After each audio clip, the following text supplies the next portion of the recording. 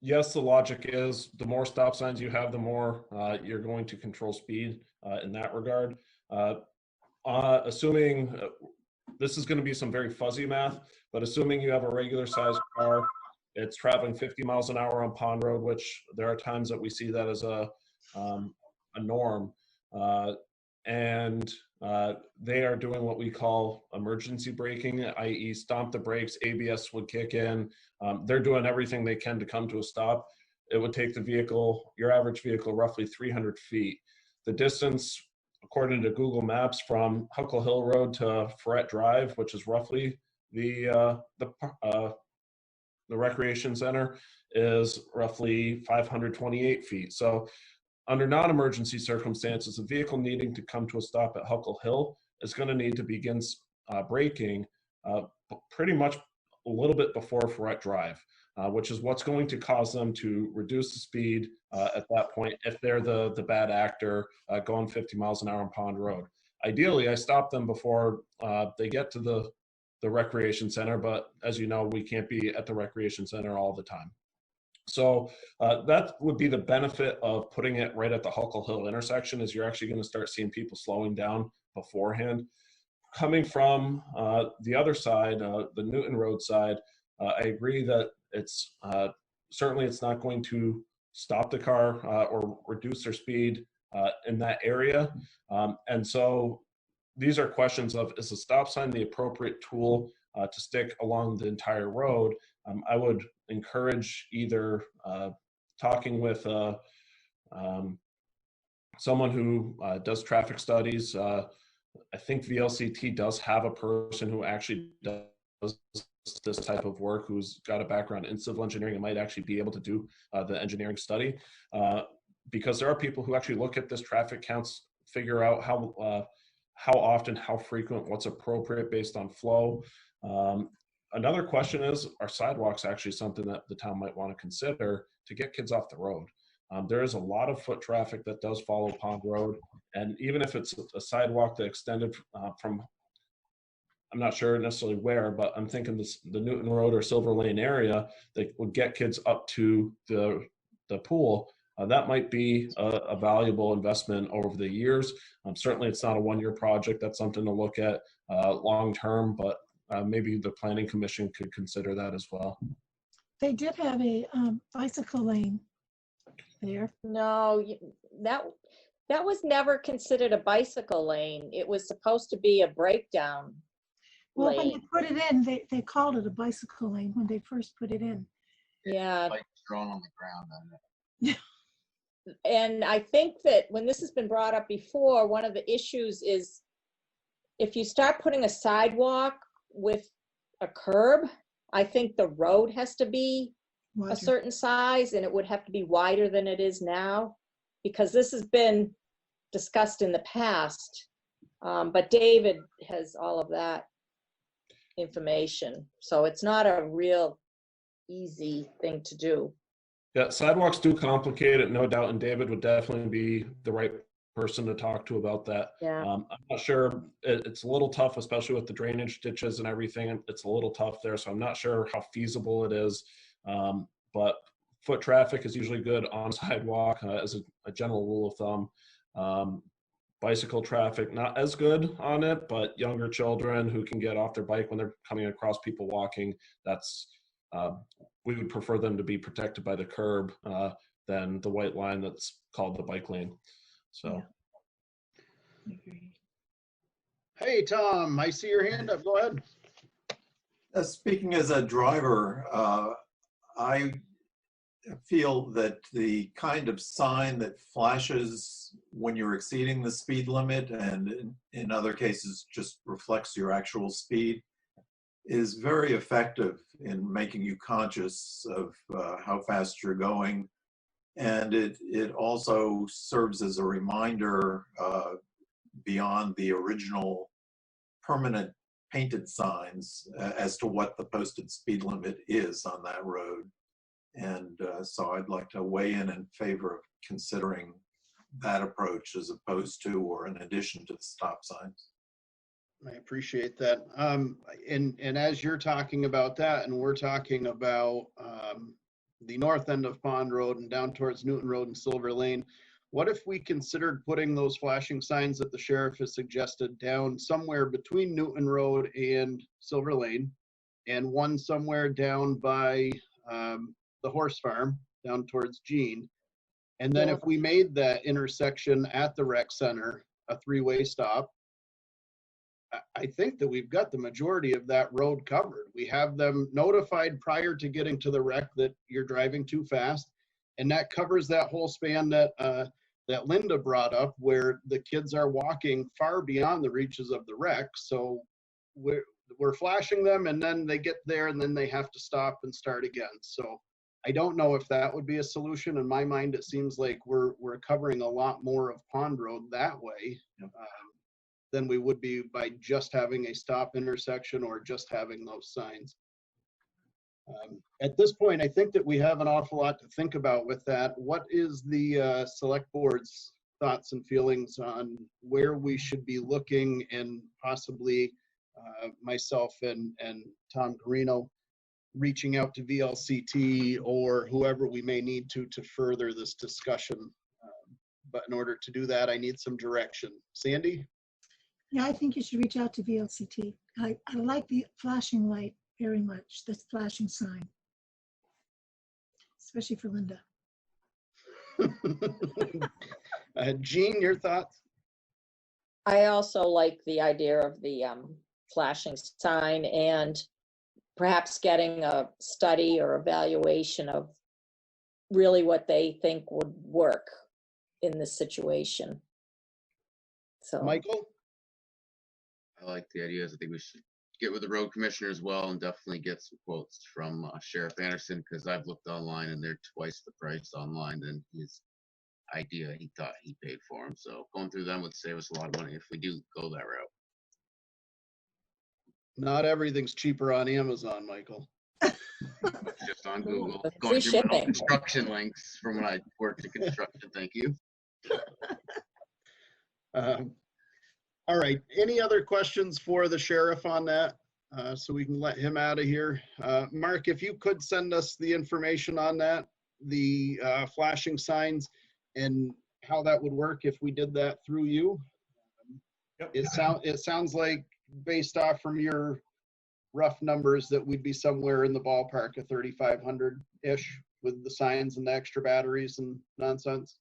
As long as nobody's price has gone up since coronavirus has hit. Okay. So yeah, I'll get a quote. I'm actually looking at one of the vendors that we talked to. So he doesn't have the numbers in this email, but I'm sure I have it somewhere in my email. Okay. So be happy to do that and follow up with you. If the consideration is to lean towards purchasing the feedback signs, I would encourage delaying the stop sign or the three-way stop to see what effect the signboards do have. You'll see the impact you want, then consider either stop light or stop sign at the intersection, either in front of the wreck or in front of Huckle Hill. I think that would be a very effective solution, but also measures the majority of drivers who are responsible and do want to go the speed limit and will slow down, especially when kids are present. Mr. Garino, could I ask you to reach out to VLCT and find out if they have an engineer that could come and assist us with a traffic study on Pond Road, please? Absolutely. I'm wondering also, Mr. Chairman, does Wyndham Regional have transportation planners? I do not have an answer for you on that one. I believe they do. You believe they do, Sheriff? I believe so, because Wyndham Regional also does the traffic counters, the tubes that they'll run across the road. I believe someone's in charge of that. I'll check with both. Thank you. Okay, perfect. Any other questions for the sheriff? Mark, thank you for joining us. Thanks for sticking around and helping us through this issue as well. I appreciate it. Stay safe out there, sir. My pleasure. Have a good day, and thank you for your time. Thank you, And Sheriff. Seth, you're up. All right, so let's keep bouncing around. Now let's talk about the town forest. And I'm just going to say at this point, we can remove our discussion about the lily pond. Um, we have no clear answer at this time whose property that is, who's responsible for it, any of that. So I know that Carol has been working on it diligently. Tom has been involved in it. Tim has been involved in it. I have been involved in it. Norma Manning has been involved in it. One way or the other, we're going to get to the bottom of this to figure that parcel out. Having said that, we did receive a lengthy email. I'm not going to read this whole one, but it's a very well thought out email. It has to do with potentially putting, they're asking for 6 to 8 campsites in the Vernon Town Forest, some of which would be set up specifically for tents. Some of them would potentially have lean-tos that are built in. They would all have a fire pit that would be installed. The thought process behind this is that some local businesses, 2 of which have already offered funding for it, would essentially get a plaque on the campsite that says that it's sponsored by them. They would pitch in something. They would cover the costs of setting that campsite up, the installation of a lean-to or the tent area, and in turn, again, they would have a plaque there that has their business name on it. The resident that brought this forward, again, very well thought out. He has reached out to multiple citizens, the Cub Scout, Boy Scouts, the fire department, a couple of different building supply companies around us, as well as Big Guys Property Maintenance, who they have offered to fund part of this. And he even went as far to acknowledge that we would obviously have some potential vandalism, some people that would take advantage of it, some people that just wouldn't respect it. And like everything, would hurt it for some of the other ones that do want to use it. But at the same time, we have a beautiful town forest that Seth takes care of, and it would be great to see that utilized in a different way that invited people through our town and offered that service. So Seth, I know that you and I spoke earlier. You respectfully said that we should do a walkthrough of the area potentially at some point, and that we would be remiss if we did not include Mr. Miller on this discussion. So on that, I have emailed the proposal to Mr. Miller, asked him for his feedback, and we will start that conversation as well. But since we have Seth here, I would like to get his feedback. Sure. Well, I mean, I think I would just, I'd reiterate a couple of things you said. I mean, I think that the proposal, I can appreciate the effort that went into that. It wasn't something that was just thrown together. There's a lot of time involved in that, and I can appreciate that. Anytime we do anything in the town forest, I feel it's appropriate to touch base with the Miller family. It has their name on it, and it's meant a lot to them over the years. So changing anything up there, just touching base with them is certainly something we need to do. So it sounds like you've done that. That's, we'll go from there on that. And whether or not it's something where if we do move forward with this, maybe not 6 or 8, maybe it's 3 or 4 sites and see how it plays out. I can certainly see some value in it for sure. And I think it could be a good thing if we can find a good way to do it. I was one of the ones that did voice concerns regarding vandalism with the proposal when the individual did touch base with me on it. It does cost the town hundreds of dollars on an annual basis up there. And if we're going to do this, I kind of, like you said, there's a risk to vandalism all the time, anywhere, and you can't eliminate it completely. For some reason, that area seems to invite it for some reason. I don't know if it's because it's so secluded. I'd have to guess that's probably the case. So we'd have to have a plan that, we feel we could work through to try to reduce the risk of that. But the nuts and bolts of it, the plan looks good to me. I think that if, I think a walkthrough and a couple other discussions and I see merit in continuing to look at it. Perfect. And as far as the vandalism, again, this being a well thought out plan, there was a suggestion to have trash bins, recycling bins at the base of the hill, and things along those lines. So I would like to think that if there was 4 sites, maybe one of them gets trashed and the other 3 people are considerate enough to help us pick that up on their way out. And I think that we see that a lot on hiking trails. Certainly, I know when I take my kids fishing, I walk out of the edge of the stream with a heck of a lot more stuff than we brought in. So I would like to think others do that. I don't know. Yeah, and I guess my concern isn't necessarily just at the campsite. It's opening more access to the area. Right now, if you decide you want to vandalize something, you got to walk all the way up the hill to do it.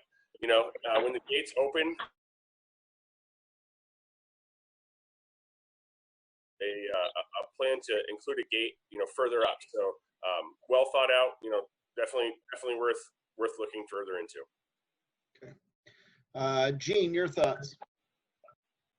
I would have to agree that maybe 6 or 8 sites is a little ambitious at first. If it happened, I'd like to see less and see how that works out, because the vandalism happens. It happens on my property only because, you know, we find it because we're out there. We never even realized what was going on. So they find a way, and hate to encourage more of that activity, but I would go with maybe half as many sites just to see how it really worked out. Well, that's perfect, because there's only funding secured for 2. So There you go. There you go. Michael, your thoughts? I think it'd be great to have something to get people to come to Vernon. It's awesome that the citizens did all this work. I like the idea. Sandy? My question is, who would man it? Who would police it? And who would accept the money for it? I would venture to guess that the system would include the rec department, as we are responsible for managing the town forest. The monies itself would go back into the town forest fund. That money wouldn't come to the rec department as income. The proposal would utilize using the funds that we receive for the sites. I believe the proposal has an $8 or a $15 charge, depending on which site, and that money could be used for annual cleanup or maintenance. Is how the proposal was written out. So I look up on their website and I see it's a Black Gum Swamp, and I want to bring my kids there, and I live in Michigan. Who will I contact? You would contact me. I would is my understanding. It's early in the process, but I would venture to guess that is the process that would probably take place. It's not outlined in the proposal. You know, I think that we're early in the discussions, but I would venture to guess that that's probably what would take place. Right. It's a fragile area up there. You want it protected. It is, and you know, they're class 2 wetlands right now, so there's a 50-foot buffer around the 7 wetlands. So the town would be responsible for you know, any damages that took place inside that buffer. So, but at the same time, we're encouraging hiking and walking, and we're encouraging people to go up there now. So, you know, we need to you know, continue to have the discussion and think about what all it would entail. Cool. Thanks. So at this point, because this was an addition and received relatively late in the process and it was not properly warned, I think that this was a great discussion to have. We will await Art Miller's response on this. And then we will put this back on the agenda, hopefully at the last meeting of this month, so that we can continue to have this conversation, hopefully after we've gathered some more information. Any questions on what we've discussed about this so far this evening? Mr. Chair? Yes. This is Mark Snow. Yes. I would like to be involved with the conversations about the camping sites in the town forest. From I would love for you to be involved. Okay. I do have some questions and comments and concerns. So I would like to meet with the individuals coordinating this to bring those to their attention. Mark, I'm going to right now forward the email over to you so that you can have that proposal. and reach out with your questions on that. Is that all right with you? That's fine. Okay. Thanks. What was that, Mark? Thank you. Okay, thank you. Any further discussion on this? Seeing none, where are we on this agenda anyway? Let's go to approval of minutes. Oh, Good okay. night, guys. Thanks, Seth, I appreciate it.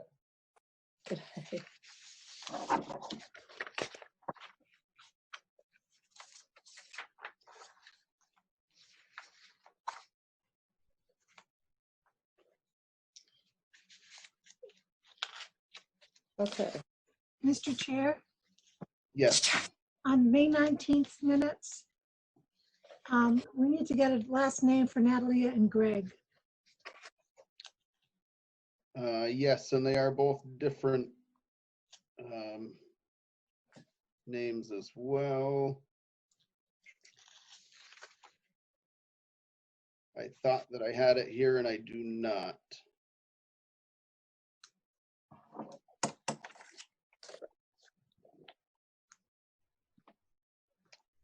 Okay, And then on page 2, under Seth Dio, 1, 2, 3, 4, 5, 6, the 7th line down. There's, I don't think Seth is a the in front of Seth's name. okay. But that's that, oh, okay. And on page 3, Martin's referred to, but I think for posterity's use, we should include his last name. And did you get to check into the terms for the fire warden? For some terms hadn't gone out yet. I did not, Sandy. There was something that I had tried to figure out all week what that was. Where are you, Tom? We at our last meeting, we discussed the fire warden, and Sandy had questioned that, I'm sorry, only 2 of them should be renewed, not 3. Is that correct? Let's see if I can pull my paper up.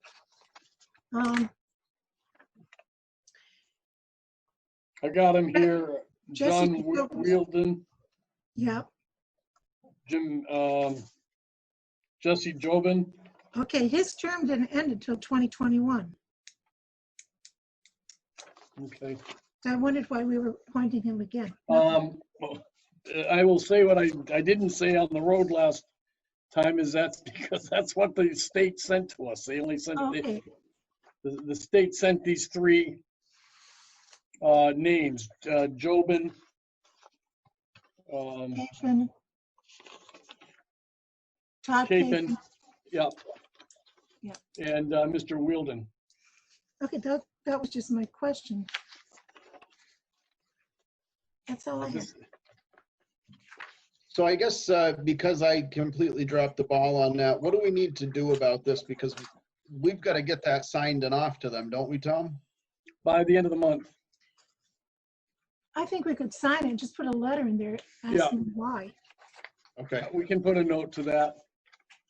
All right, Tom, if you could do that and have that with the clerk, I will stop and sign that.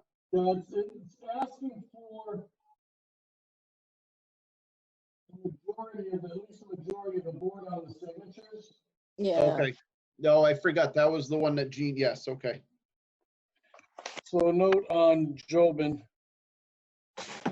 All right, so that, that'll be available for your, what's today, for the next warrants. I'll put them out with the next warrants. And you can sign them if you so choose when you review the warrants. Okay.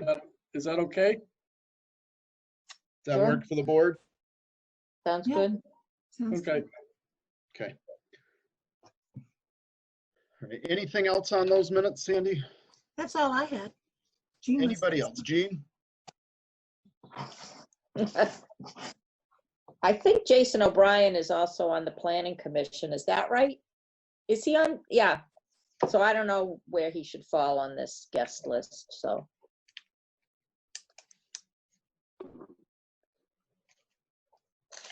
Okay. Any other corrections? If not, I would accept a motion. I move we accept the minutes as corrected. Second. Moved and seconded. All those in favor, please say aye. Aye. Aye. Aye. Opposed? All right. Bills and warrants, please. Okay, I lost them. There we go.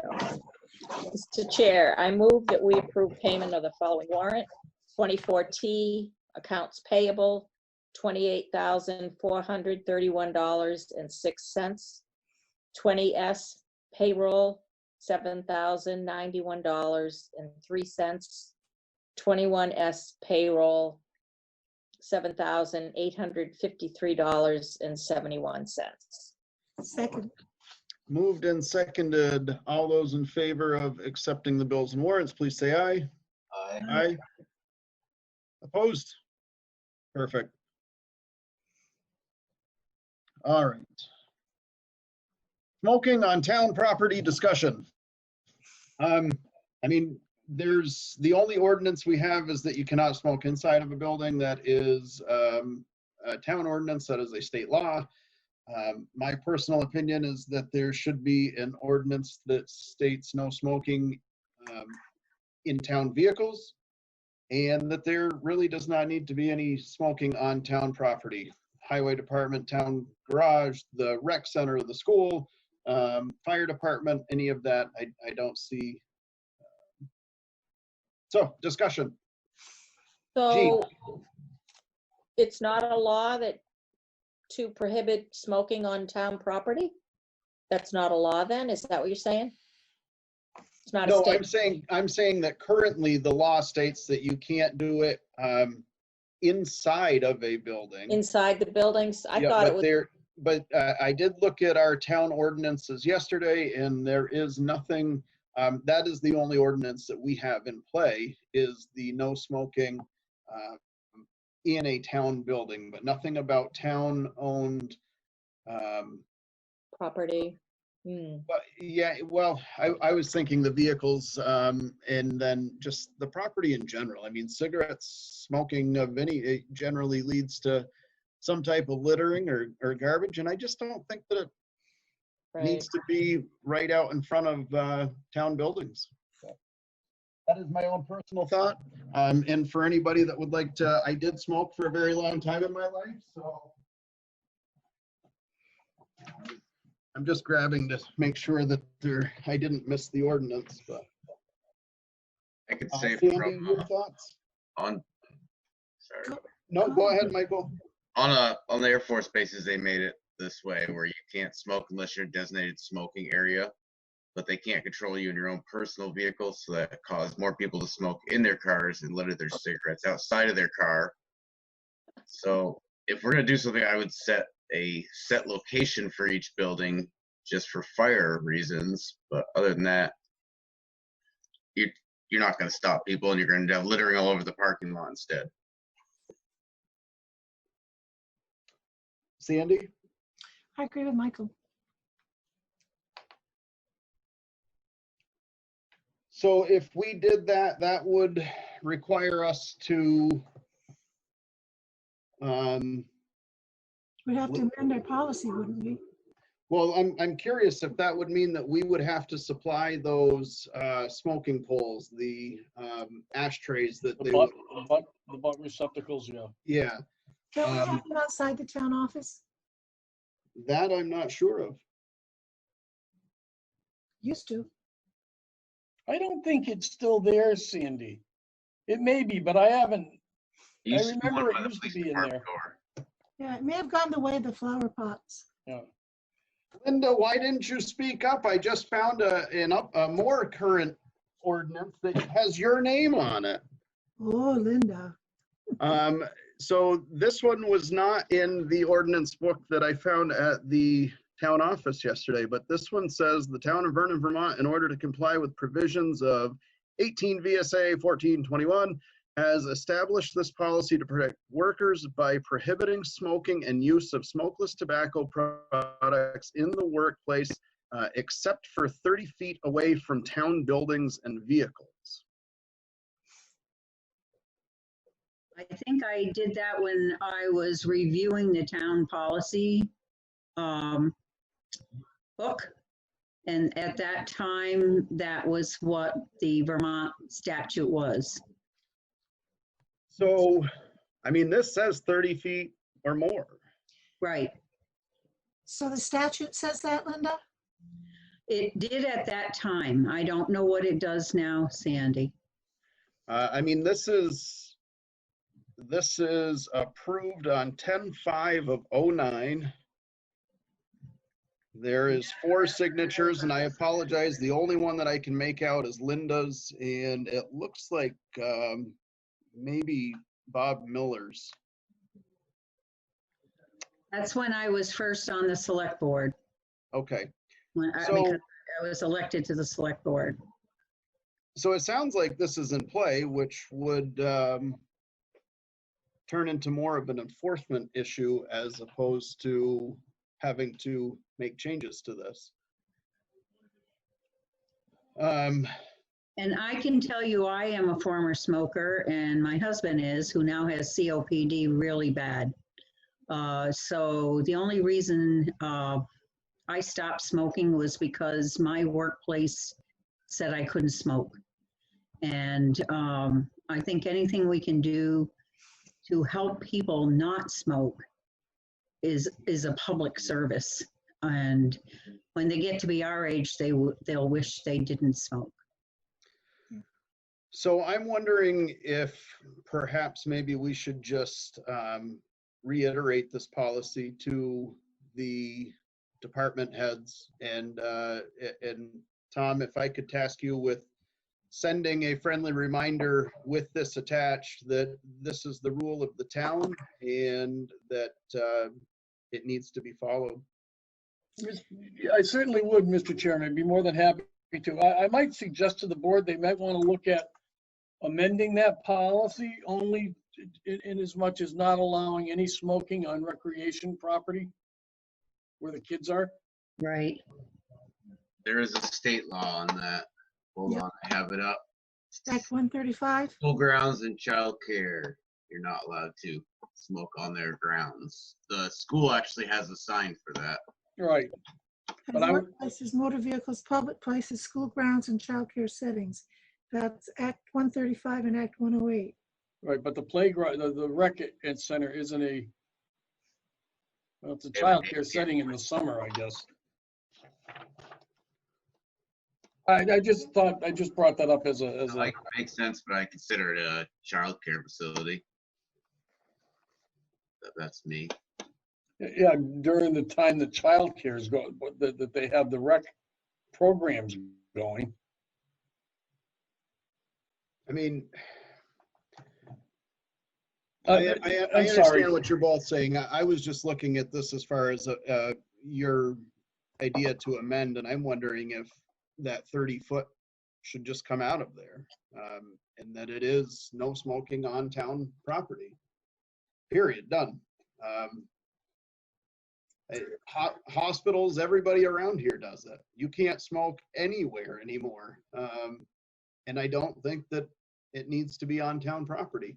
And to that, I certainly understand what Michael is saying, because when I was smoking, we found those loopholes to make sure that we could sneak one.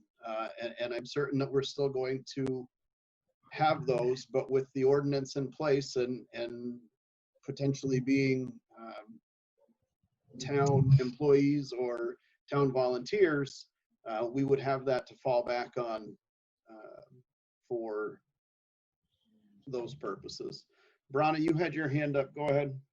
Yeah, I think eliminating the 30-foot is good, because 30 foot isn't much. I mean, you go, that means they can just drop their butts on the parking lot of the town, the town property, right? The other thing I would say, I have a question. Can you smoke in the town forest? I would say, I would hope not, but. I don't know how you, that one sounds a little slippery to me. I don't know. Well, I mean, it's dangerous, it's town property. But anyhow. Sandy, your thoughts on this? I'm with you. I think we should find out what the state law says and Right. utilize it. Right. Michael, I am a smoker, and I still say designated area. Yeah, they You should tell have, me I can't smoke, I'm still gonna smoke. You're not gonna stop me. but if you had a place to go to smoke, you would probably use that rather than every place, right? As I am a very good person, I would respect that. Yeah. Because you're respecting me and my choices. Right. My sister's a smoker and they have a special smoke shed they go to smoke. so would that require us to purchase those butt cans, if you will, for each of those locations so that it is the ones that I can't say eliminate, but reduce the risk of fire because of they're in those contained. Should we I'm look making into you that? do anything, you usually have to provide something. Yeah, it's only right. Okay, And I try to find the ones we used to have. so do we need to look at this policy again, Sandy, and revise that and then send that out after we have designated areas and given them the proper equipment to do so? I think so. I think they should know before we do it, what we're planning. Okay. It should be looked at anyway. That's right. So let's put that on the next agenda, and that will give us some time to Tom to research the state laws on that, make sure that that's still current. This is for Yeah, I'll 2009. call the Vermont Department of Health. They'll know straight up, Okay, as well as VLCT. okay. So let's put that on the next agenda. We will revisit it. Okay, perfect. Condition of town properties, appearance and upkeep.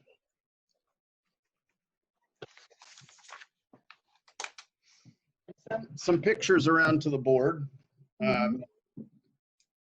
We've got a lot of chipping paint. We have cracks in the cinder blocks of the highway department. We have a highway department that is still a shining display of the 1970s as we drive down Route 142. And I think that we've got to do something. At some point, that becomes preventative maintenance, making sure that everything is painted and we're not rotting out the eaves and things like that.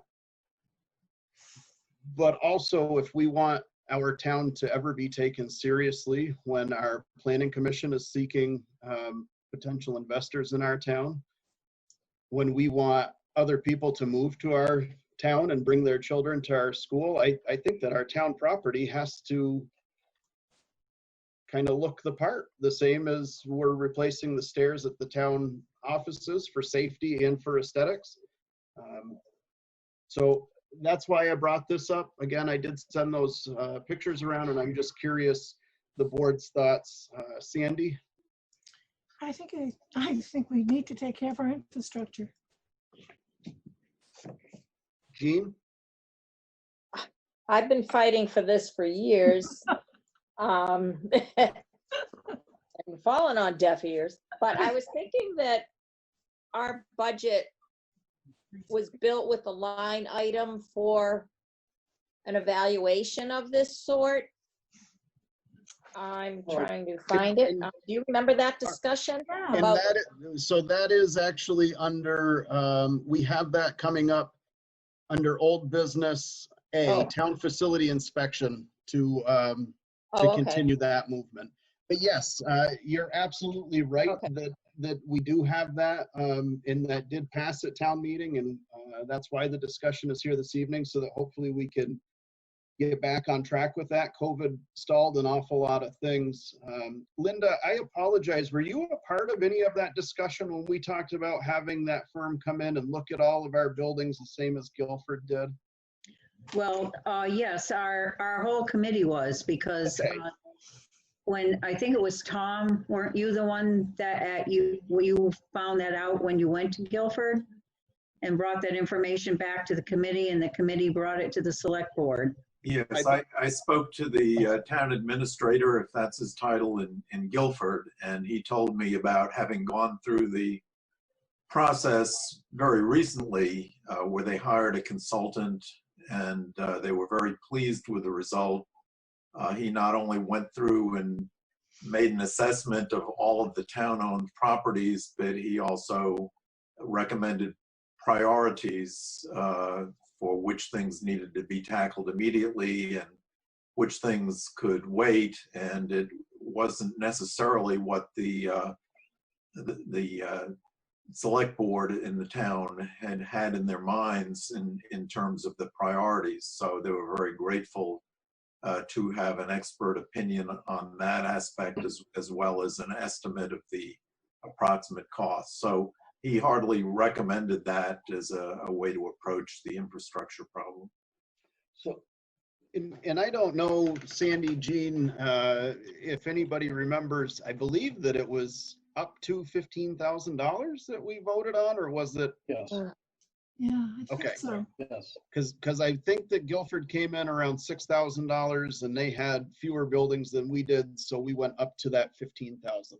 Right. So we've now combined two discussions, and I'm perfectly fine with that. I think they go hand in hand. So Can I update the board on the company? So please.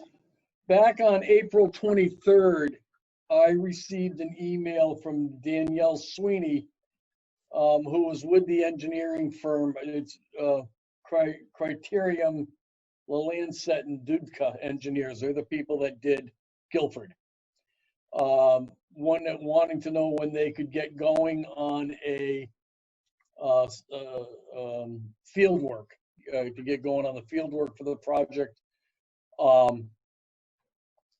At that point, we were in the middle of COVID, and I had been trying to find get that other company to take a look too, so you'd have two bids. If you go back to March, we had discussed Dude Solutions, a facility dude.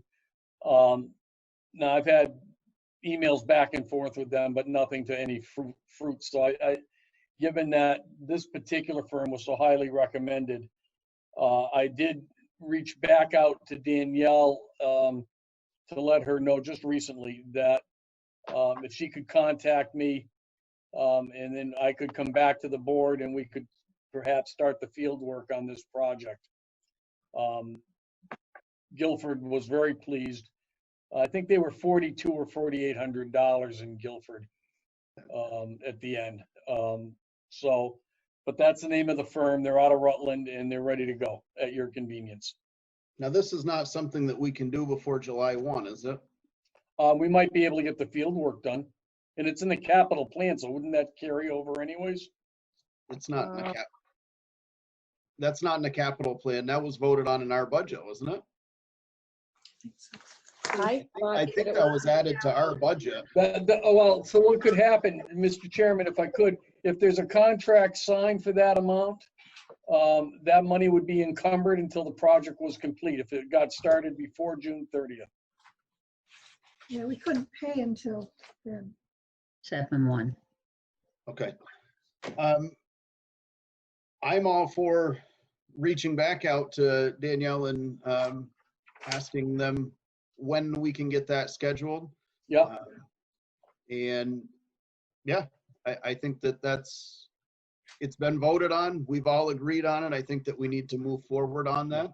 I asked her to contact me next Monday when I'm back in the office for the day. So that's already been. Unless anybody on the board objects, I would say that on Monday with your conversation, go ahead and give them the green light, please. Any objection to that? Nope. Could I have a vote on that, please? I was voted on by the town of Vernon, so They appropriated the money, but you're gonna approve the firm. I believe we've already voted on that, didn't we? I'm not sure. I mean, we certainly can, but So moved. Thank you, Sandra. I have a motion, please. Could I get a second? My question is, where is this in the budget? Is it in our budget or is it in our capital plan? I believe that it is in the select board budget. We're under what line item? Well, that's Yeah, a well, great, that- hold on. Not thinking that- Carol's raising her hand. Let me unmute Carol, Good. maybe. Looking for my town report. I don't know. Carol, are you able to go up to your upper right by your picture? There you go. Hi, Carol. Hi, I would Carol. just like, I need to know the motion. Not so moved. I need a Oh, come motion. on, Carol. Sorry. Tom, could you repeat the name of that firm, please, for Carol? Carol, the motion would read to approve moving forward with, Tom, you're up on the company name. Oh, I just got rid, it was, hold on.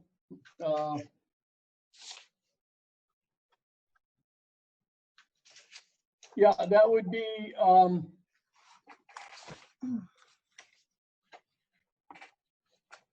Criterium, Criterium, the Lancet, Lancette,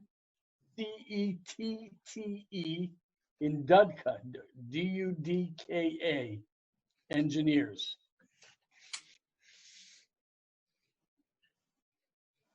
Okay, I have thank you. to say, I'm not finding it in our budget. So I think under general expenses, there's contracts, maintenance and repair, Yeah, because all of the groundkeeping, cleaning, snow removal, that's in buildings and grounds. So that's not those contracted services. But there's quite a chunk of money there. Right now, there's $15,000. That must be it. That ends June 30th. Right. And But if then you- for next year is 26,400. So that's got to be where we So- put it. yeah. Yeah, so we should, and I meant to ask Cindy to get a budget summary to know what has been spent out of these line items and what we have left, because maybe we want to get something cooking here Yeah. right off. So this is to move forward with this firm to what? Undertake a capital needs assessment. To do a capital needs assessment? Yes. On town-owned buildings. Okay. And Thank you. it says 8 town buildings in their email to me.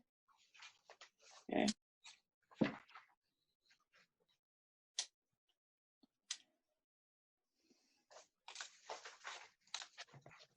Eight. I thought we were up above 8. No, we have, because we were 1, doing the 2. town office, we were doing the North Yes. School, Right. The We were DPW. the rec, the pavilion The pavilion. at the rec, Yeah, okay, yeah. the town office. The shed across the street from the highway department. Yeah, I'll call that the sand shed, which that is a building that I sent a picture of that desperately needs some attention. Right. We said the Historic. salt shed, Museum. salt shed, Oh, the museum is one. South School. We did not do the chapel because the historians own that, is that correct? Right. Right. We don't own it. So maybe any other buildings at the highway department besides the main garage? We said the salt shed as well. Okay. Oh, and I guess Fire North department. School. What about the fire department? Oh, yes, yep, fire department. So that, I come up with 9 there, but Are you, the elementary school was part of that? No. No. No, the South School, I'm sorry, yep. Yep. So I'm coming up with 9. I have the Right. highway department, the rec, the pavilion, the town office building, the sand building. That's the one across 142, the salt shed, South School, North School, and the fire department. I think we discussed not doing the sand shed because of its condition and age. So at what point do we make a decision on that building and what we're going to do? Are we going to look at that building and have it painted so that it looks better? Or are we going to have them go over and knock it down with the loader that we just bought them. I mean, this is where I'm at, Gene. I'm right there with you. We cannot continue to allow our town property to look this way and to Right. expect anybody to take us seriously. Linda, please. This is where I needed you this evening, Linda. Go ahead. That's the purpose of hiring this company. Right. You can sit here and we all have our own little pet things. There's people want the cupola painted and all this kind of stuff.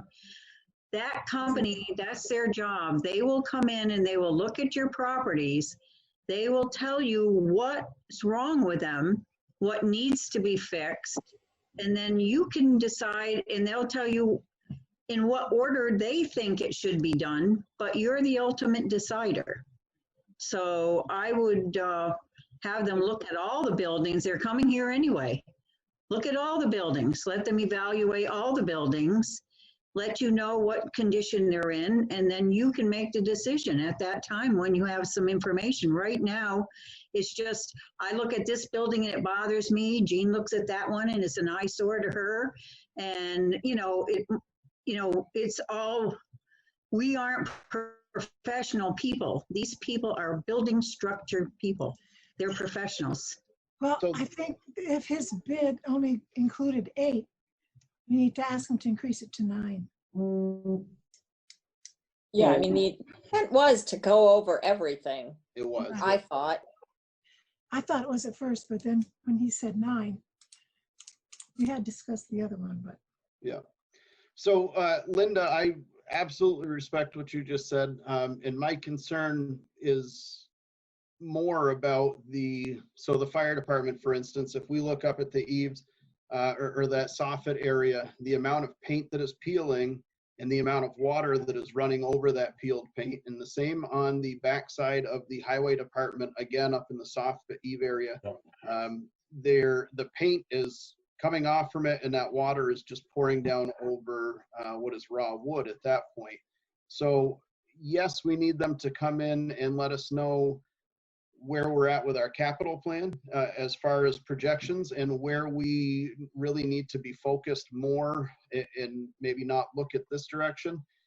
But I would think that we could all agree that if one of our town buildings is in need of a facelift with some paint or some general maintenance, that we don't need to wait for this company to tell us that. And I'm saying that as a question. I know it didn't sound like it, but I think if you have water running over soffits, you have more than just a paint problem. Yeah. You have a building.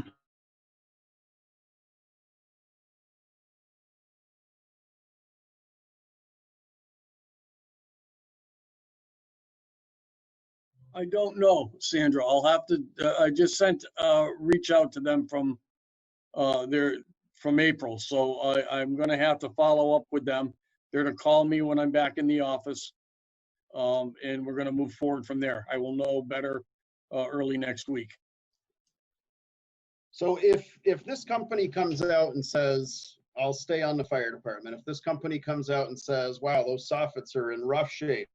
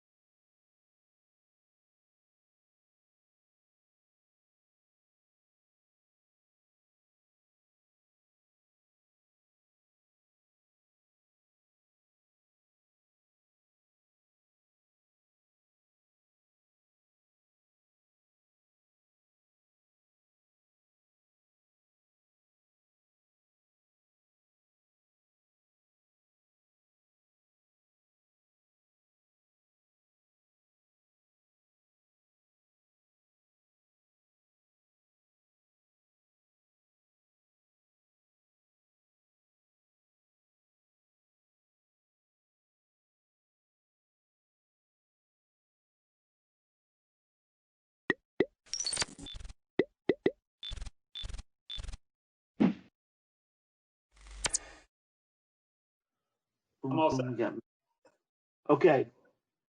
So additions or deletions to the agenda? Bill, are you're here for the whole meeting? Thumbs up. I'm here till 1:45, but if you could add pay orders to new business.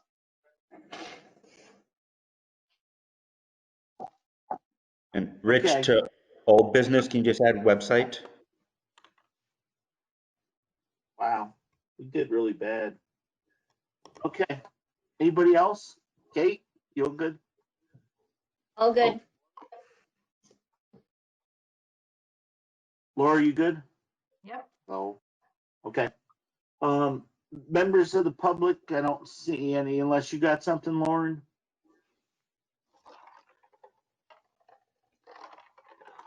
Wow, your clock is really messed up behind you. Yeah, the battery's dead. Want me to send you a battery? I just realized it was visible. May 18th meeting minutes. Does anybody have any comments, or could I get somebody to make a motion? There was one typo on the second page.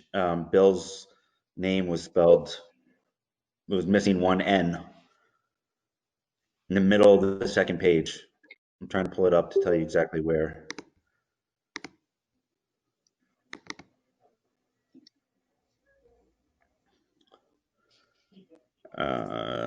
The third paragraph down on page 2. Sorry, my connection is not great. Mr. Aton. Upton. Okay. Laura, somebody want to make a motion? I'll make a motion that we approve the meetings of May 18th. And do I have a second? I'll second. Okay, so Kate seconded, thank you. Is there any discussion? As Bill reminds me, roll call votes. Mark? Yes. Kate? Yes. Laura? Yes. Okay, so it's unanimous. Carrie, we did, Dwight, how are you? Carrie, we just did members of the public. Did you have anything as a member of the public? No, I thought I would join you before my commute home. Okay, cool. Mary? Dwight, can you hear us?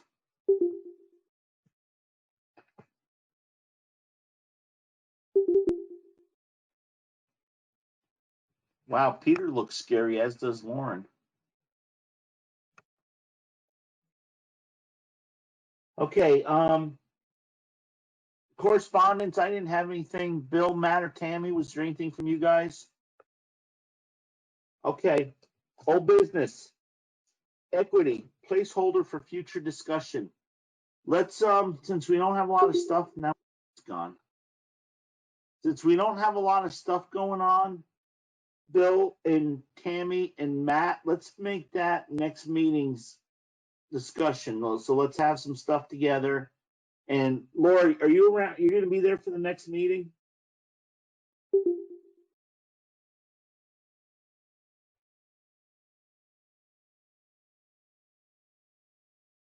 Wow, now I got everybody gone.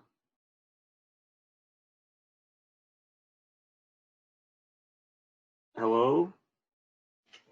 Looks like it's just us, guys. Okay, Lauren's back. Kate?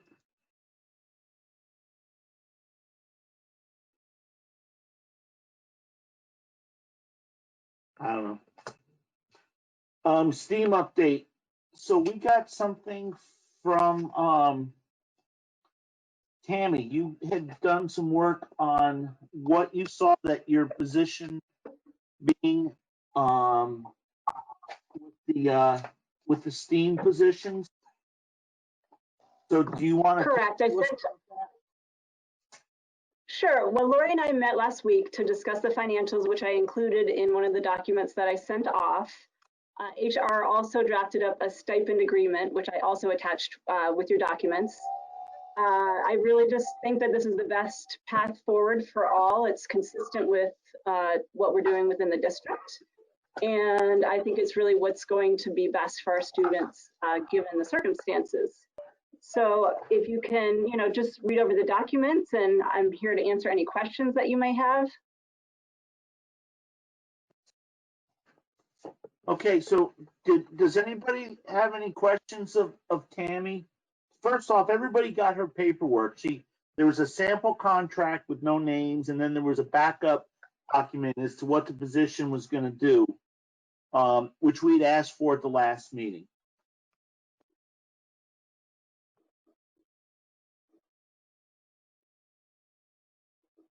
So I don't know. I got Mark the next through him. Is Mark totally gone?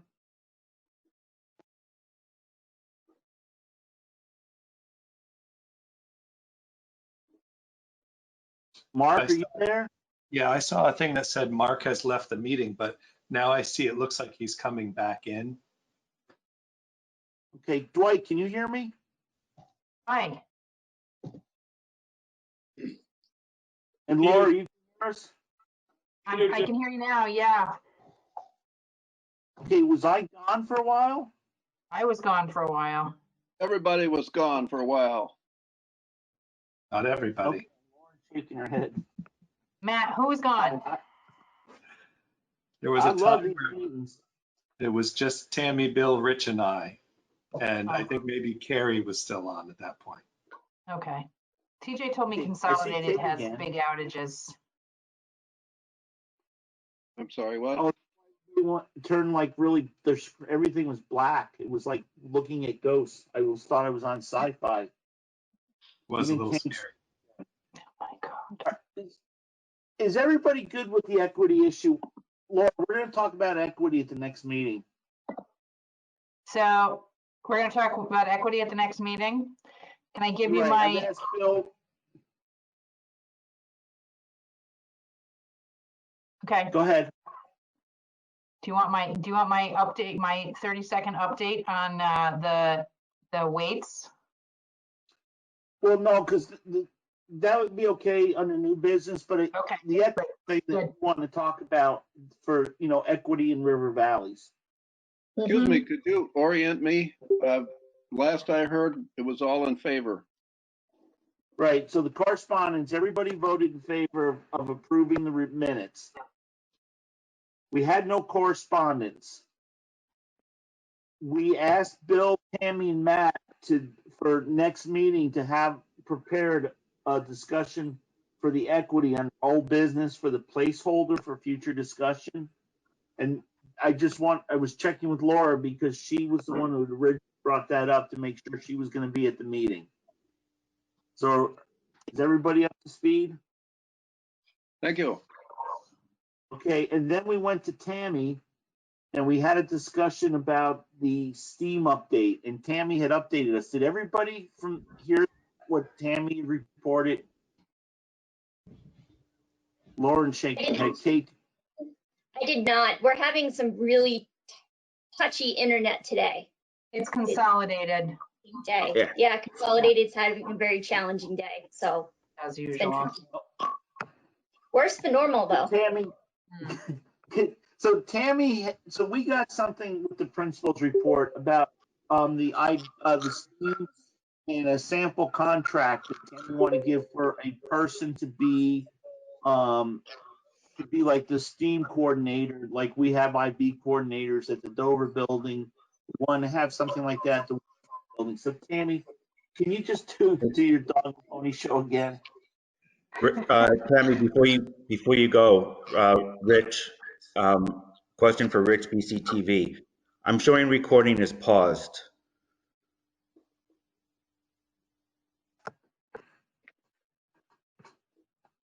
I'm not seeing that. Okay. Some people look very, very still. No, it still says recording in progress. We got two Okay. Dwights. Sorry about that, Tammy. No problem. It's part of being an educator, right? We're all working together and being patient with one another. Am I good to go? Okay. All right. So I had emailed all of you today with some documents. One of the documents is an updated version of the document that I had presented at our last meeting, which is the proposal for the station. In it, it includes a context as well as a rationale for moving forward with this proposal. It also has a description of what the STEAM coordinator position would entail, with roles and responsibilities listed, and the financial implications as well. In addition to that document, I attached a stipend agreement that was written up by the HR department, which includes the stipend agreement. So were you all able to look that document or those documents over? And if so, let me know how I can be helpful for any questions I may answer.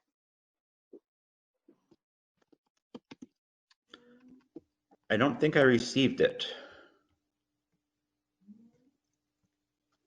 Tammy sent it to the group email. I was copied on it.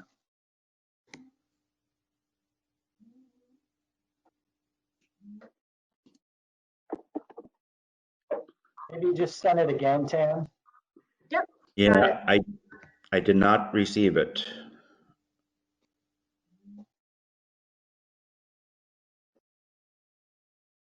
Is there anyone else that I need to send it to? I am not, I don't believe I have it. I'd send it to everybody. I don't have it either.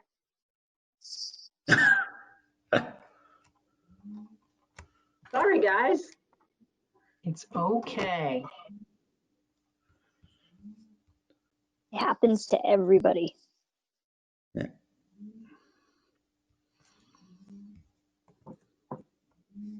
Tammy, it was the agreement, it was a write-up of what you wanted to do.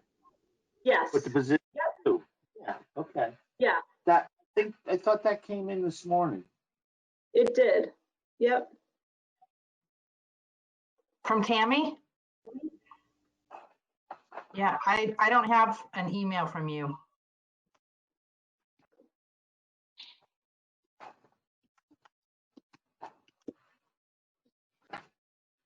I sent it to the RBSD board, so I'm not sure if there was something funky with the email addresses or what happened, but I will certainly resend it. Yeah, I don't know. Maybe we're not all on it. And Laura, if you're on it, it's probably your Wyndham Central Board email. I thought I had that forwarded against recommendation to my Gmail account. Tammy, both of these can be published. Yes. Yeah, it's a contract. It's not a specific contract for a person. It's general.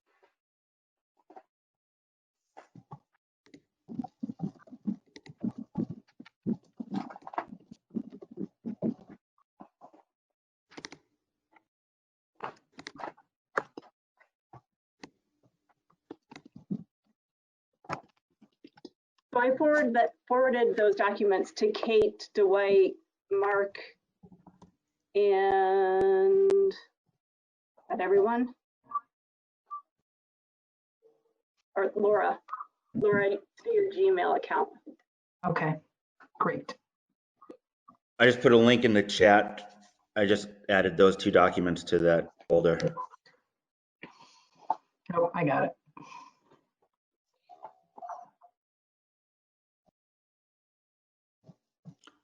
Just got your email, Tammy.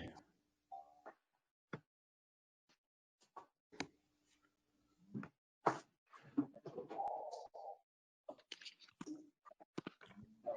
want me to share my screen and show it, or? If everybody's got it, let's just, when you do that, we lose a bunch of people. I can't see anybody.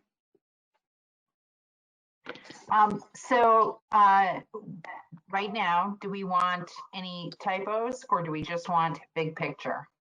What are we aiming for? Big picture. Okay, great. Big picture, and then we'll give her typos when they can go and issue it.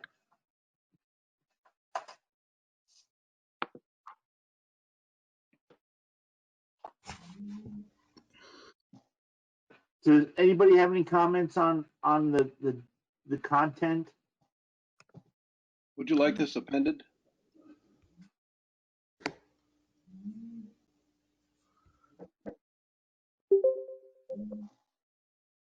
Did somebody have a comment? Great. Peter just wanted to know if you wanted it appended. Sure. Got it. Tammy, was that basically your job description when you had it posted? Pretty much. I did take out, one of the lines was team teaching during the school day. I think that since teachers will be in the role of classroom teaching, it would be difficult for that to happen. So I did eliminate that. Hey, As well Rick, as the we're on old business. We're talking about Steam update, the second item in old business. Go ahead, Tammy. I'm sorry. These look great to me, Sam. Tammy. In addition, I did take out the teaching the art piece as well, because that would be a separate position.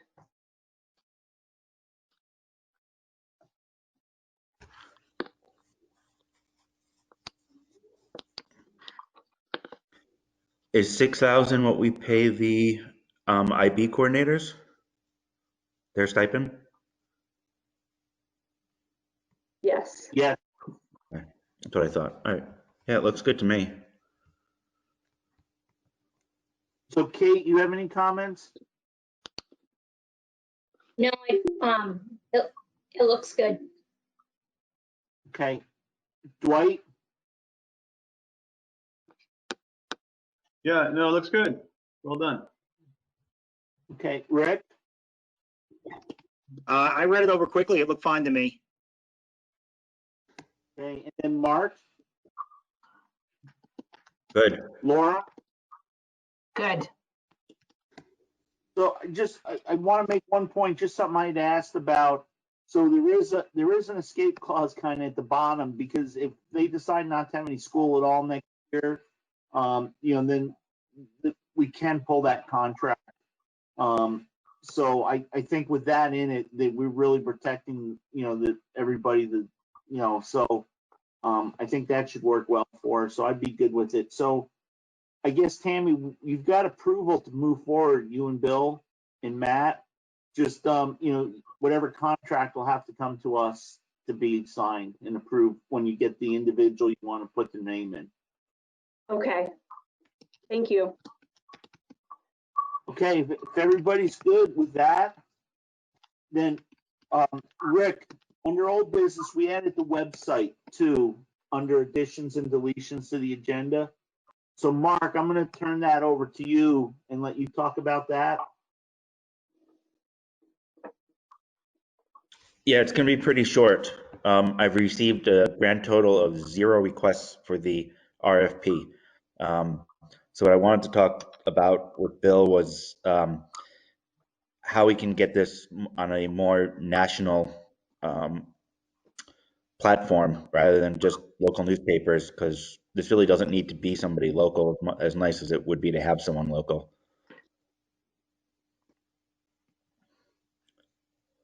So Bill, can you work with him? Just Whatever you want me to do. is that what the board would like to have? Yes. If the board would approve, I'll work with Bill to get it posted on, and I'm blanking on the name, but there are a couple of websites for independent contractors in the IT field, as there are in many fields now. That might be a good place to put this. So, Bill, I'll get those names to you and work with you on that.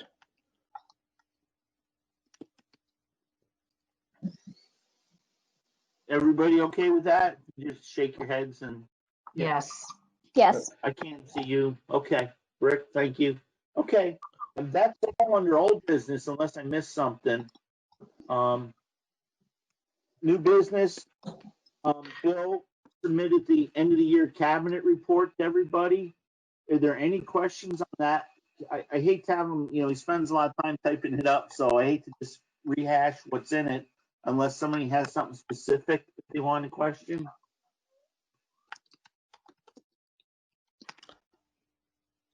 Mark? I don't think I received that either. That went out last week, last Friday, I believe. Bill. It was. It went out on Saturday at 5 a.m. Oh, 5 a.m. on Saturday. There you go. Thank you, Kate.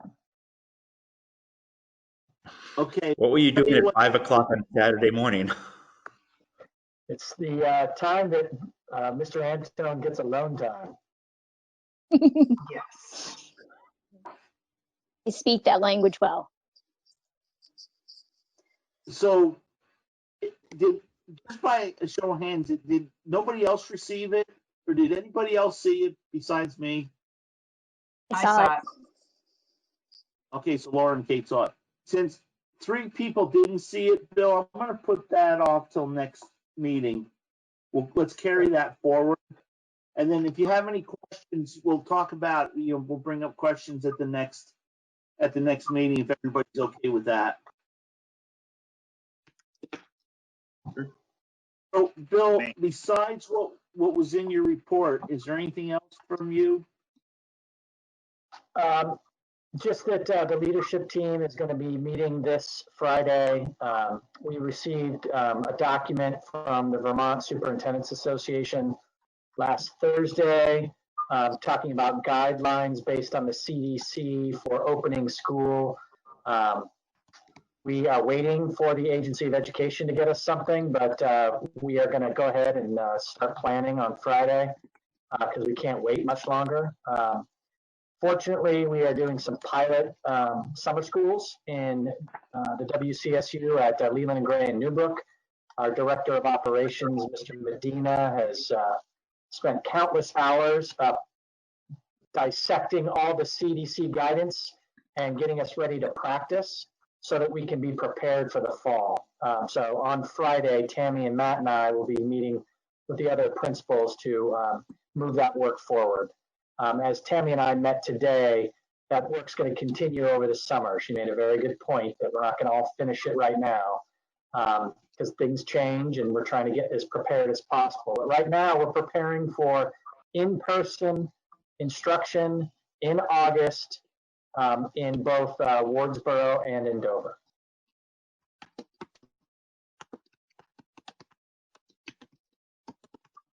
Anybody have any questions for Bill on that? Laura? I'm thinking. Bill, any changes to the schedule? I'm sorry if you noted that. Changes to the schedule in terms Calendar. of opening up school? Any changes to the calendar? Yeah. No. So has anyone discussed that as a possibility? Has that been discussed as a possibility at either the state level or amongst the superintendents? Part of the superintendent's document is asking the AOE to give a blanket 170-day year next year so that we can open the school year with planning for those students because we don't know what the environment's going to look like until August. So it'd be really nice to have some days in August when we knew exactly what it was going to look like, but we have no idea what the reaction of the AOE is going to be to that request. It could just be the opening salvo for a conversation about once we know exactly what we can provide, giving us an opportunity to dig a little deeper than we can in June. Because all the teachers are going to be leaving June 17th, June 18th, and they won't be coming back until August 20th.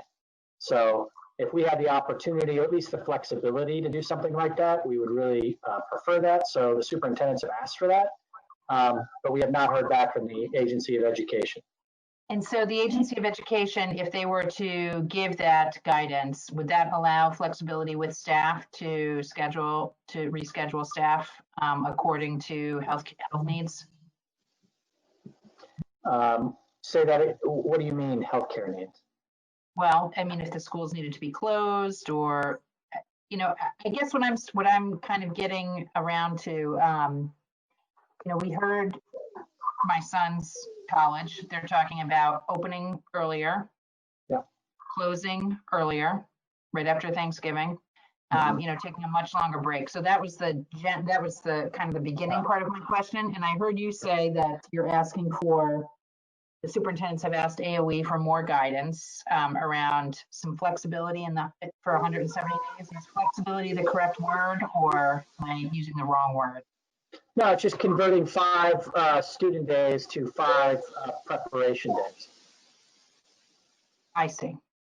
Got it. The calendar, as in starting, and I don't know the day, August 28th or whatever, that is not being changed anywhere in the state. Okay. And so if that becomes, that's not being contemplated. It is not. Okay.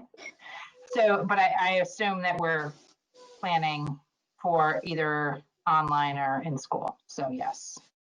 We are planning to start in person, but also being highly prepared that what we experienced these last 10 weeks could easily resurface. And we have to be flexible enough to be prepared for that. And we also have to be flexible enough that it might occur in one building and not occur in another. So we might be having situations where one building has to be closed, and so that building goes to remote learning, while another building will stay open because it is unnecessary to close that building. We don't know what it's going to look like. We're trying to be as flexible as possible, but we are planning for in-person instruction based on the 25-person guidance and the 17 pages of CDC reopening.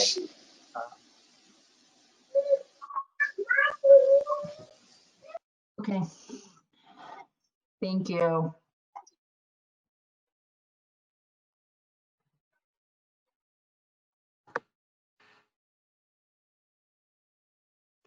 Hey, Bill. Yes. So I'm off for a sec, but I see that there's 2 things that just came out today. Leveraging summer 2020 learning programs, a strong, healthy start, and memo extended school year services summer 2020. Yep. So is that all part of what you guys have to figure out?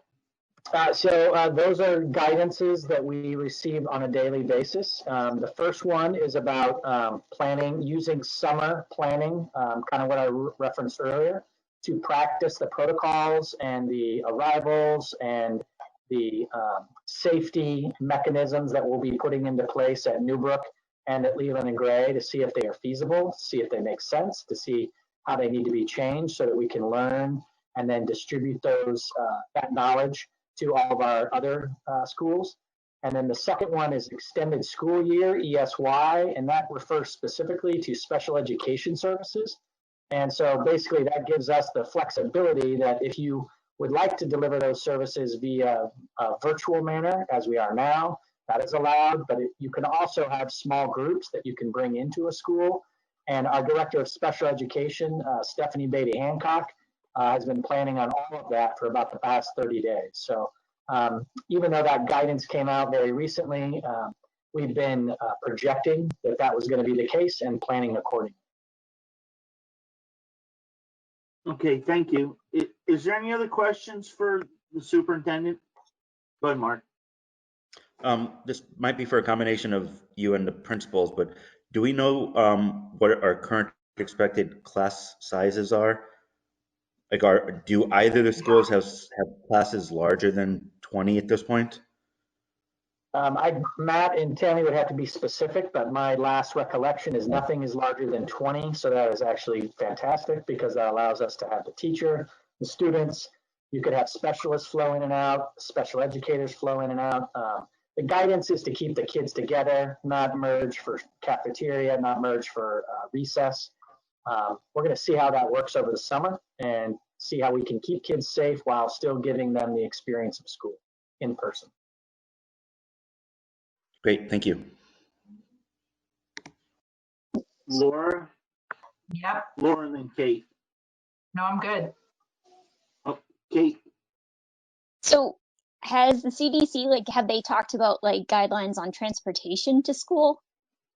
So that's the biggest challenge that we're going to face because the guidelines that the CDC put out is basically on a 72 passenger bus, you could have 18 kids.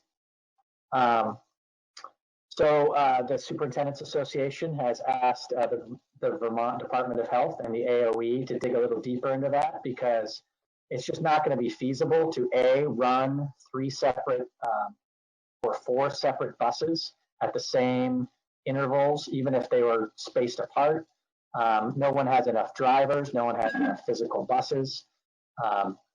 We are trying this summer. We are encouraging our parents not to take the public transportation of a bus. And we're going to see how that works out. But we are really hoping that the Vermont Department of Health and the AOE gives us some guidance on that.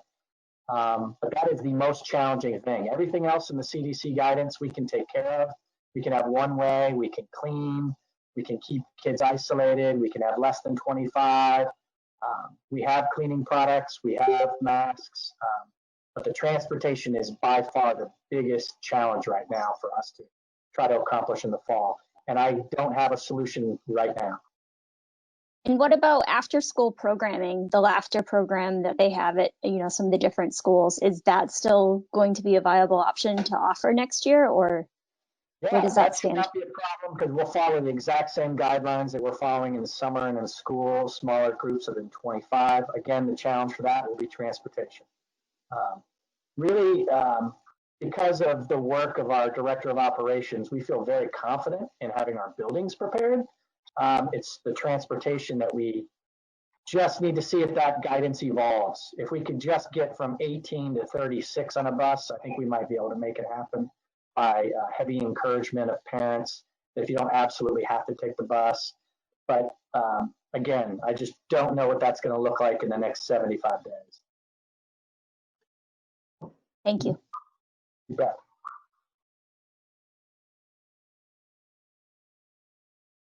Is there any, Dwight, you all set? Yeah, those are my questions that were answered. It's great. Thanks, Bill. Laura and Rick, you guys good? Good. So just something that I've noticed a lot, because I get 5 different updates every day from all different places. And, Bill can make, the school and the principals can make a lot of really great plans.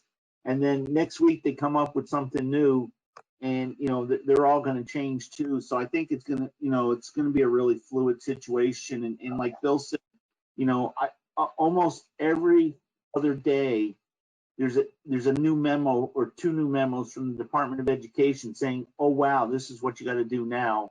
I actually wouldn't be surprised if they make us make all little compartments on the bus so each kid has a plexiglass shield around them, and a little door so when they get down the aisle, they go in their own little doors, and who knows how crazy it's going to get. So, and then again, they're also finding maybe the virus wasn't as strong as they thought it was, and they're starting to loosen some stuff and not seeing any increase. So again, I think it's going to be day by day come September. Again, like the Secretary of Education said at one point, school's going to open, but who knows, it's not going to look like it ever has before. So thank you, Bill, for that. We have, if nobody's got anything for Bill, we did get 2 principals reports, or we got a principals report from Matt and Tammy. Again, did everybody get that? I see Mark shaking his head. Dwight, okay. Does anybody have any questions on the principals report specifically?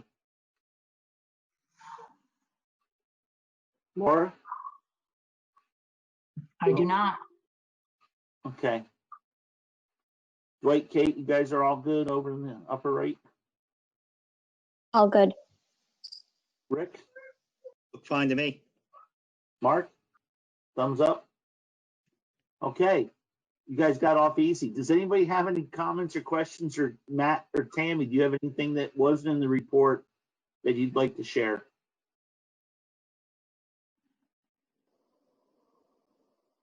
Matt saying no. Tammy?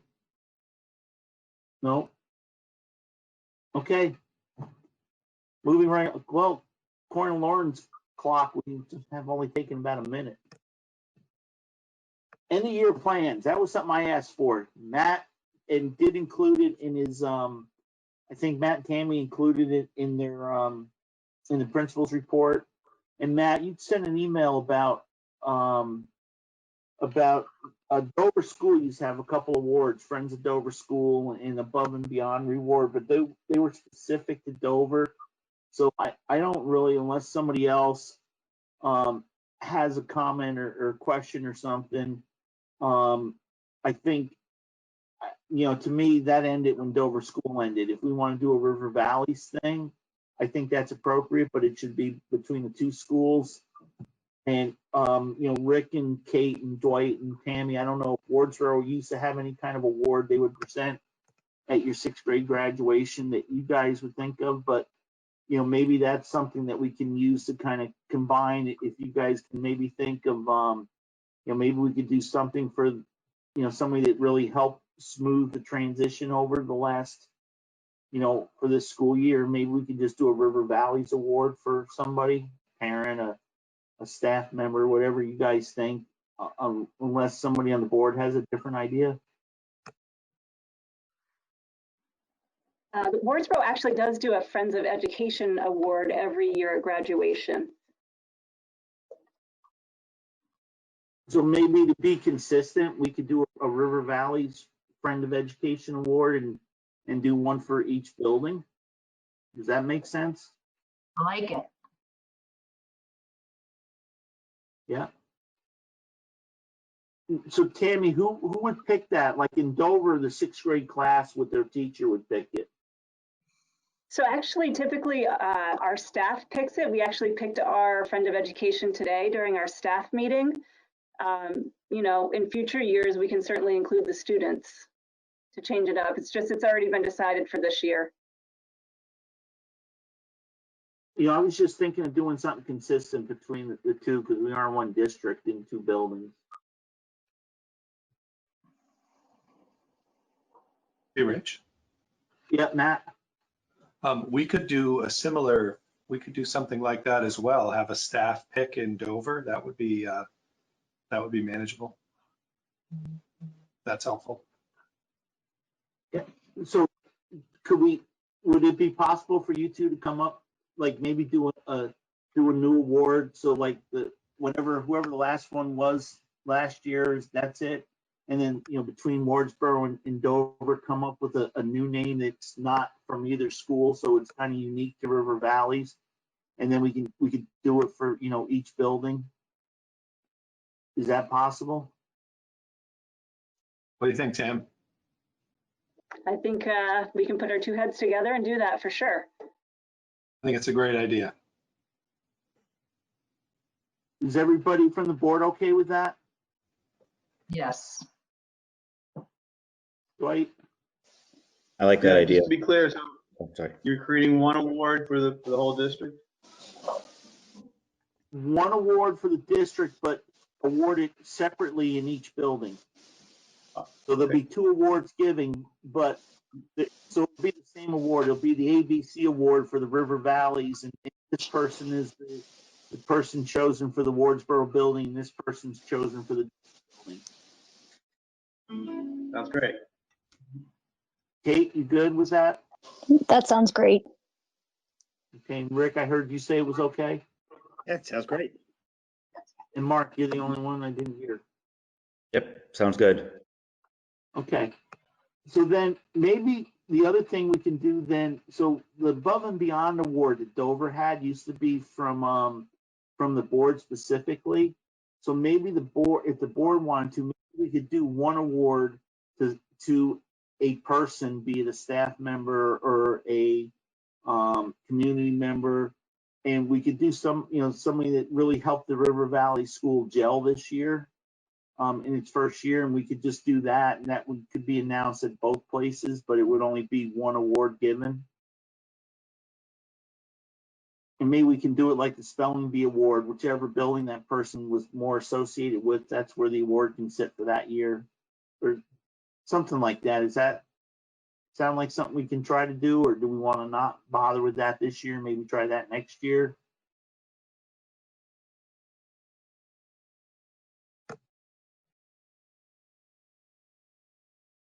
Probably that might be best to wait a year on that. I think let's get this settled in and then see where we're going, rather than creating 2 awards in the same year.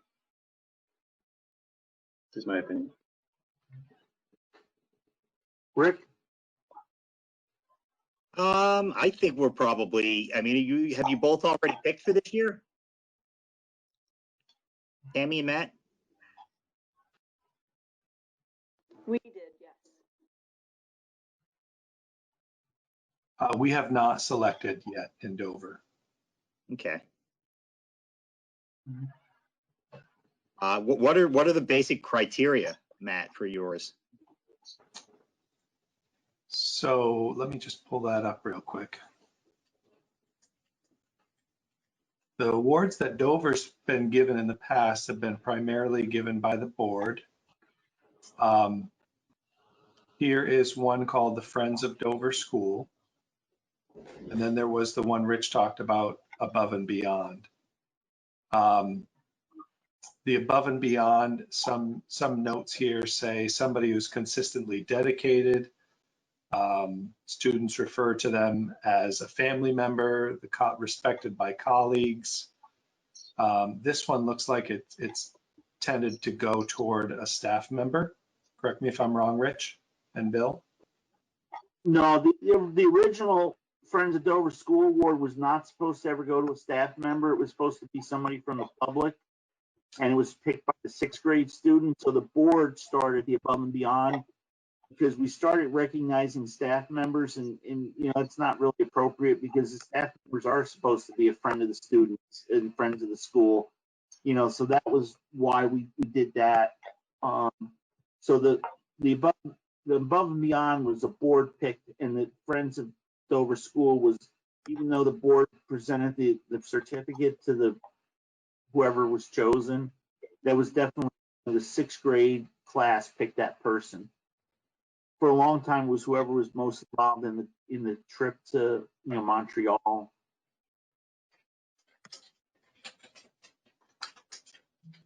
Anyway, I think it's a perfect time to redefine these things. So I think if we had a Friend of Education Award, the way Wardsboro does, and Tammy and I can determine the criteria for that. And then if the board wants to come up with another award for community members that the board determines criteria and a recipient for, I think that would be fine too. Okay, so I mean, it sounds fine to me to do both of them if we want to come up with some criteria and present it before the end of the year. That just seems like a little bit of a tall order this year. A little tight. Laura or Mark or Kate?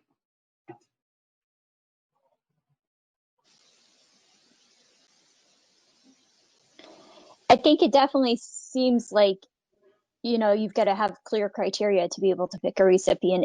And Rick makes a great point to be able to define that in a timely fashion, because we are, you know, we end school in a week and a half. Like, that's not much time at all. Yeah, graduation happened before we meet again. Laura? Thinking. I'm not opposed to Rick's suggestion at all. So I'm just thinking. So then let's do that. Let's let Matt and Tammy deal with the one awards for this year, and then Bill and Peter, if we can just carry that on forward, we'll have a discussion about an education award by the board for next year. There we go. Go ahead, Matt. Guys, I just want to let you know, I did already pose the question to Sue about having the students select this year's Friend of Dover School. I don't see that I've heard from her yet, but I want to just check with her to make sure that we haven't already had the kids select somebody before we let that go this year. Okay. So we're going to let you guys just deal with it for this year. Yeah, sounds good. Thank you. Okay. And then, other than that, I don't know if either one of you want to talk about your end of the year plans, or if you want anything from the board. I did have a question about diplomas. Typically in the past, the board chair has signed diplomas. This year, do we want to make it so that we have 2 signatures so that both chairs sign, or how do we want to make that consistent?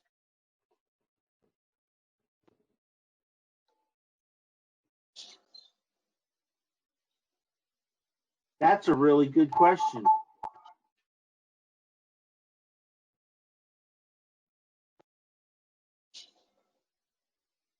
Yeah, Bill, Mark. Bye, Bill. Oh, you're. See ya. Oh, bye, Bill. So look at Lauren's clock. You still got time. Um, Go ahead. what I was going to say was we only have one chair, so. Well, we have a vice chair. Oh, I see what you mean. Why don't now let's. Here's a good way of doing it. Why don't we have the senior board member from each town sign the appropriate town one for this year? Is everybody okay with that?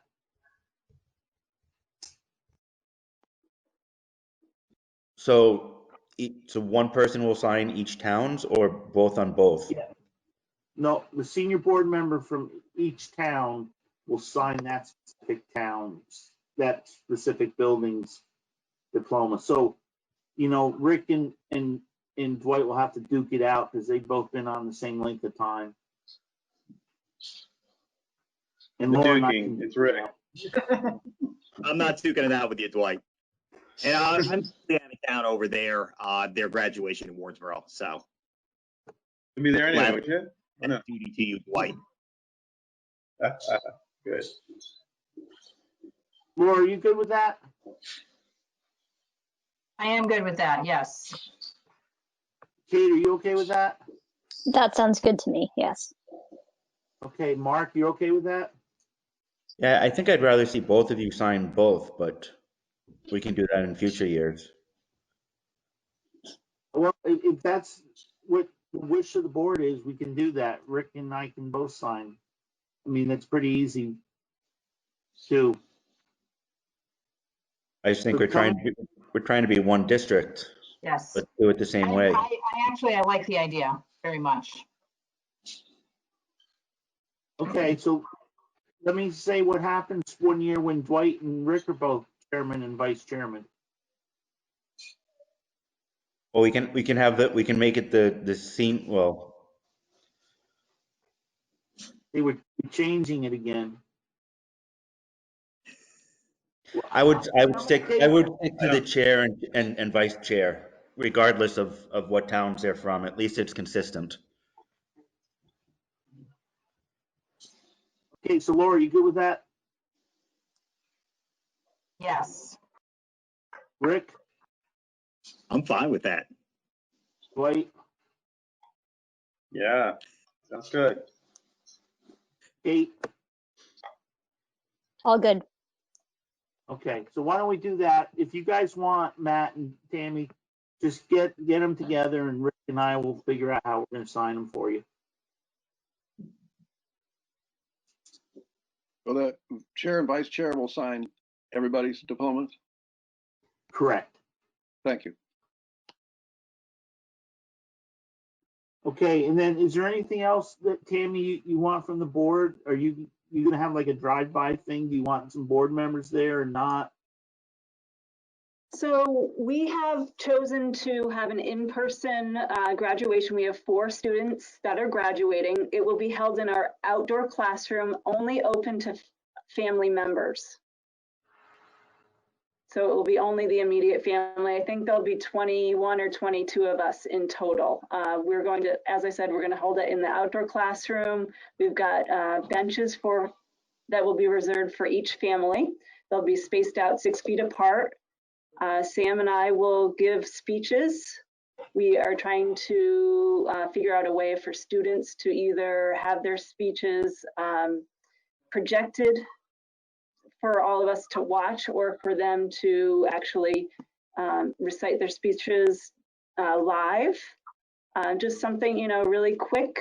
It won't be, as long as our typical graduations, but that is Wardsboro's plan So it will be next Monday at 6 p.m. with a rain date of Tuesday at 6. Okay, so is everybody good with Tammy? Any questions, comments, thoughts? Pat, you're up.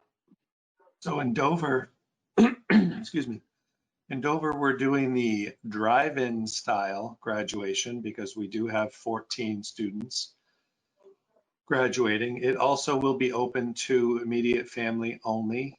They'll be allowed to have, at this point, 2 cars per family, one with the graduate and one for other family members. The staff and those involved will be under the canopy of the front of the school with the speakers facing out to the parking lot area. The cars will be facing the school. We'll be asked to stay in their cars. And at the very end, as the graduates drive out, we will hand them their certificates and any awards that they received throughout the ceremony at that point on their way out. And we typically have at least a few board members on hand for that. And I would like to invite you again to be available if you're interested in coming. We won't do any handshaking or the usual kind of reception line stuff that we do for the graduate. Okay, so any questions for Matt from anybody? And Matt, when is that going to be? Wednesday, June 10th, 6 o'clock.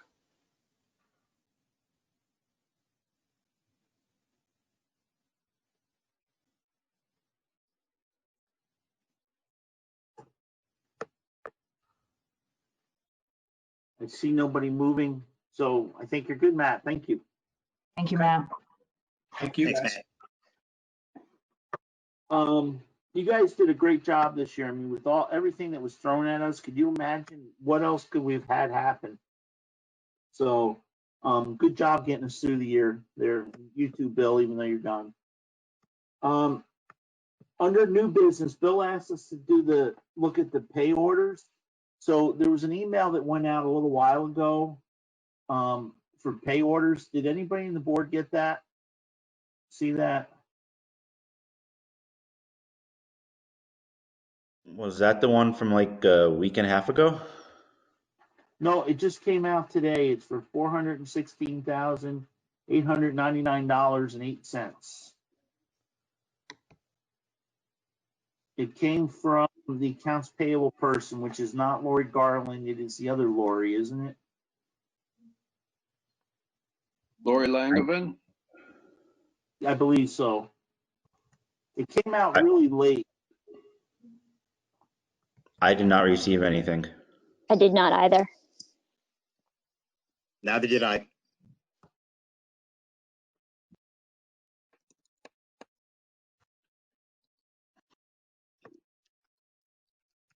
Okay, that's fine because I can sign that and approve that. So,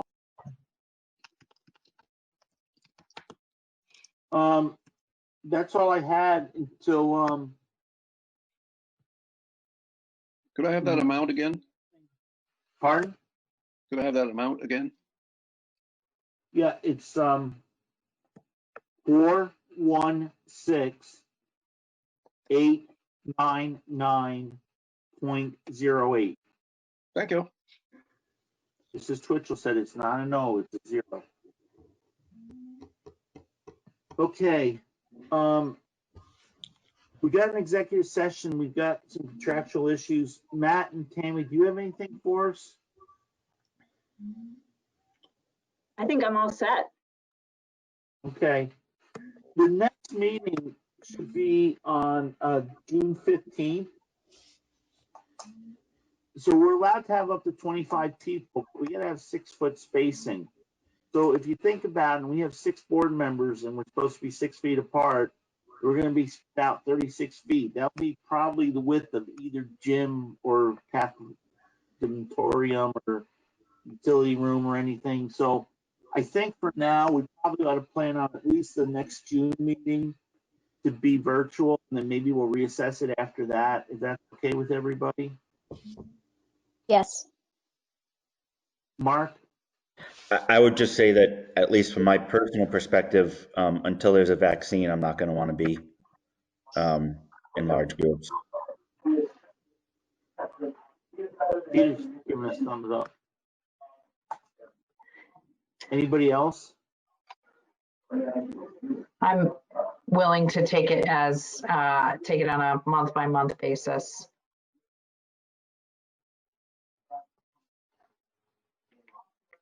Go ahead, Dwight. And Oh. excuse me, Rich, I'm sorry, Dwight, may I just add, is that okay? I'm sorry. Of course. And Richard, I think that it is entirely possible, and I would like to encourage that we do this, that we have hybrid meetings, that we are able to meet in person with virtual participation as well. I think it's possible. I think we've learned a lot of things that are possible now, and I would encourage us to, just do that, and to do that forevermore, actually. So, we can test drive that as we're coming out of this. Go ahead, Dwight. Yeah, I know that's. I would agree. I think a month by month, and we'll try to review on maybe having some type of hybrid that everyone can feel comfortable with. That makes the most sense. Rick, you got a comment? I'll get back to you in a second, Peter. Yeah, I don't have any comment on that. I'm good either way. Kate? I like the idea of the hybrid a lot, because I think everybody's going to have some different thresholds of how they feel safe for a while. So I think being able to be agile makes a big difference in today's society. So I like that. Okay. Peter? Just a word for, a lot of people are compromised in their immune systems, and it's going to take them a lot longer to get in to person-to-person gatherings. Absolutely. Yeah, I don't enjoy virtual meetings because, like what happened earlier, all of a sudden everybody's gone, and then don't know what's going on. And there was a couple meetings ago, I was totally gone. So, well, I think we all need to be active with the broadband committee to help increase our internet in our area, and then that won't be such a big concern anymore. Laura? And I am fortunate. So Laura just signed you up, so you got yourself on another committee. You probably maybe didn't want to say that. No, I've been engaged with them. Okay, so Mark, you're going to set us up for the 15th again. So we'll meet June 15th at 6 p.m. And then Tammy and Matt work with Bill and get us a summer schedule. A lot of times we wouldn't meet in July at all. And I don't know what Wardsboro used to do, but we would kind of take July off and then maybe meet once in August, or, usually we had to meet in July, at the end of July or the 1st of August to get the bus routes done. And, that may be something that we're going to have to wait on to see what guidance you have anyways. But we just, technically by law, the bus routes are supposed to be posted 30 days before the start of school. And that's one thing the board is supposed to do, is approve bus routes. Unless it's changed. We basically, I think we just have one meeting in July, right? Rick and Dwight, we would meet only once. I think that was typical because we were working around vacations usually. Right. So why don't Matt and Tammy, why don't you work with Bill and just give us some suggested dates for meetings when you think it's appropriate that you would need us. And again, like in Dover, we used to not meet the first week of September, the first meeting, because it was obviously usually Labor Day. But also we always figured that would give you those first 3 weeks of September to kind of get caught up and not have to worry about making a report for the school board and not having to worry about school board meetings. So why don't you give us a schedule for July, August, and September?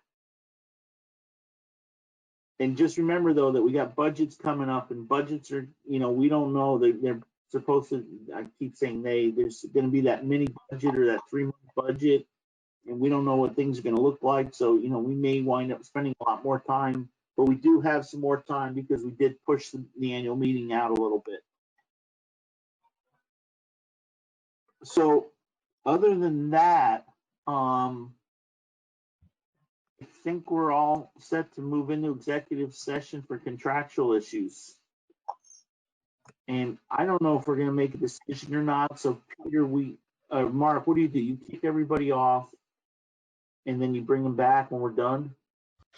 I'll lock the room and kick them off, then they can come back, and I'll unlock the room when we come out of executive session. Okay, so maybe 5 minutes, guys. Lauren, I'll call you. If you don't come back, I'll talk to you. Call me tomorrow morning after 9 about that other thing about for the fire. Okay. Okay, so if I could get a motion to move into executive session. So moved. Laura moved. Do I have a second? A second. Okay, I'm gonna give it to Kate. I think I heard her. So I got Kate and Mike motion. Laura made the motion. Kate seconded. Rick, you in favor? I'm sorry, I missed that, Rich. Are you in favor? You gotta do a roll Absolutely. call vote, remember? Laura Sebelia, Yes. Dwight. People Yes. keep moving around. Kate, Yes. Mark. Yes. Okay, so we're unanimous. So we're in executive session. Bye, Peter. Bye, Rich.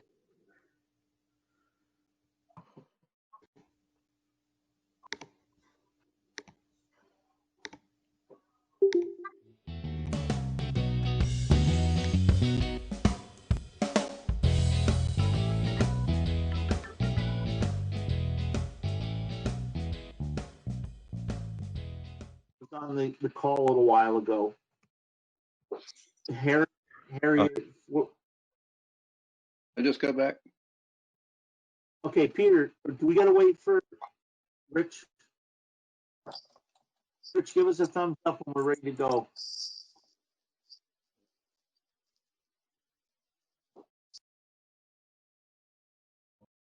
The recording started again, so it should be good. Should be good to go. Rich, you good to go? Yes, I'm sorry.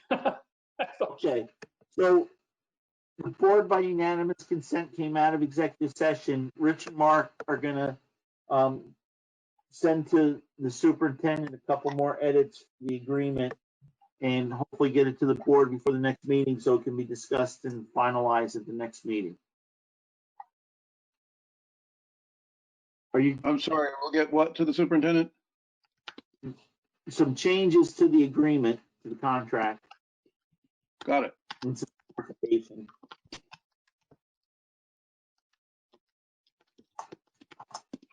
Are you good, Peter? I'm good. Okay. Next thing is a motion to adjourn. I'll make a motion to adjourn at 7:22 p.m. Second. Dwight, you gonna second that? Sure. Okay, a motion from Rick, a second from Dwight. All those in favor say aye. Aye. Aye. Okay, cool. Aye. We're all adjourned.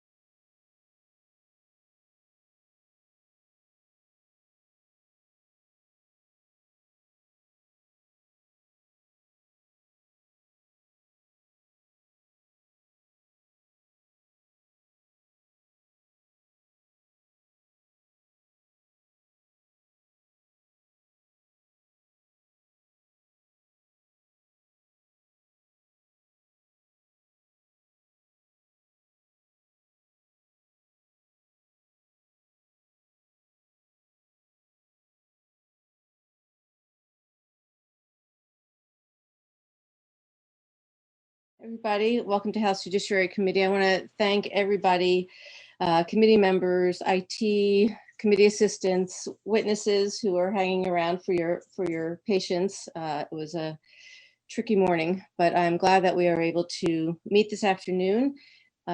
Just a few housekeeping points. We will be ending today at 3:30 because one of the meetings that was canceled this morning was House Rules, and I was going to appear at House Rules this morning regarding our sunset bill. Going to report to them that we're going to extend the sunsets instead of repealing them, and hopefully get the permission we need for them to release that bill and move forward. So I think it's important to end committee early so we can move on to that. In terms of this morning, S-183, we'll get to that when we can. Tomorrow at noon, I'm hoping I heard from most of you that you can meet at noon from 12 to 1. And at that point, I would like to pick up the committee discussion that was canceled this morning regarding proposed legislative changes to 1105, which is the personal service of RFAs. I don't want to do it this afternoon because we have not had a chance to let the folks, even though we didn't have witnesses this morning, there certainly would have been people that we had given the opportunity to listen in on. So I'll ask Mike to let those same folks know who were witnesses last week that we're scheduling that for noon tomorrow, assuming that we are off the floor. So I think that is it for now. So we will welcome Mark Hughes, and we're gonna have to have a hard stop at 3:15 just so we can vote on the DUI bill, because I would like to get that on the calendar today, so it can be on notice tomorrow. And so while we're listening to Mark, if anybody is interested in reporting it, let me know later. So. Okay, before we turn to Mark, any questions? I realized that I was speaking quickly. But, okay, great. All right, welcome, Mark. Thank you, and thank you for your patience. It's been a hectic day. Thank you. We have to unmute. Madam Chair, I'm Mark Hughes, for the record, Executive Director of Racial Justice Alliance, actually Executive Director of Justice for All and Coordinator of Racial Justice Alliance. And I join you today. I will be brief. Just wanted to follow up on the communication that we sent over to the governor, as well as every legislator under the dome. And this was about the impact on COVID-19 in Black and Brown communities. And I don't know if we could have said it any clearer in the message. I believe that the vast majority of the work that we've done to date, if not all of the work that we've done to date, has gone towards dismantling systemic racism to be able to get us off this place where we are. I believe that COVID-19 plus systemic racism equals calamity, and that's what we're experiencing. I see that Christine Longmore has sent you over her testimony. Looks like it. Not quite sure if you received it or not. I have a copy of it, but I would like to read it for the record. I have another member's testimony for the record, and after that, I have nothing further. I would remind you of the legislative agenda that exists right now. As you know, we have PR2, which is a constitutional amendment, which has made its first rounds. We have H478, which is a proposal for a task force to consider a state apology, as well as a proposal for reparations for chattel slavery, the state's role in that. We have H464, which is a use of force bill, a appropriate use of force. It's been in the legislature since January 2019. That use of force bill calls for data collection and as well as a model policy, cross-cultural awareness and de-escalation, as well as training across all 79 agencies. Finally, we have a data collection bill, which seeks to put forward a data collection strategy or a partial strategy across the entire justice system in H284, which I'm sure you're aware of, because that's on your wall. This is what Christine Longmore said. She said, here we are again. We are still here.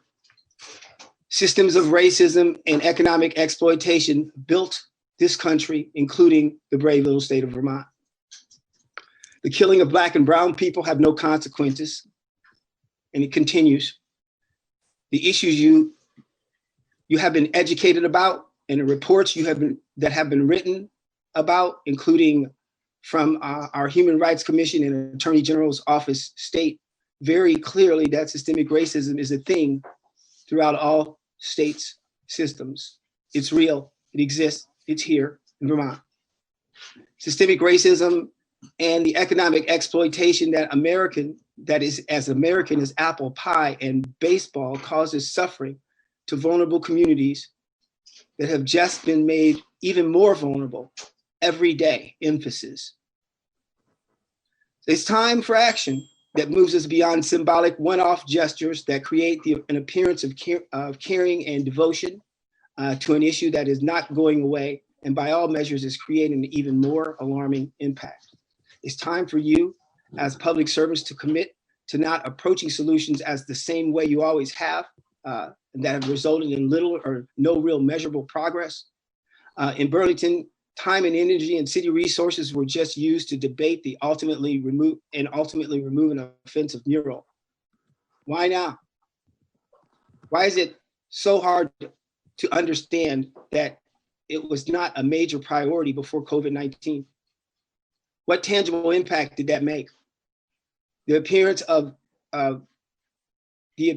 of concern is not really tangible. Why was it made a priority now in the middle of a pandemic? Did it get someone a job, access to health care, food on the table, housing or land, money in someone's pocket?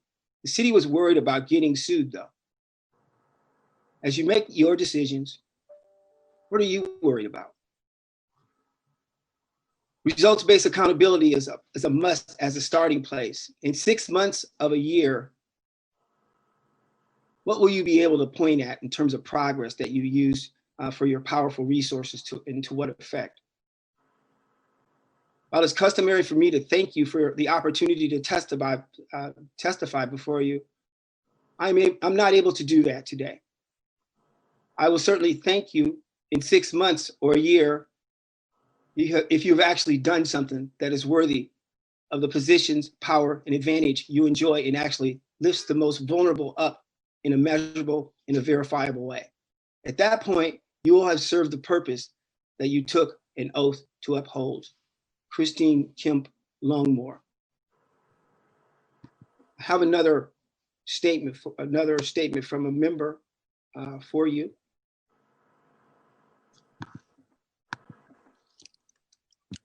Can I ask a quick question, Madam Chair? So, Absolutely. Mark, could you state for the record her position or who she's representing, if she's representing an organization for the record? She's a member of the Racial Justice Alliance Steering Committee. Okay. All right, thank you. As is Mayumi Cornell. To whom it may concern, I'm an African-American Vermonter. I was taking the Community Kitchen Academy. When I graduated on February 6th, the pandemic was just starting. I had no job, thus no money to pay my rent or utilities. I am behind 3 months on each. I normally work at a jewelry cart in downtown Burlington. I'll have no employment this summer and I don't qualify for unemployment. I have not received a stimulus check. I'm unsure of how I will pay my rent and utilities. Many Vermonters of color who are already at a disadvantage historically are being disproportionately impacted by this pandemic. If nothing is done, many will be homeless, even if they get back to work, because they will be facing a mountain of bills. I urge you to take any and all necessary action to help fix these issues for Vermonters of color, as well as low to moderate income Vermonters.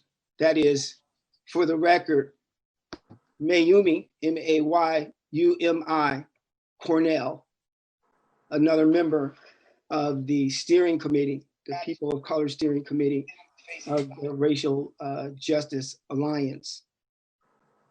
As I indicated when I started, I really don't have much to say. I think that, again, the letter, the COVID-19 response or the impact on people of color, the letter that we sent over to all of you, clearly and quite articulately communicates our concern and also our demands. I think that, you know, and I don't mind saying demands because at some point or another, you just get tired of asking. You know, I really believe that the challenge that we have right now, people are really hurting. It's difficult to see this situation unfold in the manner in which I have, especially those of you, most all of you, you know who I am. You've seen me before. This is not the first time we've had these conversations. So we've been having these conversations this whole time. And what we've been trying to do is really just one simple thing, and that's dismantle systemic racism. And we made a little progress, but not much, not nearly enough. And I think you all know that. I think there's some things that we could do, and I think there's some things we could have done. There's some things we should do. There's some things that we must do. And I think that the legislative agenda that we put forward and the things that we've been asking, in addition to those bullet points on that particular note, that memo that came over on Tuesday, speak to what it is that we're challenged with, and as well as what it is that we have to get done. Now, the only thing really that's left is for you to act. I'll take your questions now. Thank you. Mark, before I take questions, I do want to make sure that we have the testimony. And so I'm not seeing it in an email. So if you could send it to, have you already sent it to Mike? I'll forward, while you're talking, I'll forward both of those over to you right now, okay? Okay, because I want to make sure that they're I want to make sure that we get it posted to our website, to our committee page. Sure. And then I can also post the letter as well that I received. You received, oh yeah, okay. I got you. So, you know, and I know everybody's busy. You got a lot of stuff to do. I came to tell you what I just told you. I just told you. So if there's any questions, I'm really happy to answer any questions that you might have. But I certainly didn't come to waste anybody's time today. No, we know that. And I'm really glad that you're here with us and that we were able to hold the meeting today, because it was looking questionable. Martin. Yeah, thank you, Mark. So the one main agenda item that you have that we have in front of us is the data collection bill, the H-284. And just by way of update, and I do have a question as well, you know, we've been working over the last couple of weeks with corrections and institutions on the Justice Reinvestment 2 bill, H-338, I'm sorry, S-338. And we've made some proposed changes to which I believe they are incorporated. I'm looking for where it is, related to a racial justice oversight or gathering data and such at the state's attorney's level and the like. Yeah, racial disparities in the criminal justice system study and recommendations. And that seems to be where we're making progress, where that's part of the reason why H284 remains on the wall is that part of what we were after, in fact, the hardest part of what we're after, is subsumed in the S338. My question is, have you've had a chance to testify regarding that? Have you? I seem to have recalled that you had, but that may have been a long time ago. So, That's and correct. are you familiar with that provision? If you've had any opportunity to take a look at it, it's Section 18 of their latest draft, which you can find on Corrections and Institutions website. I'll go back and take a look at it. It sounds like they took a chapter out because it used to be chapter 19, section 19. But right. I'll go back and take a look at it again. I did go in and testify on that. I think, this is just off the top of my head, Martin, and I appreciate you for chiming in on that. And thanks for what you're doing. I'm watching you. So I really appreciate what you're doing. If I'm not mistaken, I think they, first of all, supplanted the racial disparities in the criminal and juvenile justice systems, the racial disparities in the criminal and juvenile justice system advisory panel in terms of what their authority would be. So I was concerned about that. And briefly, I'll just skip on. I think there was a false assumption somehow or another that the crime research group was adequate or sufficient in doing the job of data collection. I think we all know better than that. And I think the other piece was I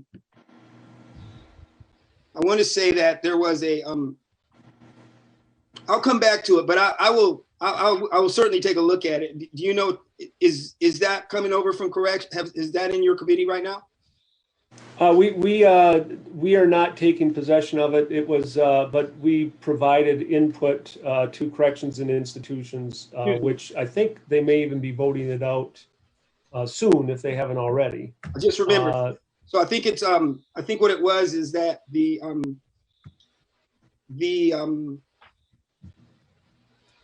they were calling for this goat chase, like this data exercise that had something to do with them and the commission and the racial equity executive director trying to figure out data points for data collection. I think that's a part of the exercise.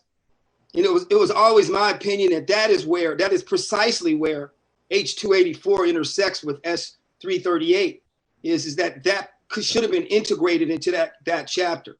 Okay. I mean, in my opinion, because I don't know why you're going on a goat chase looking for data points when there's already data points that are clearly established. And that was put forward, as you know, by the ACLU, Chloe White, a year and a half ago. And that's some pretty good stuff that's in 284. What's the holdup? I mean, that's rhetorical. Right. And certainly I made sure that the CSG, the Council of State Governments, that was helping with the justice reinvestment, knew about H284, looked at H284, presumably incorporated into this one aspect of 338. But what we did was we put a little bit more meat on it as far as what we're requiring to come out of this, not just simply identifying some data points, but actually digging down enough to make some conclusions of where the problems are. So I think, certainly what we've, it's an improved product. It's still not quite 284, but it's the one that has legs. And so we're certainly pushing it. So I appreciate that. And I've said it at least a half dozen times, but any data plan that stands on the premise that the crime research group is going to be our go-to is just ill thought anyway. It's not thought out very well, because the crime research group has not. I mean, as far as a strategic analysis center across the state, across the United States, and this is, you can just take this one with you, but I mean, or answer it. How is it that we are the only state in the United States that has a nonprofit reporting to our Department of Public Safety They are not they're not unbiased in what they do and what they report and how they do it. Period. And that's what you guys make decisions based upon. The reports that they give. I mean, do you remember the report that they gave?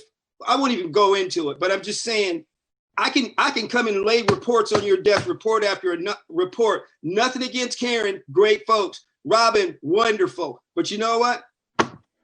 No, if that's not the product you need to be working off of. I think everybody knows it, and I think it's, I'm going to say it nicely because I'm under testimony, crap that we would because it does people like me a disservice for you to allow that to perpetuate itself. That's why we're having this conversation. Right. So the crime research group is still, no, it's a bigger issue what you raise. I am familiar with some of those problems. The crime research group is still part of that group, but the racial disparities in the criminal and juvenile justice system advisory panel is also part of that work group, and hopefully can steer that. So yeah, I am familiar with some of the issues that you're mentioning, but we have to work with what we have to some extent at this point, because we're not going to be able to have a whole new system of this data gathering, not for a while. So at least that's my point of view on that. Your point of view is appreciated. Yeah, and I see Barbara's hand, but I also wanted to add that that Mark, in terms of the panel, that is set to sunset in July, and the sunset bill that I was referring to earlier, we actually wanted to repeal that sunset so that we didn't have to come back and keep revisiting, because we think that that panel is an integral part of our work. I'm not sure if the Rules Committee will allow that or if we will extend it. It sounds like they may not be allowing any repeals of sunsets, but are asking that they be extended. So, but we are advocating for the panel. Wasn't there? Wanted to make sure, sure you knew of that. Madam Chair. Yeah. Wasn't there a sunset bill that came through? I'm not exclusively, maybe Representative Lalonde may remember, but I thought there was a sunset bill that came through both chambers. There's a miscellaneous judiciary bill that had the sunset in it that we just got yesterday or the day before. It's a 29-page bill that was passed before we all left the House, and so we need to look at that. But because we were concerned about things like the panel and other sunsets that take place, actually would go into effect in a few weeks, we did come up with a committee bill that we're calling a sunset bill, just so we're not caught off guard, and important policy decisions panels such as the one we're referring to, don't go get repealed without our action. So I think that's what you're thinking of. So may I just restate what you just said, just to make sure I have a proper understanding of it, and make sure it hits the record? Yeah. Based upon what I'm hearing, Madam Chair, is you're telling me that there's an uncertainty as to whether or not we're going to be able to intercept this thing from being sunsetted, the racial disparities in the criminal and juvenile justice system advisory panel. And right now, it's on a trajectory to be sunsetted. Is that correct? No. So the thing is, so we wanted to repeal the sunset, meaning we wanted to just keep going. We think it's good policy, and so we didn't want it to sunset. But the Rules Committee for any sunsets are asking, please don't repeal anything. That's a substantive decision, but extend the sunsets and revisit them in a year or 2 years. Okay, I know. Yeah. So the first thing that can happen is you just let the sunset. You would just extend the sunset. Right. Okay. Right. I'm sorry about that. Right. Yeah, that's fine. I mean, again, it wasn't the committee's choice and will, because we think that this panel be in existence, and that we shouldn't have to keep revisiting it. But again, in these times, things are different. Okay, Barbara, thank you. Hi, Mark. Good to see you. Good to see you as Thank well. you. Thank you for your very straightforward testimony. And just sort of sum up what you say, talk is cheap, and it's time for something more than words from the legislature. So you put forward a pretty modest list of bills that you're concerned about.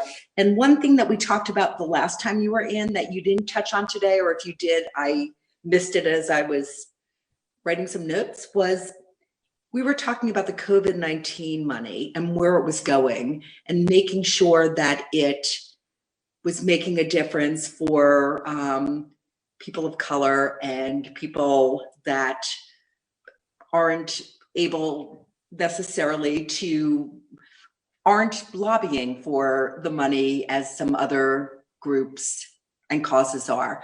So I'm wondering if you can speak to where things are at with that and if that's part of what you're hoping as we look at those issues with the budget, anything we should know about. Thank you, Representative Rachelson. It's always good to see you. I think that the onset of the conversation, the onset of my testimony, I assumed that everyone sitting on the committee has received, read, and understood the request that we sent to the governor that was dated, I believe it was somewhere around the 26th of May, a couple days ago. Is that right? Or was it last week? I get my weeks mixed up. But basically, first of all, let me just get you back on a visual. Just from a visual, am I to understand that you have not seen that?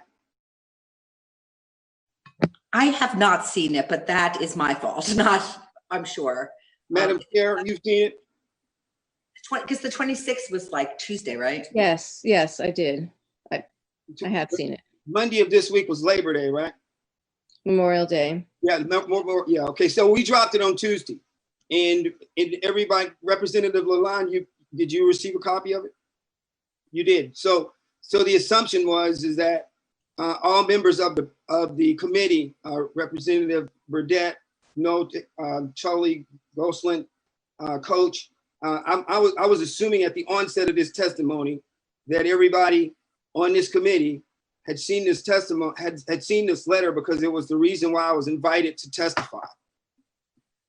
Because immediately after I sent the letter, Madam Chair sent me a response indicating that I would be able to come over and speak to you. So I apologize if I got out in front of you. And no, if people had read it ahead of time, I apologize. I had not. No worries.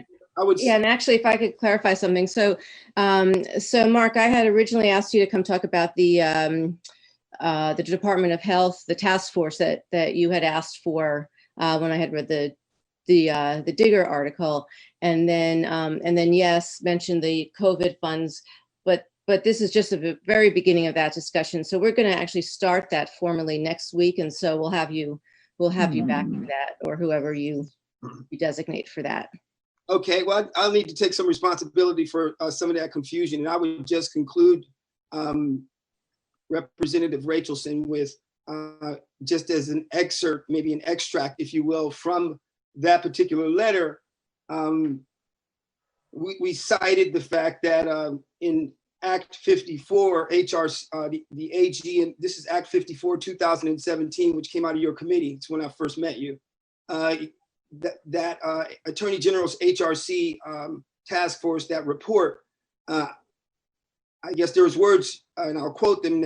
It says, quote, Vermont state government will devote sufficient resources to reduce and identify racial disparities across all systems of state government, end of quote. So based upon that, in the COVID-19, the lack of state response with COVID-19 resources directed at people of color specifically, or broadly, I should say, because I do believe that we did, well, I think we're quite a ways down the road in getting some of our brothers and sisters taken care of that are out in the agriculture as far as the migrant workers, and we're thankful for that.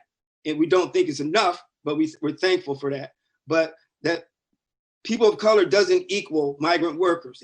People of color doesn't equal new Americans. I don't even like that term anymore. People of color, is much more broadly defined, and I think there's some challenges out there where folks are falling through the cracks. So what we asked for was probably about 8 things: targeted COVID-19 and antibody testing for communities and people of color.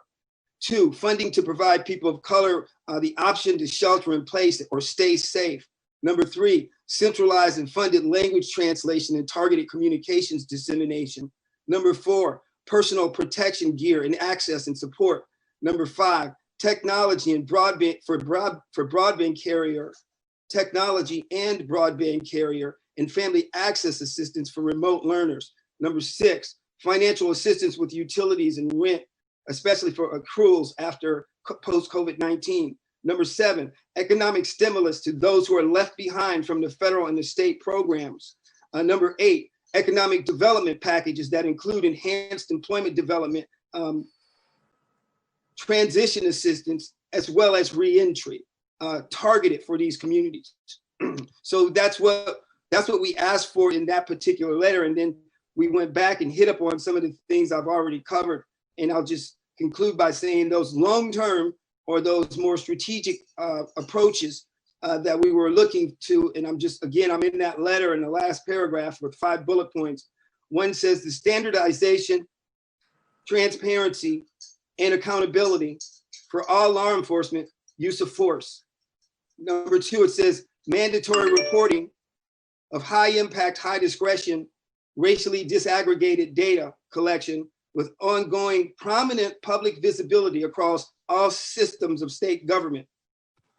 Number 3, a creation of a commission of racial equity, staffed with policy, training, data analytics, and outreach capabilities. Number 4, the addition of a population quality of life outcome that addresses fair treatment and equitable opportunity for Vermonters of color to prosper. Title 3, 2311. And finally, number 4, the adoption of legislation calling for the creation of a task force to consider a state apology for Vermont's role in chattel slavery and the proposal for reparations. That is what's in there. I yield back for any other additional questions, and just keep in mind that I do realize I'm going to come back, and I am respectful of your time, and I would be happy just to take off so you can get back to work. No, you are our work, and we have you until 3:15, so we still do have some more time. Thank you. Looking for either icons or committee members speak up if you have any questions or comments. We'll give folks some time. Okay. I'm not seeing anybody. Mark, anything else? Because like I said, we do have time.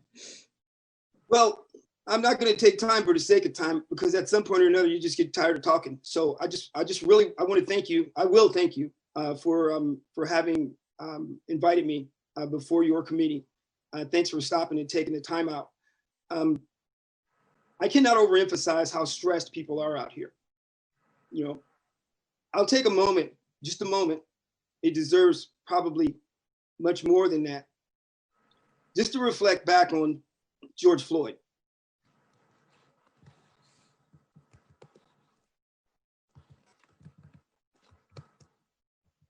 Because in the middle of a pandemic, a global pandemic,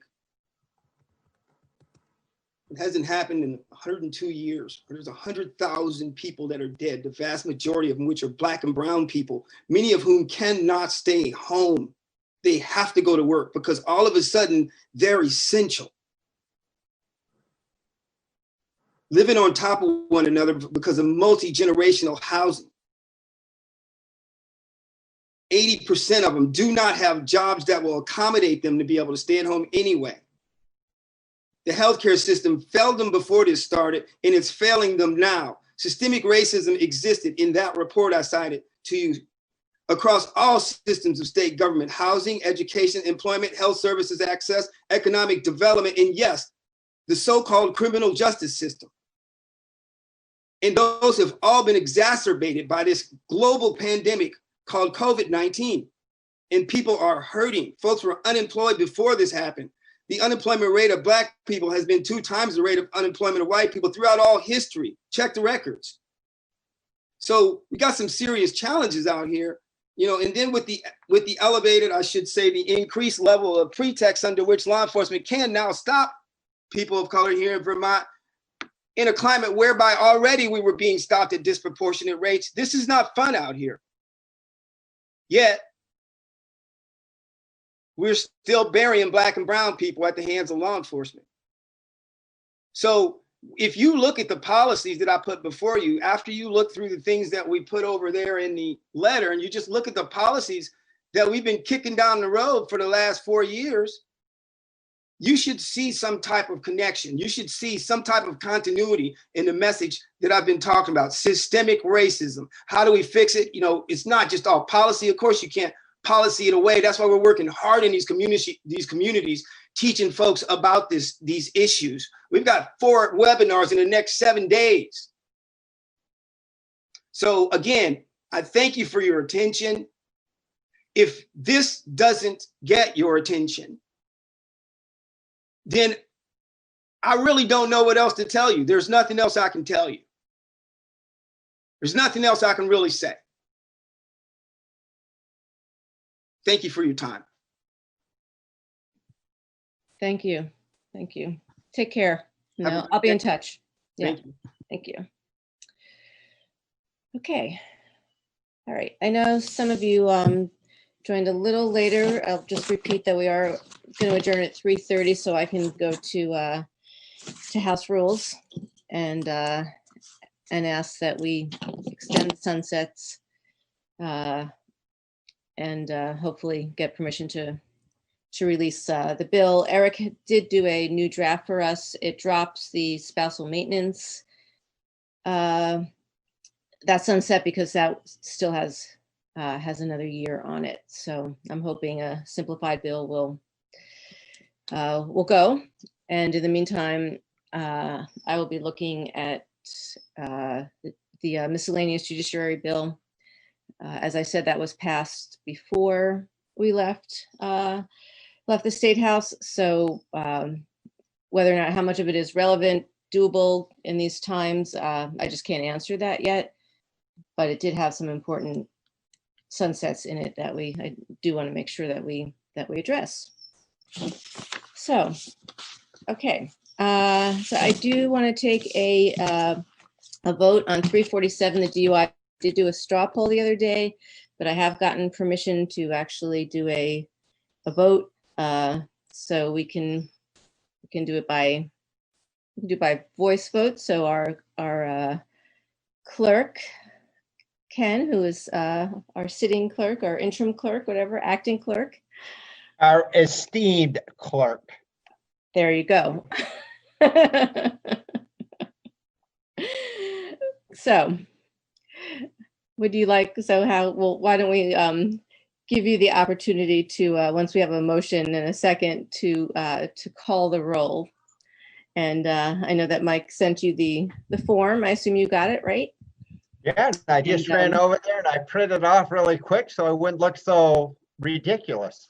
Okay, that's great. Thank you.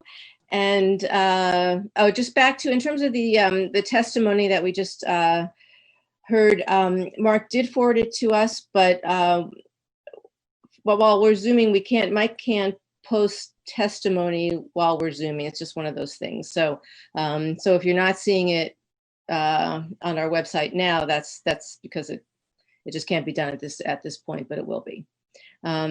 Okay. Representative Bratt, if you have something you want posted, I can do it.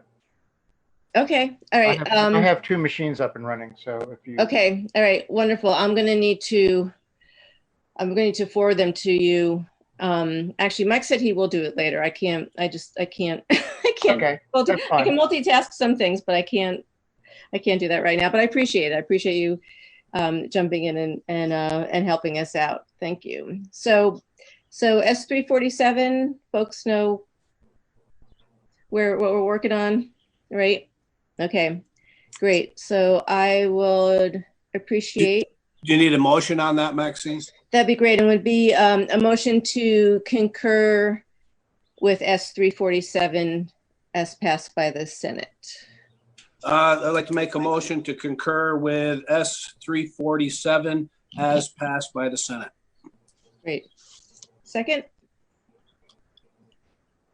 Second. Great. Thank you. All right. So the clerk shall commence to call the roll. Esteemed clerk. Christie? The what? I'll tell you what I think offline. The esteemed. I'm afraid of that. Christie? Have to unmute yourself. No, that you know, the mute button works really slow today, you know. Let's see. Yes. Okay. Colburn? So she's absent. Goldslant? Yes. Nader? No. Yes. No. Rachelson? Yes. Seymour? Yes. Representative Tully? Yes. Lalonde? Yes. Burdick? Yes. Brad? Yes. Yeah, have fun with this. All right. So much fun. Would you like to report it? No. It wasn't that much fun. You got it, coach. Okay. And unfortunately, Selena and Nader couldn't be here, but I think whoever does report, I think they would have supported the bill for sure. So I did not hear Representative Knott's vote. I'm making a copy for the record. I voted in favor. Yes. Thank you. Yes? Okay, thank you. So I believe it's 902. Thank you. Madam Chair, when is the bill up for the floor? So I'd like to get it, let's see, handed in today, notice tomorrow. I doubt it would be pulled off of the notice calendar tomorrow. So I think it would be next week. Yeah, so would you like to do it? Sure, I'll be happy to. Okay, wonderful. Thank you. And certainly, you know, Bryn can work with you in terms of a report. Mm-hmm. And so I'm trying to think of how okay, so I will email Bill McGill. I think this is how we do it. We email the clerk's office, and why don't you do it as well as the reporter to let them know that the vote and to please put it on the notice calendar. And so our breakdown again was what, 8? 902. Oh, 902. 902. Right. And so because we're concurring as passed by the Senate, I don't think it's going to be in the calendar, correct? We'll have to, is that true? Yeah. So it'd be posted on our page. Yeah, that's one way to look at it. Or people can pull it up on the legislative website. Yep. So, okay. Great. All right. So anything else? So tomorrow we'll meet from 12 to 1. It may not take us that long, but to just to have a committee discussion, possible straw poll vote on the relief from abuse language. And then next week we'll start looking at the COVID relief funds. I have the list that we came up with last week, or actually this week, right? Tuesday. And I'll have Mike start working on that. In terms of the quarter budget, I'm not seeing anything for our committee to weigh in on. And so we can turn to the COVID relief funds. And in terms of, we do have two Senate bills that just came over, S99, which I'm certainly getting a lot of emails about. Oh, yeah. Yeah. Right. And then, like I said, the miscellaneous judiciary bill. So let's stay tuned for that one as I try to understand what's truly technical, miscellaneous, and what's policy and what's still attainable. So, but my understanding is that for the next few weeks, we're going to be looking at COVID funds and the budget, and possibly recess mid-June and then come back.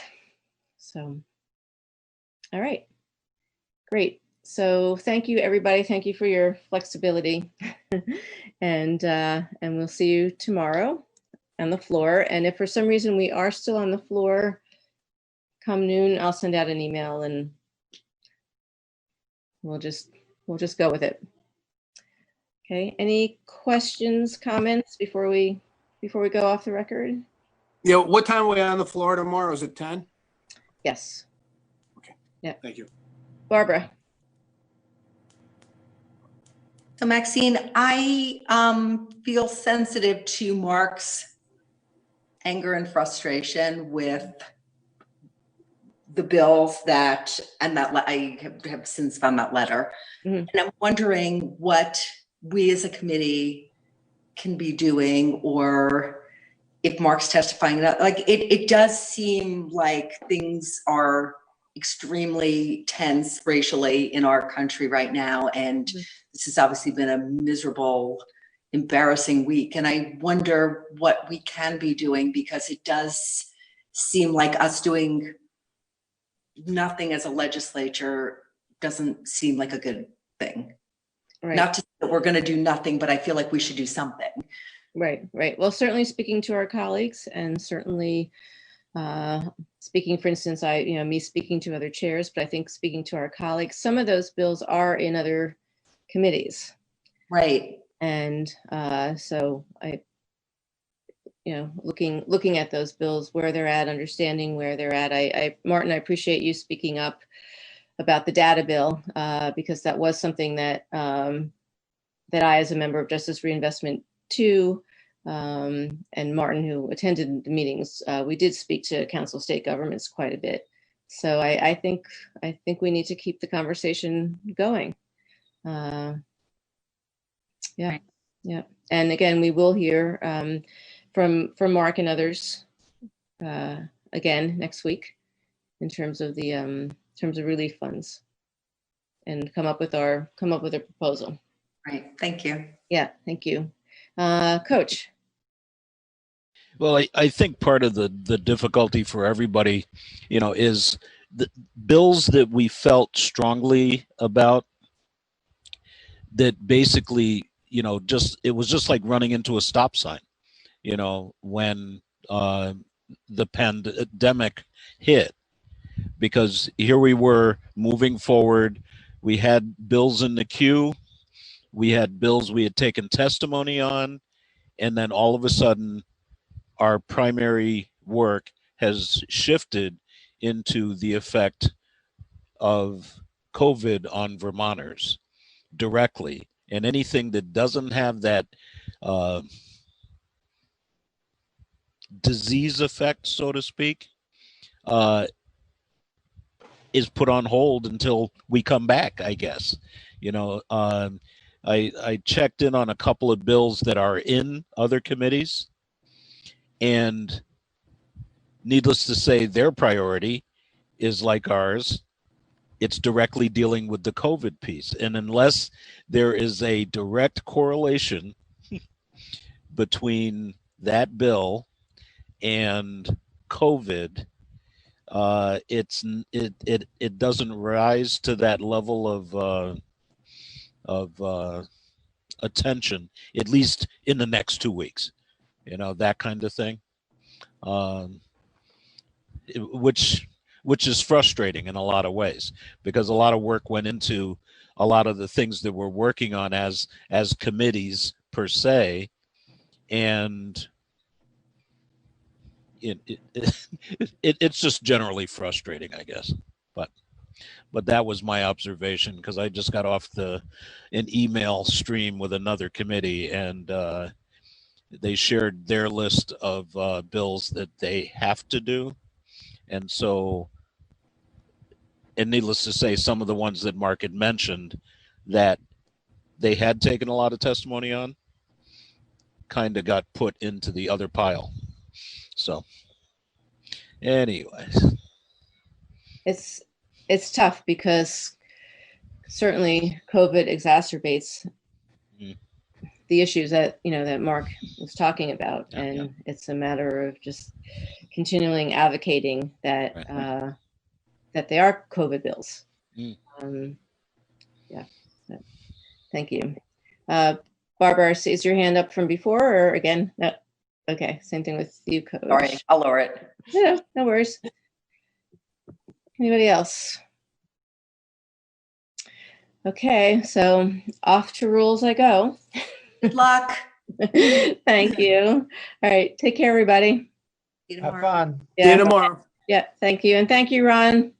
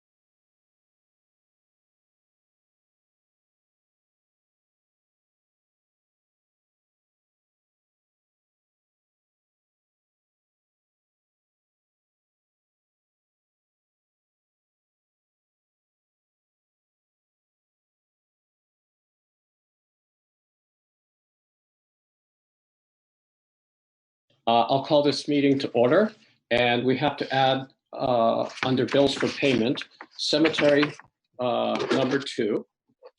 But with that, we'll go on to the minutes of May 20th and May 27th.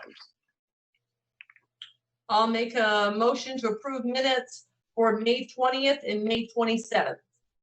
I'll second that. Okay, any discussion? All those in favor? Aye. Aye. All right, moving on to bills for payment. We have warrants 25, 25P, and cemetery number 2. I'll move that we approve warrants number 25, 25P, and cemetery number 2. I'll second that. Okay, any discussion? Warrant 25 is for a total of $18,970.02. Quite well, about half of it went for sand from the Carpenter Pit.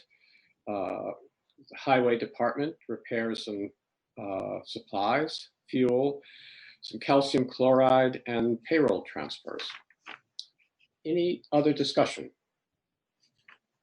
All those in favor? Aye. Aye. Okay. Let's see. Visitors and public comments. Paul? Just here as an observer. Thank you. Great. The road foreman's report, Terry? Okay, so on 5/18, they were checking the roads for down trees and washing and hauled sand to Putney. On the 19th, he cleaned up down trees and cleaned culverts on Park Lot and Road area. 5/20, he cleaned culverts Bunker Road area. 21st, he installed under drain on Canoe Brook area. This will dry out road for the next mud season. The 22nd, he finished the under drain on Canoe Brook Road. The 26th, he installed under drain on Waterman Road, which will help out for mud season. The 27th was the driveway culvert for Waterman Road, hauled sand to Putney. The 28th and the 29th, he hauled sand to Putney and did chloride on the dusty roads. Okay. Anything else on the highway report? That's it. That's all he wrote. That's all he wrote. Okay. Moving on for correspondence for information. Is there anything there that you would like to discuss?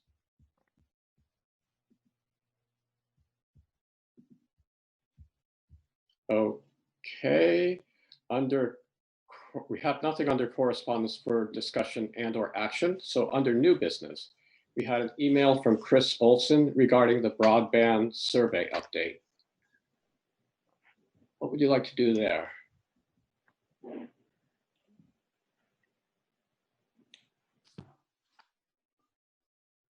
I guess we don't have to do anything at this.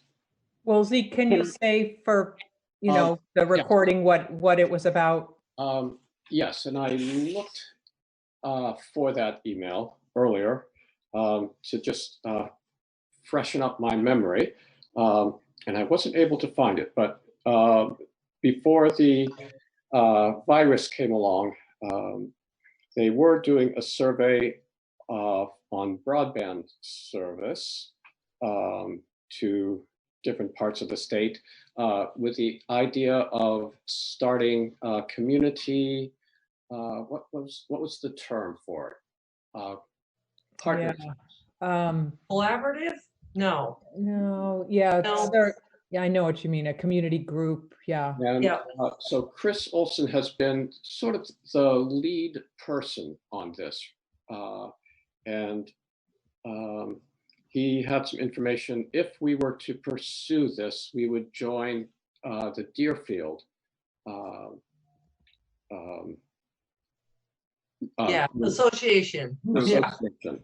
And he's keeping up to date on this. And at some point, we may want to invite him to a meeting and get an update and debriefing on what he's learned so far and what he anticipates the process being. And for now, I have no problem with him being our sort of ad hoc person on this, representing the town, if everyone else is good with that. That sounds good. The other thing is, if you want to, you can go onto the Wyndham Regional's website, and up on the top left-hand corner, it'll give you the results of the survey. And it's quite an in-depth survey, and I have not had enough time to really spend time on it. It's a lot. Okay. But it's not just our town, but it's everything. They're So, called CUDs. there you go. Right, right, right. I'm assuming that Chris would give us an update if there was new information. Roger Turner is the other one that we could ask. Yeah, I think I expect that there's nothing that we have to act on right at the current time. Okay. So, but we can just keep in touch with Chris and follow what's happening on that.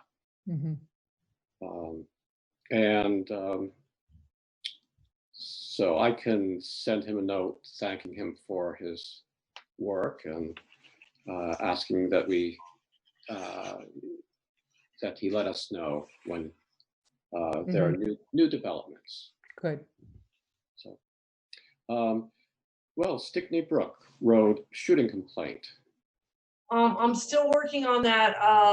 Mark Anderson's been in a lot of meetings, so he was hoping to call me this afternoon to give me an update, but it looks like it'll be Friday. He's just looking to go back to see if he sent somebody up there to talk to him, because this is the second complaint. So I'll get more information from him. So I'm still waiting. Okay. Anything else on that? Any questions? All right, then moving on to parking issues on Route 30. Well, I'm waiting for Mark to get back to me on that one too. He was going to check in. He was going to talk to AO. Has he been in a lot of meetings lately? Or? He's on the phone and on meetings all the time. He actually emailed me at 9 o'clock and said, I just got your voicemail from yesterday. So, you know, I get it. He's on a lot of Zoom meetings too. But he's going to check in with AOT. But I think at this point, this has been on the radar for now, 6 weeks with my weekly calls, both regional and statewide. So the state knows what's going on up here on Route 30.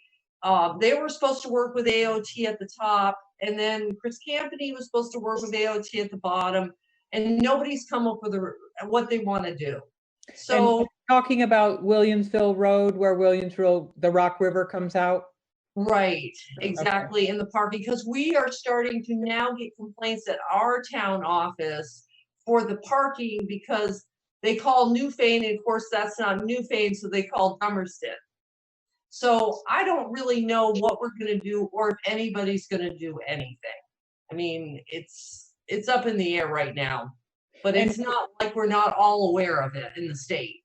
And the concern is lack of safety on Route 30 because of those cars, or is it a COVID concern?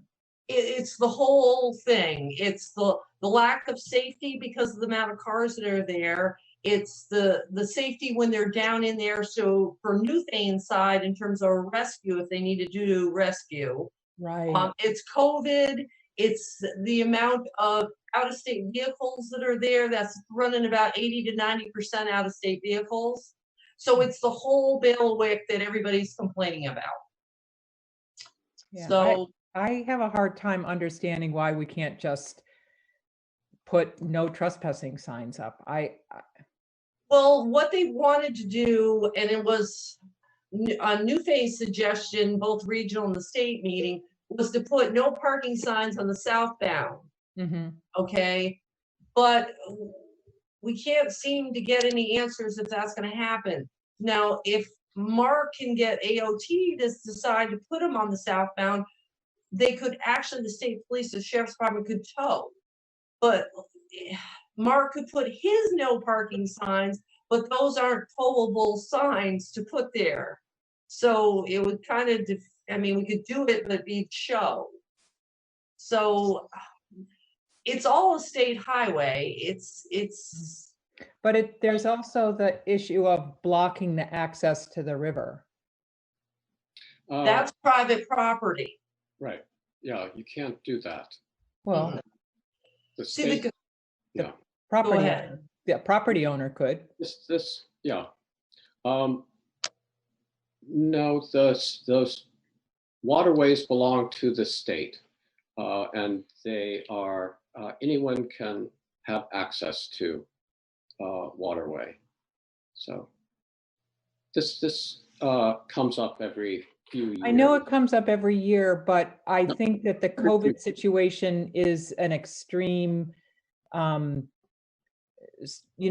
overlay to it that seems like a good avenue to take, but whatever. I mean, I'm sure, Terry, you and the sheriff, Mark Anderson, are working toward something. We're trying to. The head of the Rock River Preservation went up there and signs there to say, please don't park here, don't come because of COVID. He put it on the trailheads. He gave everybody on their list, which is 700 or 800 people on Facebook, to please don't come up this year because of the situation. I think the signs lasted, my best guess from seeing them, maybe 24 hours and they were taken down. Yeah. So. Okay. That's a very popular place. I mean, people have been coming there for years too. And Right. Hence the no parking signs for the Taft Cemetery if we need them. Should they put the tollable no parking on the south, we don't want them in the Taft Cemetery next. Right. Yeah. Okay. Right. Okay. Thank you. So, does anyone have any other business? Any other new business? All right. I guess we'll adjourn this meeting if we have a motion, and then we'll have a work session, a budget work session to follow. I'll make a motion, we adjourn. I'll second that. Okay. All right, then we're adjourned.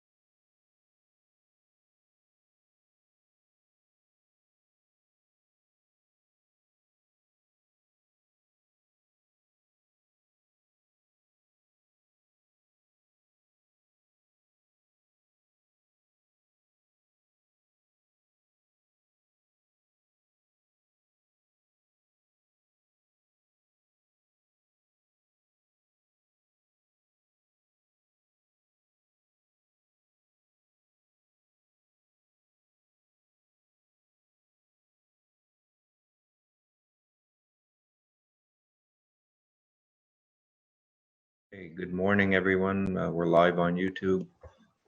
This is the Vermont House Committee on Commerce and Economic Development. We're having some discussion this morning on COVID-19 economic development dollars. And we have several guests with us this morning to hear from them in their particular sectors on challenges that they've been meeting, and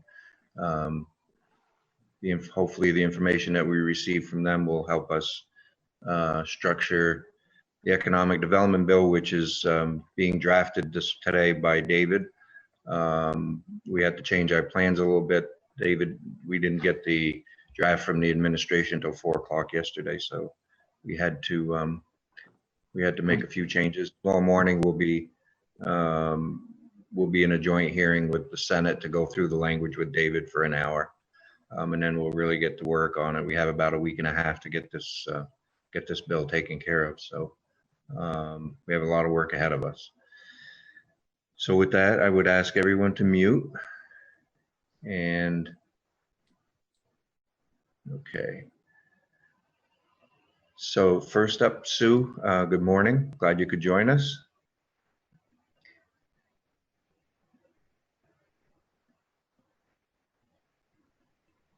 And you're muted.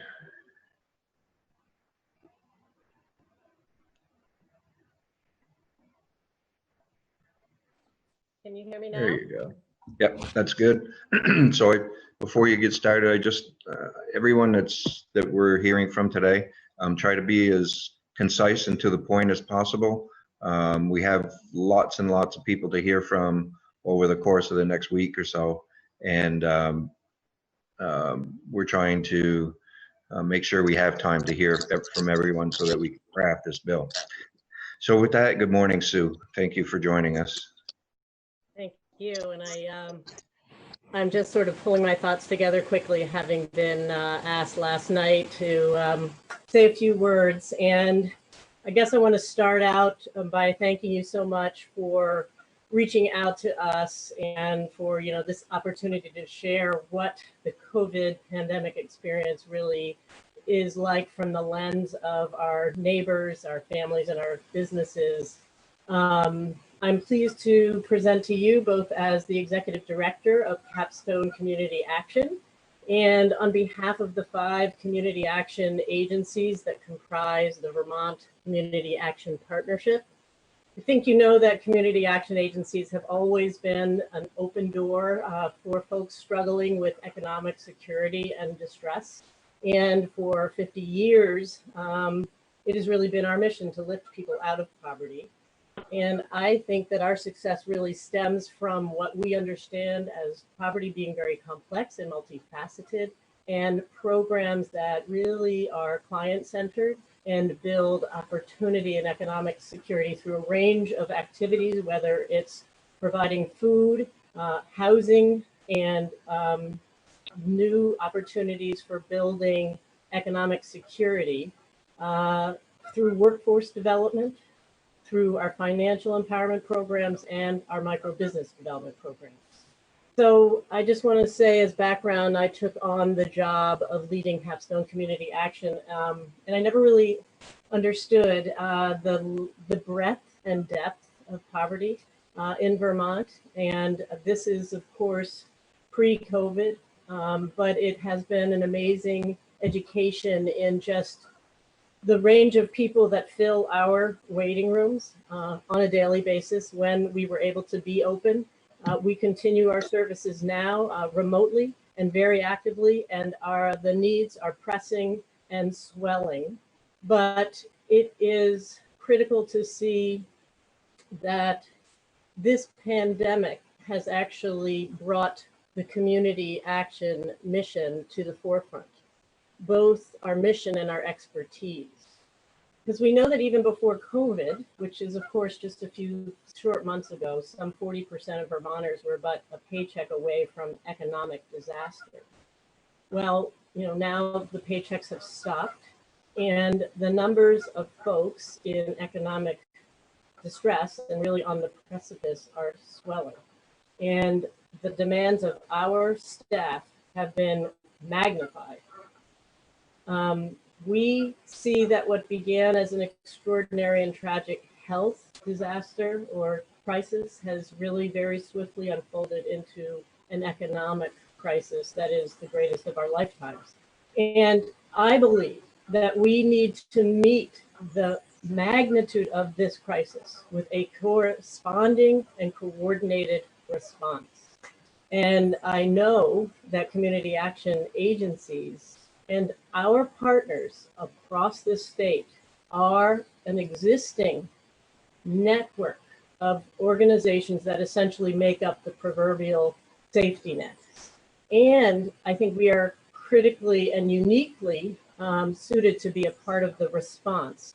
And we stand ready to partner with the state, with all of you in every way that we can. We are already doing it in many ways that I'd be happy to get into at a later time if you are interested in. But I do want to comment briefly on what I've learned about the governor's proposal. I believe it is essential that we think broadly, that we act quickly, and that we invest these federal recovery dollars as effectively but quickly as possible. So, you know, our agencies were not consulted on the development of these proposals, but we absolutely see value in many of the ideas that are set forth within it, the bit that we've been able to glean, as have you, from the materials. In fact, there are several key elements of the proposal that are actually activities that community action agencies already undertake. For example, the $42 million investment proposed in rental assistance, you know, ensuring that landlords are able to receive rent and that tenants do not lose their homes when the eviction moratorium expires. That is actually work community action agencies currently do as part of a homelessness prevention program in which we employ landlord liaisons. We have memorandums of understanding with landlords in our various communities that we work with already to try to establish secure relationships with tenants, and so that landlords can have confidence in the folks they rent to. So, you know, we have been doing this for decades, obviously not at this scale. But, you know, we stand ready, very well positioned, already with relationships to scale up and help meet this tremendous need in a very, very short timeline to invest in helping landlords and tenants through such precarious times. Similarly, with respect to the proposal for the rental rehab of existing units, while we generally don't get involved in the development of housing or rehabilitation, we have very close relationships with our affordable housing partners. For example, in Washington County, I am literally having email exchanges today, yesterday, and ever since the proposals were presented with the city of Barre, with the landlords in Barre, with downstreet housing, and with developers to try to be ready. That's what we do. So we are ready to assist, and we stand ready to take this forward. I want to comment specifically, obviously, on the economic development proposal. I'm sure most of you, almost all of you, were present when we consulted with you, advocated with you about the micro-business development program that we have since 1988 embraced as a very important component, not only for helping people out of poverty, but for stimulating the economy. And that's what I think is very important about our program. And it's why we got together as a network, the 5 community action agencies, and said, we see this tsunami coming. Our phones are ringing off the hook. We see the people who were left behind in the federal stimulus program, who can't access the EIDL or the PPP and are essential to our economy. They come to us because they have a relationship with us and because our program provides one-on-one counseling and assistance. So we presented to you and the administration, you know, we didn't really know what they were doing and they weren't consulting with us, but we put forward a proposal because we want to be proactive. in establishing what we call Embrace, the Economic Micro Business Recovery Assistance for COVID-19 epidemic. And it is understood to be a statewide coordinated strategy to stimulate economic growth for really our most vulnerable Vermonters.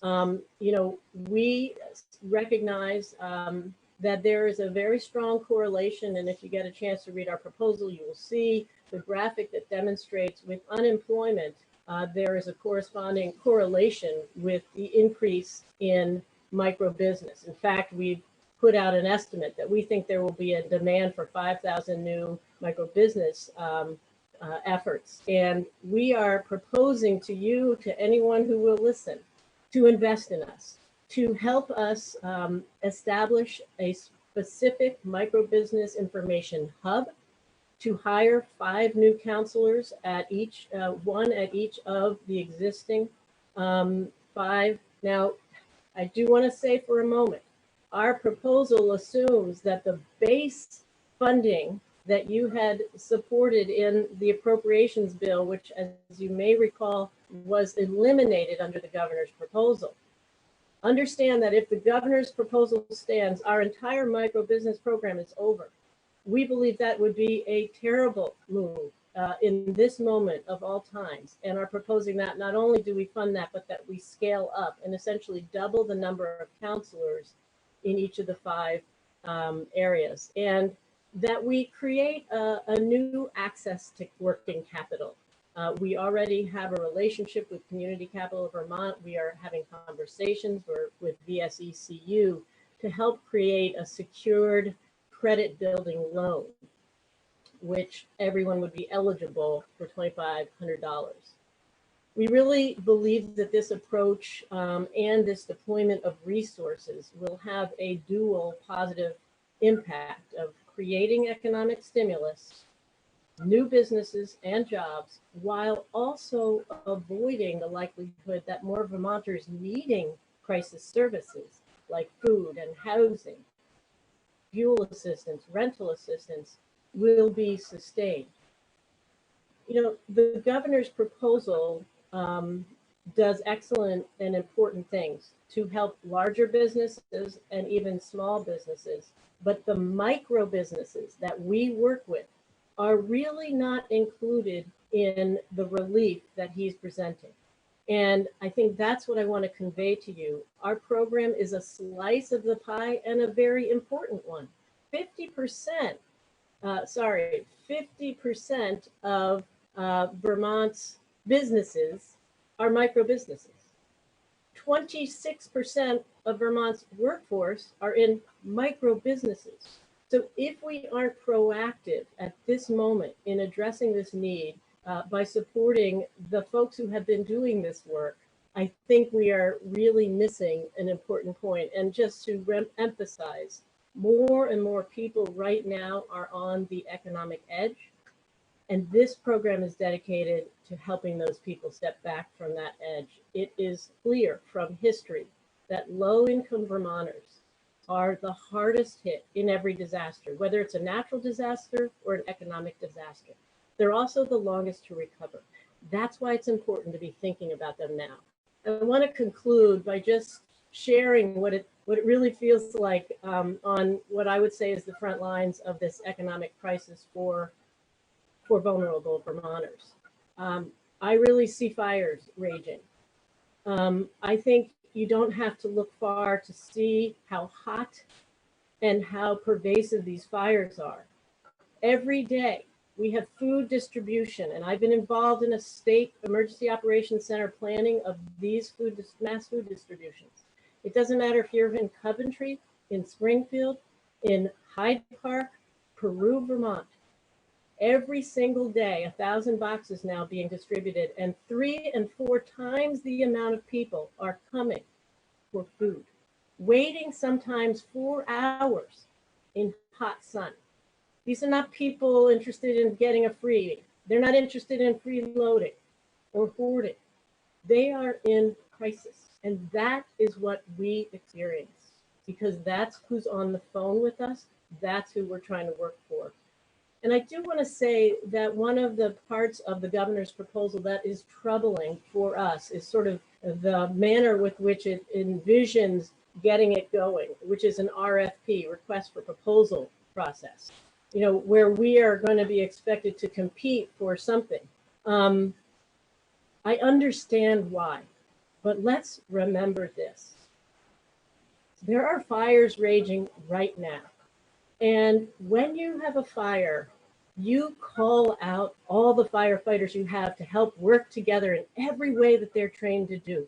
You don't expect them to compete for the chance to put out the fire. We do not have time for that. And we all have a different role to play. I know there are many organizations concerned for the same reasons. I just want to say that I believe we are positioned uniquely. Fighting poverty is our mission. It's been for 50 years. That's what's in front of all of you today. And I also feel, I want to just end by saying, I have had an amazing experience in this year and a half, not only seeing the depth and breadth of poverty, but seeing the potential for helping people out of poverty. Seeing single pregnant moms who come homeless to us, and 5 years, 3 years later, they have a job, their child is in childcare, they're owning a home, they're starting a business. Poverty is not permanent, and this is what we're facing now. Finally, I know that crisis brings incredible innovation, opportunity, and people working together. I had the amazing experience after Tropical Storm Irene to be in the eye of that storm. I saw what happened when people came together. I think our state is ready to come together. I know you all have a tremendous load on your shoulders. We're here to work with you and for the state of Vermont and for the vulnerable Vermonters who we have served for 50 years. I'm going to just end with a quote by St. Francis of Assisi that has been with me since the beginning of this. Start by doing what is necessary. Then do what is possible. Suddenly, you are doing the impossible. The impossible confronts us all. We're in this together. We need to give everyone the water in those hoses to go get it. And we can't be slow. We have to work quickly. Thank you very much for your time and consideration. Questions for Sue? Jean? Thank you, Mr. Chair. Sue, I'm particularly interested in two things. First of all, thank you very much for your excellent testimony. With your micro business, and I agree with you wholeheartedly that you should not be competing for this. You're a pre-existing agency that spent 50 years doing exactly where you're in the slot that we need you to be. You're talking about doubling. How large could you scale up that operation? And the second question I have is the 42 million in rental assistance. How will your organizations access that 42 million? Thank you. So I'm gonna answer the second question first, and then I'm gonna actually put Tyler, who is really the boots on the ground, who understands these programs and what's needed. The rental assistance, again, you know, we're all learning, and I'm sure it's all evolving. But at this moment, what we understand is that's an RFP as well. And I will say that, so that's the way it's been written. So you know, honestly, we won't probably pursue a competitive bid for something when we have so much work to do. But there is also hope that they will go through through the grant agreements that they already hold with so many of us. I was asked by Josh Hanford to chat a little bit so he understood more of our programs and we of their vision. And so that's still unknown. They're deciding. I suspect they'll listen to your interests as well. But again, time is of the essence. The agencies already have grant agreements with all of us. And in that case, it could be, you know, depending on how it rolls out, because we have such a strong collaboration with Downstreet Partners Housing, our affordable housing agency. And by the way, Capstone covers Washington, Lamoille, and Orange. For Downstreet Housing's Home Ownership Center, they have that exact same service territory. It could be that we actually work together on both programs because they have the expertise in the rental rehab. We have the expertise in, the landlord liaison program. But when we pull that together, we're going to be doing a much stronger job. But we don't know how it's going to be put out there. We would hope that they would go. Quick question, in that collaboration, would you need to do anything with your grant agreements, or you could just do that under your current grant agreements and collaborate like that? So the capstone, the community action agencies have grant agreements with the Agency of Human Services. Downstreet Housing, the affordable housing folks have grant agreements with the Agency of Commerce, Department of Housing. Okay, So can I just jump in for a second, Sue? Okay. I just want everybody to understand that we're not going to deal with the housing piece of this, that's housing, that's general housing, military affairs. So I'd rather us really focus on economic development and what our committee purview is. Thank you, Mr. Chair. You're absolutely correct. Thank you. So I would like to ask the second question for Tyler. Tyler is the micro business counselor at Brock Community Action. That's Bennington and Rutland, and he was nice enough to join me this morning.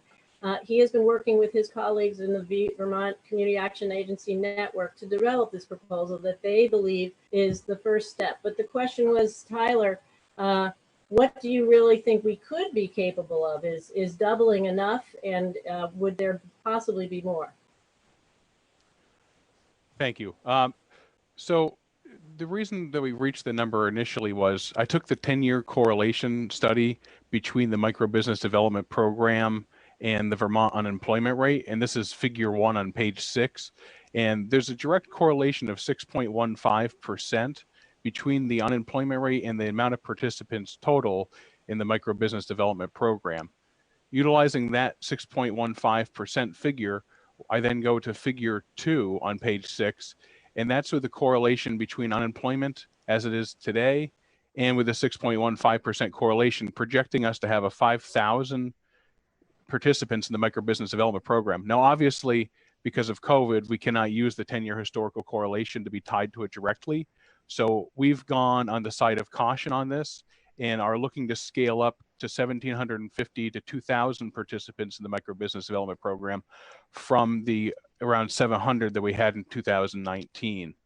So this is more than a 50% increase in the participants. So I'm looking at, on a projected level, it's 5,000, but we've broken that down to be something that we believe to be attainable within what we have for services, and increasing the staff by 1 FTE position business counselor at each of the 5 community action agencies, and putting in 1 microbusiness coordinator that can help streamline the efficiency of all the agencies by combining education materials, and also starting the microbusiness development hub.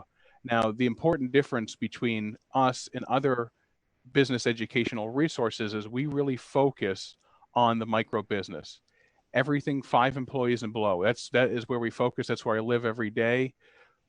These are solo entrepreneurs, single individuals, 1 or 2 employees, small businesses. These are the landscapers, the hairdressers, the floor refinishers. A lot of the ones that we work with are in the service industry, in the daycare industry.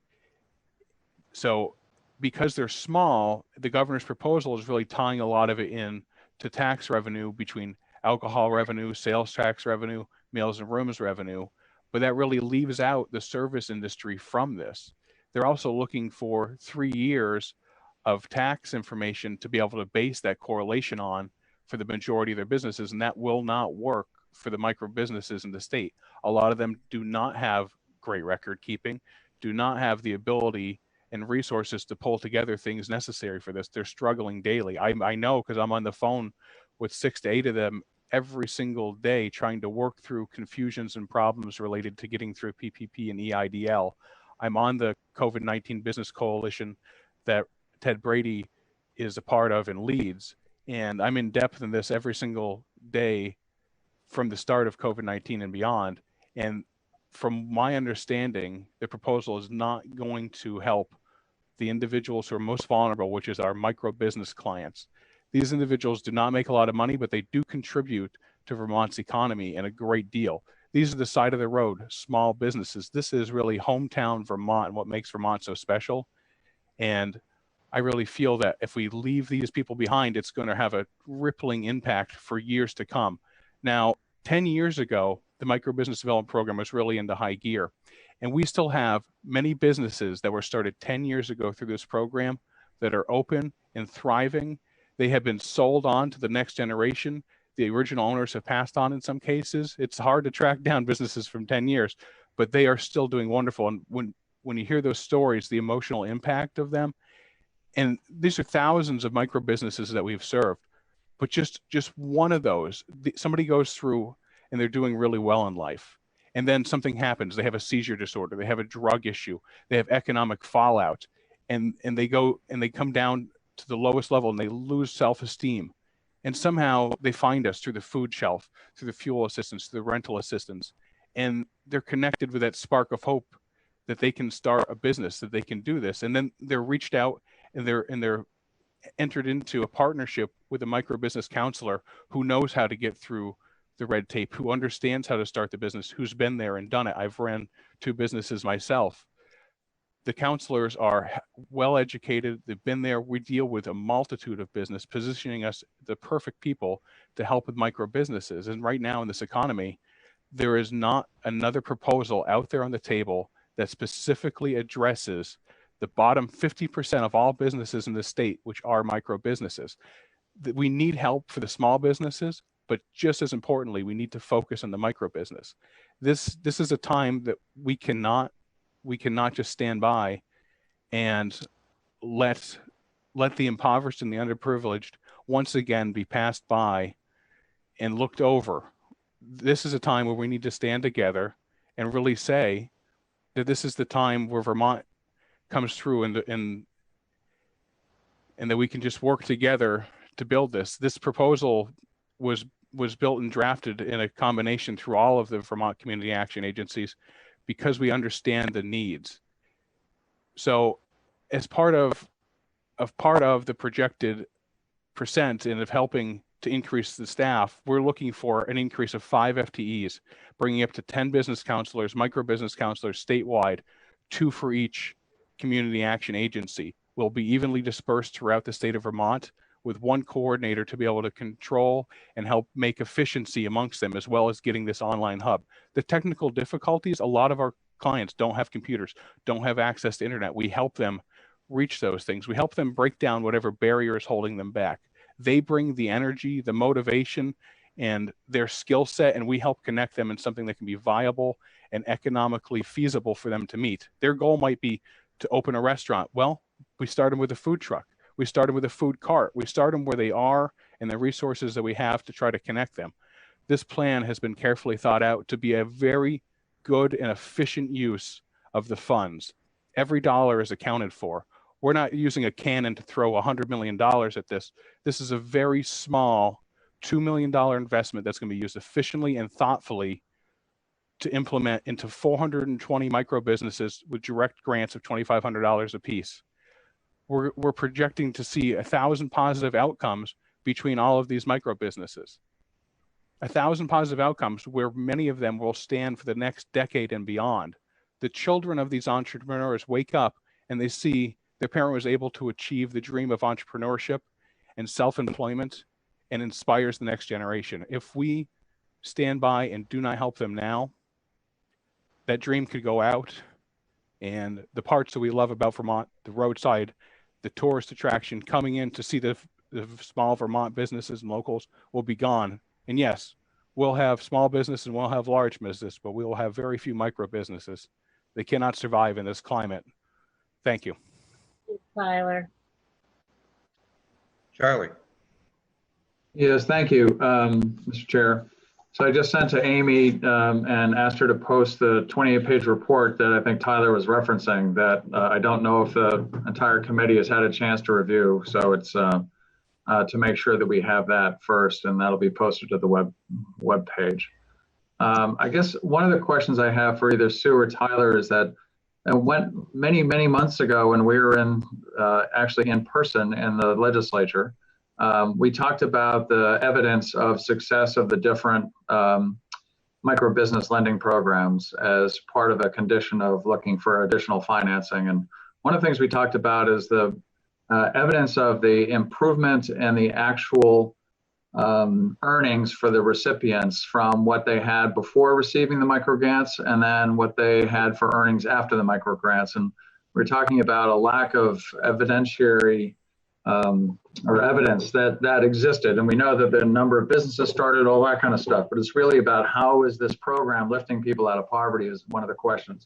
So I guess I would ask you, I have two questions. One is, do we have any of that information now available? We didn't have it then. We know it's a heavy lift in order to get that done. And the second part that I want to ask is that with this package proposed by the governor, there is the money for the Restart Loan and Grant Program for micro businesses with $15 million going into it, or 20 million, I'm sorry. And I know you're talking about the advising part of it, but I didn't hear you really address that part of it, which seems to be geared towards the clients that you're really talking about. So I was wondering if you could address both of those parts. One is the. I'm going to address quickly the first part of your question and have Tyler focus on, you know, what we do know, because of course we don't know even as much as you know at this point about what the proposal is, but I think that there are parameters around it that are difficult for our clients. But to your first question, you definitely asked us for information, and I think you recall you were asking us for, so we have information over a 10-year period that we've been asked to collect, but you were asking for information that we've never been asked to collect. So we were reaching out to clients who have been with us over time to understand, you know, they're very complex personal finances, essentially, is what we're trying to find out, and how hard it was for us. You just moved on me. Okay, I don't know why that happened. I don't know either. So we but you know, the truth is, you're right. We were in the process of learning that and thinking about, well, if they had this subsidy and they no longer need that subsidy, but then they went into a new rental unit and people's circumstances changed. So we were investigating about 5 different cases at Capstone. I don't believe Tyler was even involved in that because he wasn't even in this thing. And COVID hit. So frankly, we did not complete the research that you wanted, which was demonstrate to us how individuals have gotten off the system, essentially. What we did collect is a whole lot of 10-year history about successful businesses that I think, you know, it's hard for us to go back to clients that we never collected information and ask for them 5 years ago, what, you know, subsidies were you on? How did that change? And we were building that, but it isn't a simple process. And the truth is we have not gone back to that. And honestly, our workload is so extraordinary right now. I mean, we are feeding homeless people in hotels, 20,000 meals in 5 weeks. We're doing a lot of new things. So I can't commit to you to answering the questions you asked, but we have developed a spreadsheet I want you to see that I think will help you. Sorry for that long answer. Tyler, maybe you could answer the whether and how our clients can or maybe couldn't, for what we know of the governor's proposal at this point, and differentiating our grant and loan proposal. So my biggest concern on the governor's proposal, as far as it relates to the micro business clients, is really their lack of financial taxes. For this is the same issue that came up with dozens and dozens of clients who reached out directly to me on receiving the PPP and the EIDL. They qualified for the EIDL, but because they're a sole proprietor, one individual, they were only able to receive $1,000. And for the PPP, the process for that, even the business that sole proprietor doing well, that did 57,000 in revenue last year gross, they were only able to receive $2,700 from the PPP, because the way the sole proprietors work, and that they're not processing paychecks and hours the same way as larger businesses are. And my fear is that the governor's proposal is falling into the same track that the PPP and the EIDL did, and is putting in too many barriers for the micro business clients. It's easy for a small business to do it, where they have access to a larger staff, human resources, different individual. These are only 30 to 40 individual sized businesses, but they have a financial officer to take care of this. The sole proprietor, they were responsible for every single aspect of this. And I'm really afraid that the proposal fails to recognize the limitations of a sole proprietor micro business. I think the proposal does I a will say though, fantastic job at targeting small businesses, but even though they have language in there that does target micro business loans, those are going to really fail to secure what is our clients and what is the sole proprietors, and the smallest of the micro businesses are going to have a hard time accessing those funds. You're taking somebody who's put in years of effort to get their business off the ground. I know because I've done it. I see it every day. And now you're trying to saddle them with more loopholes and more things to jump through and able to access funding. They need the funding today. They don't need to go through more process to be able to receive it.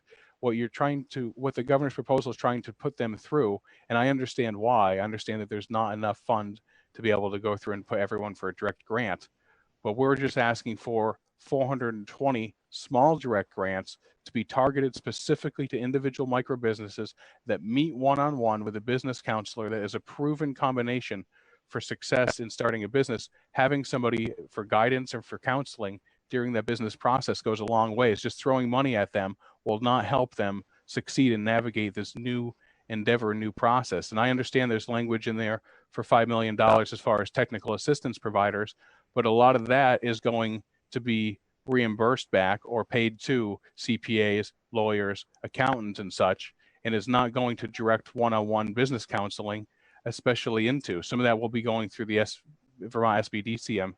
I'm certain of it, but a lot of it's not focused on the micro businesses.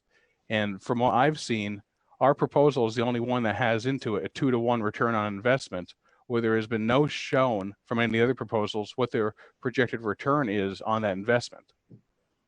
Okay, Tyler, yeah, I'm just looking at I don't know if you've seen the document, but with a $20 million program that's really for sole entrepreneurs, micro businesses, and other small business with annual gross revenues of less than $1 million. And then the $15 million in existing available capital to make loans. So I don't think you're disqualified from access to these funds. And when we heard this proposal originally from economic development, we said, would you be including the capstone agencies or the CAAs? And the response that we got back was yes. So that there may be room within this $20 million to fund the micro business programs. I just want to make sure that it's not disqualifying. You're not disqualified from this. I understand what you're talking about is your specific proposal and how does it fit within that. And that's what I'm trying to figure out is how do they line up at all? So it sounds like you're. I want to just mention that I did ask for and get a little bit of time with the agency, with Ted Brady, with Joan Goldstein, before they had unveiled it. I knew nothing about what they were doing, and they received mine, and they said, look, would you be willing to be folded into our program? We say, of course. And the point is that every different sector needs this support as quickly as possible.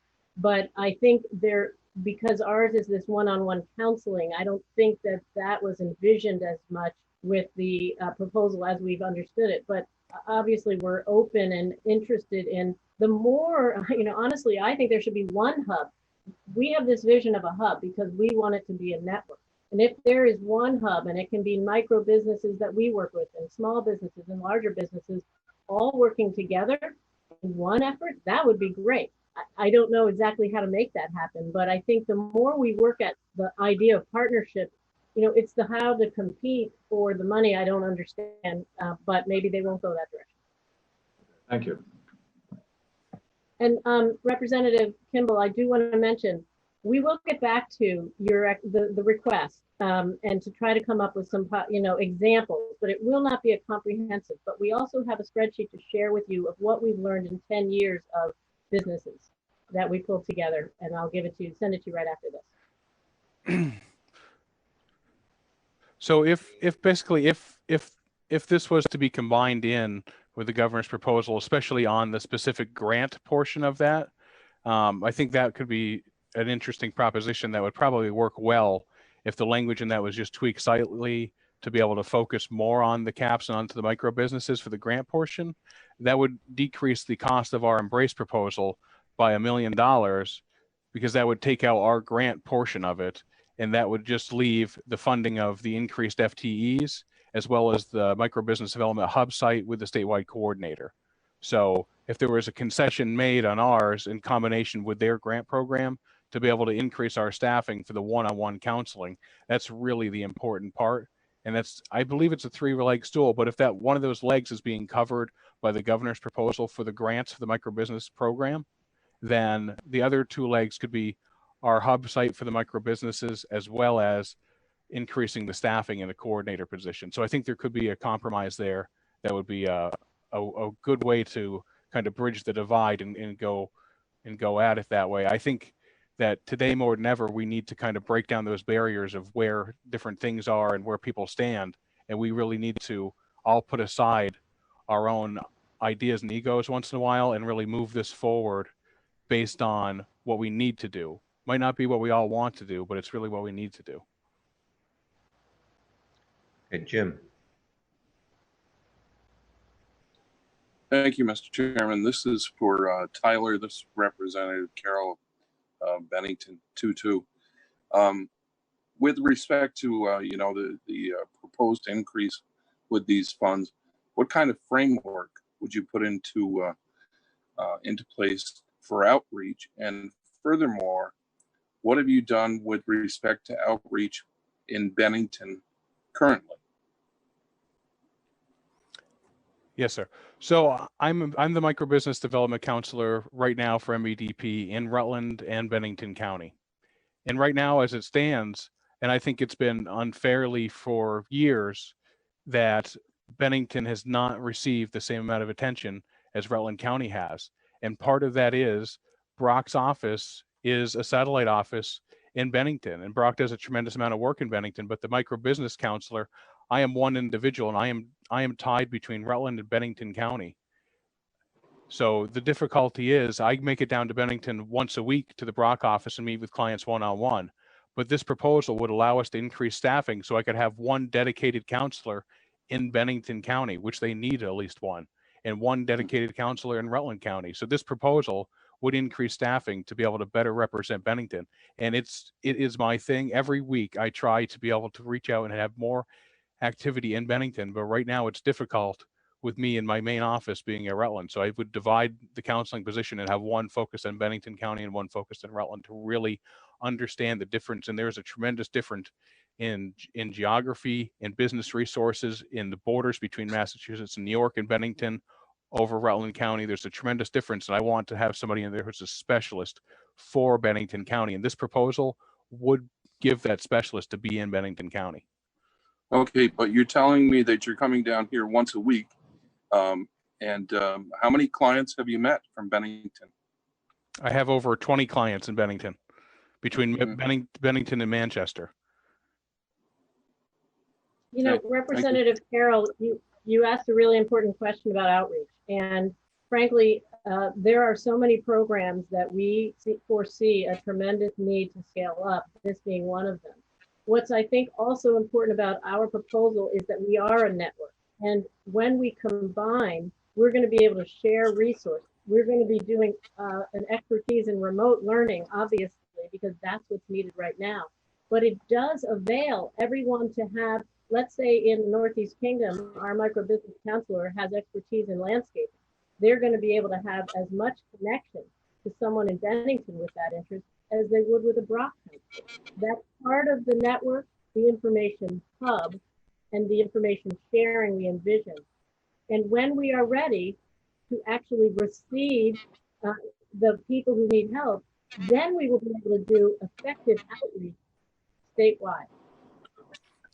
So part of the outreach that I've already been doing is I've been going into the Lightning Jar in Bennington. I've been going to different meetings in Bennington, reaching out to the Bennington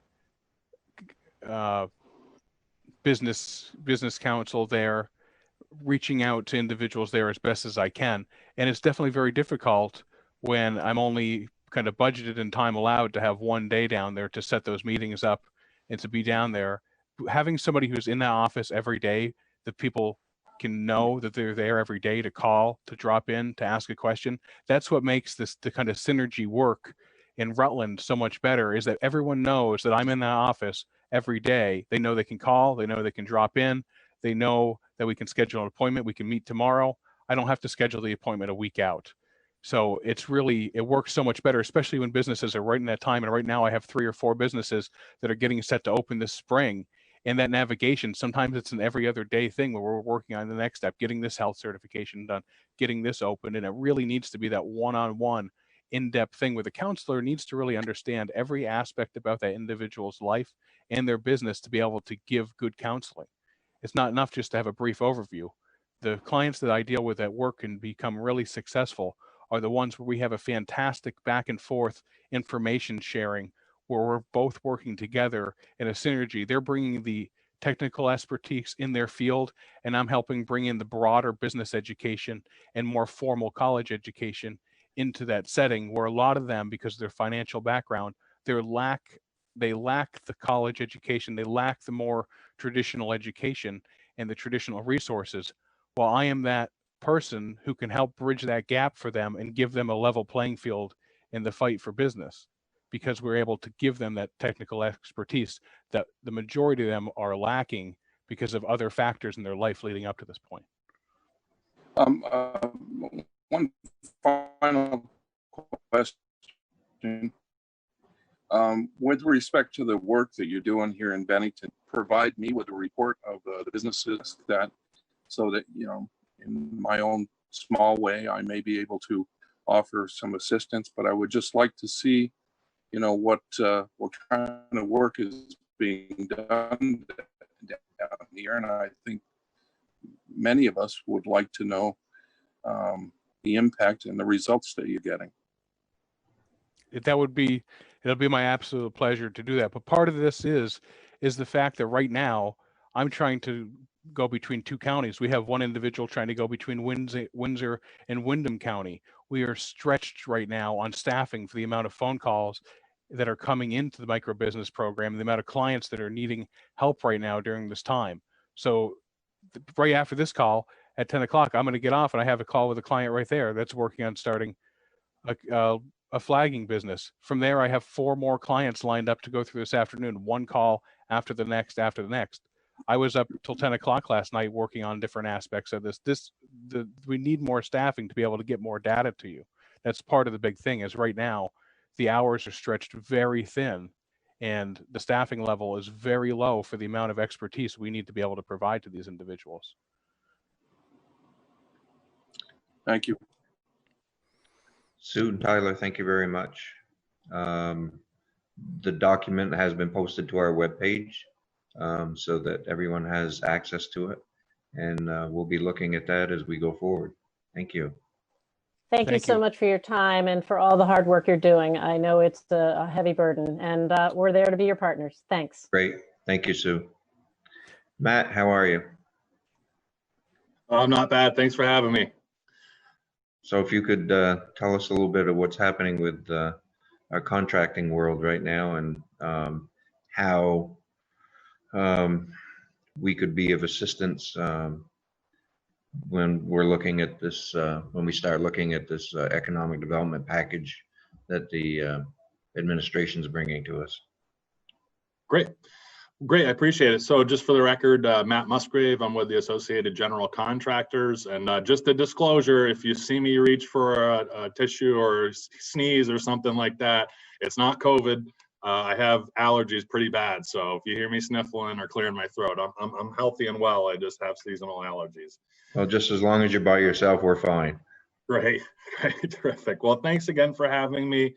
You know, I think things have significantly changed in my world since the last time we talked. I think the last time we spoke, I was talking about the 7 levels of coping, and that we were somewhere in between anger and frustration and confusion. And I think, you know, we've kind of been watching if you've been obviously paying attention to what's going on, you've seen, you know, our industry, construction and the trades, we've, as of last week, largely returned to normal size crews out there. So that's been a huge burden that's been lifted off of our people, that they're able to go back to work. It was challenging. I think I may have updated you. We were one of the first groups to put together a sector-specific plan, which we worked with ACCD, Health Department, Administration on, and we rolled that out. Part of that plan that we put together was COVID safety resource officer training, which included a train the trainer portion that we ended up first made it available to AGC members. We brought through every one of our members, got them all trained, and then the conversation switched gears really quickly, and we realized that our members here at AGC don't always work with members. So sometimes they'll have subcontractors or suppliers or other people that they work with that maybe aren't in our association, maybe they're in the Home Builders Association, maybe they've chosen to just act independently out there. And we realized that there was, varying levels of training that were coming down the pike. I know VOSHA worked real hard to put together a good general industry training. But we felt that, we brought our folks up to, we feel like we raised the bar in terms of this return to work COVID stuff.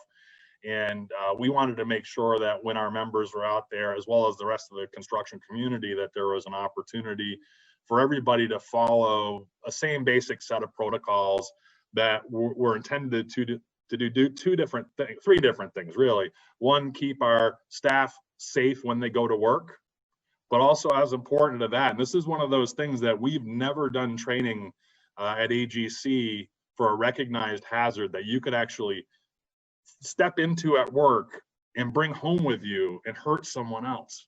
And that was really striking to us that, the actions and the things that we do at work can follow us home now if we're not following procedures and protocols. So we put together this CSRO training, and we put it out, number one, to our members, but then we were able to work with Department of Labor and got some resources to help us actually transmit this. And we offered this out to anyone in the building community in the state of Vermont. And as of today, or yesterday was our last course, I believe, we have put over 2,100 different people and companies through this program, and that's going to trickle down to the larger contractor world in terms of training, and that includes not only general contractors but subcontractors, electricians. I had ski resorts, we had suppliers on, we had members of Capstone and their weatherization program. We had I even had daycare providers that took the course with us. So we were really pleased to do that and provide that level of service. And we think that those 2,000 people that we trained are going to trickle down to somewhere between 20 and 30,000 people on the ground getting that training. So we're really proud to talk about that. And we think it was one of the parts that got us back to work. And so that brings us to where we are today. And I'm happy to say that, we're one of the verticals in the building trades that have, whereas we are limited in certain terms, like needing to wear face coverings and social distancing and put together disinfecting and cleaning protocols at the job site. Outside of that, we're one of the few industries that have been able to send full crews back to work, and that happened last week. And we're very appreciative of that.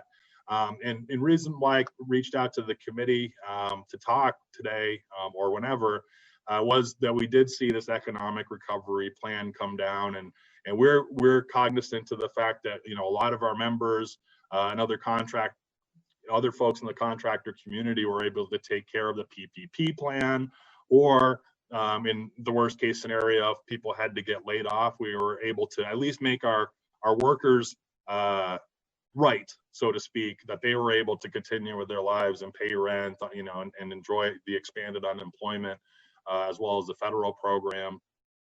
But now that things are gone back to work and we're starting to look at things from the company level, we're starting to have these discussions internally about the costs and losses that have been absorbed over the last couple of months. And when we start discussing some of these challenges, we start getting into the tens of millions of dollars pretty quickly, just within our ranks, not even talking about going to that larger group of of building trades professionals that are out there. So one of the things that not a lot of people are familiar with is that, you know, both our residential, or all three, residential, commercial, and our highway and bridge world, they're pretty limited to about 10 months of work out of the year, and that's based on our weather here in Vermont.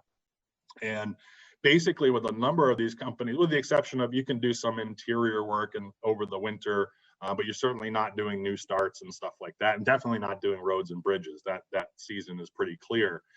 So when we look at that in terms of the impact that this COVID thing has had on our economy, or the construction economy, is that we really lost 2 months out of 10 months that we depend on to not only pay the bills, but to remain profitable, that the businesses will stay open. And when I say that, you know, it's the general contractors are typically working right on through August or September before they hit that Black Friday.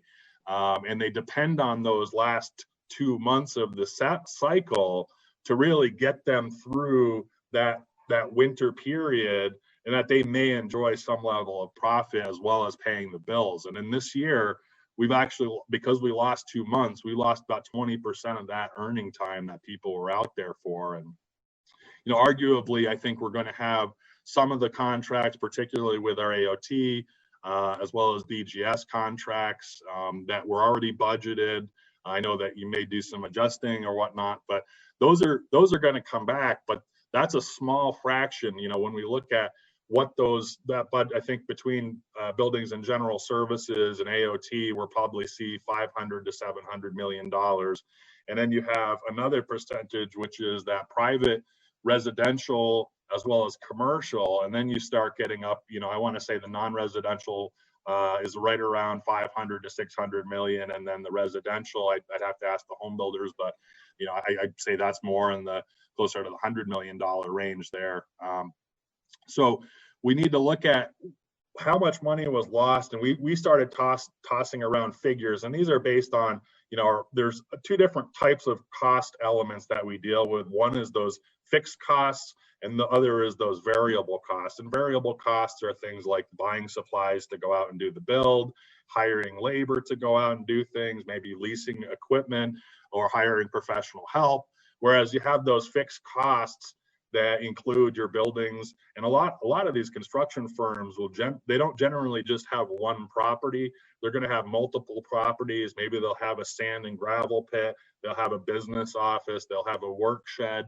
They're paying property taxes on all of these, as well as their electric bills, keeping the lights on. And then there's a third level of bills which haven't really been discussed. I know I was in Senate Economic Development yesterday, and they started this conversation. There's also that fixed capital cost that companies have encountered. And they had a fellow from a tent company on yesterday, and I can tell you it's very much the same model for a lot of these contractors. Is that yellow equipment that you see out there, if you get 4 pieces of equipment, you're well over $1 million pretty quickly on a property.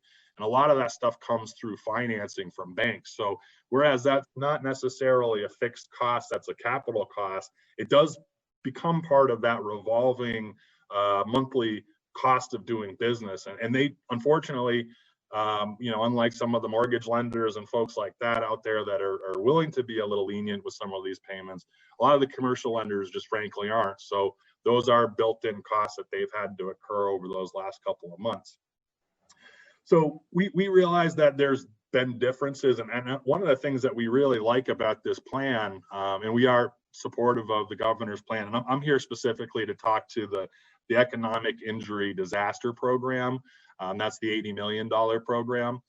We like the way that looks. It's going to be issued through VITA or other, I believe, other non-traditional lenders, and we're fine with that. We like that process, and I think one of the things that we like about that is it gives our individual companies, and some of those are micro businesses, right? I mean, some of those subcontractors, those 1-2 person plumbers, electricians, painters, other specialty contractors. We have people that run the gamut from very, very micro all the way up to some of these larger groups like SD Ireland and you know, Pike Industries and such. So what we like the ability for individual companies to go forward and say, itemize, this is what our issues are, this is where we were before, this is where we are today, and this is our actual pain that we've developed. And I think that goes a long way. I know there's some other models like taking a general percentage of what the income is, but this gives us the ability, I believe, to go out there and give actual cost losses. And it's not based on estimates. It's not based on a general industry percentage. This is based on those individual company costs. What we do want to talk about with that program, and I've definitely spent some time with ACCD. I think the administration of them put some good thought into this. But the challenge that I have, I think our association has in general, is you have the first component, which calls out the hospitality, the retail, and the food services. And I think that's good.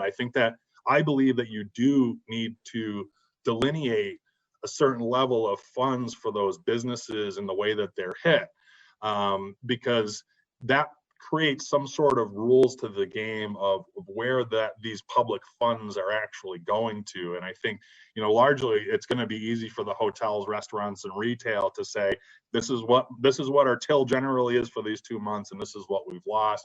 This is what our operating expenses. And I think that's a great program. But I don't see that on this $80 million economic injury disaster program. What I see is that any nonprofit or any business can actually come out and apply for these grants and these funds. And quite frankly, I think, I'm preaching to the choir when I say this, $80 million is going to go very quickly. And I think one of the things, I have two recommendations for this. It's an either or scenario. But number one was I don't know if I think it may make sense to look at that $80 million and maybe try to target those dollars into certain sectors. And I used the number $20 million earlier when I was talking about and that's a low estimate of what the perceived losses in construction would be. But if you were to make a portion of that for the building trades, that would give people, and again, these are folks that aren't savvy with the grant writing process. So that's why I think the delineation is important, is that it gives the opportunity for people to come out and say, yeah, well, I'm raising my hand, I'm the building trades, this is the program I go to. And what we fear in general, and there was a Sly article about AGC last week or the week before in one of the local papers about how great we are at applying for grants. And there's lots of groups that are like us. That's what we do professionally. And there's lots of organizations that are expert grant writers, experts at getting money from the government in one way, shape, or form.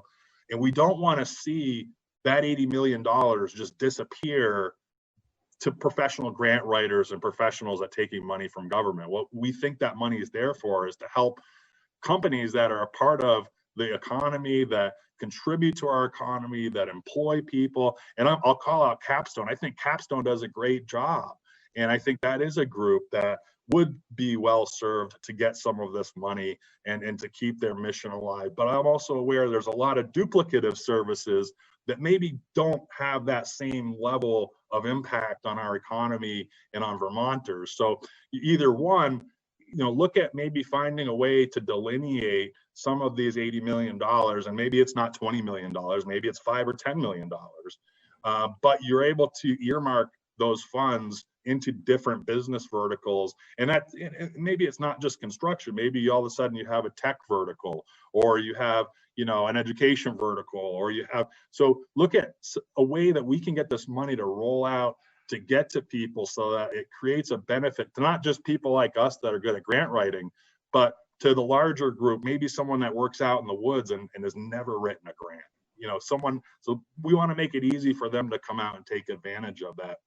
So number one, I would either recommend some sort of a delineation of where that money goes, or number two, this is going to go through VITA, and VITA has some pretty good prescription, so to speak, for vetting the people that they send money out to. So in the place of maybe doing a delineation, maybe set a standard or a bar that people will have to meet. And I'll pick on Capstone just because they're here today, and this is good. But I think they can actually do a really good job of demonstrating and showing what they're doing out there. And I think the same when, you know, if it's a contractor, they could come out and say, well, I employ 50 people. We, you know, this is what our, you know, what we're doing for the economy. We're a $10 million a year business. We employ 50 people, we build homes, and we do all this great stuff.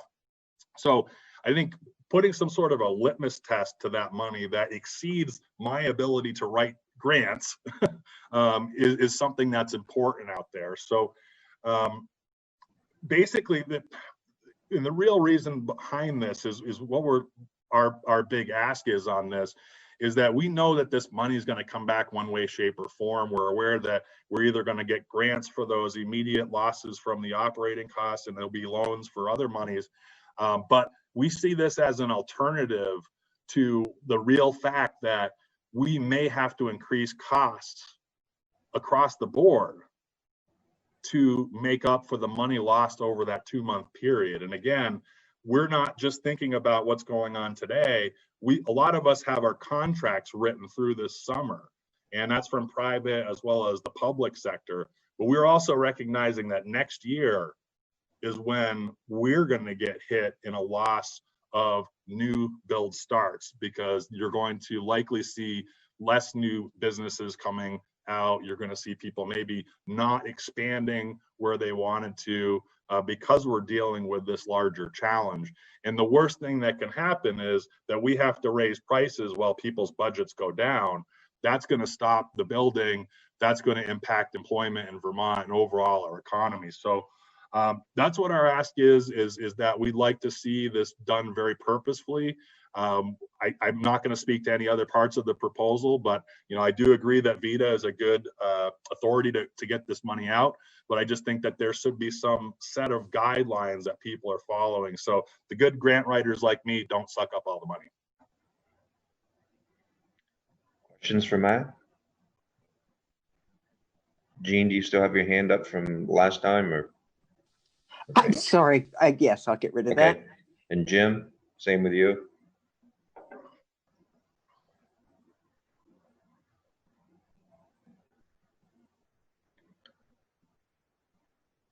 Yep. Good. It sounds like it did okay then. Okay. There is a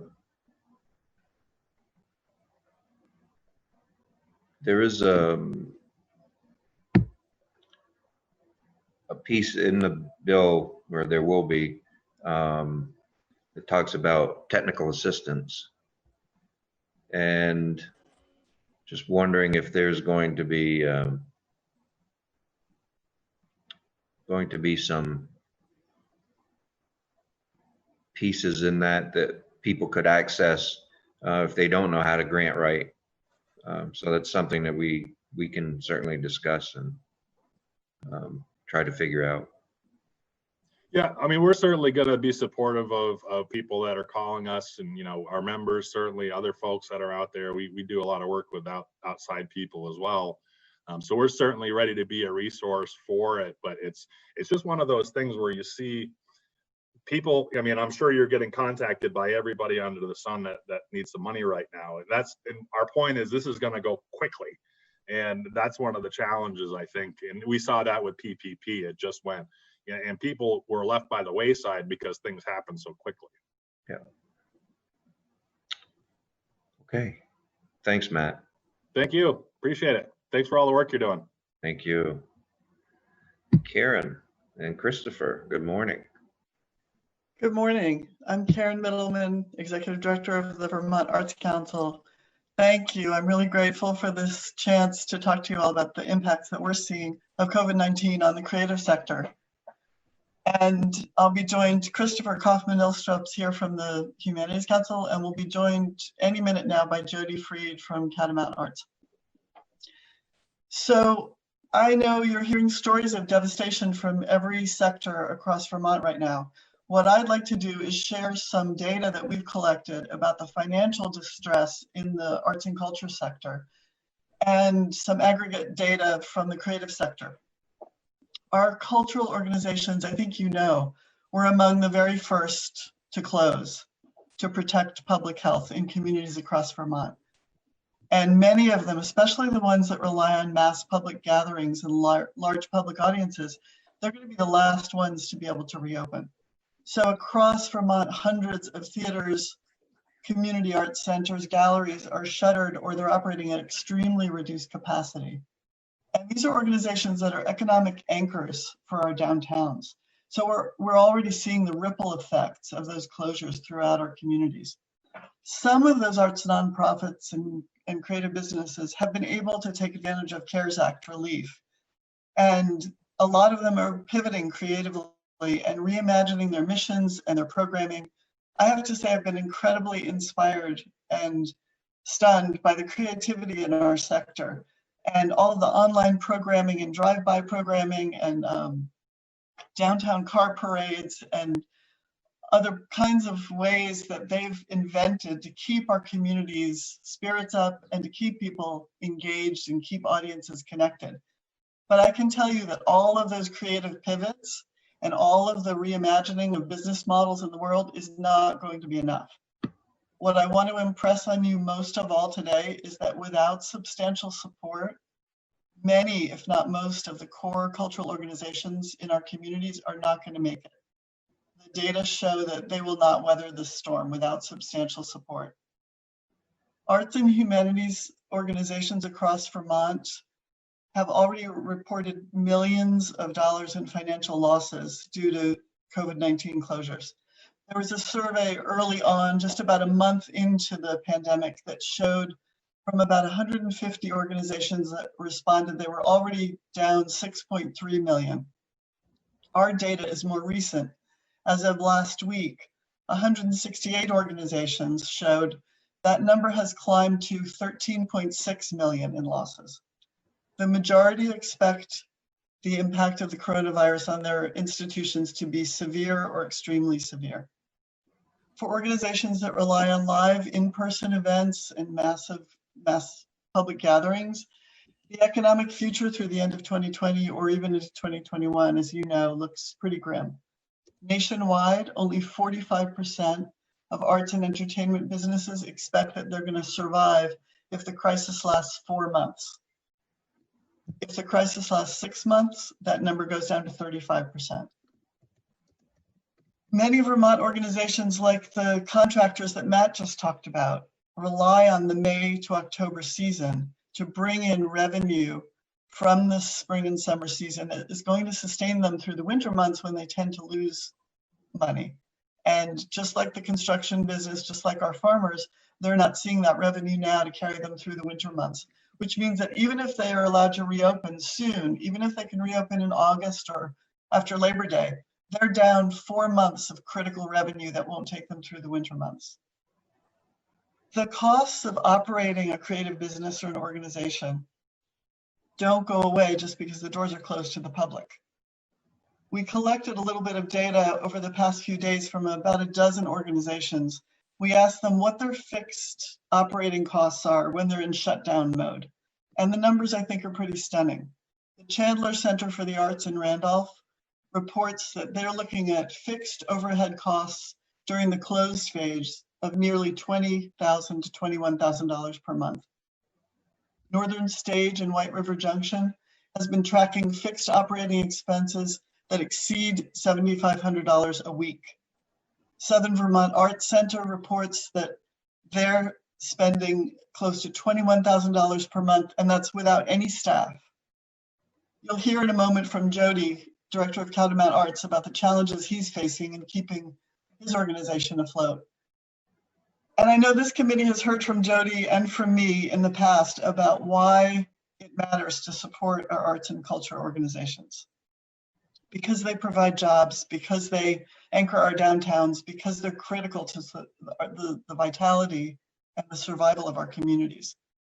Nonprofit arts and culture organizations in Vermont comprise a $123 million industry.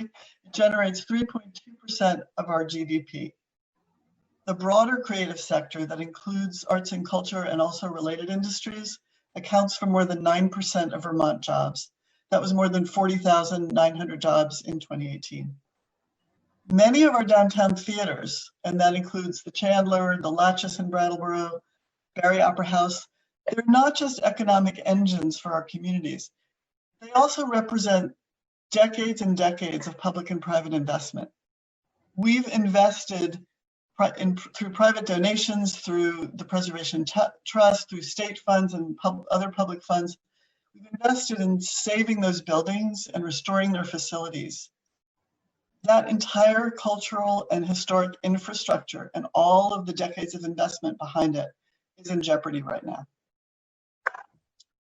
The cultural sector is also poised to help Vermont and to help our communities recover.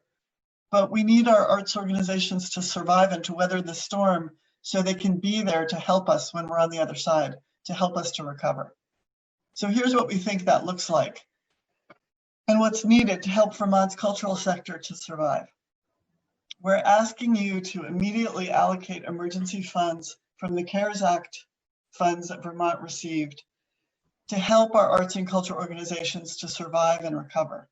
In phase one, the relief phase, we need to focus on preventing permanent closure of Vermont's core cultural institutions.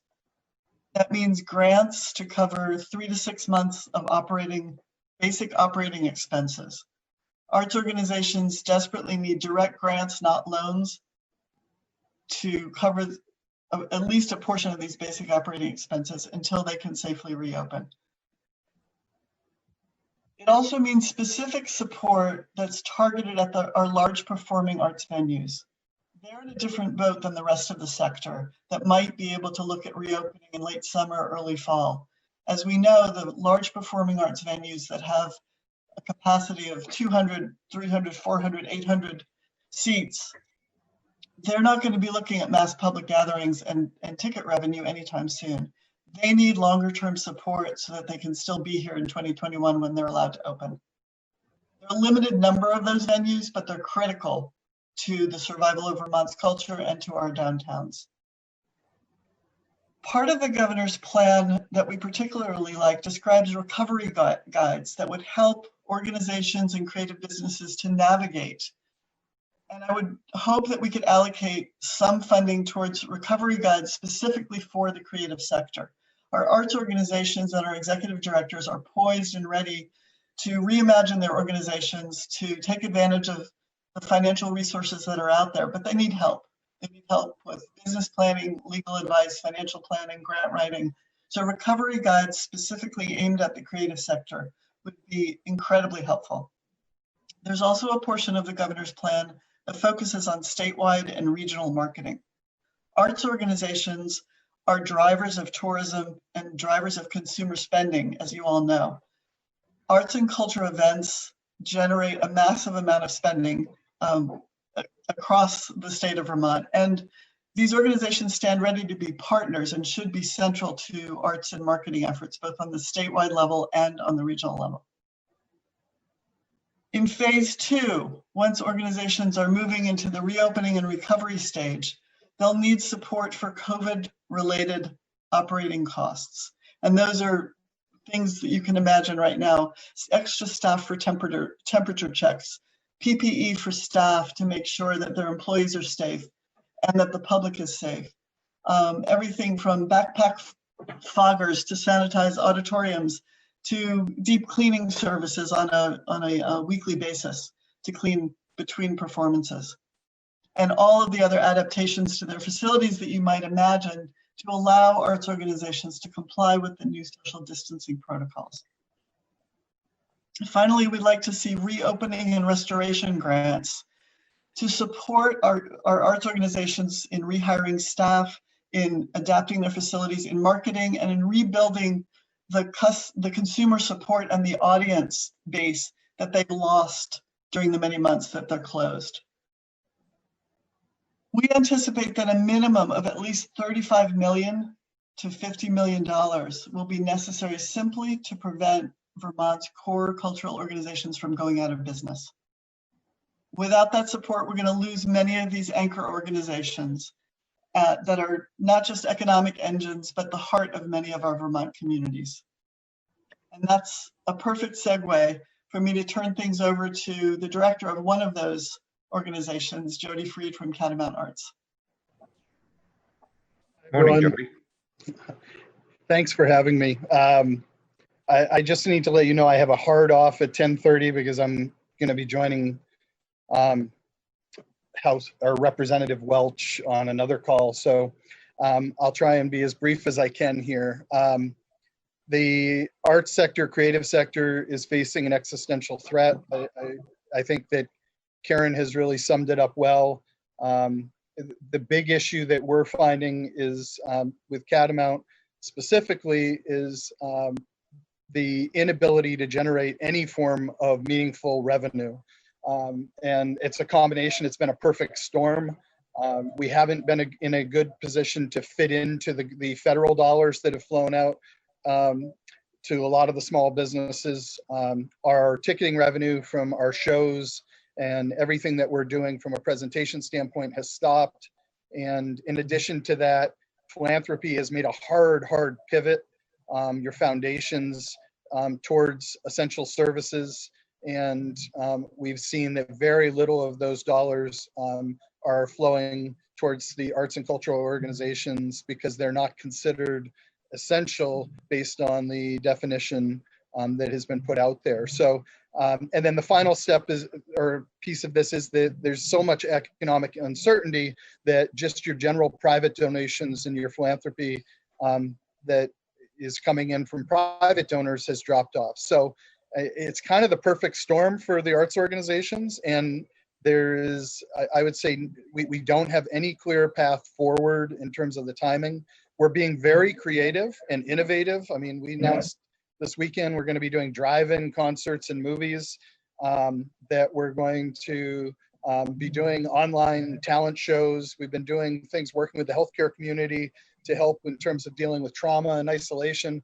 All of those, I think, serve a real purpose in our community, but they're very difficult to monetize, and they're not solutions that are going to allow us to stay solvent over the long term. So I think that, you know,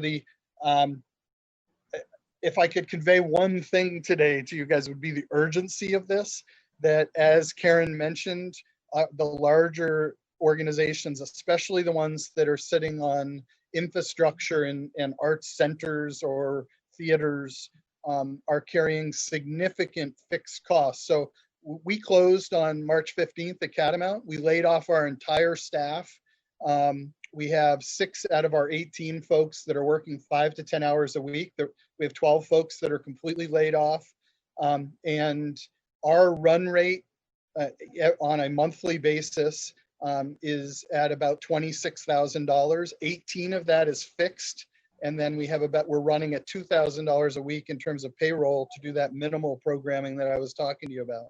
So that's with the Arts Center physically closed, and us just maintaining our debt service, our insurance, our utilities, the basic things that you have to keep your organization going.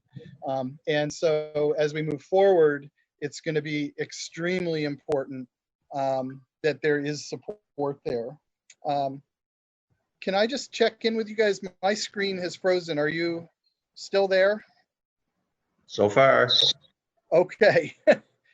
Maybe I'm up on a hill in Kirby, so that's the, you know, broadband is a whole nother issue. But I guess I would, from there, if given that I don't have a lot of time, I would just end by saying that I think that given the amount of work that we've put in over the past 10 years in the state of Vermont and specifically in the Northeast Kingdom to develop a rural economic development strategy, which it leverages the creative sector to move forward into the future, that the ripple effects, if we were to lose these cultural anchors, would be huge. So while Karen mentions 9% of the workforce and the millions and millions of dollars that are brought in, if you then extrapolate that out to what the impact would be if we were not there on the small businesses, the downtowns, the lodging establishments, it would be huge.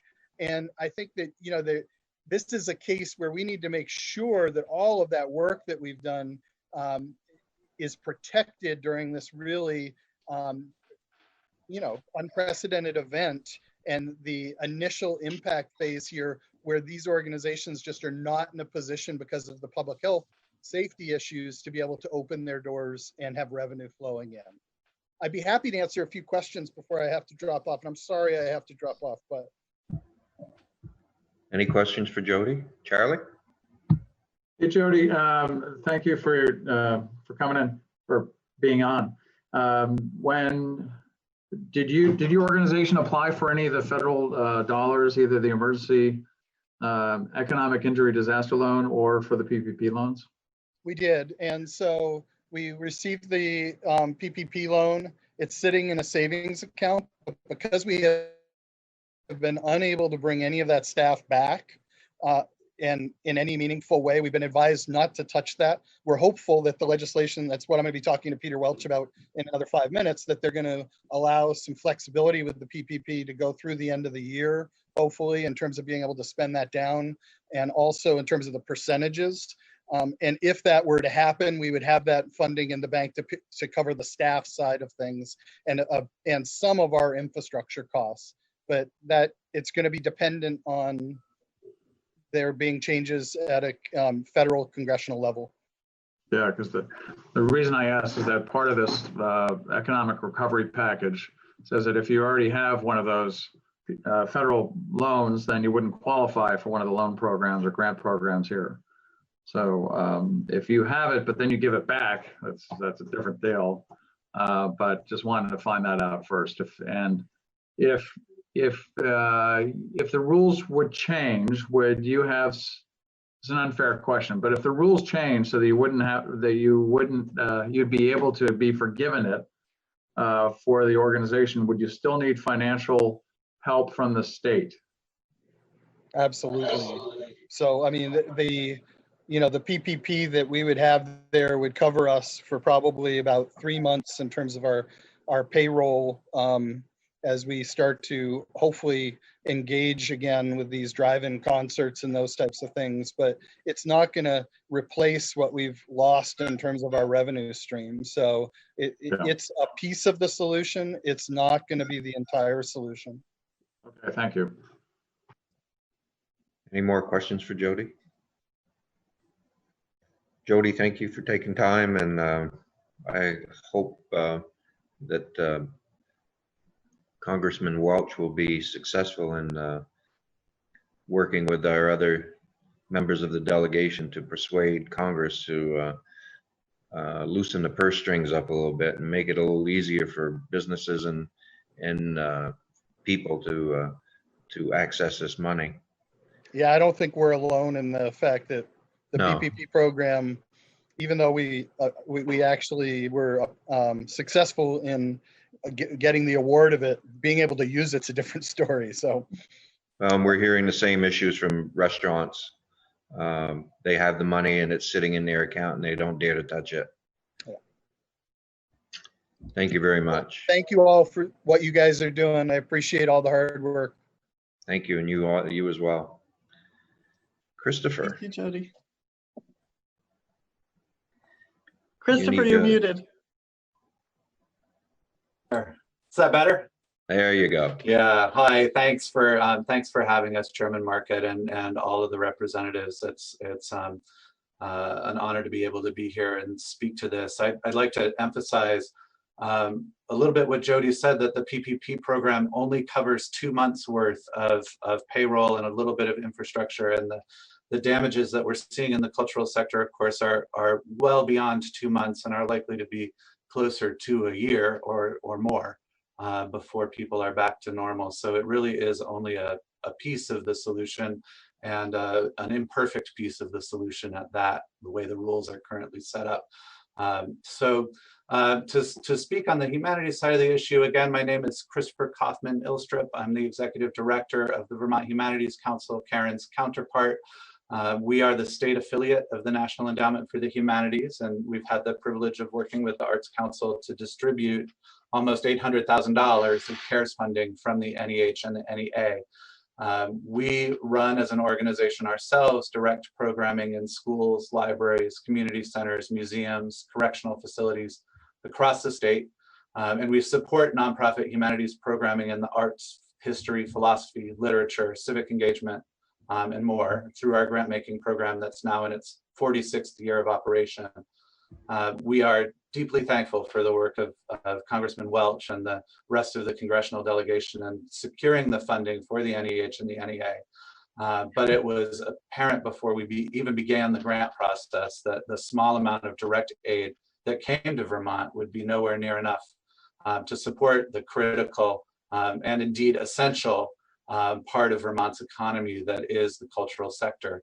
As Karen and Jody noted, I want to emphasize again, the cultural sector makes up 9% of Vermont's economy, and almost 40,000 Vermonters make their living doing this work across all 14 counties. From the humanities side, I just want to note that we have a 40,000-foot view looking at hundreds of institutions across the state. Our network of small, medium, and large museums and historic sites are a primary driver of our summer tourism industry. You all know sites like the Lake Champlain Maritime Museum in Ferrisburg, the Old Stone House in Brownington, the American Precision Museum in Windsor, and the Calvin Coolidge Historic Site in Plymouth Notch. These organizations and others draw tens of thousands of people from out of state into Vermont's small downtowns and villages, and they spend millions of dollars every year in lodging, meals, local products, and transportation along the way. We have in Vermont an increasingly well-developed and sophisticated marketing and tourism strategy that reaches specific audiences interested in our historic sites and in our welcoming communities, including institutions like the Vermont African American Heritage Trail, the Vermont Abenaki Artisans Association, and the Vermont Gay and Lesbian Tourism Association. These networks are largely run on a shoestring by independent nonprofits, and they have not usually received any state support. As you know as well, our summer festival culture is second to none, presenting world-class offerings like the Lake Champlain Chamber Music Festival, the Burlington Discover Jazz Festival, Yellow Barn in Putney, Weston Playhouse, Dorset Theater Festival, and more. These festivals draw thousands of tourists and locals and generate millions of dollars in economic activity in very rural areas. All of this economic activity is in deep jeopardy right now. Indeed, the timing of the pandemic shutdown as the cultural institutions were finalizing plans for busy summer seasons could hardly be worse. As Karen said, most humanities and culture organizations in Vermont see most of their revenue in the summer season, from May to October. They're likely to experience a complete wipeout of all of this revenue. Even our small public libraries that we work with every day operate on razor-thin margins, but they do most of their fundraising in the summer when they can capture dollars from wealthier summer residents and tourists. Although representing somewhat fewer dollars, I'd also like to point out that many of these humanities organizations and arts organizations rely heavily on school field trips to make ends meet in the shoulder seasons from April to May and October to November. With the schools shut down, all spring field trips were canceled. Given the pandemic-induced crisis in school funding, it seems unlikely that the 2020-21 school year will see much activity in this revenue bucket without external support. Here are a few additional numbers to add to those that Karen and Jody referenced before me. The Lake Champlain Maritime Museum, a key driver of tourism in Addison County for over 40 years, has canceled its entire 2020 season. Their fixed monthly costs, well closed, are $50,000 a month. That's a $300,000 immediate loss over just this season. In addition, because like many nonprofits, they chose to self-insure for unemployment benefits, they will later be on the hook for all of these costs without a regulatory rule change.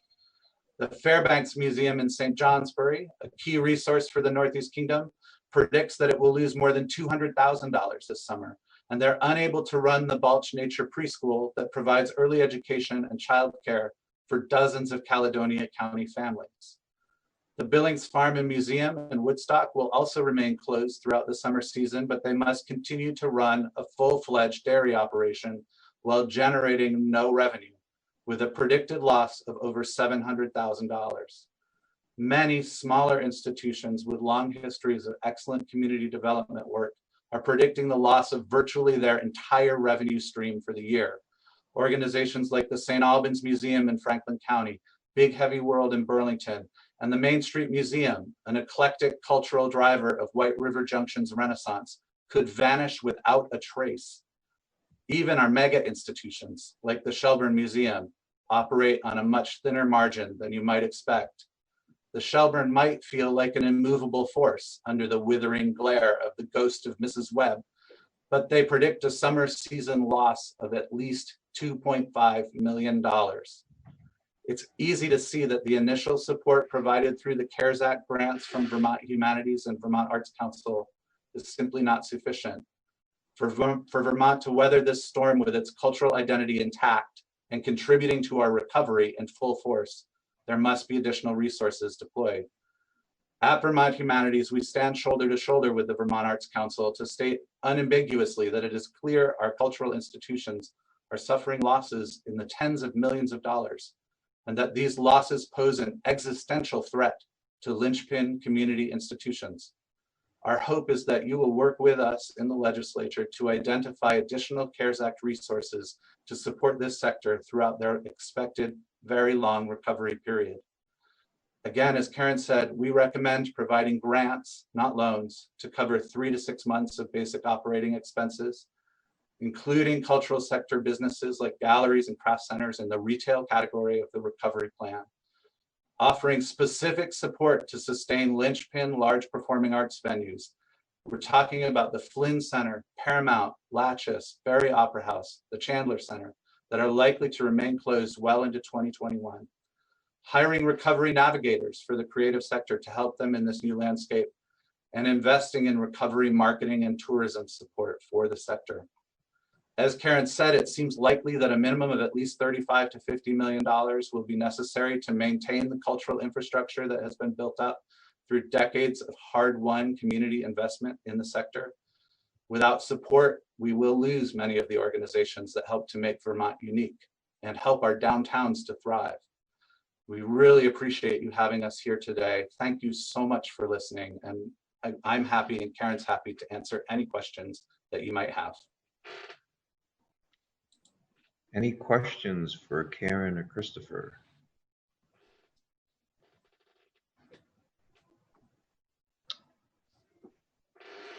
I see none at the moment. Thank you both for joining us today. We also have to be running shortly because we're on the floor at 11. But we appreciate you joining us, giving us the conditions of the creative economy at this point. And as we start looking at the language tomorrow, we'll keep all of that in mind and try to figure out how we're going to put all of this together. And please stay tuned and watch.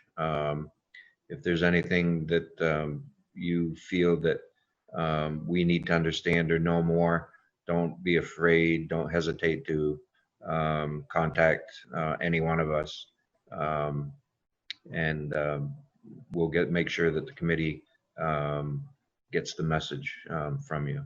So thanks a lot. Thank you. I know Thank Karen you and so I's much for your testimony time. is on the website. We also have plenty of raw data that we're happy to share from the grant program that we've been running for NEA and NEH. Okay, that'd be great. And I'm sure that appropriations will be wanting to see some of that once they start taking a look at everything too. Okay, thank you, committee. I think we're done for today. Is there any questions from anyone before we go off? Okay, so we'll be back on tomorrow at 9 with a joint hearing with the Senate. Economic Development, going with David, going through the language that he is drafting today to get a better understanding of what's going on. As soon as I get the language, I'll get it to Amy, I'll send it out to everyone, and we'll post it right away so people can see it and you can have a chance to look at it. So Amy, I think we can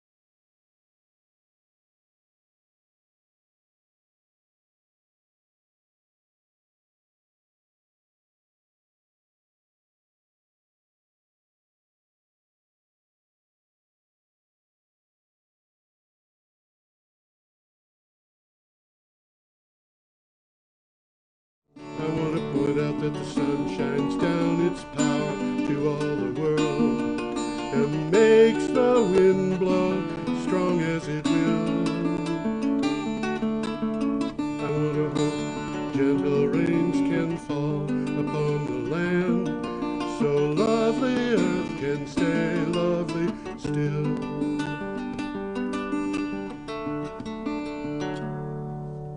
Hello, ladies and gentlemen. Welcome to the 374th edition of Energy Week. This is a report of news in energy and climate change starting the 28th of May, running up to this 3rd of July, and we are reporting this on the morning of the 4th of July. This is Energy Week with George Harvey, me, and the amazing Tom Fennell. In the flesh. In the flesh. And we are both working from home because of the coronavirus by telephone. I'm sorry if the sound is not as good as it should be, but you know, we're chugging along here. Every day I get up and go to the internet and find the news on energy and climate change. It goes up to my blog, which is geoharvey.com, geoharvey.com, and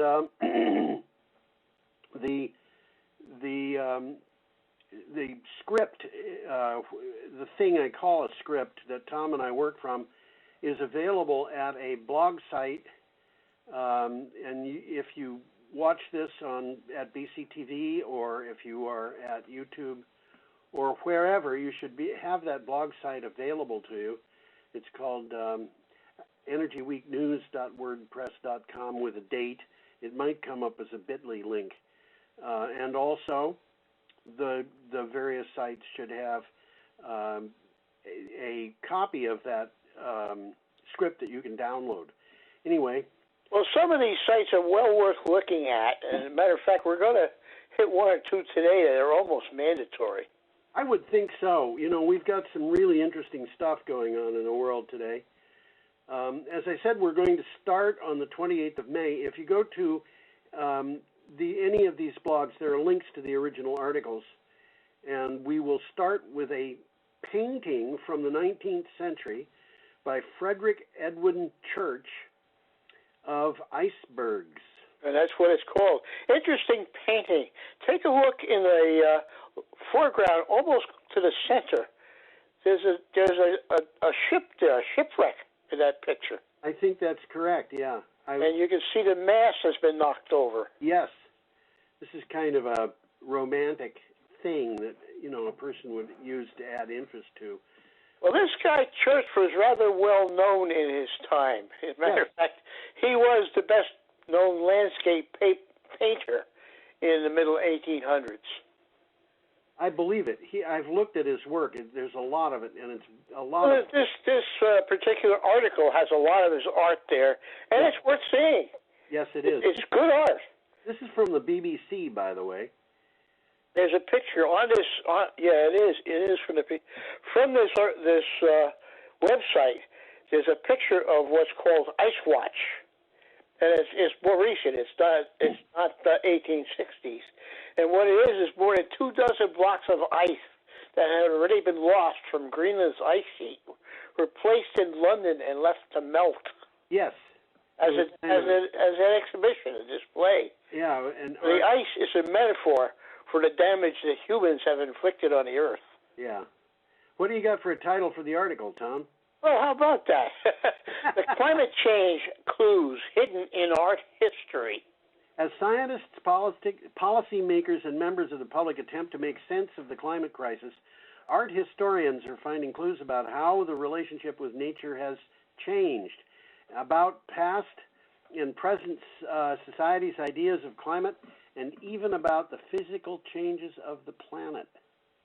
So as I said, this is one of the ones that's well worth seeing. It is, and because of the website. Yeah, largely because of the pictures. Oh, absolutely. Yeah, okay. Without the pictures, it's nothing. Okay. Well, you got an interesting picture here coming up of a coal loading facility. Yeah, this is a sea of coal with a big bulldozer right in the middle of it, and the bulldozer looks a little bigger than an ant, but it looks pretty small in this picture. And this is from Scientific American. It is that, and it says coal's decline continues, with 13 plant closures announced in 2020. I think we're going to touch base on this more than once in this episode. It just goes on and on and on. Power companies have announced plans to close 13 coal plants this year, according to an E&E News review of federal data and companies' closure plans. 2 other plants will be converted to natural gas. Burning coal is no longer economically sound. Repeat that sentence because it's valid. Burning coal is no longer economically sound. And that's true even if the coal plants have been paid down and are old and, there isn't any new work that has to be done on them. It's just not economical to burn coal. It's too expensive. Well, right now, in some circumstances, and it's a lot of circumstances, burning coal is more expensive than solar, even if you got the coal for nothing. Yes, or if you have to build new solar to do it. Basically what we're at, the situation that we're in is that the utilities are finding that it's cheaper to replace the coal plants than it is to use them. And then one other thing that's happening is kind of a vicious circle. Coal plants are running less, and the less you run it, the higher the cost per unit energy. Yeah, and because those plants are designed specifically to run flat out all the time, reducing their output is not just expensive, it's costly. Really expensive. Yep, absolutely. And we're going to follow this with another article. Should we go into that? Well, we'll get to it eventually. Well, I guess the next one coming up is very closely related. It's called Renewables, Crushing Coal. And it won already 100 days this year. Yes, and this is from Clean Technica, and we have a picture here of a wind farm. Is that what that is? That's what that is. I recognize those turbines. I know what turbines look like.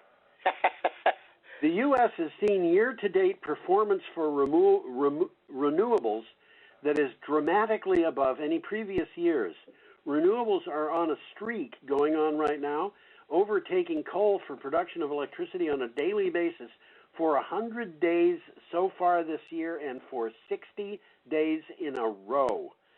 Well, in 2019, the best day saw renewables generating 50% more electricity than coal. Yeah. And in 2020, we've seen as high as 96% more. Yeah. Even more than last year. Yeah, and the thing that I find interesting about this is that a lot of those days when renewables were beating coal were days in the winter, which is one of coal's 2 important times. That's an interesting observation. Yeah, and I don't know what I think that coal is doomed. There's no question about it. Well, in 2008, coal supplied half of the country's electricity. Yes. And by last year, it's down to less than a quarter. Well. And as we will talk about, I think a little bit later, renewables will pass coal on an annual basis this year. This year. And the prediction at the end of last year was that it would happen next year, so that it would happen in 2021. Well, it's happening quicker. But it's happening quicker. A lot of that is because of the coronavirus, which is having a much more profound effect on coal than it is on renewable energy. That's an interesting observation. Yeah. That is true. Absolutely. So we're up to Friday, May 29th, with another item from Clean Technica. And we got a picture of a tanker, and I'll touch base on a couple of notes about that tanker. This tanker is really fun. When we get to it here. Read the title, Tom. Mission created to promote zero energy emission electric vehicles. 7 Japanese companies have joined forces to launch a zero-emission electric vessel consortium, the E5 consortium. 3 of them, Asahi Tanker, XNO Yamamitsu Corporation, and Mitsubishi Corporation, recently built the world's first electric ocean vessel, the E5 tanker. I don't know that this is really the first electric ocean vessel, but I'm sure that it's the first electric ocean tanker. Yeah, I think what you're saying is right there.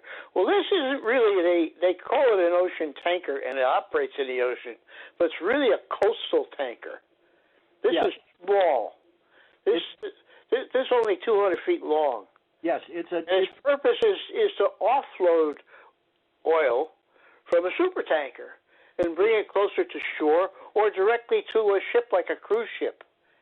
So this is basically what is called a lighter, which means a lighter, a shovel tanker, something like that. Absolutely. It would probably be useful for, say, Massachusetts to deliver oil to Martha's Vineyard in Nantucket or something like that. But these large super tankers can't get into a lot of places. I mean, they're pretty big. Let's give you a quick rundown on this. This is 200 feet long. Yeah. U.S. Navy aircraft carrier is 1,000 feet long. Yeah. A cruise ship a little larger than that, 1,200. A container ship is a little larger than that, 1,300. And an oil super tanker is about 1,500 feet.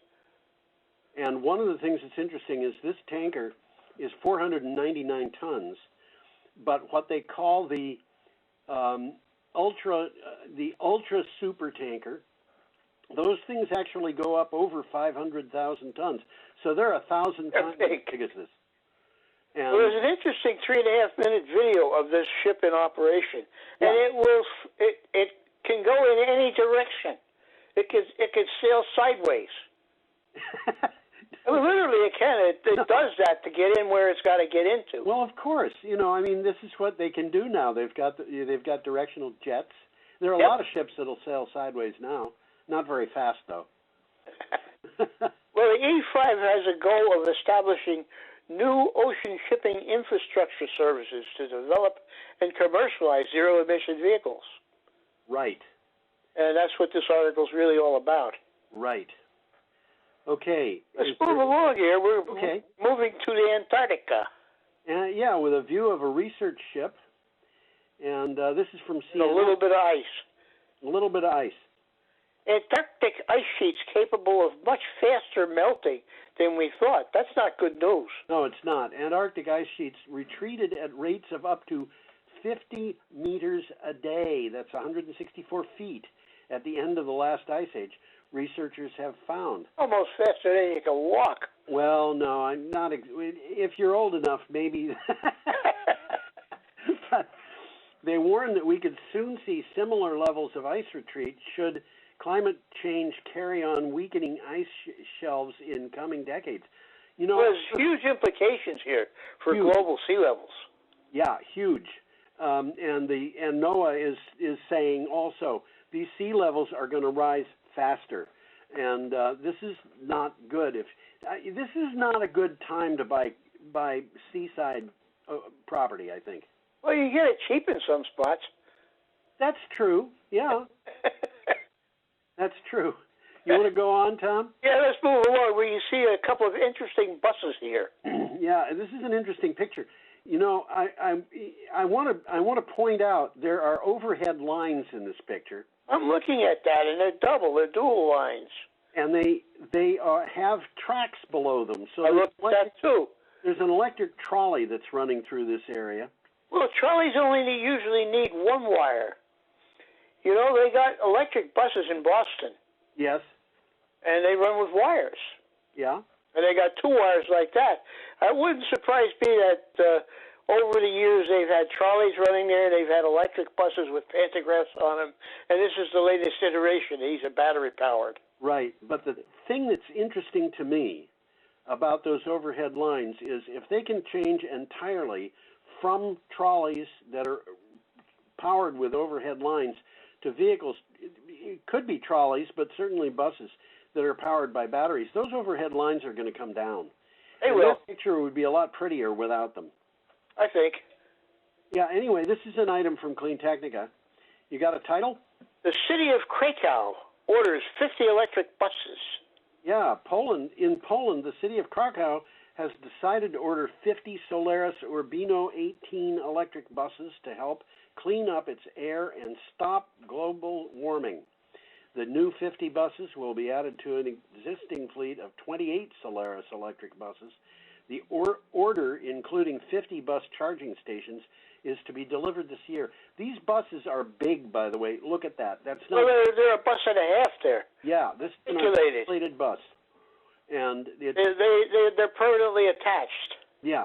So it's probably twice as big as the mover buses that run through Brattleboro and the local buses. Oh, easily twice as big. Yeah. These buses carry 140 passengers. Okay. And they can be recharged by means of a roof-mounted pantograph, which would imply they're recharging from those cables or something like that, Yeah. or from a plug-in. Which means that if they have recharging places at stations that the bus stops at that can be reached by that pantograph, they can pull in. Exactly. Yeah, and that's handy. They're talking about $40 million here, by the way. These guys aren't playing around. Yeah, and you know, by the way, there was another order that was even bigger that I saw today that came from the city of Halifax, Nova Scotia. I think they ordered 200 buses. No kidding. Yeah. Wow. Yeah. Canada's a little bit ahead of us and stuff like that. Yes, there are a lot of people in this world who are ahead of the United States right now. Well, right now, Toronto's got a wonderful public transportation system. Well, you know, this has been going on for a long time, Tom. When I was in college in the 1960s, I was in New York City, and I was traveling on the Myrtle Avenue L. Subways, and you know those trains like the AA train and so forth. The local trains, a lot of them, the sides of them were just solid graffiti. The stations were not in good shape. The trains were not in good shape. A lot of things were old. The Myrtle Avenue L was running in those days. It was an elevated train, and it looked like it might have been designed in the 1890s. Probably was. Probably was. And I had been in Europe. I'd seen European transportation, and I knew that the Europeans were way ahead of us. And that is a situation that has got worse. I think so. In my opinion. Anyway, we have an item. Should we move on to the next one? Yeah, we'll move on to one coming up from Forbes. Yeah, and this has a picture of a wind farm. By Is that golly, what those it are is? turbines too. I guess that's fog, huh? That's fog. Yeah, I used to live on a mountaintop in New Hampshire, and I would see a lot of that kind of thing where the entire Connecticut River Valley would be full of fog. Right, exactly. And then mountains would be sticking up from it. It was really quite impressive. And when the sun came up, it was like having a huge pillow laid out from you to the horizon with mountains here and there. It was really quite beautiful. Anyway, this is from Forbes, as you said. And you want to read a title? Or? Yeah, just how good an investment is renewable energy.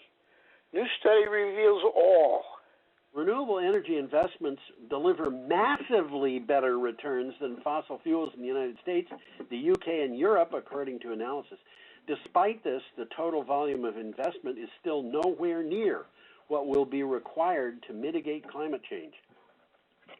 Well, from the article, the study found renewables investments in Germany and France are yielding returns of 180% over a 5-year period, compared with a 20% loss for fossil fuels. You want to sit down with me, Tom, and we'll discuss our investment portfolios. Yeah. Oh dear. I got a roll of quarters. What? Yeah. I had a roll of quarters once. I went to a store, and I don't remember the list of things that I bought with it, but Them days is gone forever. well, what had happened, this was like 1980, whenever it was that the price of silver went through the roof, and I was selling those quarters for something like, I'm gonna say that it was like close to $5 each. I was just going to say they were going for about $5 a piece. And it was like, these were quarters, but they were when I was a kid, when you were a kid, we could walk into a bank, ask for a silver dollar, and we'd get a dollar made of silver. Yeah. Yeah. All right. Should we go on? I think we should. We're coming up here to Saturday, May 30th. There's an interesting picture of an airplane. Yep, and this is from CNBC.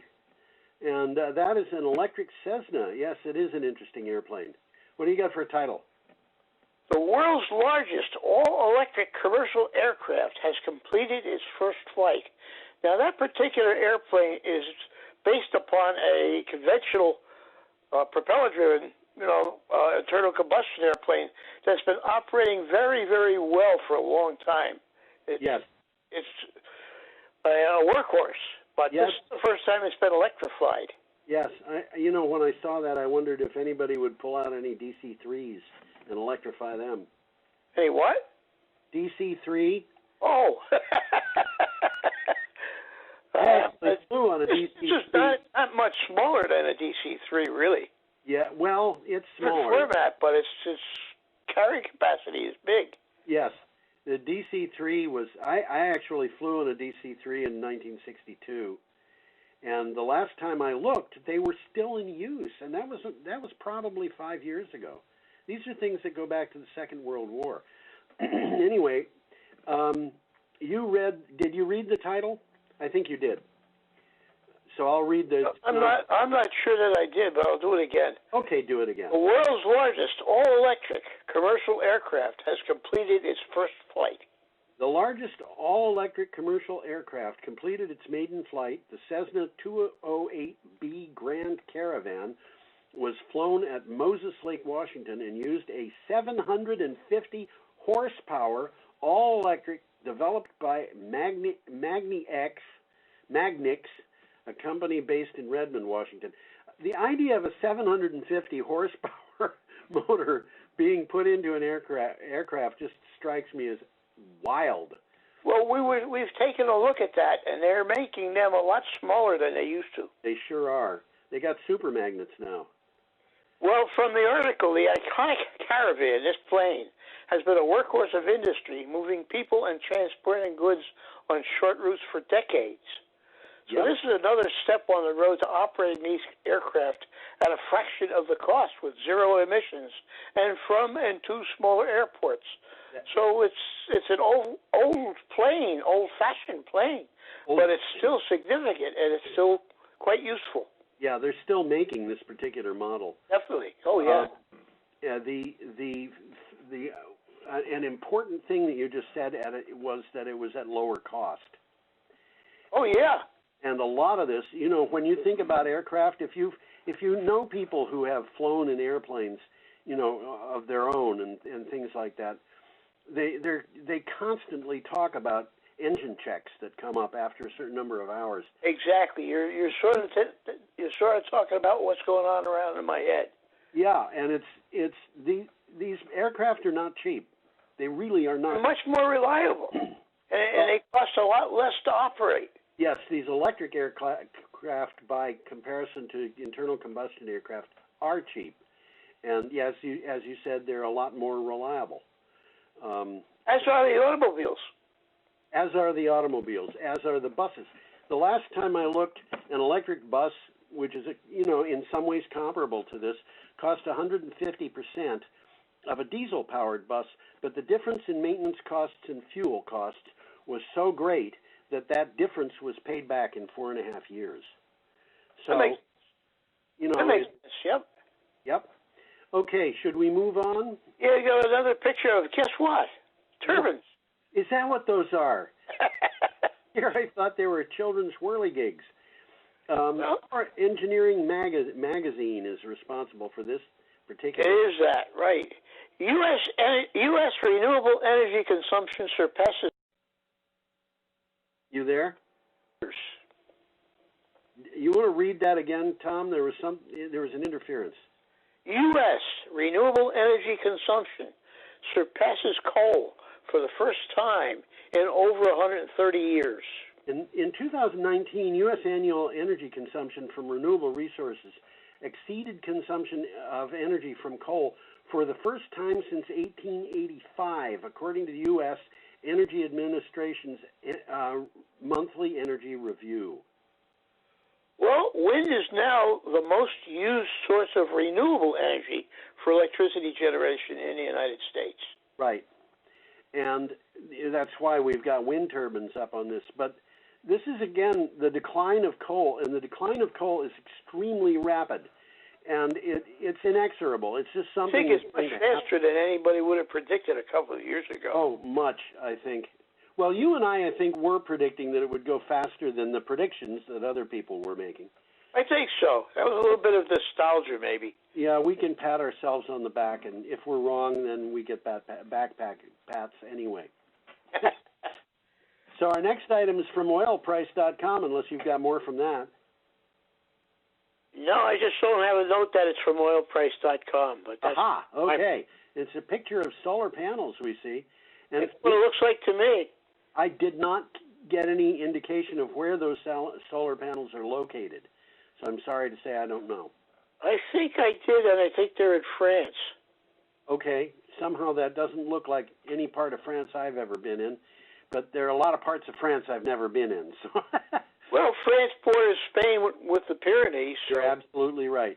And then it's Switzerland on the other side. So yes, there's some high levels in France. Well, let's move along here.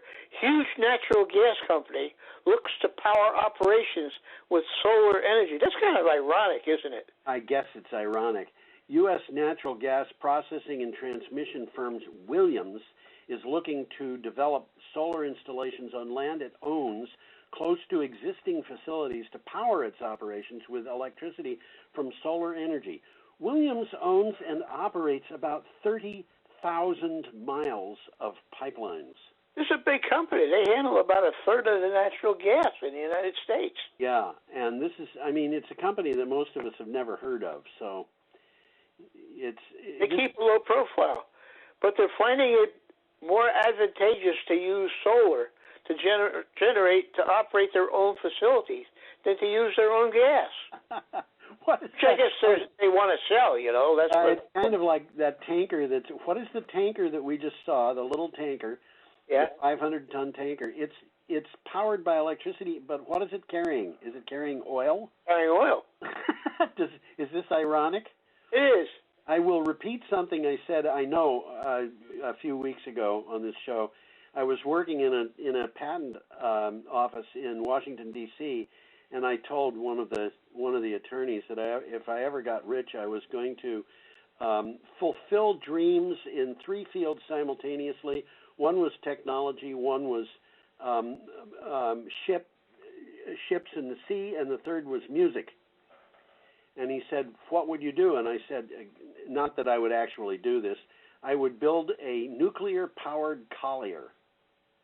Now, a collier is a ship that carries coal. Oh, yep. And he laughed at this. And he said, what does that have to do with music? And I said it would be called the Cole Porter. But okay. And for anybody who doesn't know, Cole Porter is one of the really great composers of the 20th century. Of modern times, yes. Yeah. Anyway. Well, move along. We got an interesting picture here of what they call a bug hotel. Yes, indeed. How many people would be able to identify what that was? Okay, and this is like a wood pile for wood-burning stove, huh? Well, yeah, it looks like somebody's done something for his wood-burning stove, but it isn't. And, you know, it's interesting, if you look at those pieces of wood, they all have holes drilled in them. By the bugs? Yeah. No, I think they were probably, I would bet they were drilled by drills to let the bugs in. But nevertheless, however that happened, this came from Clean Technica. And it's about Audi. Audi, the car? Yeah. Their new Mission Zero, protecting natural habits and biodiversity. They seem to be getting serious about this. I think they are. Audi has been a member of the Biodiversity in Good Company initiative for 5 years. Volkswagen Group has numerous projects to preserve biodiversity at Audi sites. The Audi Environmental Foundation has plans to expand that commitment to benefit biodiversity. We're addressing 4 action areas in this program: decarbonization, economical water use, resource efficiency, and preservation of biodiversity. Yeah, and in order to be able to do some good stuff. Yes, and in order to be able to really do that and do it right, they're going to have to stop building internal combustion cars. Which Well, that's they going to will. happen naturally anyhow, just because it makes more sense. Yeah. Economics. Absolutely. To misquote Bill Clinton, it's the economy, stupid. Yes, right. It's economics, stupid. Yes. Okay, should we go? Yeah, we got an interesting picture of some vegetable plots. Yeah, this is a vegetable garden in Thailand, I think. I think it is. It looks nice. Isn't it? Nice looking. It's called New Wave Urban Farming. And it is from Thailand. Yeah. People continue to lose their jobs amid pandemic, raising concerns about whether farmers and growers in the production chain can still get their supplies to market. The question also arises as to whether consumers can afford to buy them. Some people have been developing ideas to address food security. And, you know, this brings us back again to the idea of a victory garden, which is a term that I've been seeing a lot more in the news than I had for years, possibly forever. Well, I'll mention just quickly what a victory garden was. During World War II, they were encouraging people to grow their own energy, and they called them victory gardens. Yeah, to grow their own vegetables. Grow their own vegetables, I'm sorry. And from this article in Bangkok, we have sunlight, we have water, we have lots of space. Yes. Growing vegetables is better than growing grass. It's time to rethink our way of producing food. I think that's right, yeah. And I think we mentioned Victory Gardens in a recent show, and I mentioned the fact that there is a town in New Jersey called Victory Gardens. Yeah, there is. And, you know, this was, I was watching, a documentary about the Second World War recently, and they went into the Victory Gardens there, too. And one of the things that I've been seeing, interestingly, in the news is that the number of people filing for unemployment in the United States just keeps astronomical. It's 40 some odd million, and astronomical. At the same time, I'm seeing news articles about the fact that farmers need workers, and they can't get them. You know, they can't get anybody who's willing to go out on the farm and work. Well, it's hard work. Farming is hard work, but people who love farming. There's just no question about it. Did you ever work on a farm, Tom? Never did. I did. And the farm that I worked at was owned by one of the wealthiest women in the country, as a matter of fact. But it was still a farm, and we weeded in the vegetable garden, and we took care of chickens, and we put hay in the barns and stuff like that. And you know, throwing a bale of hay up onto a truck, you start doing that all morning, you're gonna build some muscles. I would say. Yeah, those bales. You know, a good bale of hay weighed 40 or 45 pounds. This, of course, is a bale that looks like a brick, not the ones that are rolled up and you put one of them on. Yeah, right. Old-fashioned bales. What? They're the old-fashioned bales. These are the old-fashioned bales, yeah.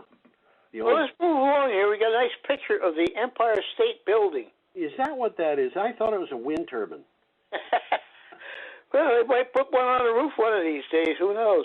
Yeah, this the longest time, almost all of my young life, that was the largest building in the world. Yes, mine too. I think you must have lived about the same time I did, Tom. Something like that. We're up to Monday, the 1st of June, and this is an item from Clean Technica. And it says the Empire State Building reduces carbon emissions by 40% with energy-saving upgrades. When it was built during the Depression, the Empire State Building projected a message of hope by keeping every room lighted for all to see. Today, the energy retrofits in the building have reduced its emissions enough to show new hope for the future. They're serious about this. They're doing about everything they can to save energy. Yeah, they're going to have to do more though. 40% isn't enough, unfortunately. But you know, they're in the middle of everything, and they have a lot that they might be able to do. We're seeing solar panels that are being built that are that double as window panes, and there's a lot of windows on that building. That's going to make a big change.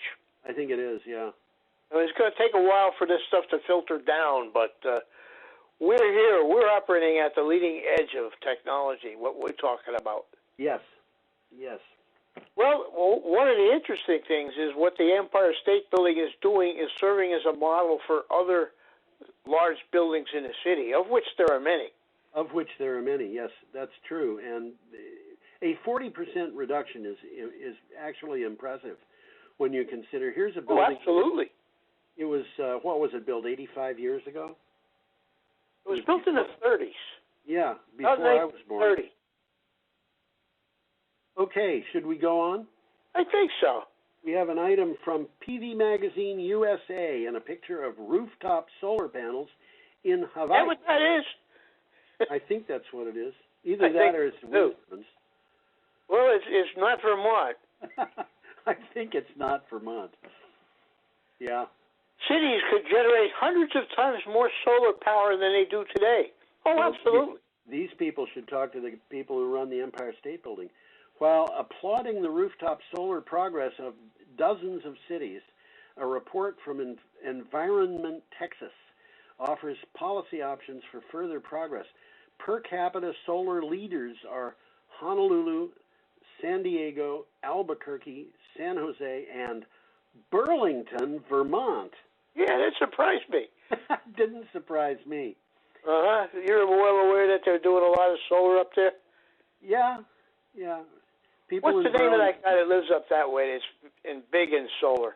Yeah, yeah. My parents, by the way, used to live in Honolulu. Uh-huh.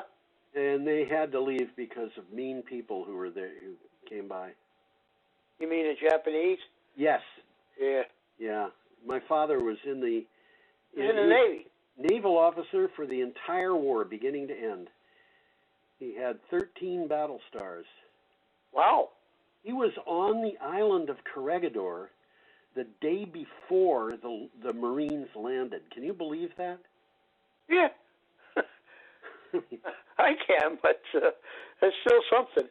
Yeah. Yeah, he saw action, that's for sure. He saw the battleship Fuso sunk, and he said it was one of the most pathetic sights he'd ever seen because the Japanese had no idea where their enemy was.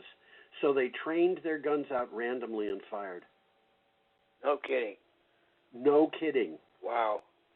I mean, that's desperate. That's desperate. Anyhow, let's not dwell on that. You got more on cities? Well, just a quick rundown. It's just a statistic. 26 U.S. cities have at least 50 watts of PV per capita. 50 watts of PV per capita.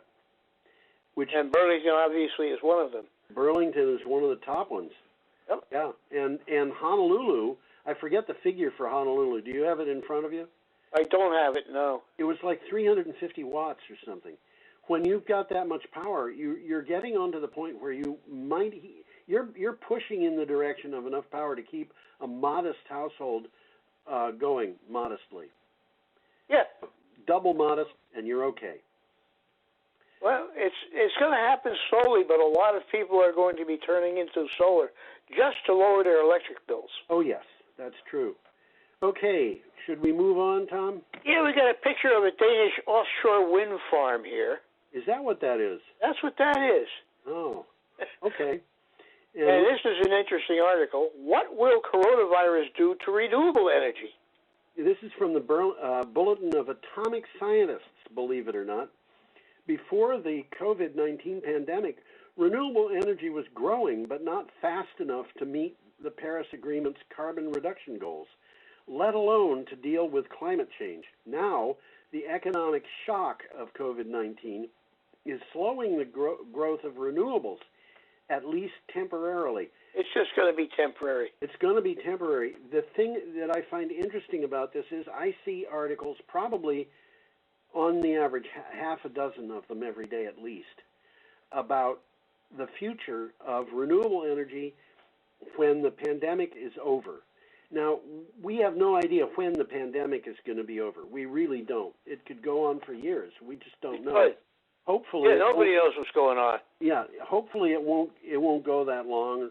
You know, we'll have an answer to it, or it'll, you know, like Donald Trump said, it just magically disappear, because things like that can happen.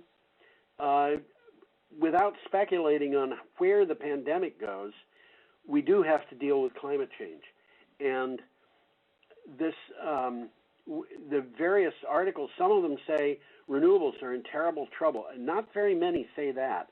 I don't think that's really accurate. I don't think it's anywhere near close. Some of them are pointing out that renewables are being installed even with the pandemic going. And that is something I've had interviews for the work that I do for Green Energy Times. I'm just writing an article, in fact, on solar power in a town in Vermont. And the people who are doing the installation say there's no slowdown in their business. And so a lot of the people who are commenting on this say, yeah, coal is slowing down, oil is slowing down, gas is slowing down. Renewables are slowing down a tiny bit, but only a tiny bit. And the orders are not going away. Well, from the article, quote a sentence, this isn't going to be an easy goodbye, but we're in the long goodbye to fossil fuels. We, yes, well, I think that is the case. So definitely. Are we all done with that one? Yeah, I think so. So we're up to Tuesday, June 2nd, and we've got a picture of the May 30th SpaceX launch at Clean Technica, and there's a reason why it took a couple of days for this particular article to come out. But what do you got for title, Tom? SpaceX gets to the International Space Station, but what about doing it with renewable energy? This is a fascinating article, but I will only suggest it to people who really enjoy math.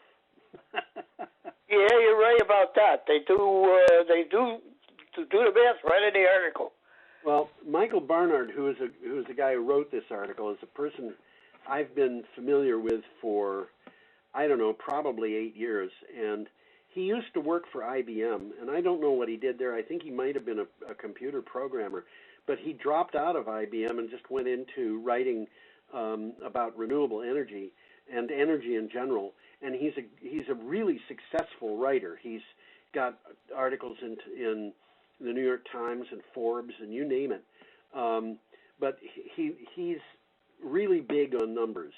And well, he does the math in the article, and it comes out. Yeah.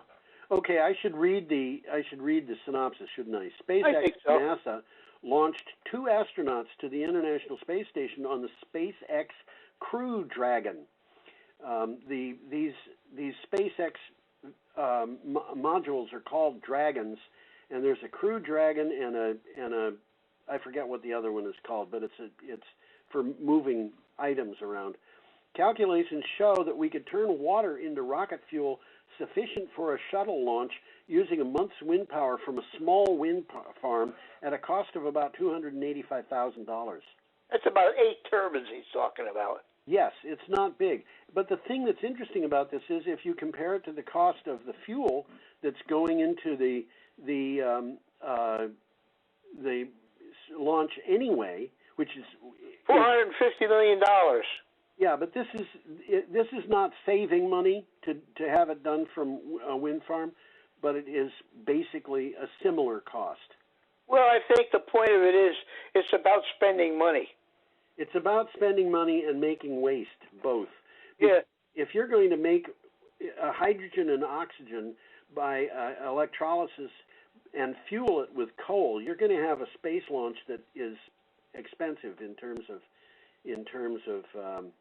its carbon footprint. But if it's going to be fueled by wind, that makes it a very different thing. Absolutely. Yeah. Absolutely. And the hydrogen oxygen combination, which burns into water. That's what rocket fuel is. Yeah, that's rocket fuel. It's one of a bunch of different things that can be rocket fuel. I remember hydrazine and nitric acid being combined. That's an interesting combination. Doesn't sound good. No. Hydrazine, most people are unfamiliar with hydrazine. But hydrazine, you get a drop of that on your arm, it hurts like you've been stung like with a bee. Just Okay. a drop. I don't know this stuff.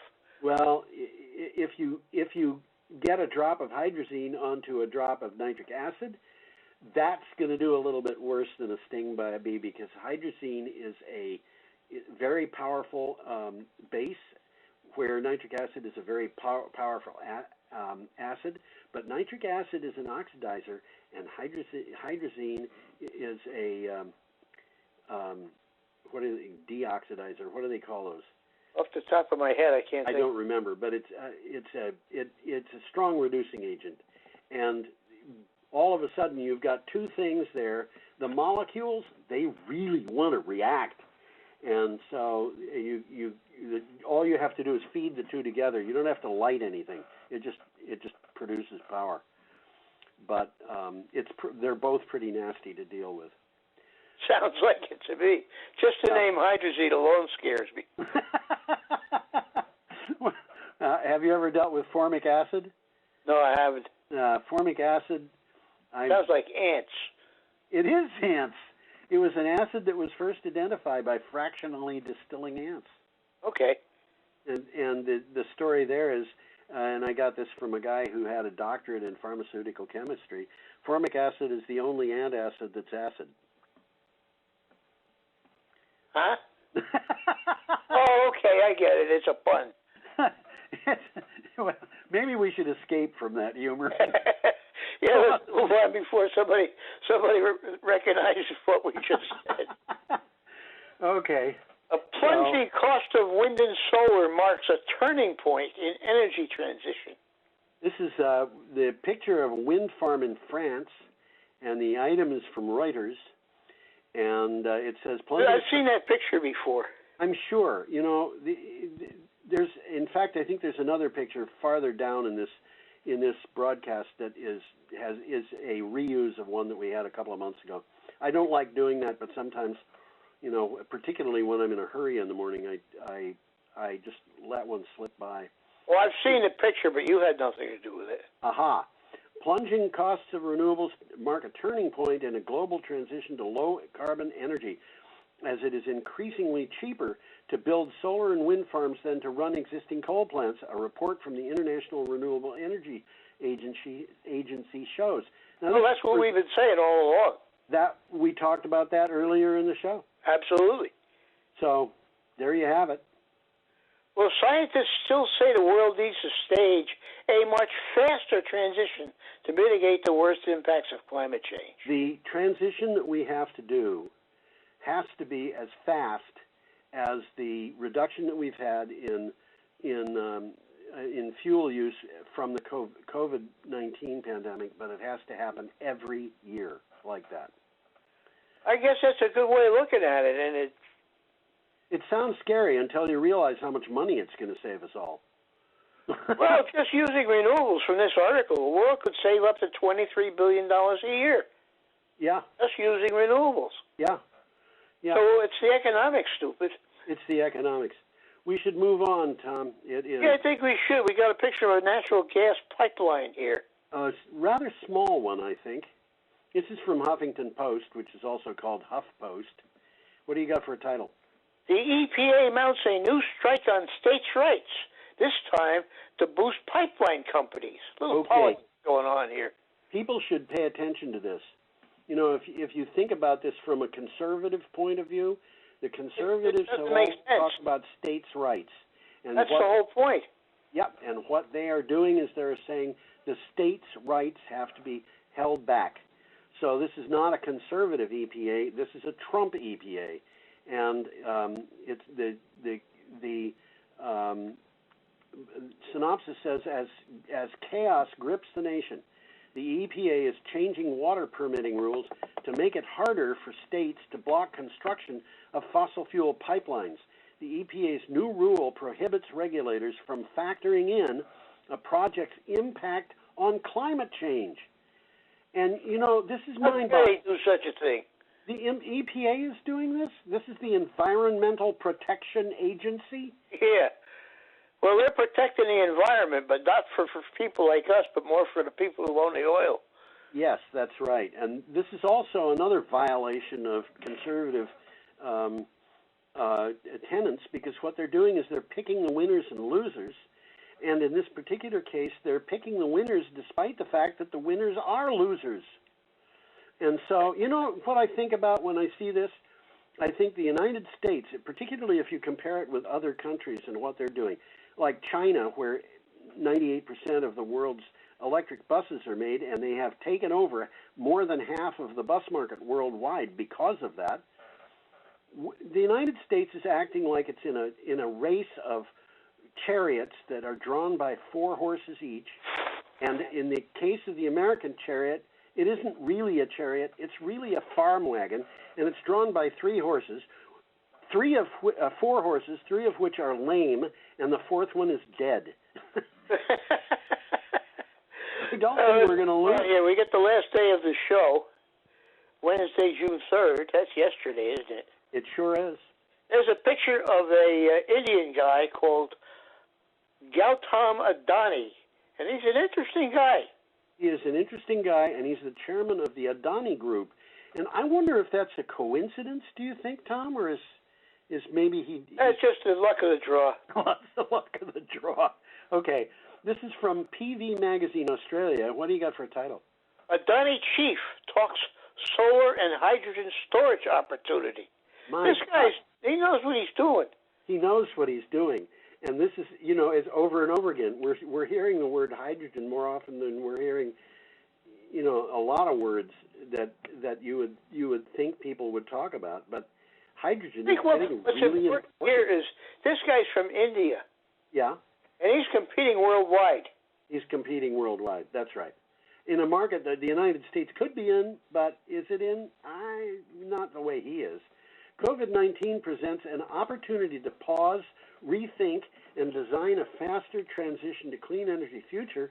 According to Adani Group Chairman Gautam Adani, he pointed to a 99% drop in the cost of solar modules over a 40-year period, and he said he expects this trend to continue.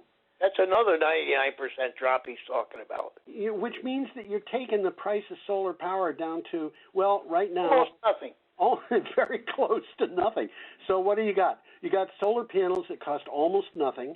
You got electricity that costs almost nothing. You've got marginal costs that are almost nothing. You've got electricity that you could give away for free. And still make money. And still make money. How do you do that? Well, I think that's going to be the trend. The power companies are going to charge for the wires, not for the power. They're going to charge, you know what I think they're going to charge most for it is use of software. Yeah, that's an interesting point. Yeah. And well, this guy's goal is to become the world's largest solar power company by 2025. That's coming up pretty soon. It is. And the largest renewables company by 2030. So he's got big ideas. He's got big ideas. He surely does. And, you know, I don't know. It makes me sad to think of what the American potential is, and the fact that in the pursuit of making America great again, we've been pushing obsolete technology. It's just not going to fit. Okay, should we move out of that? Yeah, we got a picture of a bunch of tankers just sitting idle. Oh, we've talked about this. They're doing nothing but storing oil. Yep, and we've actually used that picture before. It's the picture that I referred to earlier. This is from Clean Technica. The oil and gas industry doesn't have a bright future. This is a very good article, by the way. Yes, it is. A lot of oil and gas, but it's a good article. The oil and gas industry has been in a recession, effectively, since the global financial crisis 11 years ago.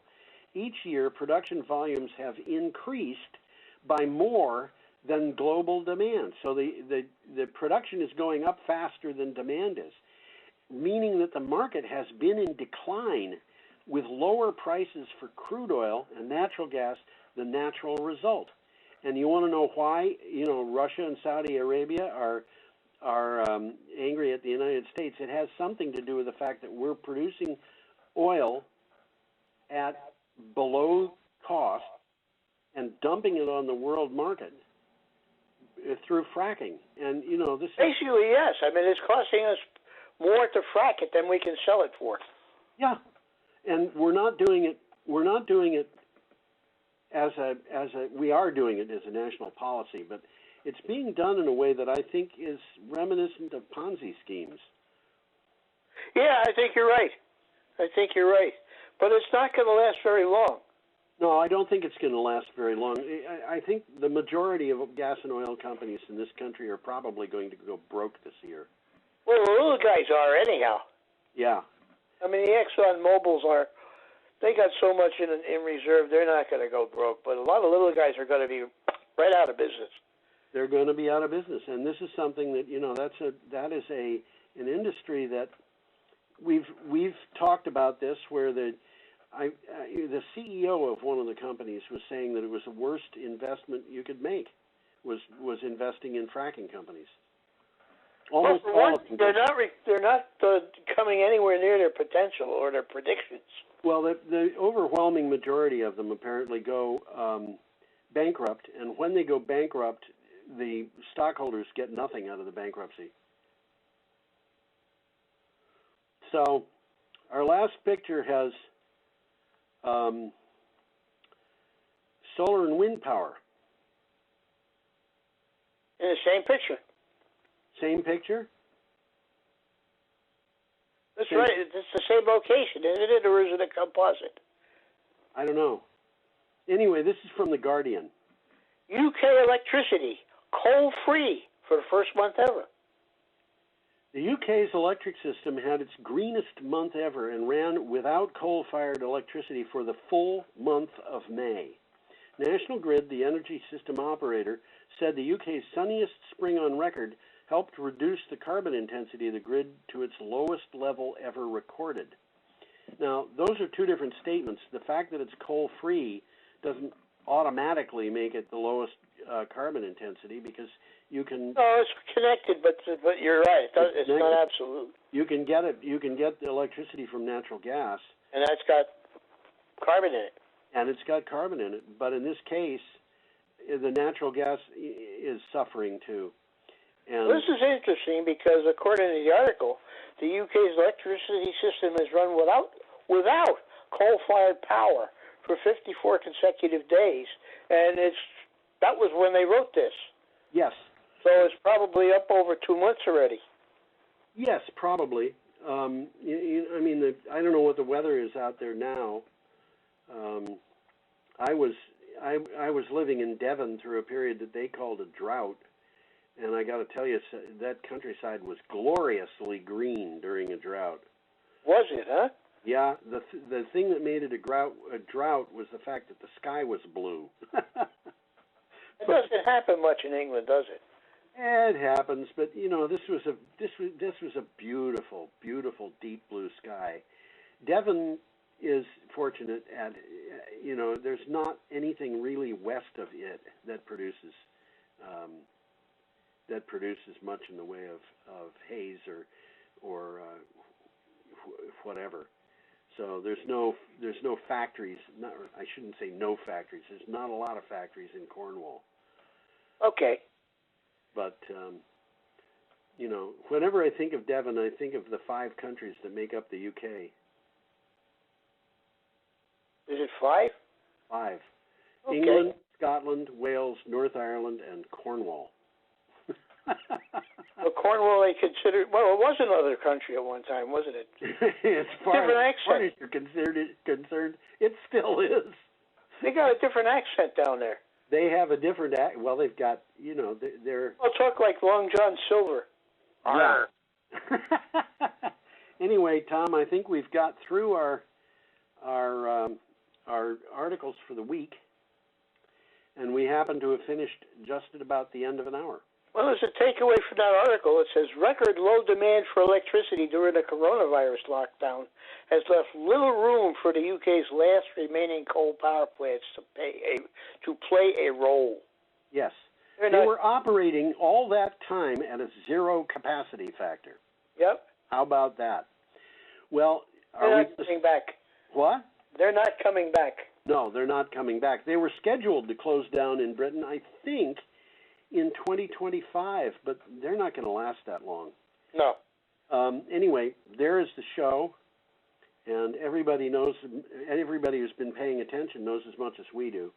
So I guess we'll just say bye at that time, at that point. Well, usually you got a nice little aphorism to say for us. What is it this week? I forgot to put one up. You know, as I said last time, bald, overweight, and befuddled. Goodbye, everybody, and come back next week. It's been real. Bye-bye. Adios.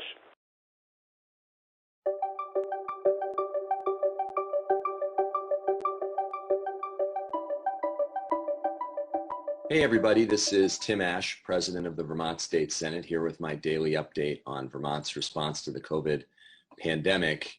And today we'll take a bit of a detour from discussion of public health measures and the policies the state's trying to implement to get our economy back on track and continue to be vigilant about public health, and talk about something which, unless you've been under a rock in the last couple weeks, you'll know that the discussions of racial discrimination, equity, those conversations have exploded onto the fore, not just in large cities around the country where we see on the nightly news, but also here in Vermont. And I'm really pleased that Jabu Gamache is here to speak with me today. Jabu has been a Burlington City Police Commissioner, which is the civilian group that oversees the Burlington Police Department, and has recently been elected to be the chair of that board. So Jabu, thanks for joining me. Thank you for having me. So Jabu, I know that in the last couple years, there's been a lot of discussion in the city of Burlington about the need to more directly confront issues of racial equity when it comes to the criminal justice system and law enforcement. And can you just talk a little bit about one of the reasons why you wanted to be on the Burlington Police Commission in the first place? I can say, having been a city councilor, it's very rare that younger people want to serve on the city commissions. Maybe just tell us a little bit about why you wanted to become a Burlington Police Commissioner in the first place.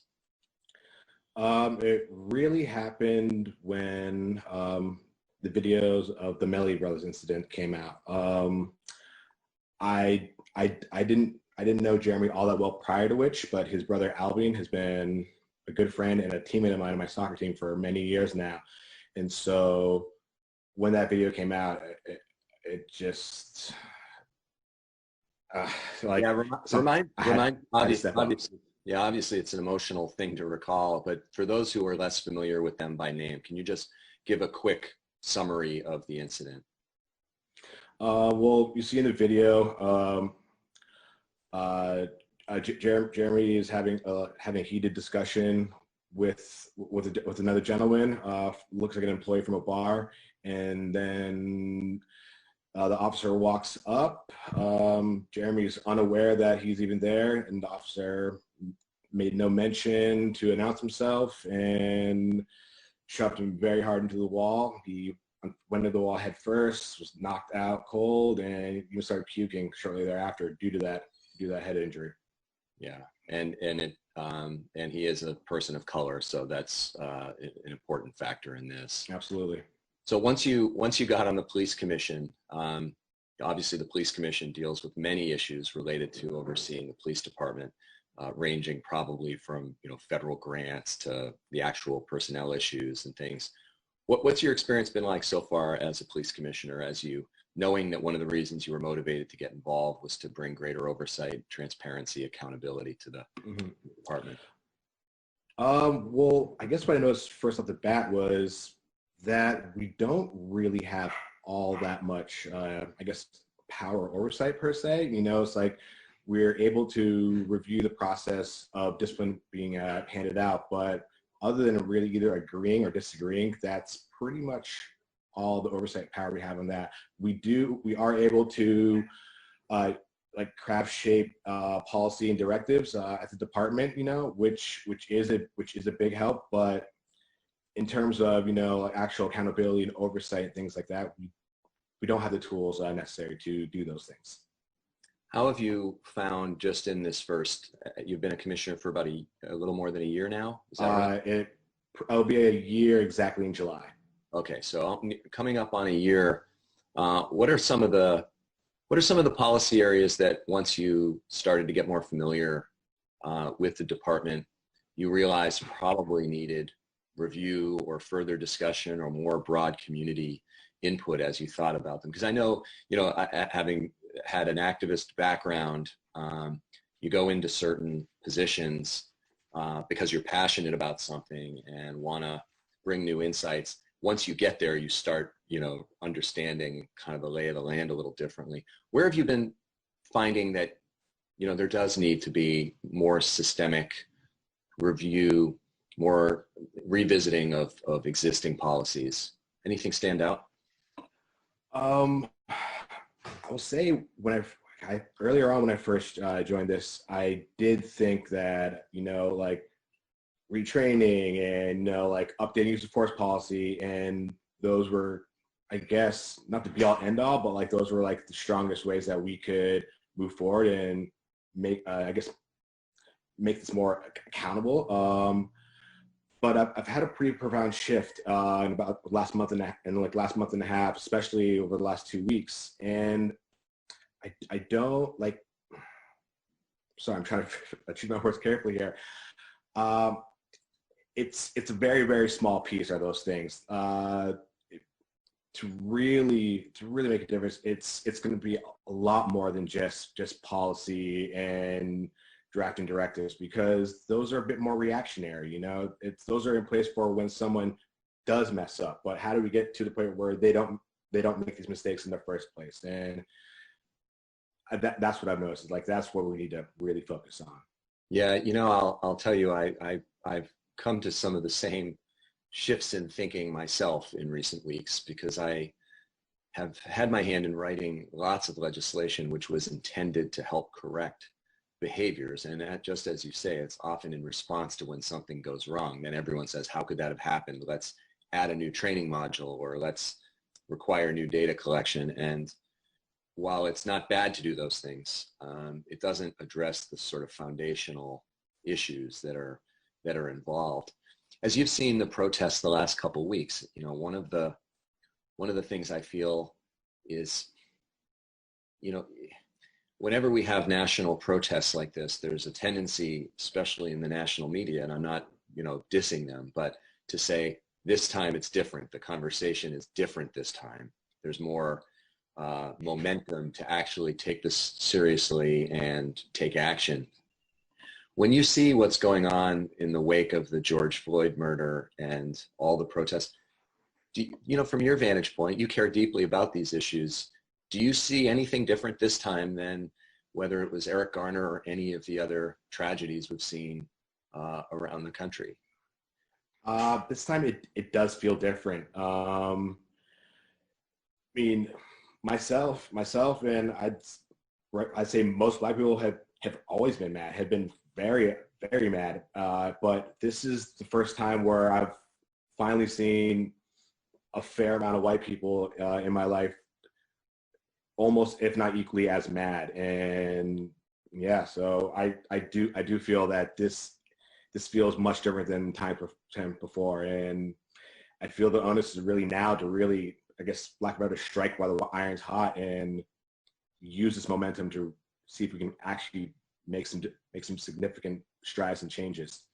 So the primary shift, you think, is that there's broader outrage, if you will, or broader commitment from people outside the people, I don't know, by getting white people to be enlisted in the cause and feeling the same sense of urgency. That's the sort of significant difference this time. Mm-hmm. I mean, you can have every Black person in America, like upset and screaming, why is this still happening? Why is this still happening? Which we have been, but it's not until we have everybody else and, the white majority on our side and fully backing us on this.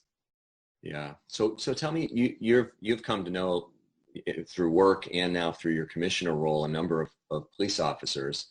I have many law enforcement officials in my personal history in terms of family and friends. When you reflect on the fact that there are these instances of criminal behavior, in some instances, unethical behavior, discriminatory behavior, and then you also know there police officers who do a good job. Can you just talk a little bit about that tension there on a human level, knowing that it's a systemic problem, and that systemic problem isn't necessarily an indictment of every single person who is in the law enforcement profession? How do you think about that yourself? Yeah, I mean, that is a hard question.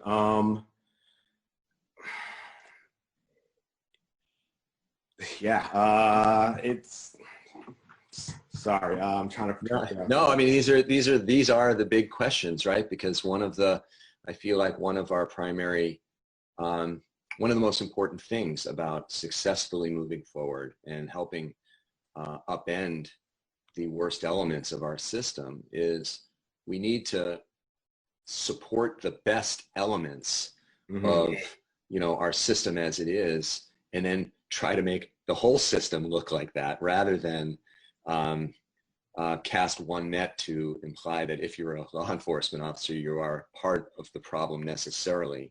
And I feel like then we see people get defensive very quickly, and it starts to peel off, and you start to create camps of people, when really if you're right, and that there is a growing sense even by the white majority that it's time to band together and come up with a unified approach, that has to have a positive vision. In some ways, there's that tension, right now when we see images of, protests and cops with shields and people getting hit with batons, and seeing elderly people getting pushed down on the sidewalk and all that. And yet many of the same law enforcement officials are the ones who we're going to be looking to operate in more humane, appropriate, and bias-free ways moving forward.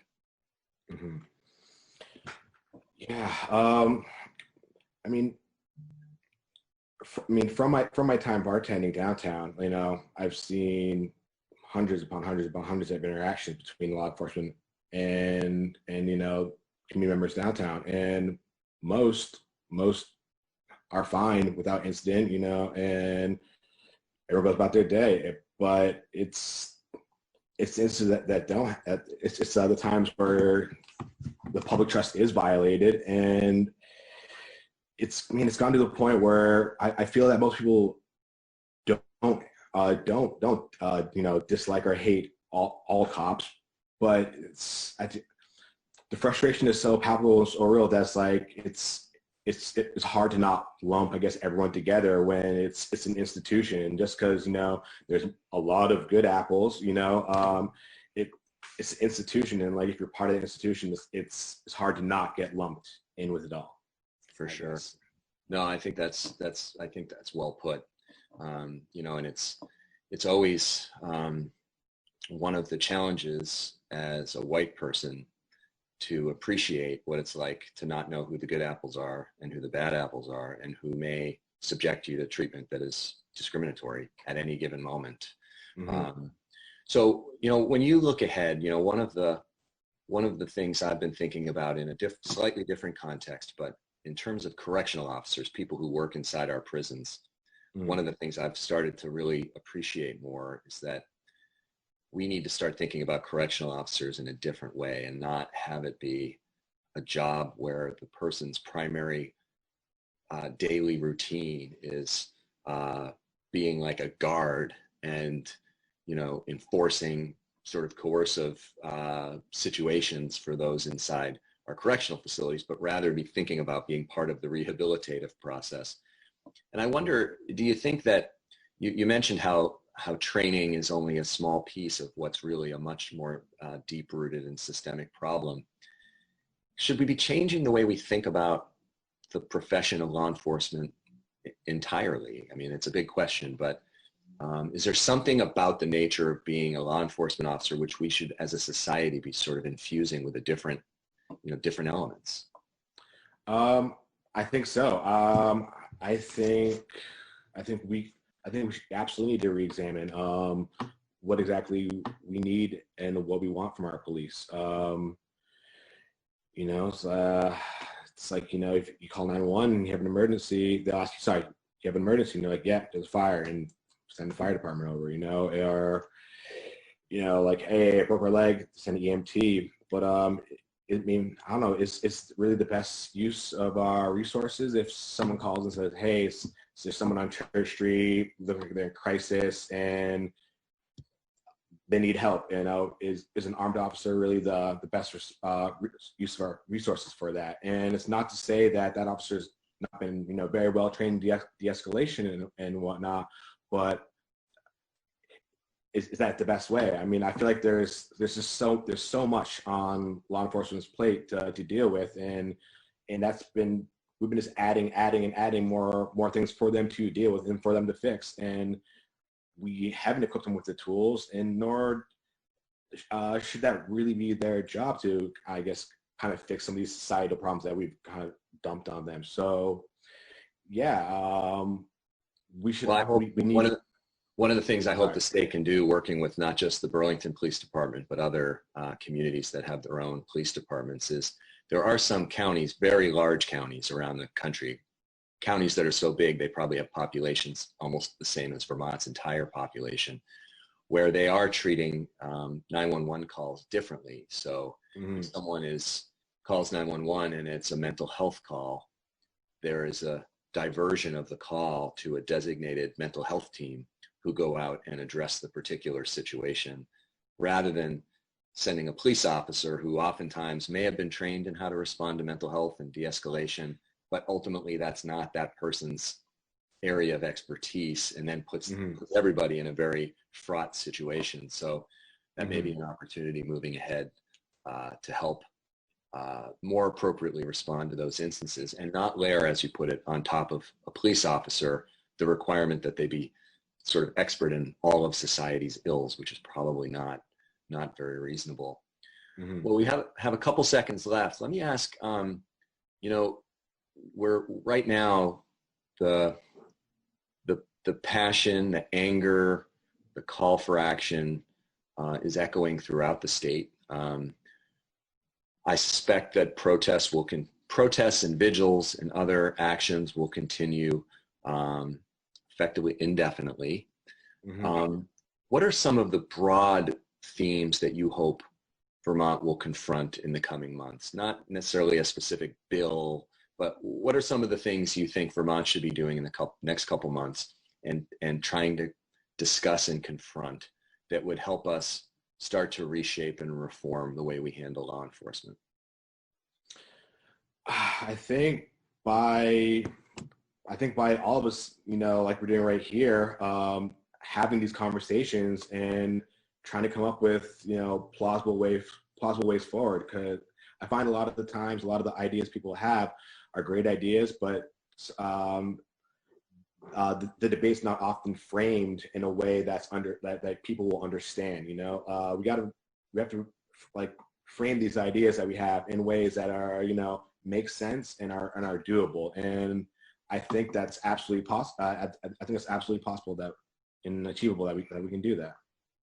Well, I hope you're right. I know that one of the great challenges, especially as a policymaker, is you pass a bill or a law and it becomes a law and you think, oh, we've addressed that issue. And it only addresses it when you have broad public understanding of the why you did it, the what it is, and a sense that if it doesn't happen the way it's intended to, there's some sort of consequence as a result. And I do think that in a state that has a relatively small non-white population, it's even more critical that the education piece be really there, because I think of it kind of like fighting climate change. There are many people who it's not front of mind to be an environmentalist because they're too busy trying to put food on the table and they're struggling economically and with lots of other things. And I've always been a bit of an outlier by telling my environmentalist friends that we need to be coming up with strategies that enlist the broad public, even those who don't think of themselves as being primarily concerned with climate change. Otherwise, we'll never succeed. And when it comes to confronting these issues of systemic bias and discrimination in a state with a relatively small population that's not of non-white individuals, we need a broad buy-in, even of those who don't primarily think about issues of equity and equality, and they maybe too easily say, oh, that's a problem in big cities, but not here in Vermont. We need those people to be asking the same kind of questions and confronting these, these topics in order to broaden the, the cultural shift that has to occur, which won't be easy, but it's, I guess, the job of people like you and people like me to do everything we can to make it happen. Absolutely. So Jabu, thank you so much for joining me, and I wish you the best as the chair of the Police Commission. It is absolutely vital that we have people as thoughtful as you in these roles moving forward. So I know it's not going to be an easy time trying to shepherd through reforms and balance all of the competing challenges of what is, I believe, the state's second largest law enforcement agency. So I think it's in good hands with you and your other commissioners, and I wish you the best. And thanks again for joining me. Thank you very much for having me. Take care. Thank you. All right, and I'll see the rest of you next week, and I hope you continue to do everything you can to stay safe. See ya.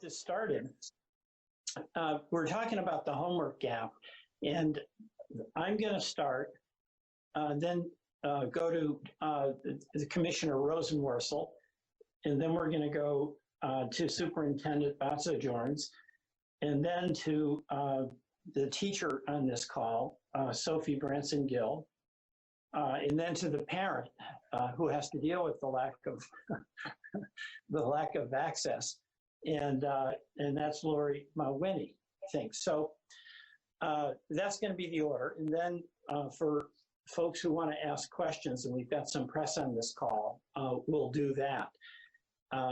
Let me start out with the obvious that we knew in Vermont, but has become much more existential with the COVID crisis. We knew that we needed to have high-speed internet at urban standards, not second-rate 25.3 internet. And those, we knew it because we're living with the downside of not being able to have access that our kids need for school, that our businesses need, that we need just to be modern. And the position that we've taken in our office, and I think more and more are acknowledging this, the decision we have to make in this country is it's very similar to the decision that our country had to make in the 1930s about electrification. There was no economic model that could justify getting electricity to that farm on the dirt road in Kirby, Vermont. But there was a social decision that we made as a country that all of us had to be connected, that electricity at that point was a necessity, and we did it. And it was a decision that was made collectively, and then it was implemented over time, and we achieved the goal of rural electrification. The internet is very much the same. It is not a luxury. It's not optional. It's existential. And this COVID crisis is establishing that beyond any possible dispute. You know, so much of our medicine has been done through telemedicine now.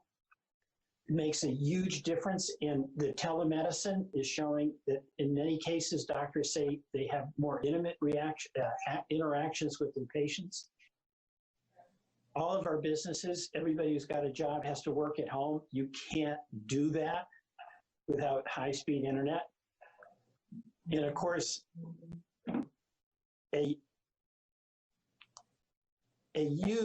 sorry, I just got interrupted. And a huge issue is how do we educate our kids? And it's one thing when it's homework. And Jessica, you've been the champion of that. But now it's schoolwork. It's all day. It's not the homework. It's the daily instruction that parents are having to do. So the COVID crisis has just made this argument that we've been making that we have to have rural high-speed internet. It's not optional. It's essential. And the purpose of our call is to discuss that and focus attention on it. And I can tell you in Washington, there's much more focus on it. And one of the things that I find very, very reassuring and gives me some confidence that ultimately we're going to be successful is the conversation we're having here with folks from the Kingdom East Supervisory Union. That's a conversation that my Republican colleagues are having in so many of their districts. The challenges that we're going to hear about you facing are identical to the challenges that parents, that superintendents, and educators face in all of those communities. So that's by way of introduction, my comments. And now we are so fortunate to have on this call with us one of the most effective and widely respected public servants in Washington, and that's Commissioner Jessica Rosenworcel. And aside from the fact that she's really smart, really experienced, really effective, speaks English, direct, She gives you a straight answer and is always thinking looking a little bit over the horizon to where we need to be. She has been the fierce and consistent advocate for addressing the homework gap. And she's made trips to Vermont before to discuss the homework gap. And she's here with us again via this call. She also has some roots in Vermont, does a lot of skiing up here. And Jessica, we really appreciate that. But I just want to say to you how much a pleasure it is for us to have you as an FCC commissioner with your enormous experience, and you're so grounded. You've got children of your own, you know it as a parent. You're somebody who knows communications, policy, and law inside and out, and we really need that. But your orientation on the policy, that we can't leave rural America behind, is so essential to have that voice in the Federal Communications Commission, and then you as a commissioner, we have that voice. So Jessica, thank you so much, and I'll turn it over to you. Thank you, Congressman Welch, for such kind remarks. I also want to associate myself with everything you just said. I believe it all from front to back, and I appreciate what a smart and graceful advocate you've been for these matters, and also for Vermont, because I'm a New Englander. I grew up in Hartford. My family has for 3 decades had a little place in a speck of a town near Manchester. And that's where I go spend my holidays and summers. And so Vermont is near and dear to my heart. And it's also always been apparent to me that the state is not fully connected. And while there's some occasional joy when I go up there on vacation of having my office not totally be able to track me down, the reality is there's no place in this country that is going to be able to thrive in the 21st century without having widespread internet access. We got to fix it. And we got to do something just as audacious as we did last century with rural electrification. And for people who aren't too wonky, the way I always try to talk about it is something simple. I talk about homework. Because when I was growing up, you just needed paper, a pencil, and my brother leaving me alone. You didn't need the internet. But today, you can't go to school without the internet. Homework requires the internet. But now, all of class requires the internet. We got 50 million kids in this country out of school. We're telling them to go to school online, but so many of them, especially in rural areas, can't get there and can't make it happen. Now, schools and communities, especially in rural America, are doing some amazing things, trying to put out maps of Wi-Fi hotspots. I know the government in Vermont's done that. They're sending out school buses with Wi-Fi on them to communities that are least likely to be connected. But I just want to submit to you right now that we should be able to fix this. We should be able to solve this problem just like we did with electricity in the last century. And I definitely want to make it happen, and I want to make it happen in my New England backyard. So thank you for bringing folks together today to talk about it and how we're going to solve this. Thank you, Commissioner. Thank you very much. And now, Superintendent Batso-Jorns, your brother is Bill. Are you there? Bill is my cousin. He's my first cousin. Your cousin. Well, yeah. Wonderful person. But thank you so much for being here. And you're on the front line, Superintendent Kingdom East. You've got to contend with the enormous limitations that result from really poor coverage and what that means to your ability to educate the kids in your district. And we'd love to hear from you.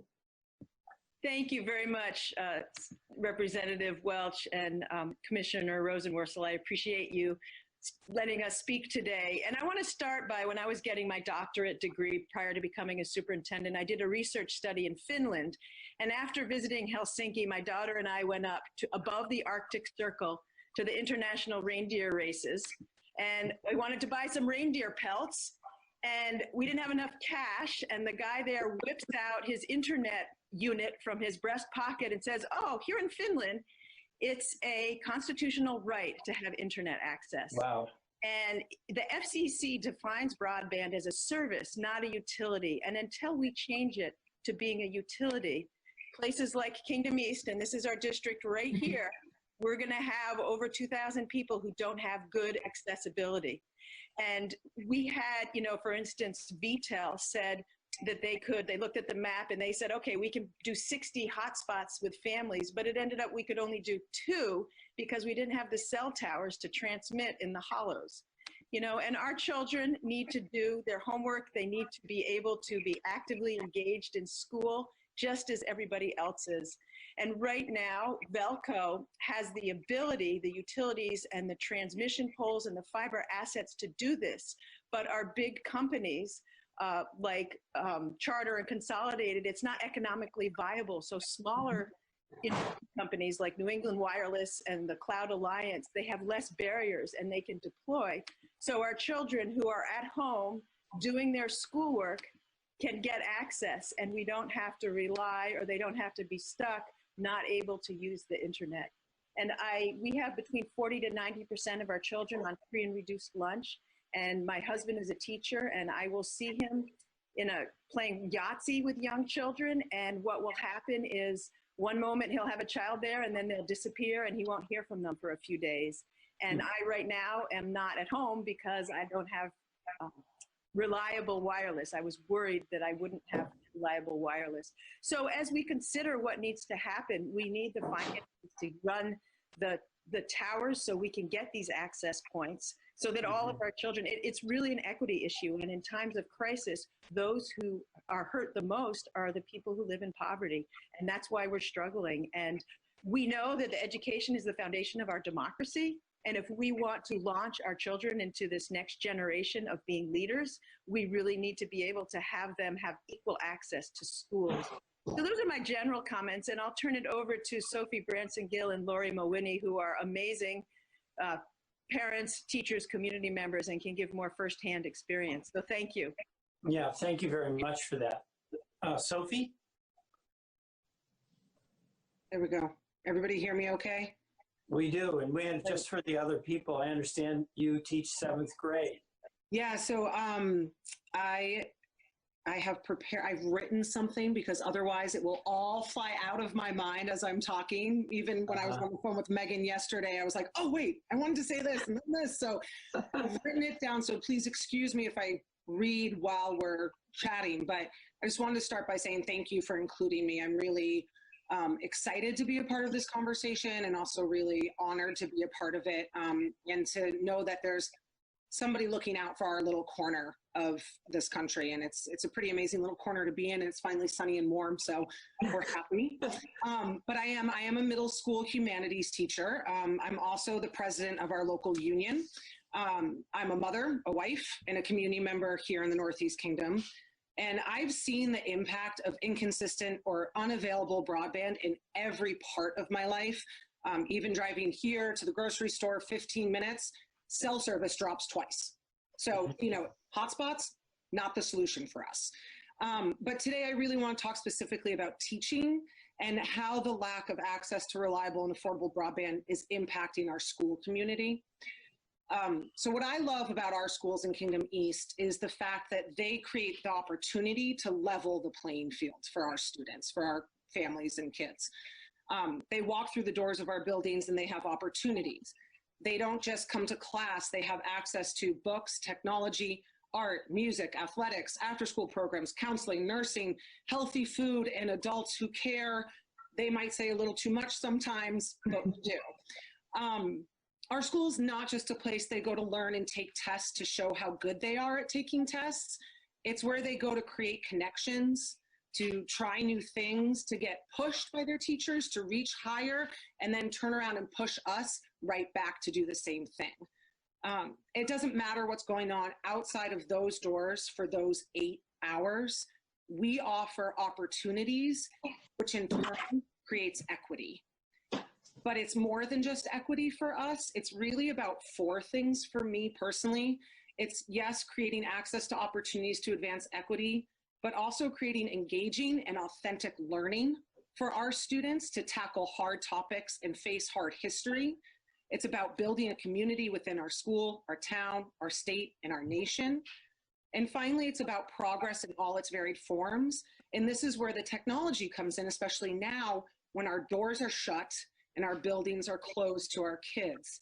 Our school is progressive, Burketown School, where I teach, as we are moving towards project-based learning, creating opportunities for kids to dive into a topic of high interest, direct their own learning, research, create connections with mentors, and present their final products to meaningful audiences. Teachers act as guides in this process. We ask questions, provide resources, point kids in the right direction, and give timely and relevant feedback when they need it most. But how can we do this now without face-to-face interactions?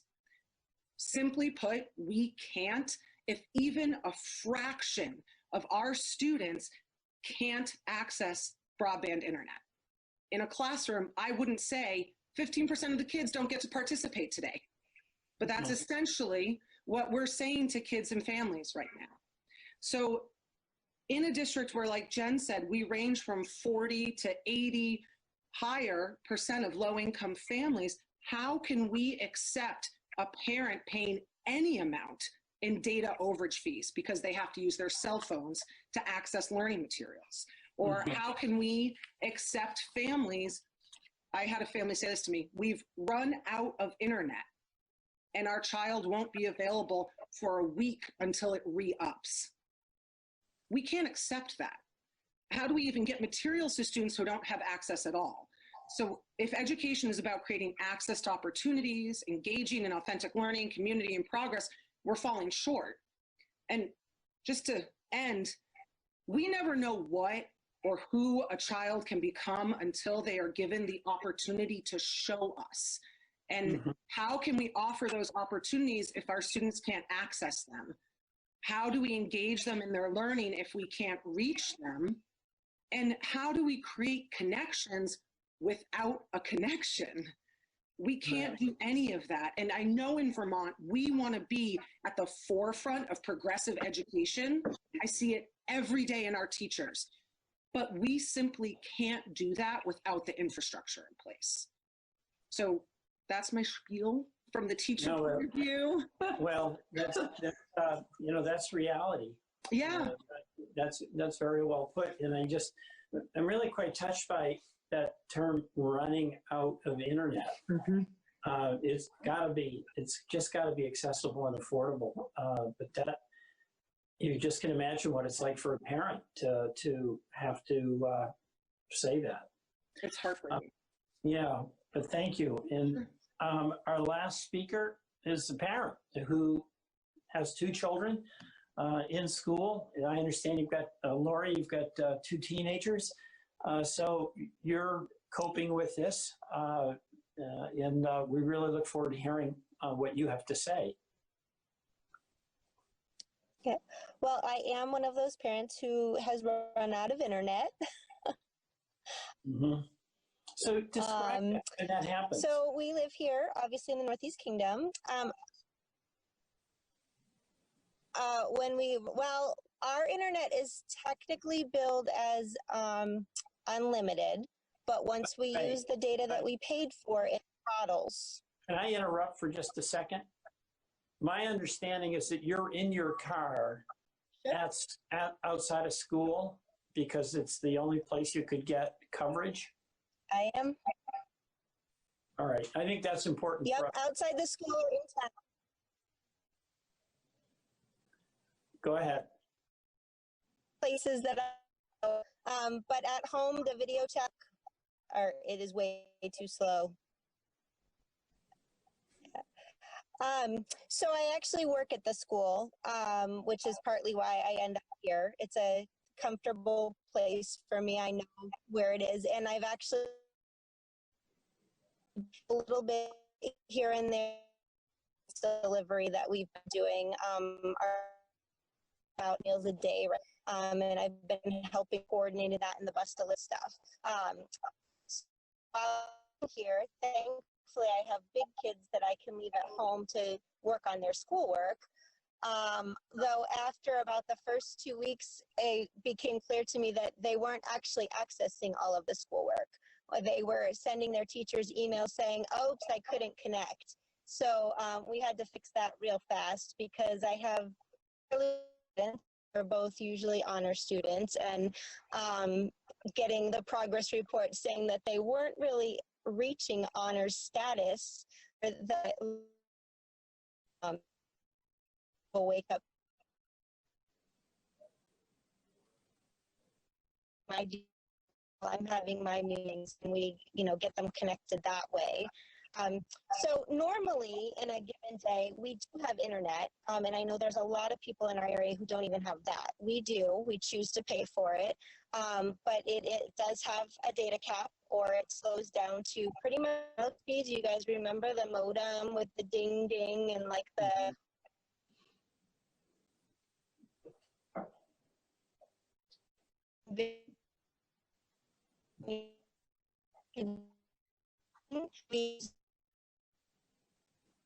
and it's called data will speak in any way that is that uses a lot of data. We actually, as I said, we were out of data the first 3 days of the school closure. We had run our, thankfully our provider is prioritizing right now activities that it deems as a business, so I'm able to get a little bit usually. Before the school closures, we, my husband works, I work, my kids are both at school, so we had pretty good access to fast internet when we needed it for most things.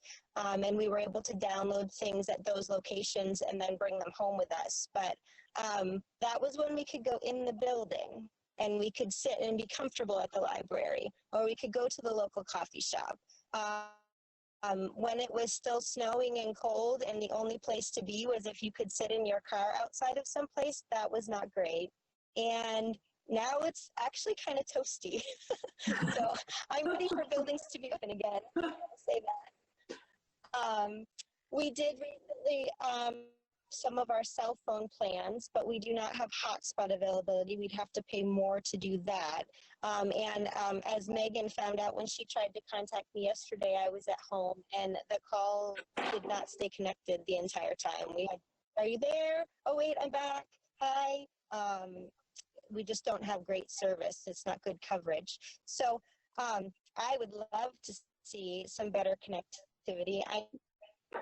The fact that like 2 miles from my house, we've asked them several times if they could just, run it up. We would love it. That's what we had when we first moved here, or the other house we lived in, and it was fantastic.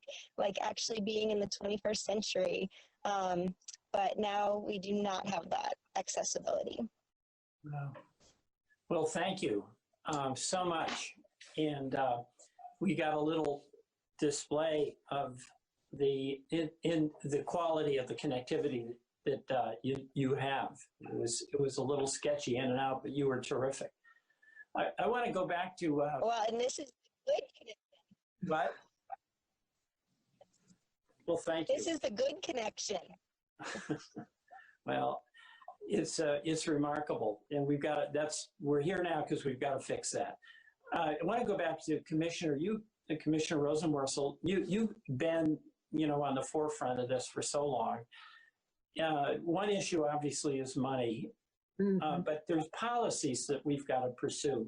And what are some of the things you see that would allow us to implement the build out of that high-speed internet? And I know you and I have talked about the fact that we want to future-proof anything that we do, so that we don't settle for something that's better than what Lori has now, but is still way less than what she needs and what her kids are going to need.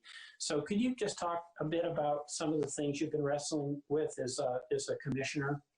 Yeah, absolutely. First of all, thank you so much. Hearing from a superintendent, the kind of teacher I want my kids to have, and a parent who's wrestling with this in a parking lot. It brings it so close to home. And it reminds us we just have so much work to do. Now, when it comes to the FCC, I think we really have to start with something very simple. And that's we've got to improve our broadband maps.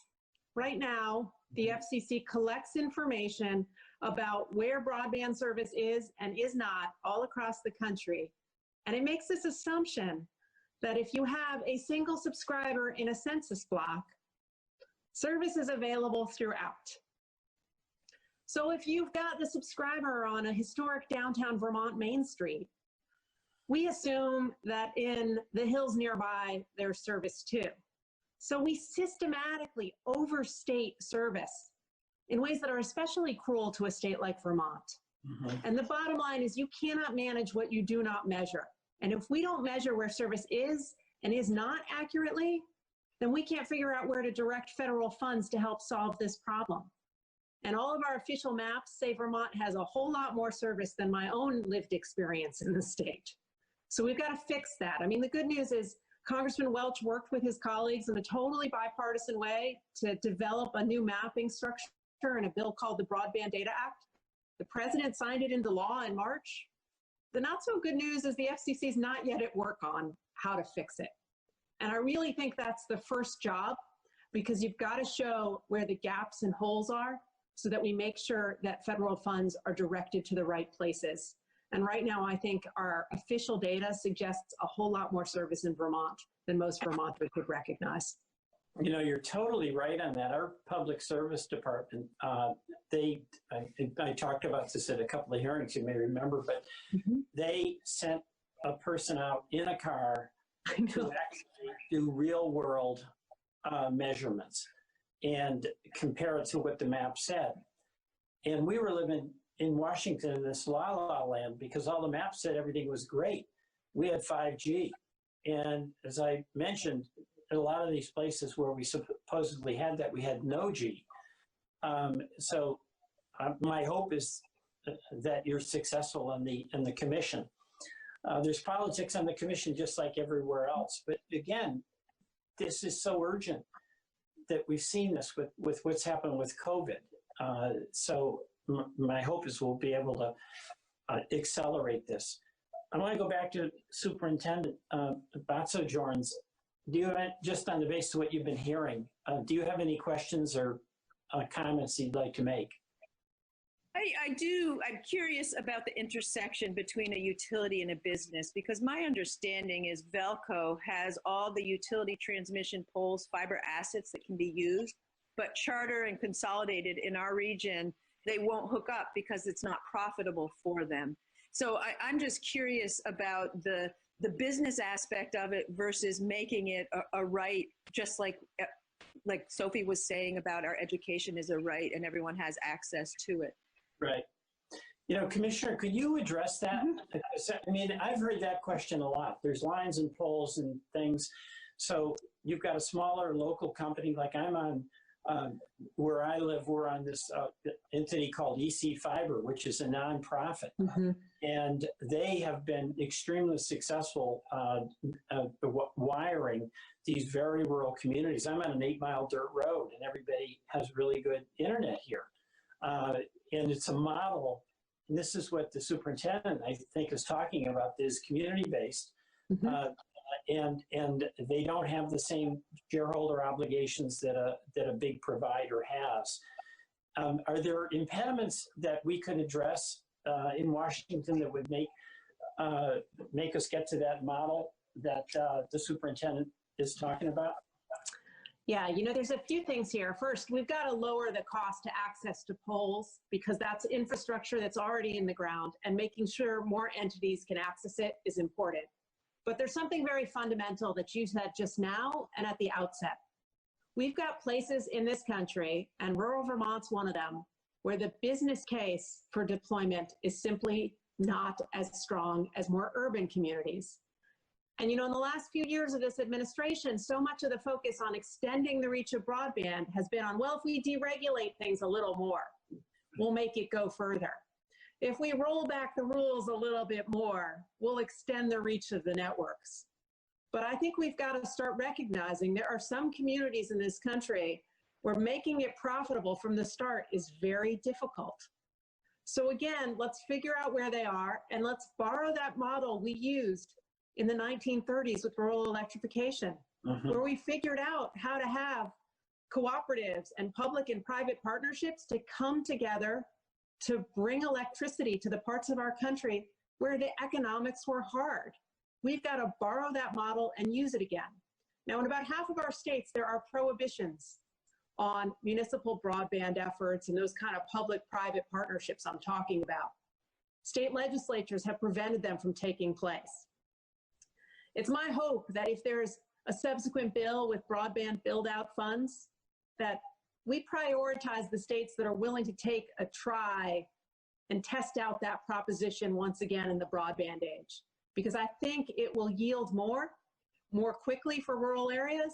And all it's doing is borrowing a model that's really American. You know, when our forebears couldn't get a bridge or a road or a barn built, they came together as a community to make it happen.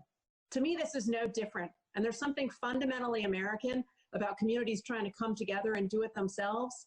And I want to make sure that fewer states prohibit that going forward, because I think it's holding back rural America. Wow, I totally agree with that. And you know, that's what I think the superintendent is talking about. She just sees that if it's a right, are we going to have models that allow us to deliver that service that is a necessity? And I have nightmares thinking about so many of those hearings that you and I were in, where it was this magic that if you just deregulated everything, it would be wonderful. Like fairy dust, you know? Yeah, but the economics are different for Boston and New York City than they are for Kirby and Concord and Kingdom East. Who else would like to make a comment or ask a question? Sophie or Lori, do you want to add anything?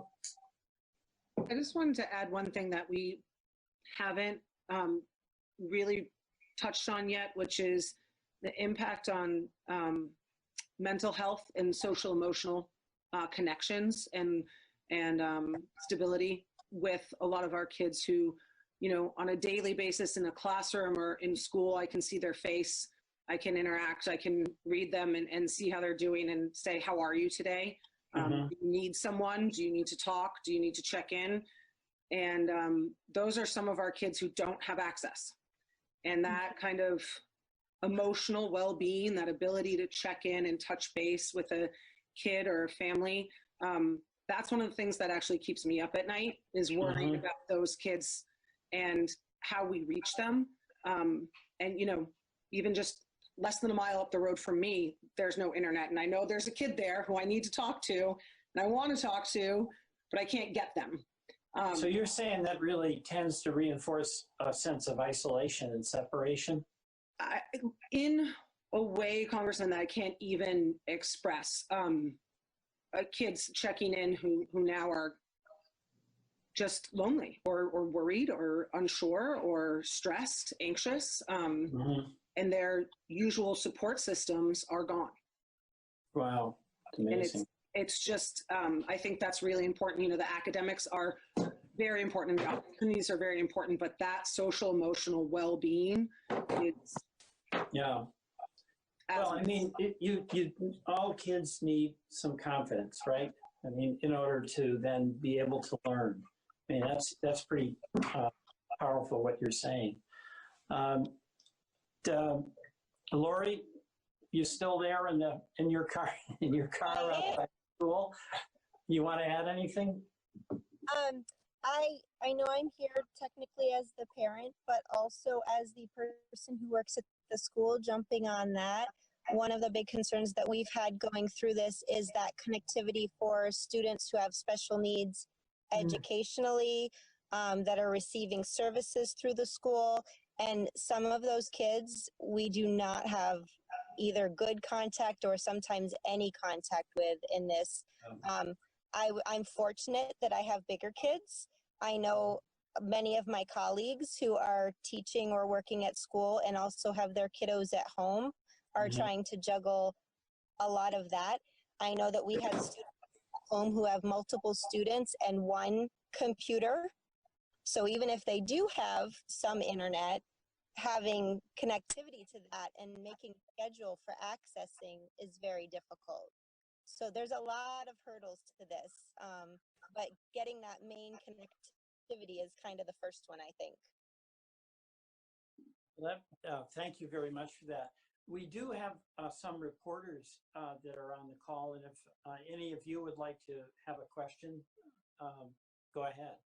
We've got a few more minutes.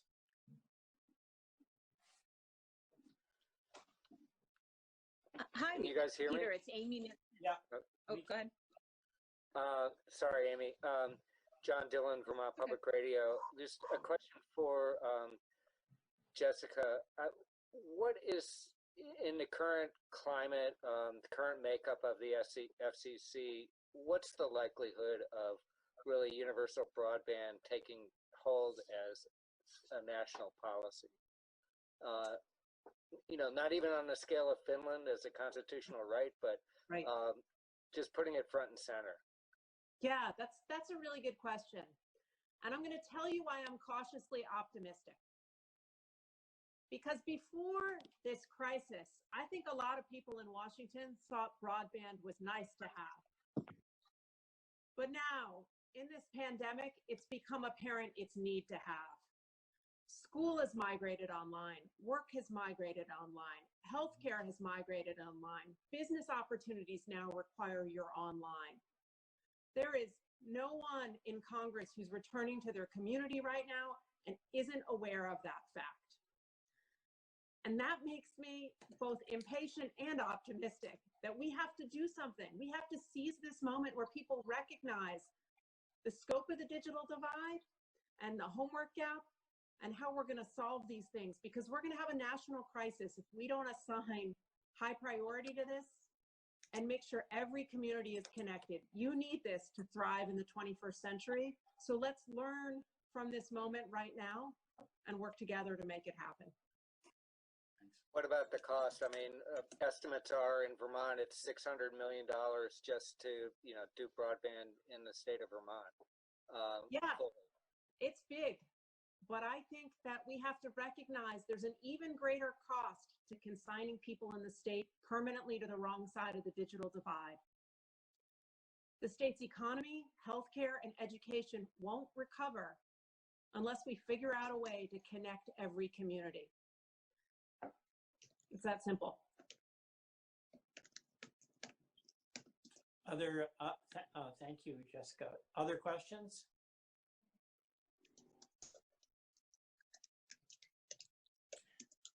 Anybody like to just say a few parting words? Superintendent? I think Amy Nixon from the Caledonian had a question. Do you, Amy?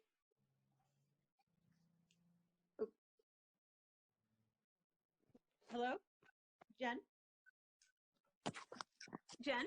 Yes?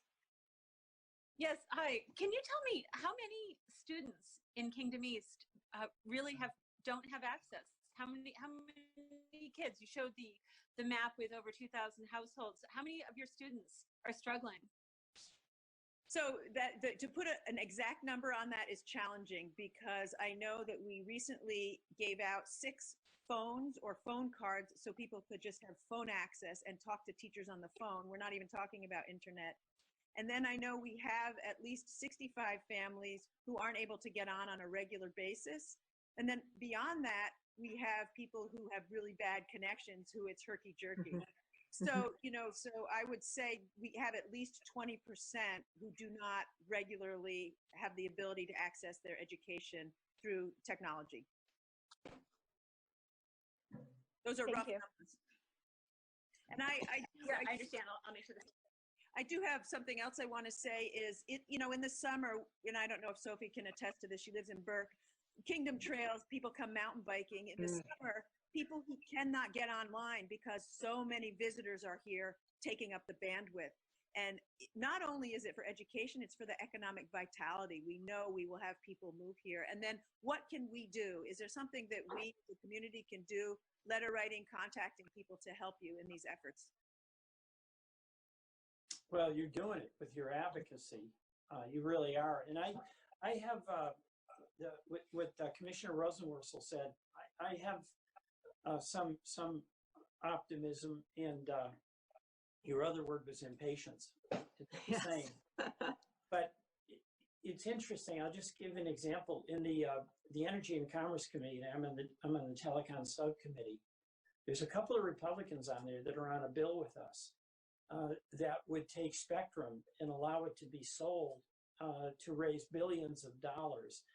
And they're fiercely committed to having that money go into broadband build out, as opposed to have it go to these satellite companies that are wanting to take it. So there's an aggression about getting that funding that would be deployed to get broadband out on the Republican side, not just on the Democratic side. And that's in the relevant committee, the Communications and Technology Committee.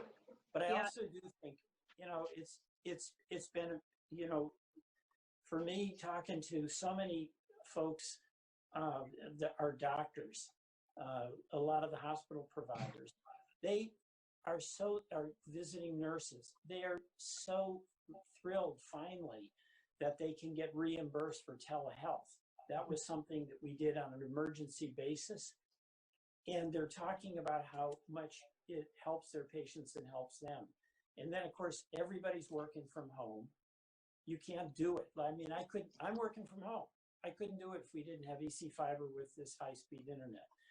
And of course, you guys are teaching, parents are all teaching from home. So all those things that each of you has experienced and we've all mentioned, that's a powerful force. What we have to make certain of is that we just don't get left behind, and the unity of rural America can include red and blue states on this issue. So Commissioner Rosenworcel, you're the farthest away, but no farther than any of us in the ether. And I again just want to allow you an opportunity to sum up your thoughts. You're going to be continue to be a major player in our country on this issue, and it's just so reassuring to us to know how committed you are and how longstanding that commitment has been. And I'd like to give you the opportunity to make some parting comments.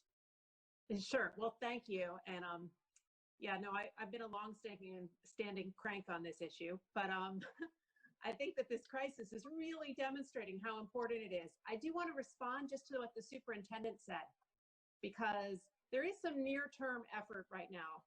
There's a program called E-Rate. It's been around since 1996. And in 1996, I had an AOL account and I was proud of it. It was a long time ago, right? We called the internet the information superhighway. But in 1996, Congress saw that it was important to support our nation's schools and libraries with internet access. It was key for education. And now, of course, education is no longer happening in the classroom. So there is a movement that was included in the HEROES Act that the House voted on last week, and there's a comparable bill in the Senate side, to make sure that that E-Rate program, which has supported internet connections to schools since the 90s, can now help support more internet connections to students at home. Now, in locations where you don't have the infrastructure, I'm going to acknowledge that's hard. But what I see in that legislation is a recognition that every student needs to be connected to have a fair shot at digital age success. And I'm hopeful that that kind of legislation that updates the E-Rate program is the start of a bigger effort to make sure that no child's left offline and that we connect every community everywhere.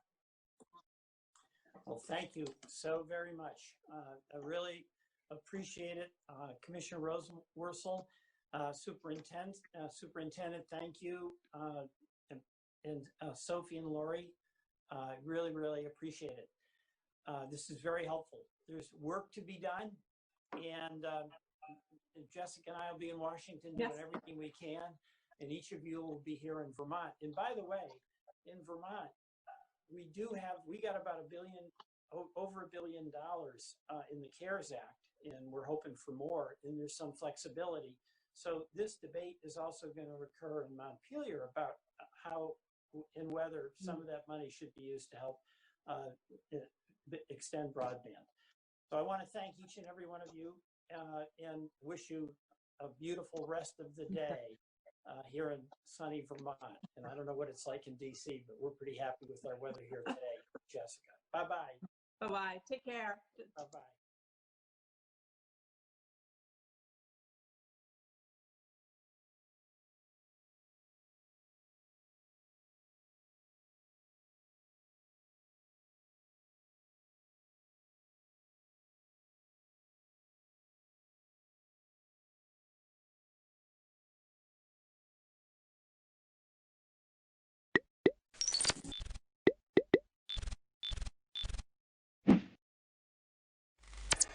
I want to call the meeting to order at 7:05.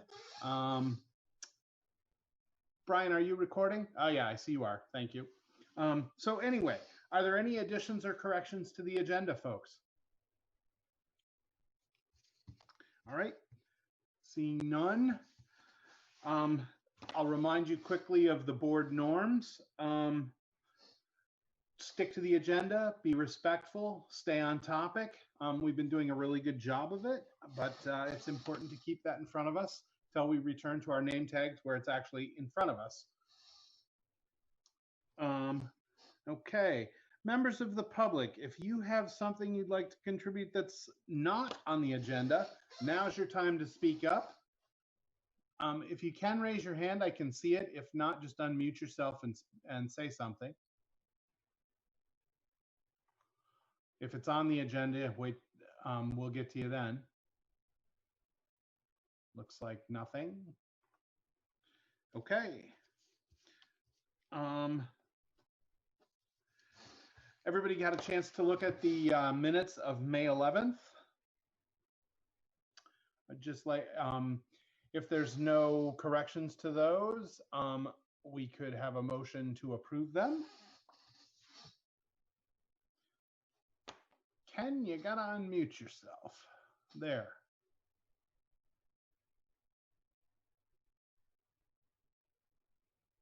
I'm still moving to move the minutes. You're making the motion now that you're unmuted? Yes. Okay. And Al seconds it. What? Is there any discussion on that motion? All right, seeing none. All in favor, please say aye, and I have to do the roll call, so I'll just go in order that you appear on my screen. Lindsay. You got to unmute for that, Lindsay. Drats. Aye. All right, Dana. Aye. Trish. Aye. Leanne. Aye. Al. Aye. Ken. Aye. Mike, hello. Aye. Keegan. Aye. And Howie. Aye. All right, the motion passes. The minutes are approved. Okay, on to the new business for the evening. The talking about the continuing with the future planning. Before we get started, I just want to preface this whole thing for those of you who have not maybe been in one of these meetings or watched one of these meetings before, that this is a process that the board had wanted to go through for a long time. We've been working on this now for we started this process in May, so we've had a couple of meetings where we've talked about this. There's actually a timetable that we can share as a visual that shows the process. We do have a process here, but there are no predetermined outcomes. At this point, we've been through tonight we see an 11th scenario for possible futures. At the last meeting, at the last future planning meeting, the board asked the administration for the budget committee meeting and subsequently tonight's meeting to narrow down the options a little bit. And then we worked on the new or augmented option. They worked on fleshing those out. We had asked them to get some data for us to discuss whether or not the SU was a driving factor of some of the current budget issues. We asked for more information on the Leland and Gray physical plant after the engineering study had been done. And we also talked about soliciting some information from the broader community. And so there were some draft surveys committed, or there were some draft surveys prepared. There are also, that's really all the work that they did. The budget committee then saw that on May 26th, and those documents are part of the board packet for tonight's meeting. And we've already been through it once, but we'll go through it together tonight and option 11. So that's about it. Al, you want to talk about the budget committee a little bit too? Or did I steal all your thoughts? Yeah. Well, I mean, you stole most of it, but just to Sorry. just to kind of follow on, yeah. So just kind of a reminder of the purpose of the budget committee. Ever since the study unified board, we've been planning to do long-term planning about the future of education in the valley. 2 years ago, the board asked the administration or tasked the administration with developing a plan right after our creation to show the board and community what a system could look like. At that time, the board gave the parameters that it should cost less than the penalty threshold and should approach the state average for equalized pupil costs. So that's kind of like the history, the background years ago. And now we've kind of brought it up again with the administration. That's how we got to this point where we've designed this long-term planning process, which should last us right into fall. It's just a really good chance for us to, as the budget committee, get into the nitty-gritty of all the details. Regular meetings can't be entirely wrapped around a budget or budgeting process. So it's nice to have that time to really dig in and, as you were saying, look at all of the different options that the WCSU has presented to us in great detail so far. Thanks.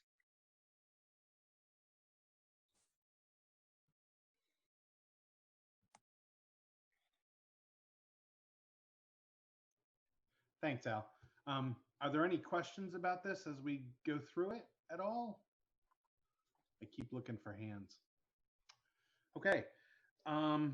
So there is, Al, do you have that visual for the with the circles on it for the planning calendar? He's muted. We can't hear him cursing me. 1 second. Got it.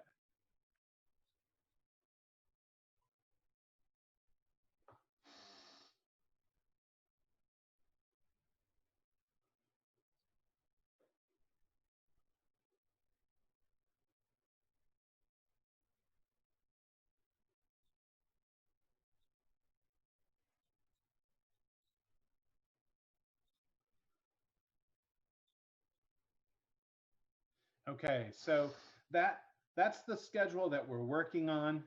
We started on May 11th. We had a meeting on May 26th. June 8th, now the board is going to see what the budget committee saw on the 26th.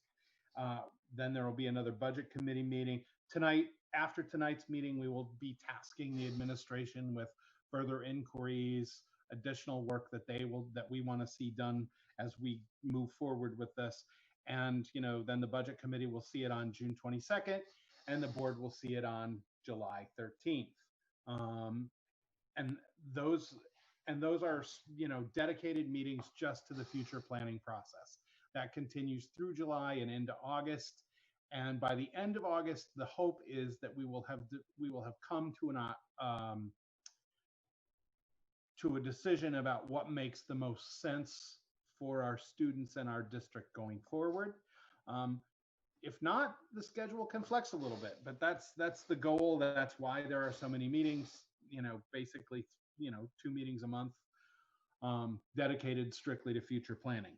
So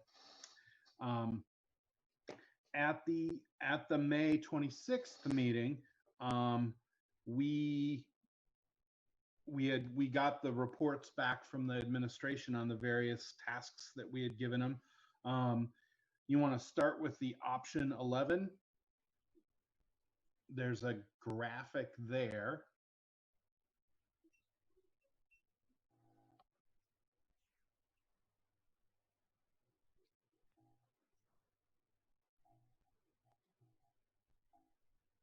Thanks, Al.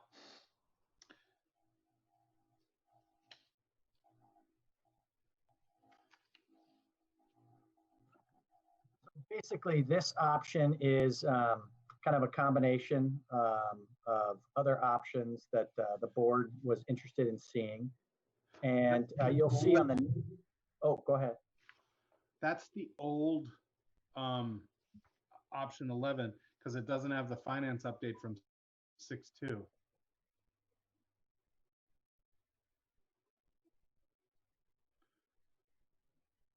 Thanks, Trish.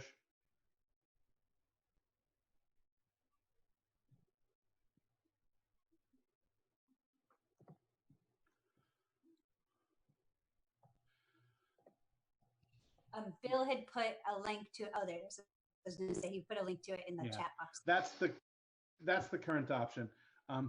Thank you, Al. I was going to say, while he's looking for it, Patty, you have something you want to ask? Yes, I just wanted to make sure that everybody knew what, like people who aren't on the board, knew where to find all of these, the schedules and these documents that you have. There's a link in the meeting chat to the folder that has all these documents in it. Thank you. You're welcome. Take it away, Bill. I'm just going to link the newest one so that it's there as well. Okay.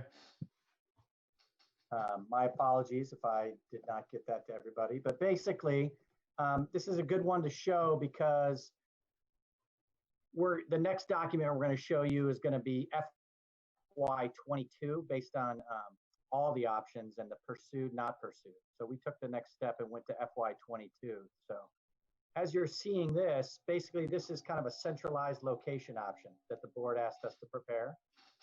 It's looking at running your pre-K through 2 at the Townsend Elementary location and running 3 through 12 at the Leland Gray site, and following through just like we've done with every single option. You get to see kind of the financial assumptions, the instruction assumptions, the building assumptions, and the special ed assumptions.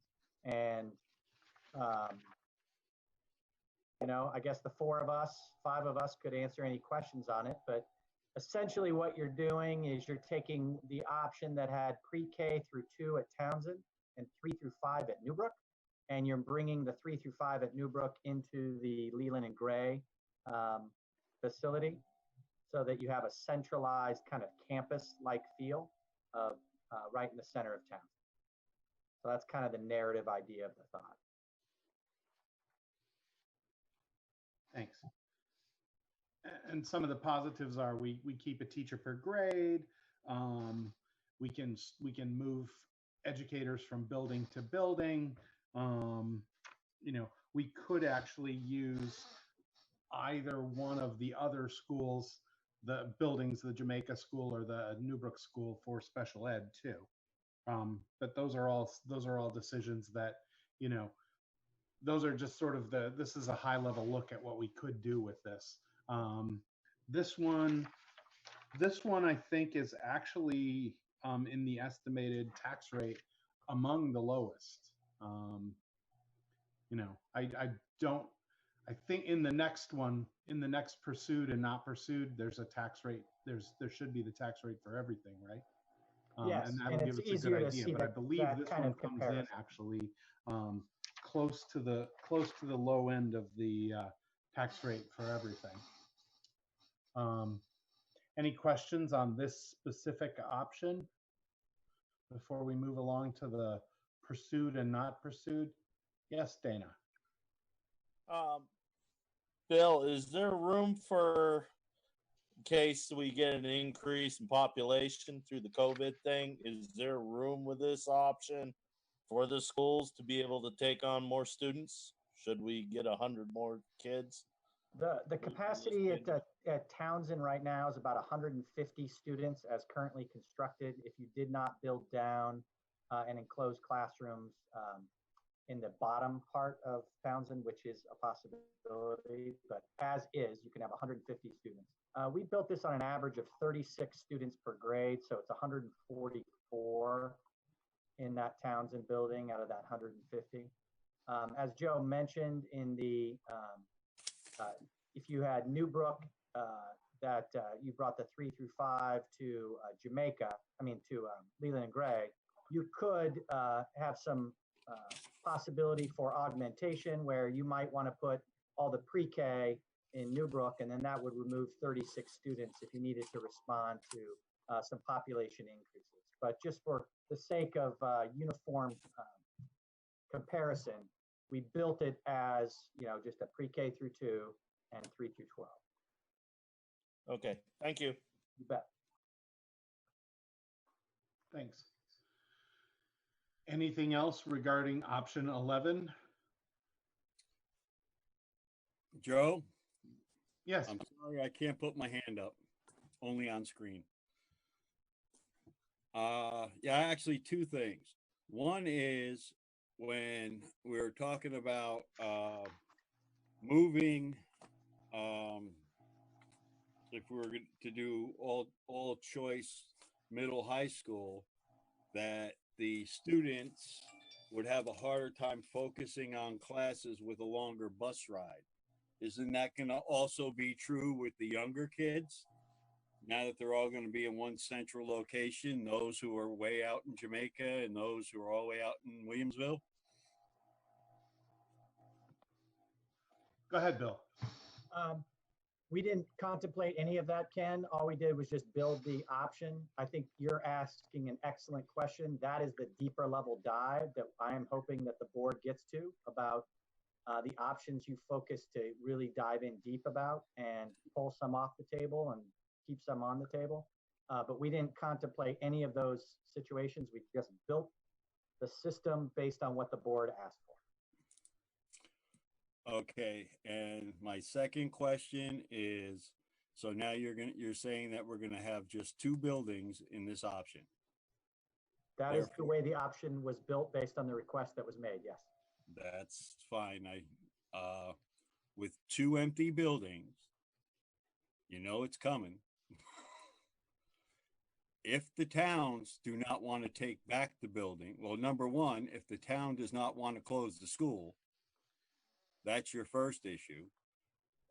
How are you gonna make a plan like this without having a vote to close the school? Because if you make all these plans, and I mean, it's kind of like putting the cart before the horse. If Jamaica says, no, we want our school to stay open, then you're going to have to keep, and Newbrook says, we want to keep our school open, and I don't know how that would work. That would either be a yes vote. It would have to be a double yes vote in both towns. That's why we're having months and months of conversation about the options here.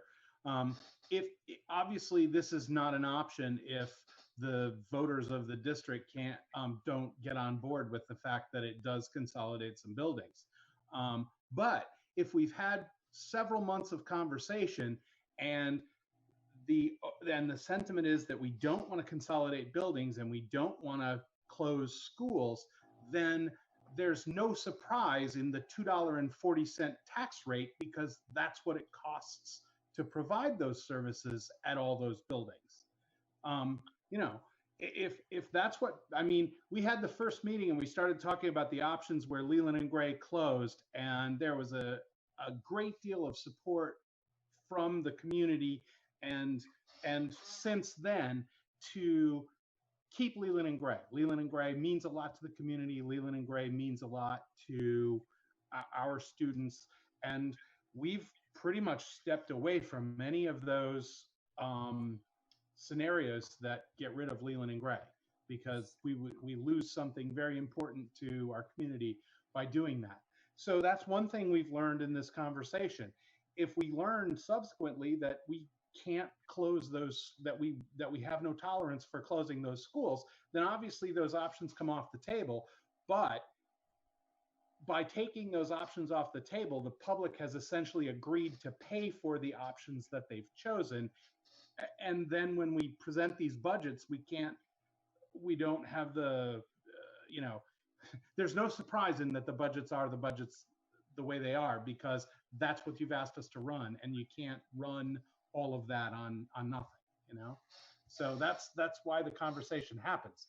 Well, Joe, when you say the public supports Leland and Gray staying at Leland and Gray, we're talking about what, 2 meetings that we've discussed it, and a total of what, 50 people out of how many voters? in the people in attendance, it was pretty much unanimous sentiment to keep Leland and Gray. And I know I've heard a lot of stuff outside of the meeting, just as a board member, that Leland and Gray has a lot of value. And I think there was a lot of sentiment on the board itself that there was not a lot of, that there was no real evidence that getting rid of Leland and Gray somehow gave our children a better education or a better future. But we're still having the conversation. That could change at any moment. Are you, you know, we'll see who shows up. I mean, if all of a sudden we get 100 people on the Zoom call saying, you know, nope, close Leland and Gray, tuition my kids. I want them in Brattleboro. Then we'll have to look at that. But right now we haven't had that sentiment at all. So you're not going to get 100 people on a Zoom meeting for this. Well, we'll continue the conversation as best we can and see what happens. Many of the voters don't even have computers. Some of them don't even have our people don't even have internet. Believe it or not, there are still some out there. And if you don't have a kid in school, you probably don't have it. Unless you work from home, because a lot of our older voters don't have computers in their house. But guess what? Their vote counts just as much as the younger people's do. Okay, so I have hands all over the place. I saw Mike's first. Sure. This just you guys just touched on something, a sentiment I've heard expressed is that we should be publicizing these meetings. I know we've been publicizing them, but it seems like there may be potentially a disconnect between what this group's doing and like what the public perceives us as doing. So like the analogy was made, you know, we should publicize it like Act 46. You know, like if we're really having these conversations where we're talking about consolidating buildings or building new schools or whatever we're talking about, we need to get active community involvement. Well, you know, I was going to talk about this a little bit later, but you've just given me this segue, Mike. Okay. I agree with you. We've been posting this on Facebook. We've been posting it to Front Porch Forum. We've been doing as much as we've been, you know, doing as much as we can to get this out there.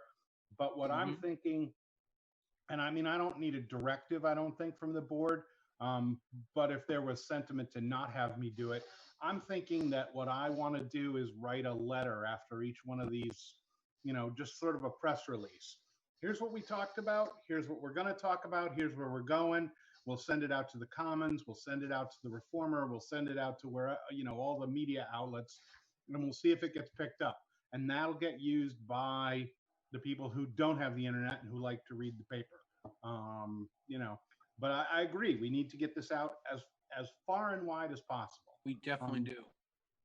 And so, you know, that we had been talking about that and thinking about that. I got you, Ken, but you're down the list. There's people ahead. That's fine. That's fine. So that's what I'm thinking, unless somebody thinks that's a bad idea. So anyway, then Keegan. Thank you. I think that I'm just going to be echoing what Mike and what you, Joe, have just said. I think that this does really create an opportunity where we are able to connect with our community members.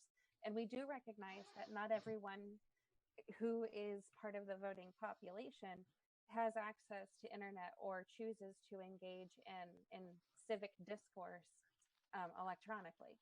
So I do agree that the concept or the suggestion of creating like a summary of conversation and then sharing that in print form, I think that's a really great idea. But I think also getting back to what Ken had referred to before about like not really knowing, like 50 people showed up to a Zoom meeting to have a conversation around keeping Leland and Gray open. We know that our population, we know that our communities do not want to continue to see massive increases in their property tax rates. And we also know that there's a lot of sentiment and a lot of heart that goes into small community schools. But I think the hard conversations need to be had around what matters more to you. Do you care more about the option of keeping a unsustainable education model running locally, where your tax rates will naturally go up year after year after year? Or do you want to have that hard conversation and really think differently about what education can look like for our kids? Hard conversations are hard, but they're also the ones that we need to have. I think our kids deserve those deep level conversations around their educational futures. Thanks, Joe. Thanks, Keegan. Patty, you were next. Hi, thank you. I really would be concerned about you all taking anything off the table right now, because the word has not maybe gotten out about all the options.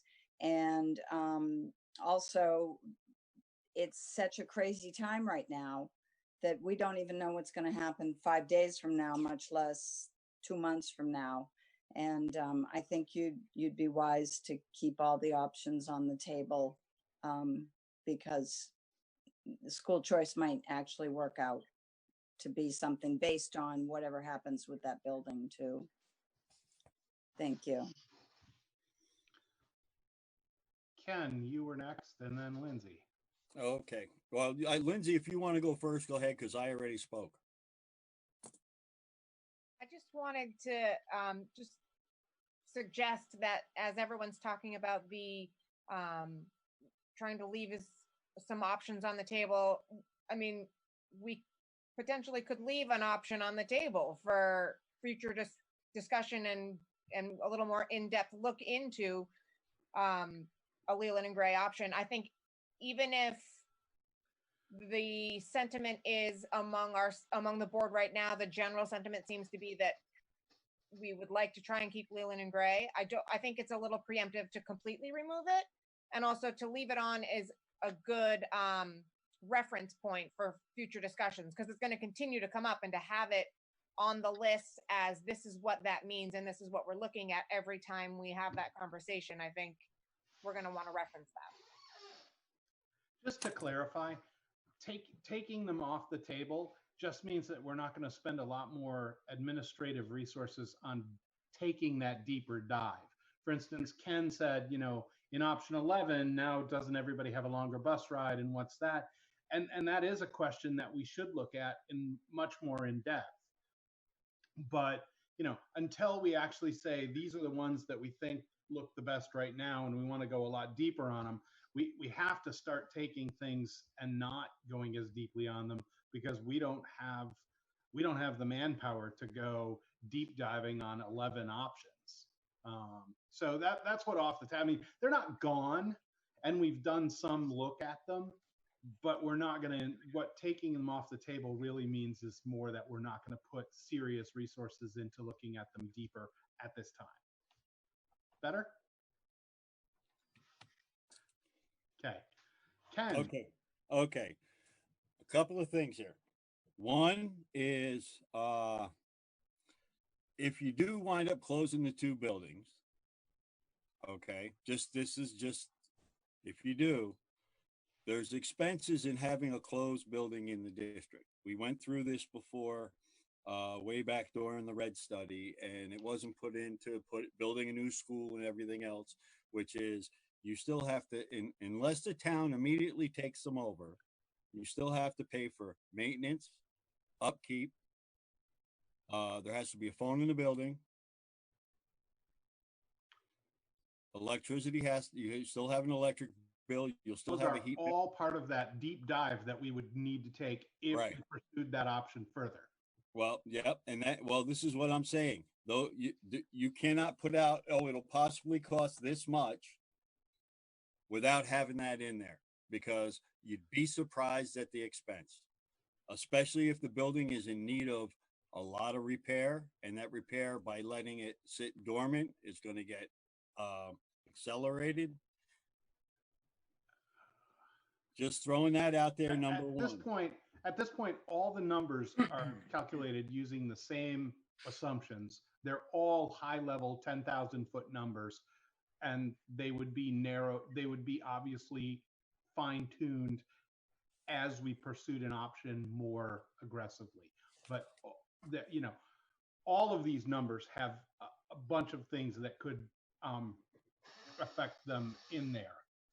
So, Okay, well, let's not be leading the public blindly. That's all I'm saying. And okay, I think I've just admitted that all the numbers are calculated on the same stuff. So there's absolute transparency there. well, on the same stuff. That's narrows it right down, Joe. No. All right, seriously. Okay, let me get to. I would like to make a motion. Back on the topic we got trailed to, and that is I'd like to move for the board chair to write a letter to the local paper to keep the public up to date on possible future plannings of the school district.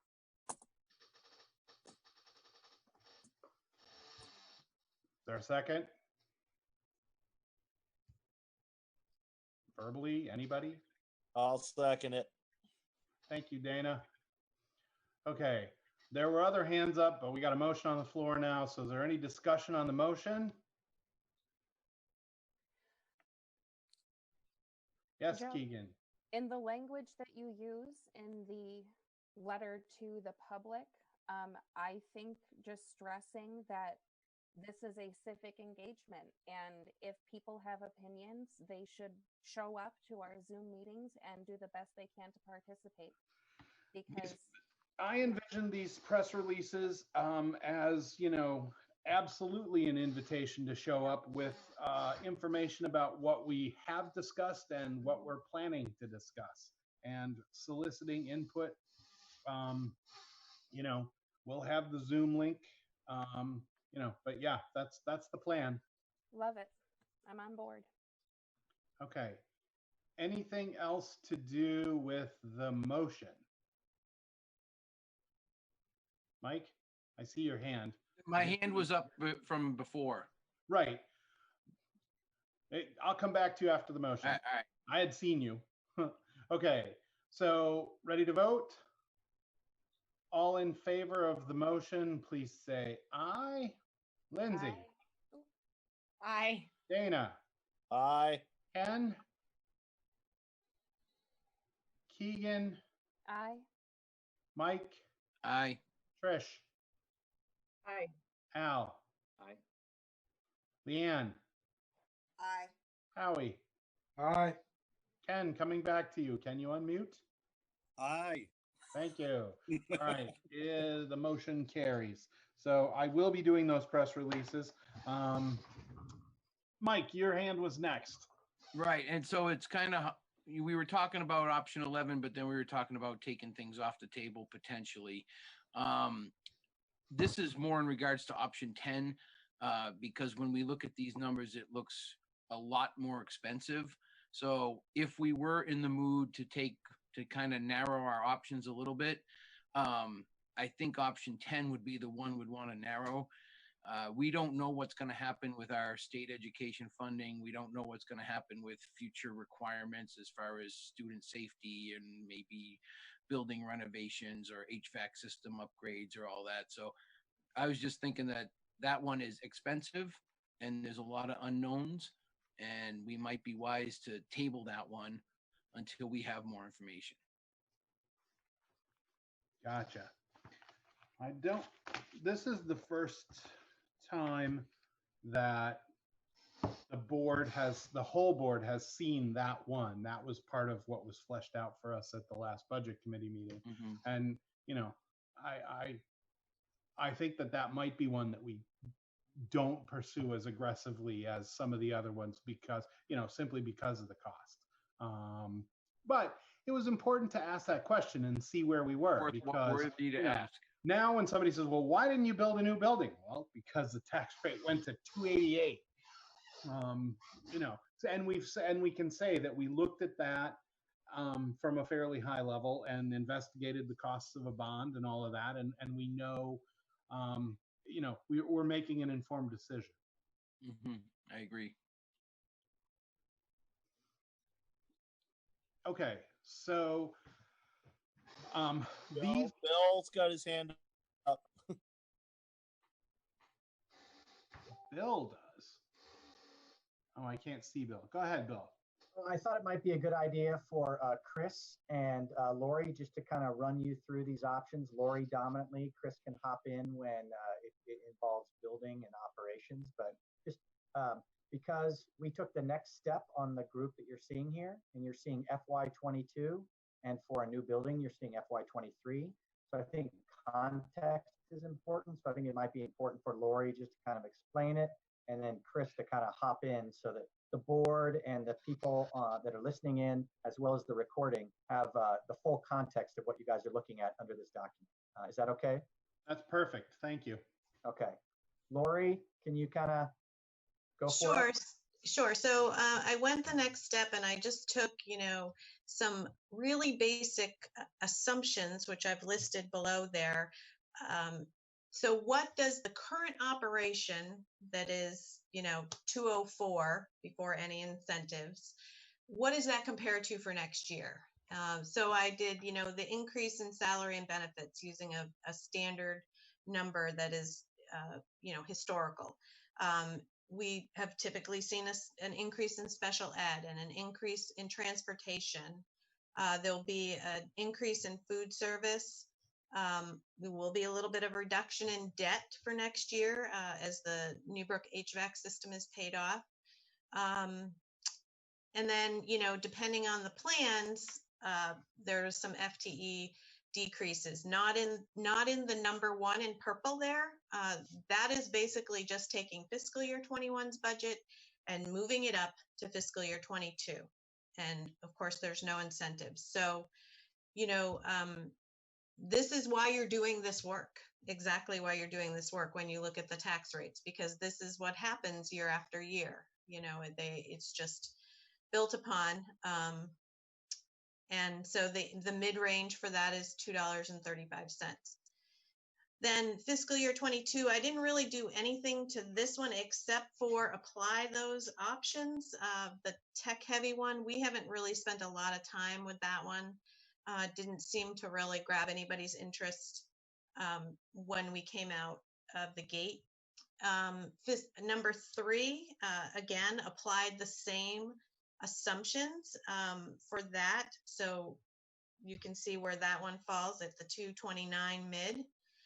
And then I looked at building a new building. And if we want to go there, and I can talk through that, and then Chris could jump in and talk about the actual building itself. I don't know, Al, if you wanted to go to that WRED LTP budget, you could probably click right on that link. Whoa, what was that? You're probably going to need to click on the link on that sheet. I'm sorry, Lori, can you name the sheet again? If you go back to the reviewed and pursued one. Yep. There was right there. There is a link that just shows the breakdown. I mean, I can talk about it high level, and then, you can look at it at a different time. But basically, it's talking about it's not letting you go there. Just go to, oh, shoot, it didn't go over. But basically, it's talking about the $40 million that you saw. I think that is on one of Chris's sheets there. We talked about as a budget committee, we had gotten some numbers on $40 million, what the bond would be per year, what the cost would be. So, I applied the same increases, only I applied them for 2 years because, obviously there would be no way to build a building in 1 year. You would have to go out at least 2 years. And and I'll let Chris talk more about this, but the $40 million building does not include land or, it could house all of the different pre-K through 12 students, but it would be a no frills. And so Chris, I don't know if you want to jump in and kind of talk about what we've found. Sure. Yeah, as Lori said, it would, I mean, 40 million would probably get us a basic building to house our students. We just wanted to give a rough number just so we can get an estimate of what that annual cost would be with principal and interest, so we can try to build what our tax rate might look like.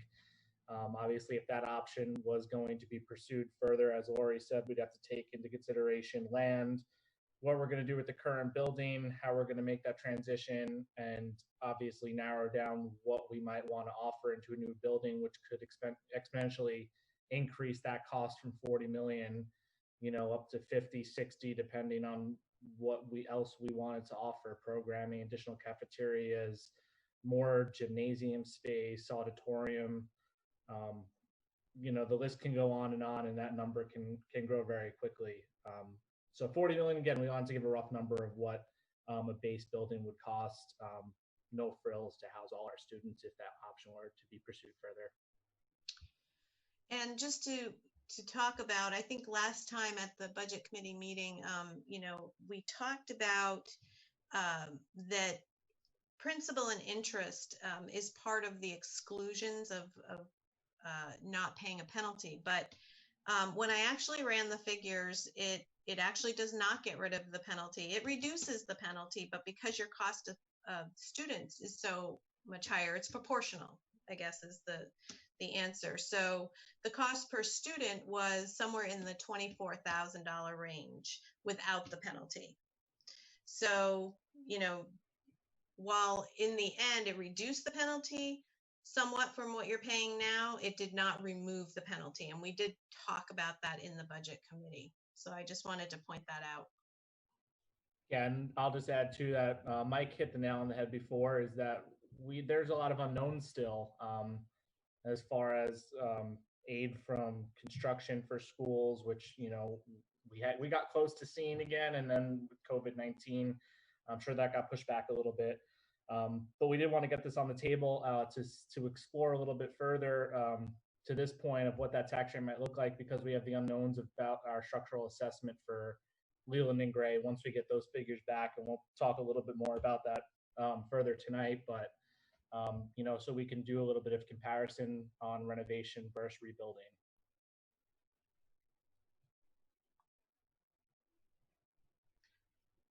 So Al, I don't know if you want to go back to the reviewed and pursued, and I can just quickly talk through the rest of them. I think there's only one more, option 11, right?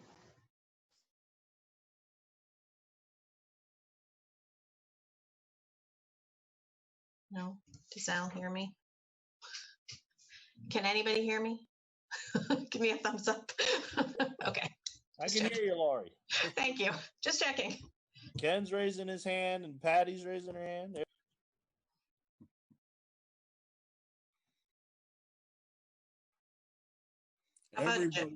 Did we lose Joe? Maybe we lost Joe. We lost Joe and Al. Okay, where's the clerk? The clerk needs to take over the meeting. I think we lost him. Yeah, we lost 3 people. Went from 30 to 27. We don't have a clerk, do we, Bill? We didn't reorganize. We're leaderless. I'm gonna take this opportunity to ask Lori a question, though. Okay. We'll see if they can get back on. Okay. Now, in the West River Valley now, there's a movement to try to go 100% renewable, right? Yes. You're aware of that. I am aware of that.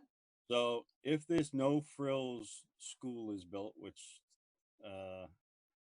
I'm not exactly sure what that term means. I'm sure it means no plush carpeting. We'll go with that.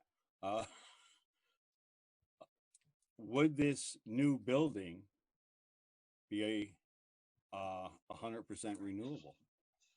That's something we should in this valley. We should actually make sure that happens if we build a new building.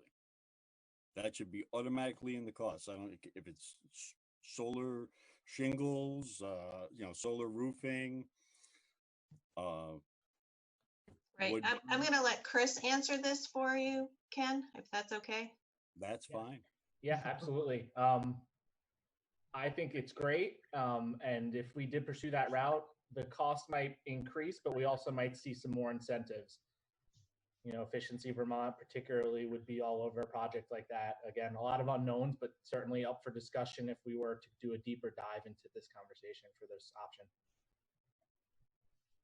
Well, I would seriously make it I wouldn't make it an option. I would make it a prerequisite, just because that's the way Vermont is going to move. We're shooting for it. And if we're going to shoot for it, why would we build a new building and shovel coal, so to speak?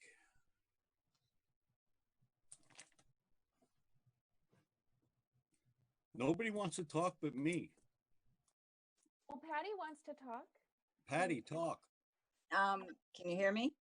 Yeah, Patty, go ahead. Oh, okay. Well, I just wanted to remind people, or maybe everybody realizes, that the weighting factors report is still a thing.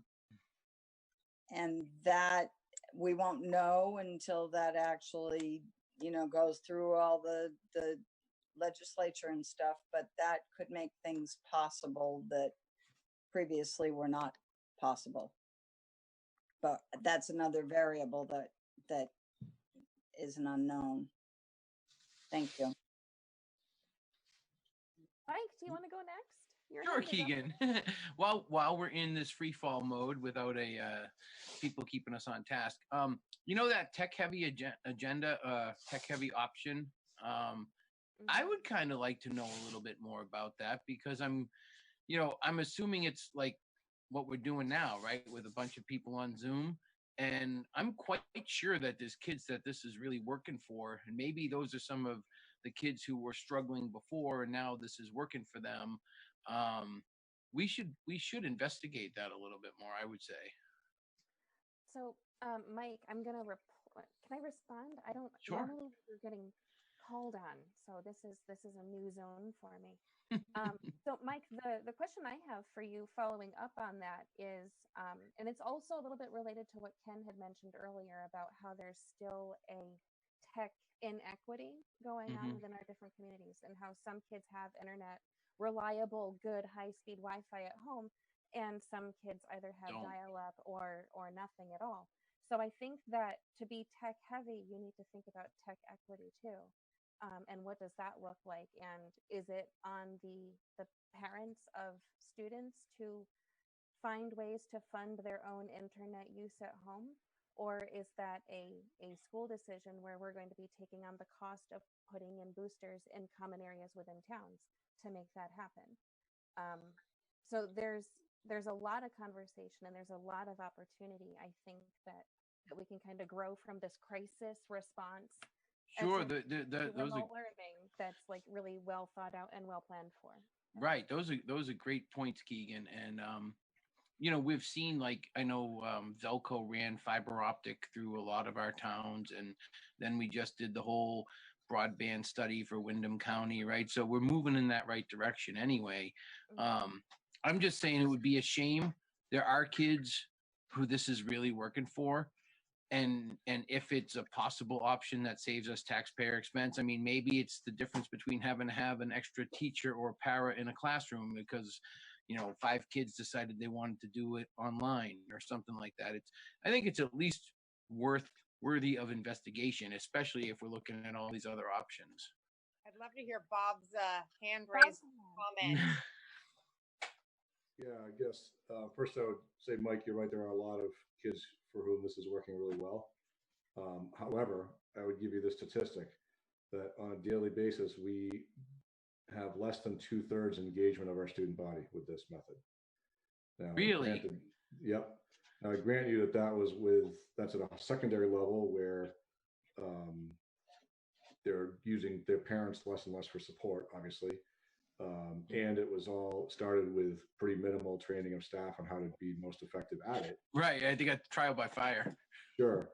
But I would say that one thing about public schools we have to be careful about is that they have to be something that serves every student. Right. Not less than 2/3. So I mean, it's worth a conversation, but I would say that what this has shown me, COVID has shown me, is that as an option, as a viable option on its own, it will meet the needs of some kids, but it will not meet the needs of all kids. Okay, that's fair enough. I wonder, I would think that the engagement was higher at the elementary school level. I think that it is probably. Yeah. Thanks, Bob. I just wanted to say, my daughter, I mean, she was pretty good with this tech level learning, but it didn't really, I mean, the curriculum was, she was going off math on a teacher's video. There wasn't really good curriculum situated for the kids, specifically lessons plan. I mean, the teachers did an excellent job in trying to get something developed for them to have the remainder of school. And there would be a lot of work in coordinating a curriculum at that level for tech learning. That's a good point too, Dana.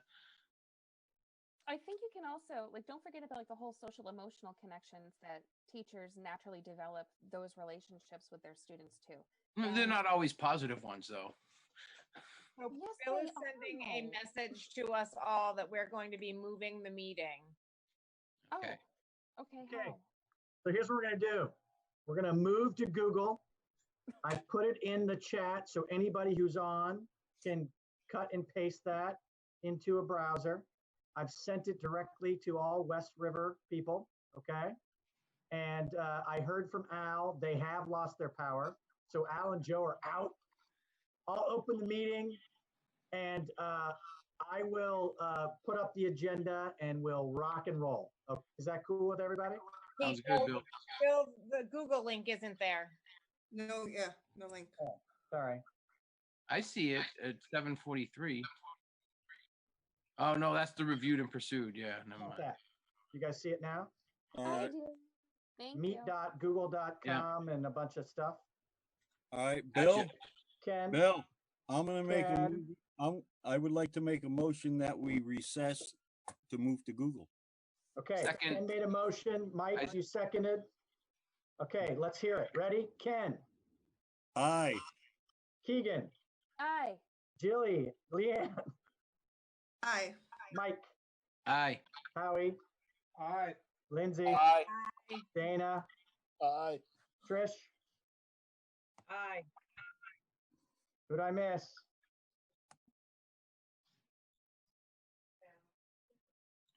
Looks like we got Al back.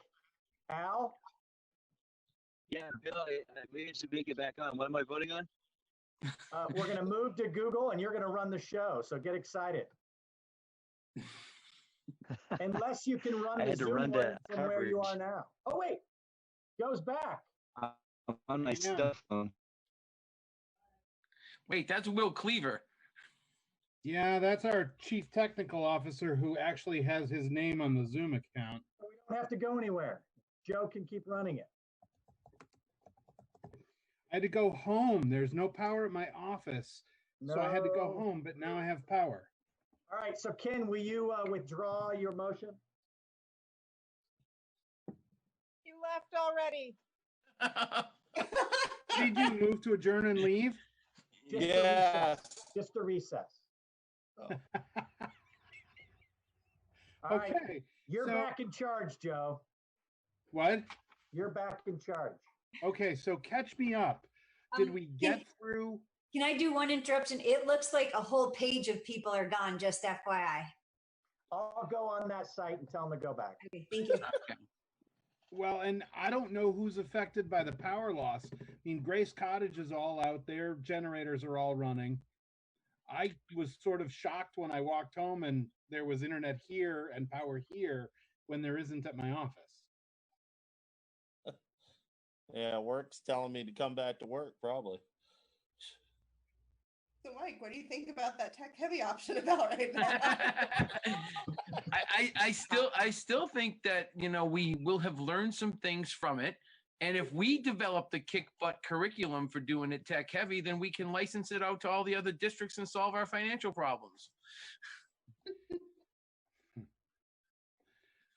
I don't think anything we develop as an education district is then licensable. I think it's like, work for hire.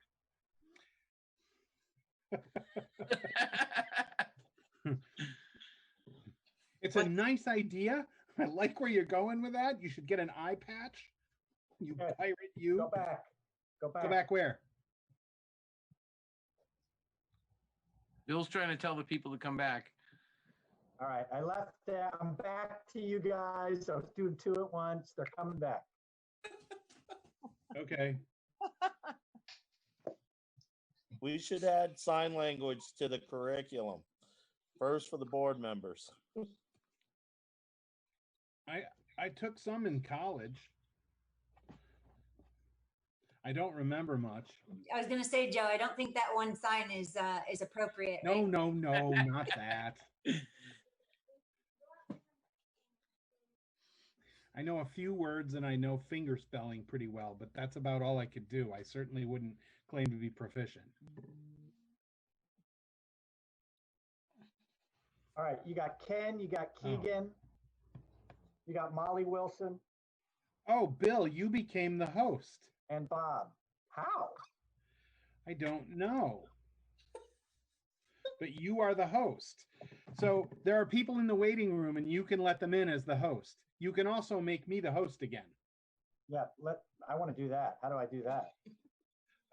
Right click on your name. There will be a bunch of, it'll say like more, and then you should have a drop down menu that says, make somebody the host.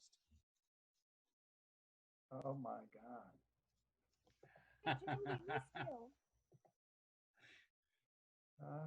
Because I just got a text from Al that said, let me in. I'm like, I can't, I'm not the host. This is not good. You're gonna have to walk me through this. All right, I've admitted Ken, he's there. Oh, more, okay. Yeah, more. It There just should be says an option. rename. That's all it says? Yeah. But you were letting people in. I click on, this is awesome. Hold on, I got it. Thank God. See, Okay. this is why flexibility in education is like so meant to be together. I'm so proud. Okay. I'm the host again. You are. I'm home. We got it. Sweet. Do we need to make a motion to reconvene? Yeah, I think that would be appropriate, Ken. I'll make a I motion. make a motion to reconvene. I All right. Is there a second? Keegan second. Sweet. It's been moved and seconded to reconvene. Did we actually vote to unconvene? Just a recess. Okay. Did we have a vote? We did. Yes. Okay. All right. So we got to do the roll call. Lindsay. Aye. Dana. Yes. Trish. Aye. Leanne. Aye. Mike. Aye. Ken. Aye. Al. Oh, Al. Did you let Al in? He's in. Keegan. Aye. Okay. Howie. Aye. And that's all the board members, right? Al, we can't hear you, but we got enough to pass the motion. We are back in session. Where did we leave off? Well, we covered half the agenda while you were gone, Joe. Joe was going to write one check to solve our budget problems. If we could call up reviewed and pursued again and finish that, any questions for Lori? That's where we are on the agenda. Okay, Reviewed thank and you, Bill. pursued. So, anything for Lori while we went through reviewed and pursued? Did Chris get a chance to weigh in on his pieces of that, or do we need to hear from Chris now? Okay, great. Dana, you have a question? Yeah. I got a text from my mom. She wanted to know what the non-resident tax rate was for this next coming year. Oh. Great question, Dana. I don't have that off the top of my head. It did go up I was thinking $1.58, but I would have to look it up. I'm You sure can it's on. email that to me. I'd appreciate it, and then I'll send it to my mother. Sure, no problem. Thank you. Why am I on a beach? It's a new update that You Zoom have a has. background set. Yeah, I know, but I didn't think I did. I will get rid of that. Sorry. Mike, what's that you were saying about the high-tech option? Okay, prove me wrong. Very entertaining, if nothing else. Very entertaining. Every test is multiple choice.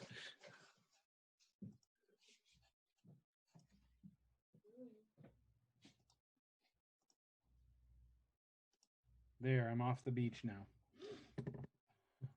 Sorry about that, everybody.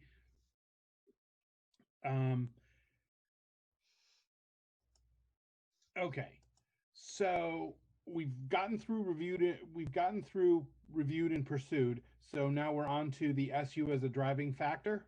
Not yet. We still Not need to yet? go back to reviewed and pursued to see the FY22 impacts on option 11 that came after the FY23 look at the new building. Got you. Al, are you in a position to share your screen? I know you're on cellular at this point. I think we may have lost Al. Joe, you can give me whatever superpowers and I'll share mine. I was going to say, do you want me to try to share mine? Oh, Lori's better than me. By far. Well, I don't know if I can. I'm just. I can. Okay. So that means, Trish, make sure you're on the lookout for people that want to talk. Okay, so the option 11, which is pre-K, it says K, but it's pre-K through 2 at Townsend, 3 through 12 at Leland and Gray, is just taking, again, a high-level look. And I, did the same thing. I increased all of these and did the decreases. Obviously, there would be less in grants as far as the small schools grant is concerned. I believe I took all of the small schools grant out because Townsend would have 144 students, so probably wouldn't qualify for one at that point. And so that's where that leaves that one. And I think the question came up before about space. Maybe Dana brought that up and Bill addressed that as well. So there could be other uses for the buildings, outside placements, having a special ed program, that type of thing. None of that was put into these different options. So it would obviously add some more cost if we kept a building open.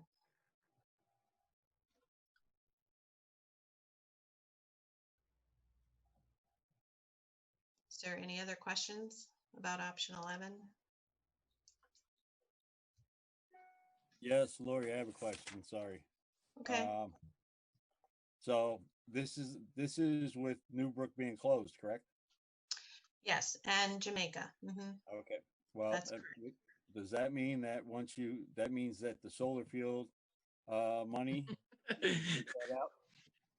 So none of that has been looked at. I did leave that lease money in because the lease goes to West River. So. No. But if you get rid of the property, you get rid of the lease, it goes back to the taxpayers in Newfane. So none of that is part of these options. Well, again, part of the deeper dive we might have to take. Correct. And legally, if you don't own the property, you don't own the contracts on it. Thank you, Ken, and congratulations on your graduation from law school. Hey, you're very welcome. I've spent enough time with an attorney over this situation. Thank you, Joe. Keegan, you had a question? I did.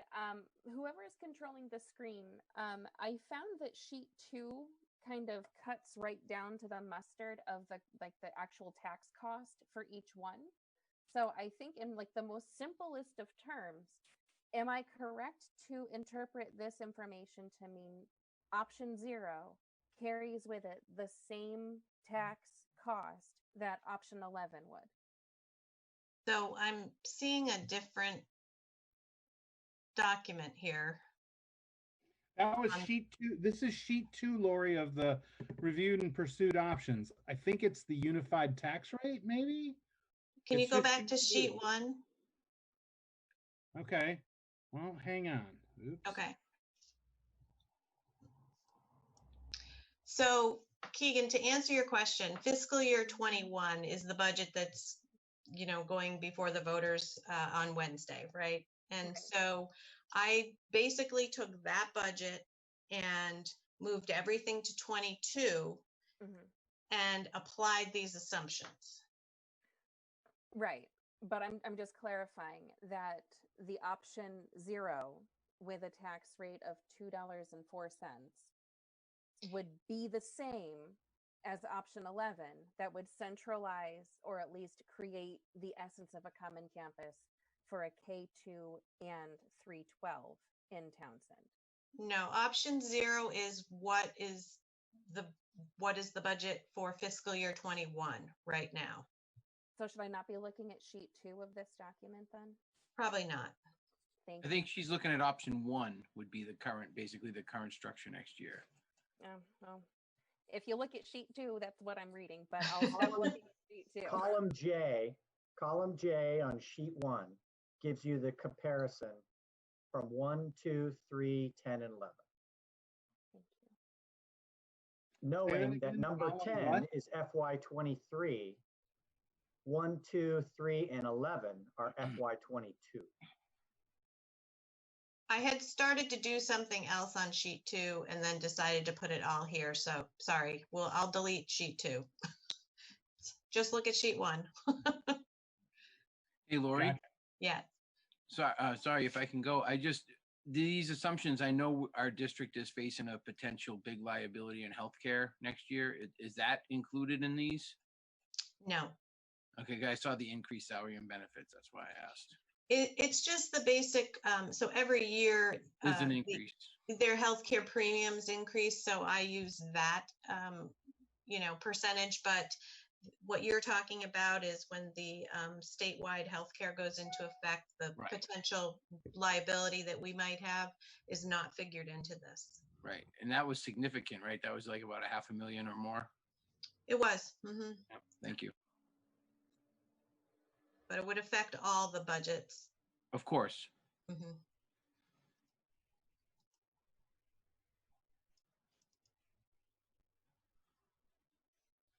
Okay. Any more questions for Lori?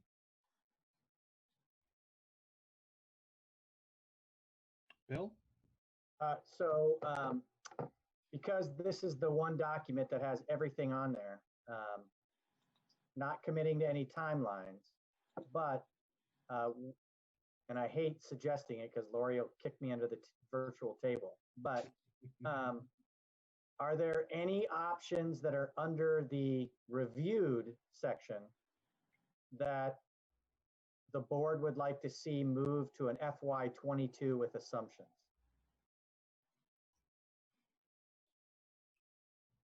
Because those are under the reviewed but not pursued, those are all FY21. And under the top half of your document, you're looking at FY22, except for the building, which is FY23. And so Ken's point, Howie's point, Patty's point, Lindsay's point about something on the table or off the table, would it benefit the board? Would it benefit the community at some later date, and I'm not committing to when that date is, that those 4 through 9 get updated, or a select group of that 4 through 9 get updated to an FY22, where we put those same assumptions that you see on the top half of the page. Hands all over the place. The answer is probably. Dana, go ahead. Yeah, I was gonna say, yeah, let's kind of maybe like option 8. Move that up just in case. Well, not necessarily move them up, but to actually go through all those options and plug in the more current numbers. Yes, that's what I meant. Thanks, Joe. Mike, you were next. Yeah, I was just going to say the same thing. I think that's wise. More information is always better. As we're even a 10,000 foot level, we might as well apply the assumptions and see where they turn out. Sorry, Lori. I want to emphasize there's no commitment on when that's going to happen. I only hear option 8 on the table right now, so that's Oh, I like that. Good clarification. I think we should look at all those 4 options again. Yeah, it's probably a good idea to try and put the same numbers so that we're really looking at apples to apples when we're pulling things off and saying this is not worth doing. To use the same data makes sense. You know, I don't think we have to go any deeper than we have yet to those, but we probably should use the current, use the most recent data, use the assumptions you made for the pursued options, but not with any timetable yet. Your own timetable. Just need to get through the end of the year. Yes, that's fine. It'll be that July 13th meeting at the earliest. Okay. Okay. All right. Keegan, you have a question. I do. Being mindful that we've already reviewed the first 8 options and we decided a couple of meetings ago to let a few of them go by the wayside based on the community response to the discussions. And also being mindful of the amount of time and effort and work that's going to be required to flesh all of these out. Again, are there any that we can agree that are just like not an option?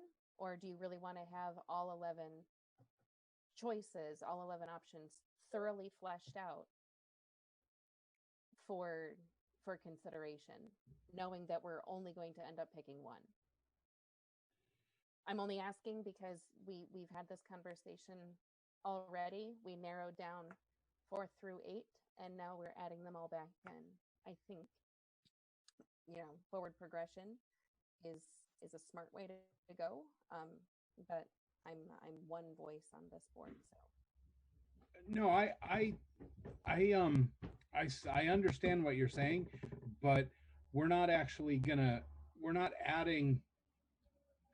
really fleshing these options out so much as the numbers the numbers about the costs and the tax rates in the options that we've pursued use different data than the options that we did not pursue.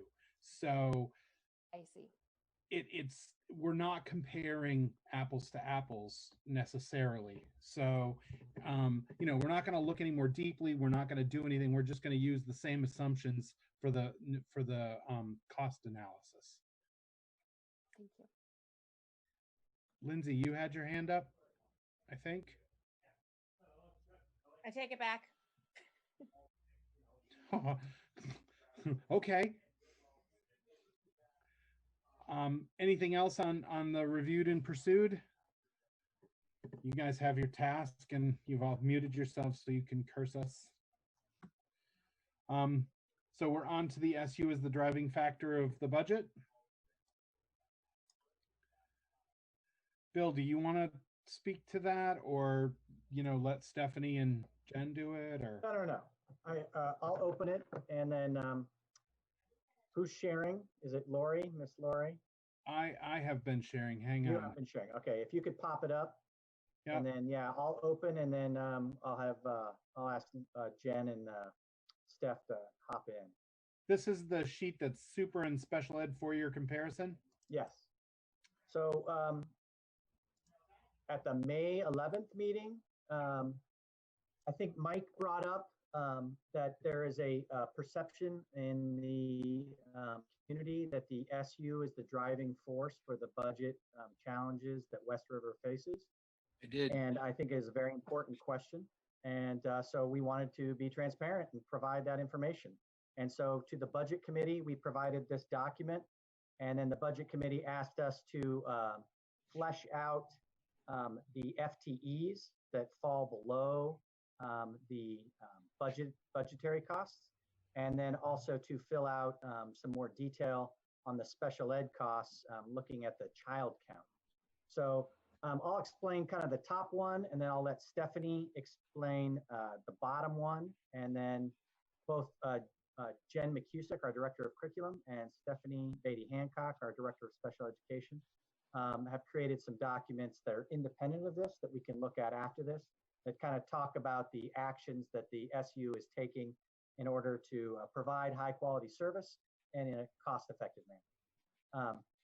But basically, if you look at that top part of the spreadsheet, you'll see the last 4 years of the SU central office and the costs year over year and the costs for the last 4 years.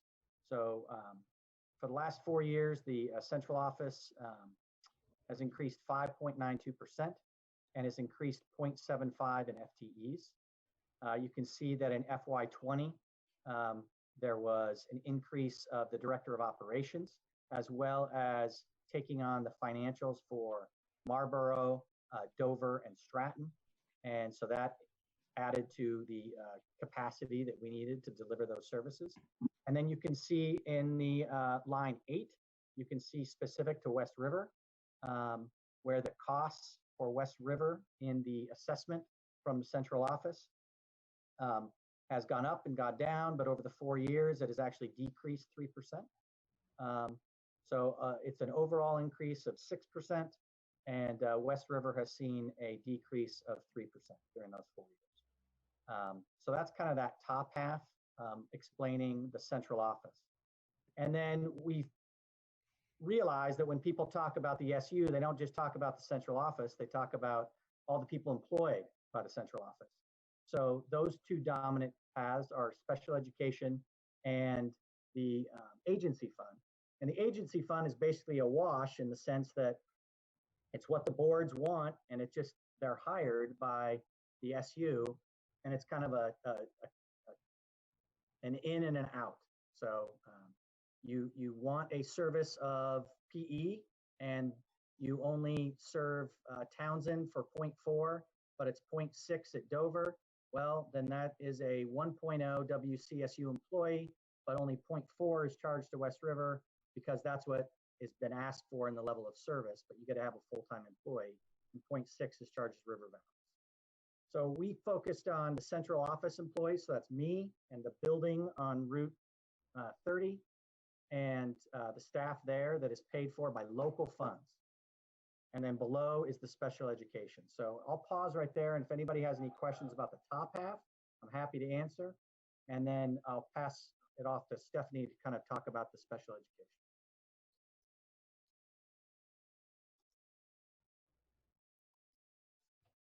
Looking for hands. No? Okay.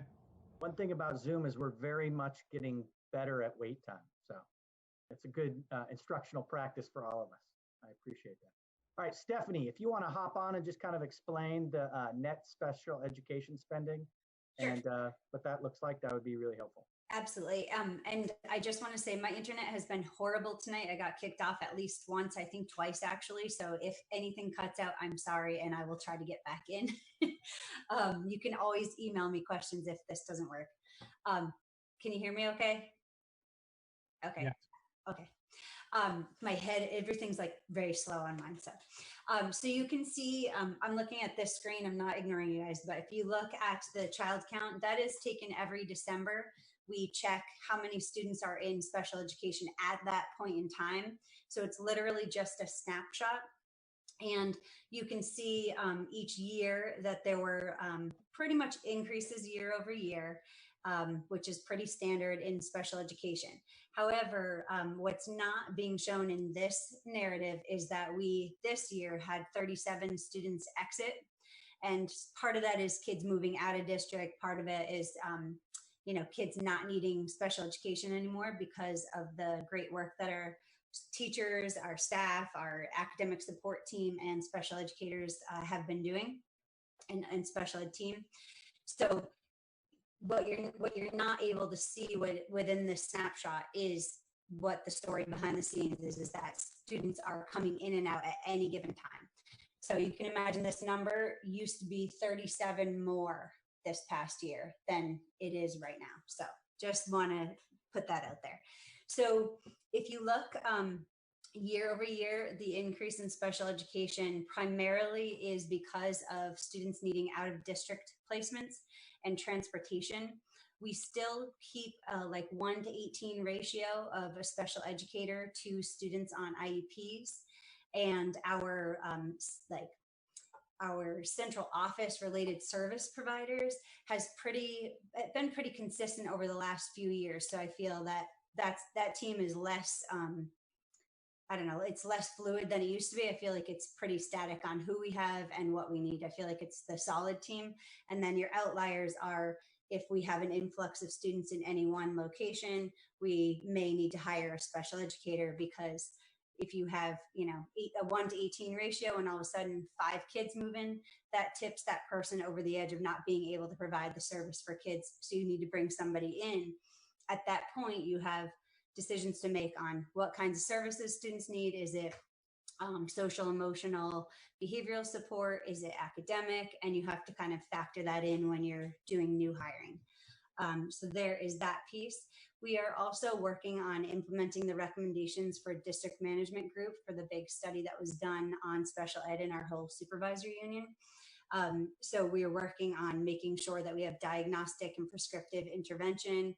We are trying very hard not to have an over-reliance of paraeducators providing our instruction for students, and really having specialists do the instruction. And working very closely with the academic support team and teachers to ensure we're meeting the needs of all of our learners and catching them early. So that's kind of the overarching narrative. And now at this point, we're working very hard on trying to figure out ways to do regional collaboration and reduce the numbers of kids who are in out-of-district placements, help bring them back in our supervisory union, but doing it thoughtfully for the student, but also thoughtfully for taxpayers. And that's why, Joe, you don't need to worry, or Ken, sorry, you don't need to worry too much about us not using Newbrook, because I feel like it is a central location that might be appealing to other regional special ed directors and supervisory unions. So that's kind of the broad overstrokes. And you can also see the transportation increases. I know a few years ago or 2 years ago, we ended up having to go with a transportation company to provide transportation for kids on IEPs for the out-of-district placements, and that did increase costs quite a bit, but we are looking into other ways to meet students' needs. So that's kind of the overview. Any questions? Do you need that other document at any point? Which one? The typewritten one. The one pager? The one pager. Yes, the one pager. I have that. I don't know. I'm sorry that I lose track of who got what information when, and if it was a subcommittee or the board. Yeah, everyone has that document now. Yeah. As part of tonight's board. So there's a one pager that had the table at the top of the child count numbers over time. And then the work that we're doing for alignment with district management group, and again, the outline of the therapeutic placement. So.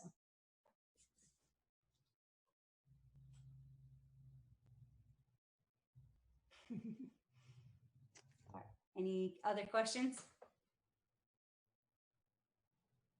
Okay. Yeah, Steph, it's Dana. Hi, Dana. Hey, are we going to see more of children going through this with the COVID? Or I mean, are we going to see Yeah. a raise? Given the last 2 weeks, 5 kids on IEPs are moving into our SU, which is fine. I mean, I think we're going to see numbers with general education students as well, but I definitely am starting to see the trend. They're coming from all over the country moving in. So yeah, I would anticipate quite a few more. I don't think it's going to be like over the top and, overrun with just kids on IEPs, but I was surprised. Just 3 today.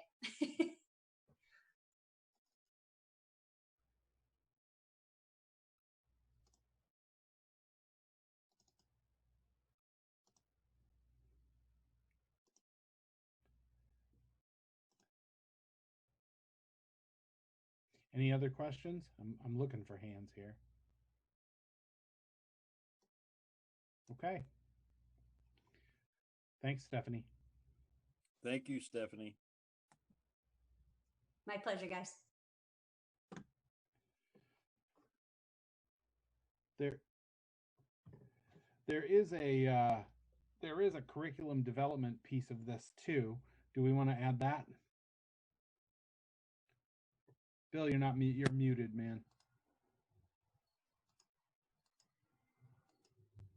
If you just want to put it up, Joe, and Jen can answer any questions if anybody has any. Jen, if you want to give a high-level 60-second update, there are probably some new people on the call who have not seen it, but I don't think you have to go in any great depth because everybody has a copy.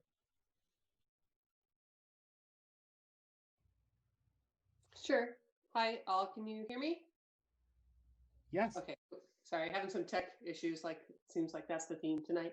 That's so tonight's Bill just theme, asked yeah. me to put together kind of a quick overview. Stephanie did a great job talking about how special ed, reducing needs for special ed, and the collaboration between what has really become our general education or academic support team working with special ed to reduce the need for more services. So I think you can all see the quick bullet points that I put together, but there's a bigger picture here about the efforts that have been made in the last 3+ years as an SU, starting with the support from the boards to move to more professional development days for our staff. So our staff has really worked together to have that high level research-based, evidence-driven curriculum and instruction through professional development. And then as a district, we've worked together to create teams, be them departments or grade levels or professional learning communities, to keep that work alive and have it not just be this kind of one-hit experience for teachers to get new PDA. So, and it's been tied together. We've been focused mostly on math and literacy. And from that, we have developed our academic support team. So this is our first year of having a SU-wide or SU-focused academic support team driven by the LCAS to provide intervention for students who are struggling. It is based on our LCAS, which is seems to be, I think there's been 3 updates this year. We keep creating that document, looking more at assessment, how that data drives our instruction, and that document itself is guiding our work, but also how we do tiered instruction, and is expanding to include middle school and hopefully into high school as well, to really catch kids and identify the needs that they have and then provide them the appropriate services. So just a quick overview of the team of 6, which is a 5.6 FTE. We have 2 reading specialists, and the other 4 focus on math and literacy instruction for elementary. This year we did do some work with middle school. We want to expand that next year. The intervention that's provided is based much on the work that Stephanie cited in the GMG report and our integrated field reviews, and also just the best research that we can find out there. It's delivered by the experts, it's research-based, it's ongoing, and then that team works very closely together to continue their own professional development and to help coach the teachers in general education. So I think as a team, it's not just these 5.6, it's all the teachers that are working together on this, but they're really helping spearhead those things.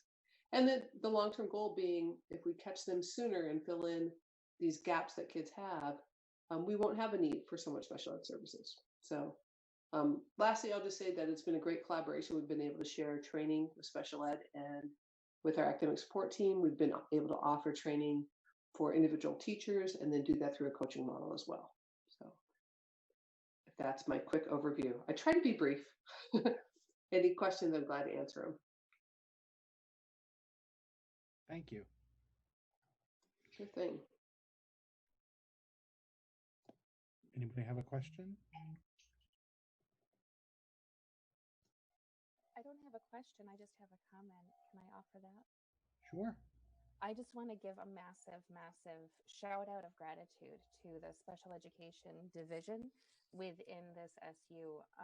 The effort and time and determination that you guys have demonstrated to pull the kids of all needs back into the fold and to provide them the ultimate opportunities for support with compassion and dignity is just really, really amazing. And I truly appreciate the work that you guys are doing to move your process forward. So Thank you very much. And I also want to note that one of the great things is we're still in a reimbursement model. So we're trying to implement these recommendations of DMG while it's in that mode where we can try it out and not have as hard of an impact.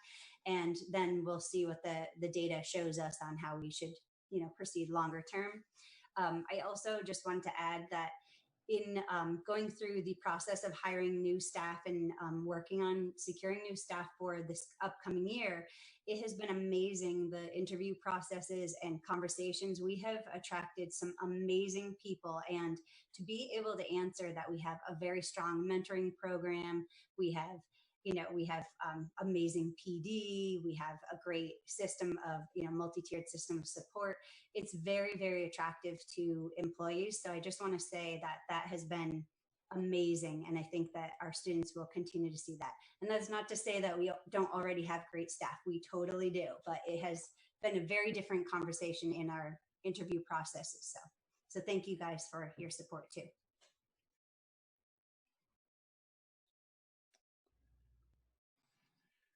All right. Anything else? Comments, questions? All right. Thank you. While my power was gone, did we cover the Leland and Gray as part of the Lori conversation with Chris, or is that still make sense to go there next with the building update on Leland and Gray and the possible construction costs? Mike, I think you have a pretty good handle on this. Did you feel like we talked about what we were talking about, or were we so focused on just the new building that maybe I kind of think we were more focused on the new building, and I mean Chris was talking, but that was right when we figured out we had lost people. So you want to see the renovation? We could just pop Chris in. I think that would be good. Yeah. And you want to see the renovation cost spreadsheet? Yes. Yeah. Okay.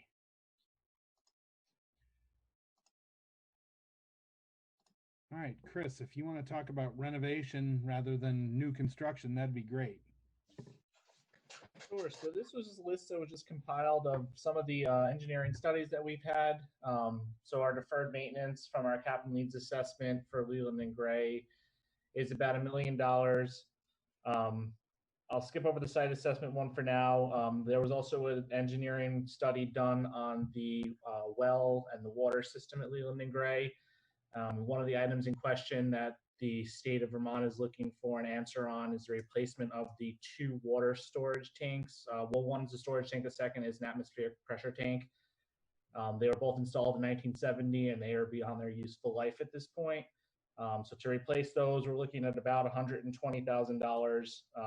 The cost for the parts and equipment, the labor, engineering fees, permitting fees, and they're also asbestos wrapped. So we have a lot of abatement costs, which is going to eat up a lot of that money.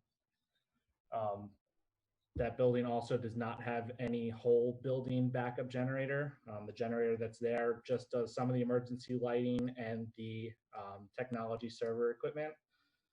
So whole building generator would run us about $100,000.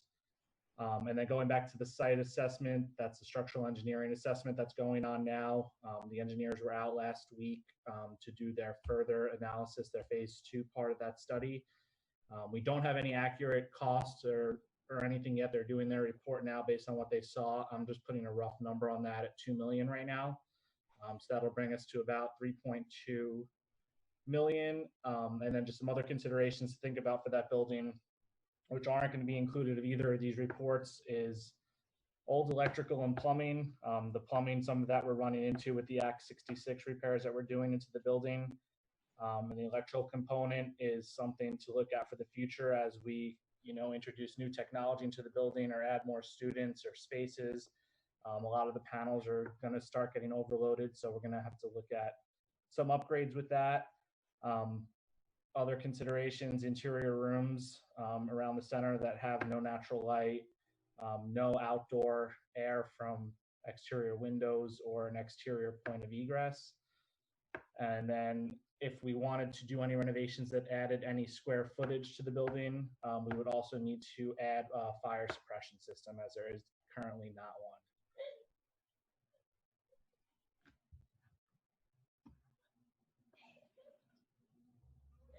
Thank you, Chris. Any questions for Chris on that?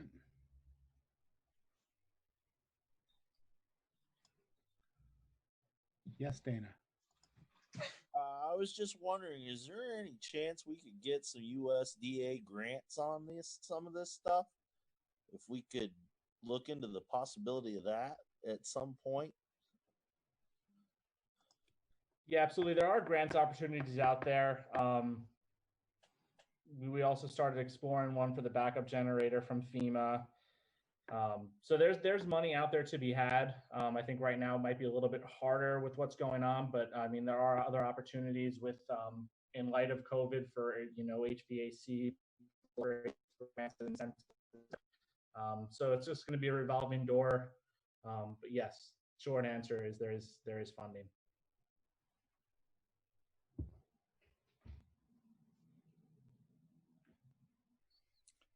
Ken's raising his hand. Thanks, Ace. Actually, Howie's got his hand up too. So Howie, go ahead.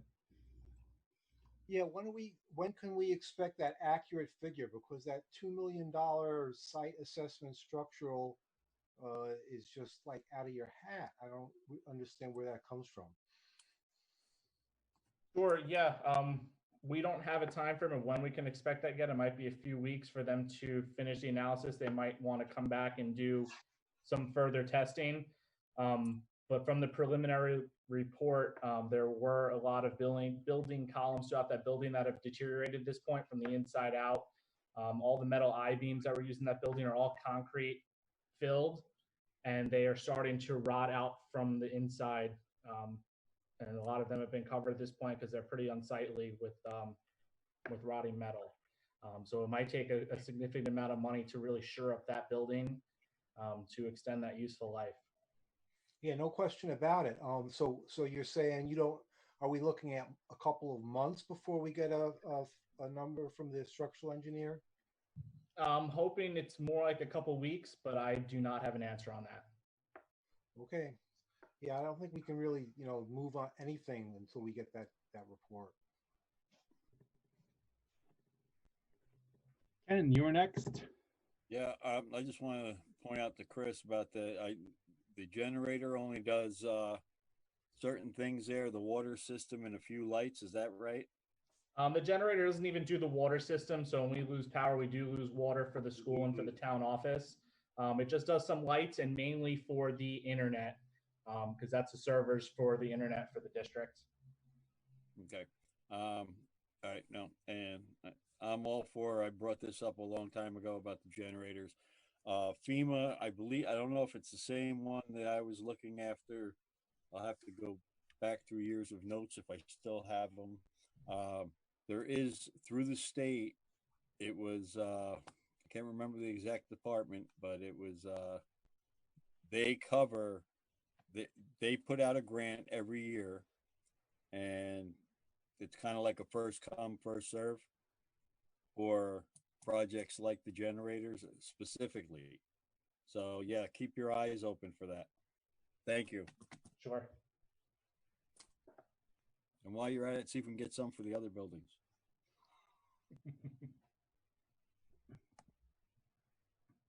Okay, anybody else? Questions, comments? Okay. Joe, I'm sorry, I raised my hand. Oh, hey. At least I tried to. I'm having technical difficulty in front of your house. Oh, I'm sorry. Um, Just throw a rock at my window. I'm right here. It's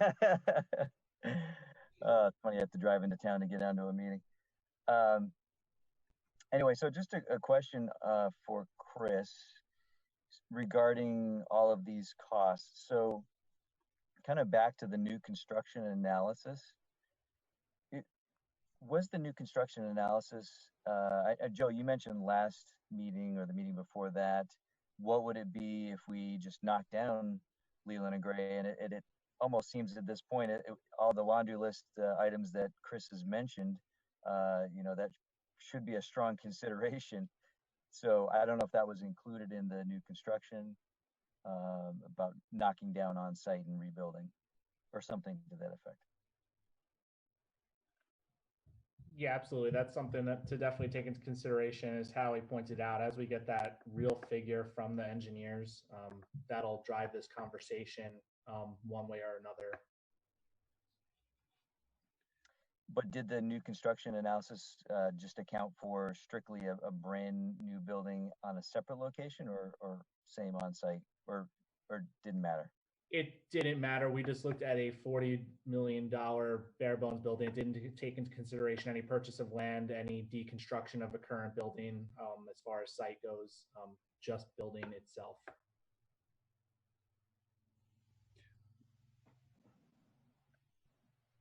Okay. Thanks, Chris. Looking for more hands. Nope. All right. So the next, then we also, we had asked for some surveys. And so we have some drafts of survey questions that I can pop up here. Joe, could I just tee this up a little bit? Please do while I find the document. Okay, so Joe's going to pull up a draft document that Stephanie made about a survey. And then when we showed that to the budget committee, there was some discussion right at the end of our meeting. One about doing a survey similar to what you're looking at now for elementary schools, and one doing a survey about community priorities. And we did not create those last two surveys because we weren't clear on exactly what was the purpose and what is the information the board was looking for. So we're going to show you this draft survey, and Stephanie can answer any questions about it. And then I believe Dana brought up the point about the elementary survey. So we'll probably ask Dana to talk a little bit about that, and then ask the board to find out what is the purpose of that survey. And then if you want us to create a draft on that. And then the other one, I believe Keegan brought up, which was a community survey about priorities. So we would like to hear from the board about that so we understand that purpose. And Jen is running point on the community survey, and Stephanie's running point on both this survey you see in front of you and the possibility of an elementary survey. So thank you, Joe. Oh, thank you. So this is it Jen or Stephanie that's running point on this survey? This is the one that I created as a draft, so I can walk through this one if you want, or just okay. Kind of, okay, that sounds good. I got thumbs up from Bill. So this was not a one pager. It has 14 questions on it, but not all of them would end up being on the survey. So my I don't know how to make this happen, but what I wanted was to make it so that when the person goes to take the survey, you select what your stakeholder aspect is, what kind of participant you are, and then specific questions come for you in that way. So anything unrelated would not be there, because I don't know if you guys have taken a lot of surveys in life, but when you do, it is really frustrating when there's something that's not relevant and they don't have either an NA or whatever, so you feel like you're skewing the results. So this one was just tasked with figuring out possible survey questions that would help us understand why families or students may or may not choose Leland and Gray. Now that was when the taking Leland and Gray, off or out of the option list was one of the priorities of the the group.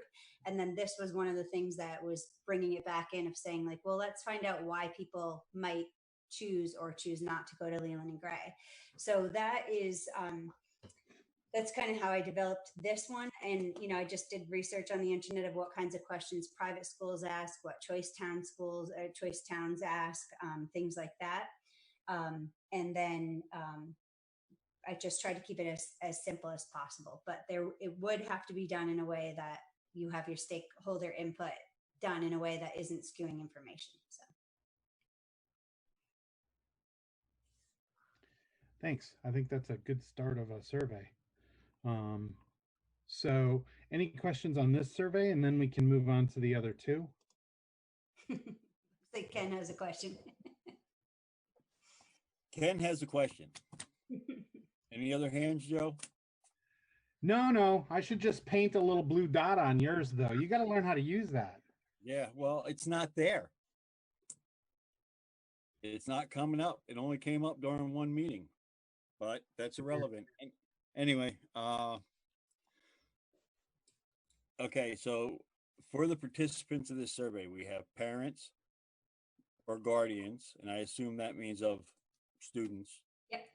The students themselves and the alumni. Mm-hmm. What about all the people that chose not to send their child to Right, Leland throughout the years? Throughout the years. Right, and that was part of the discussion that came up after, and that led us onto this path of like, let's do surveys for everybody for all the last 20, 30, 40 years. And I felt like we were going kind of off track. So I just want to get clarification and a little bit more direction on exactly what questions, what is the information we're looking for and why, how recent do we want the information to be? And then, then we can develop the questions much easier that way. But by like, I understand it could be an exercise to just get a lot of input from multiple stakeholders. But in this specific, my understanding was we were looking for a snapshot of present or recently. Why would somebody choose Leland and Gray or not if they were from a choice town? That's kind of what it seemed like it was aimed at. All right, I'll wait to see the other survey. Thank you. Well, the other surveys are still in development because there are questions about, the elementary survey, we have to talk about what it is we're actually looking for specific to elementary students. And then the community values one, we need to find out what exactly we're looking for there, because it wasn't clear. The intent of the board's, develop a survey instruction was not clear enough to actually develop that survey. And I believe it was Dana who was talking about the elementary and Keegan that was talking about the other. So, when we move on to those, Dana, you want to speak to what you were thinking about the elementary one? Yeah, on the elementary one, I was looking for pretty much a feedback survey. Trying to find out the pros and cons of why, might be geared toward parents or, more toward parents of what their current child's elementary schools, what's the pros, what they really like about it, and what they don't like, or where there might be areas for improvement. It was more geared toward the parents just to get an idea, some feedback as to, are we doing, a good job or are we not? Where are some problem areas that we can nip in the bud before they get too far beyond our control? Maybe just some feedback. That's all I was looking for, maybe on that.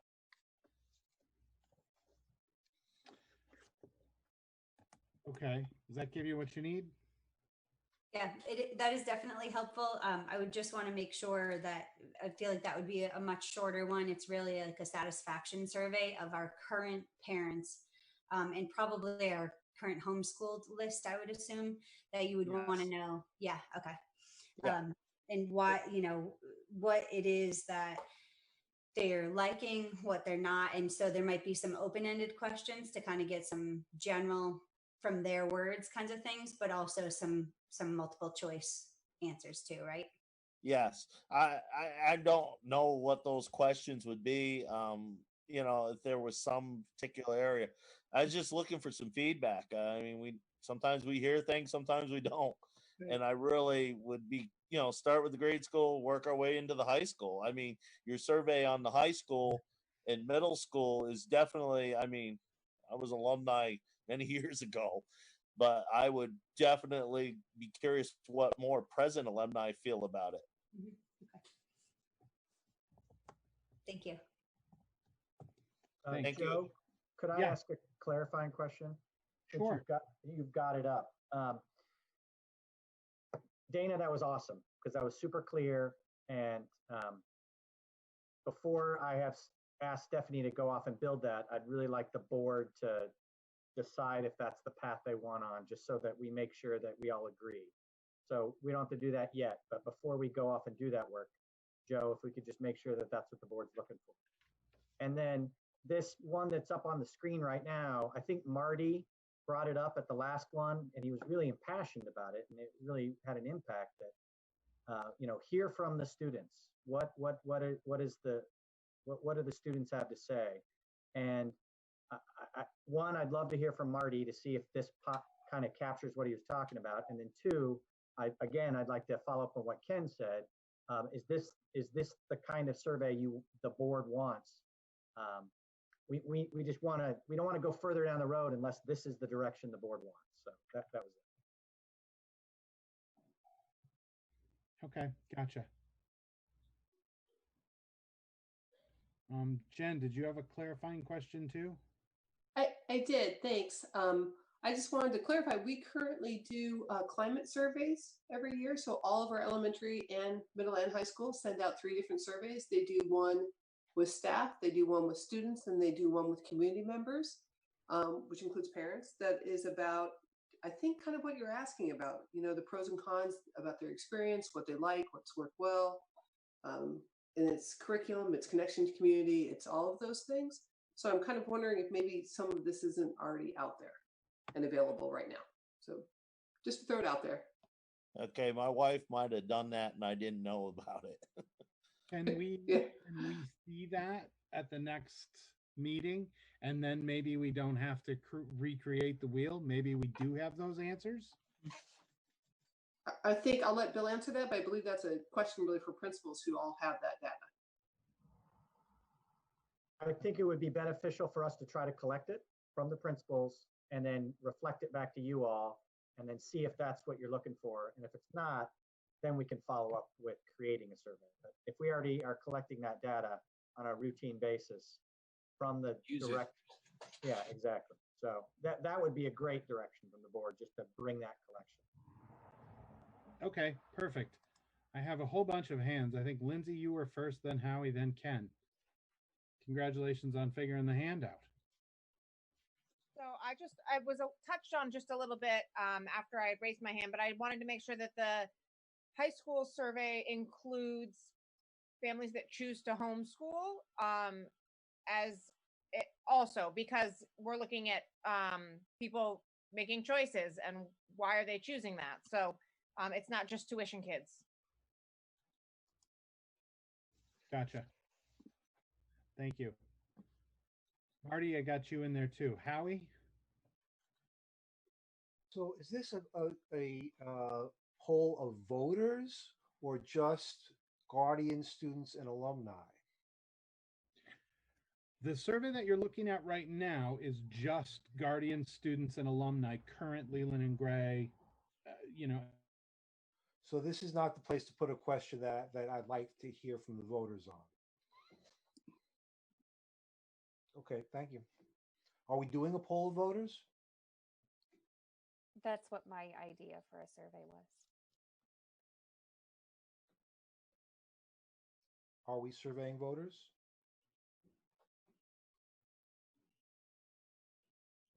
I think that will be addressed when you get to the third survey that Keegan has suggested. If we could maybe just finish the high school survey, I think we're good on the elementary. Okay, thank you.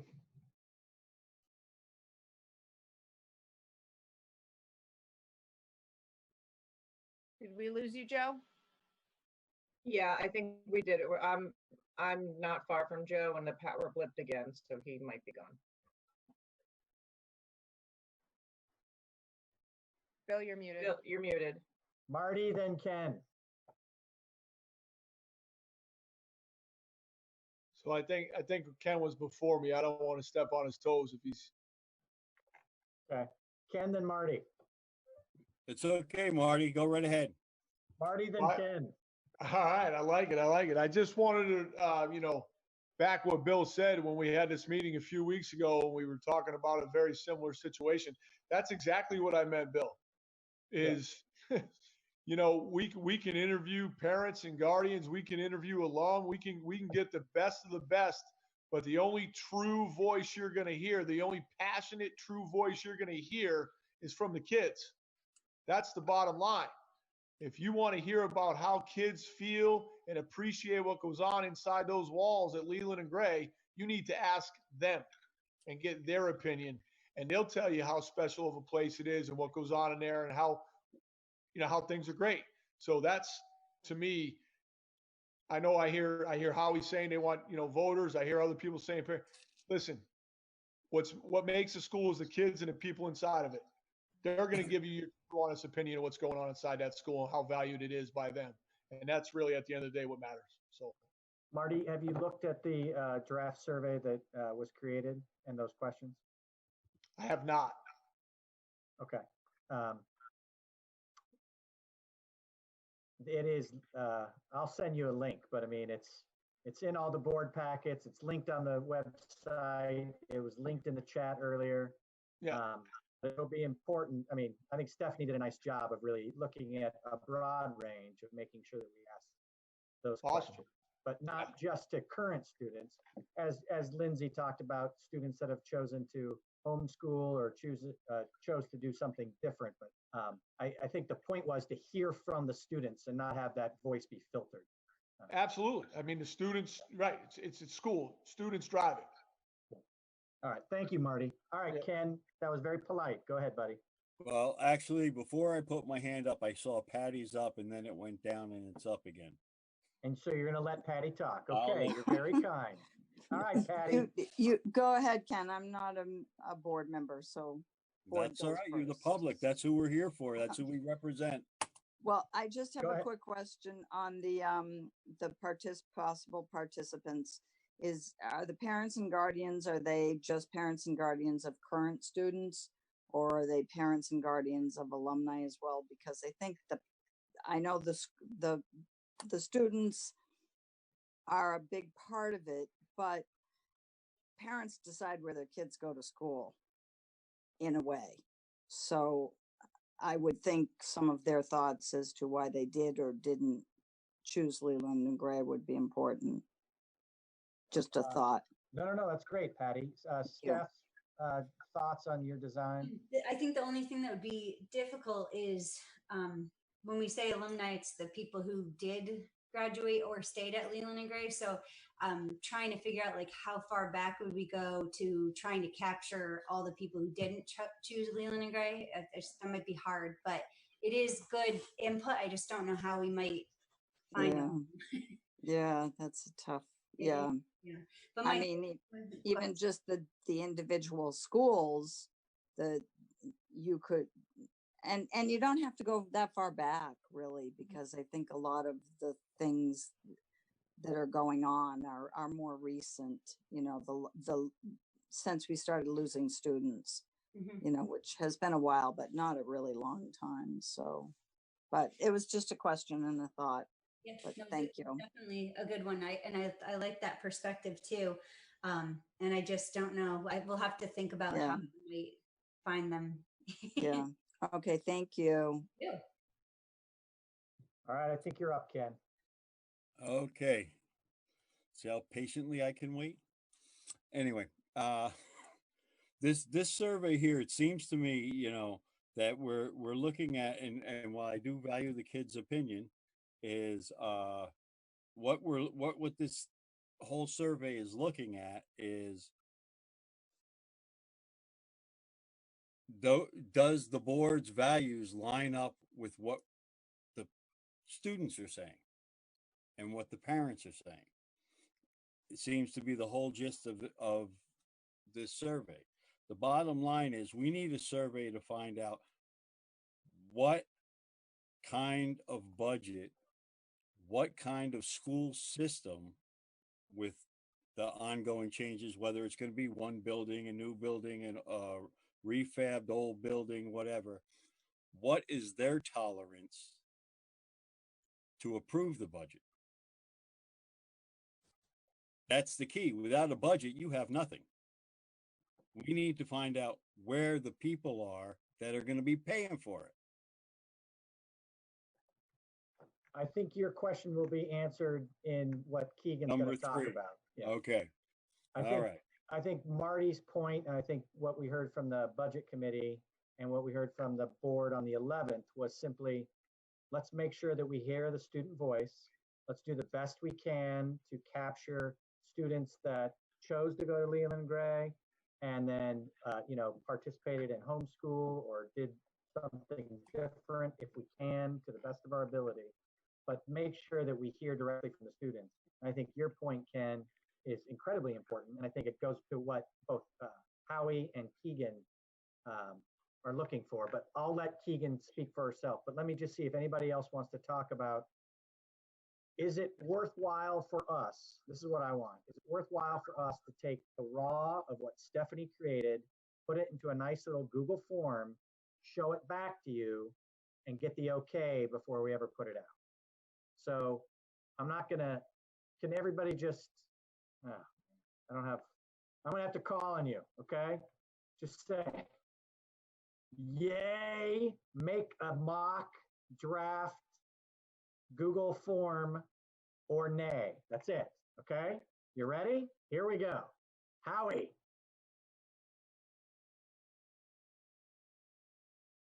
Yay. Lindsay. Yay. Dana.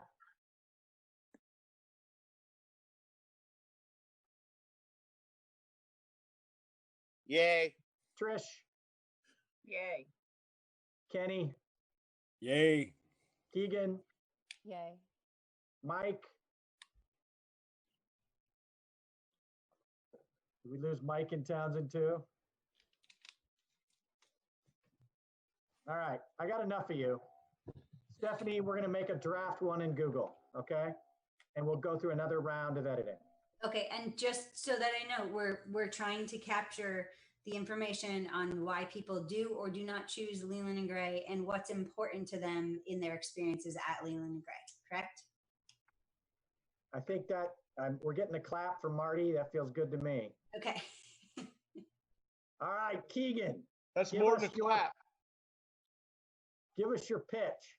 What are you looking for? Me or Marty? No, we've heard enough of Marty. We're good. No, Keegan.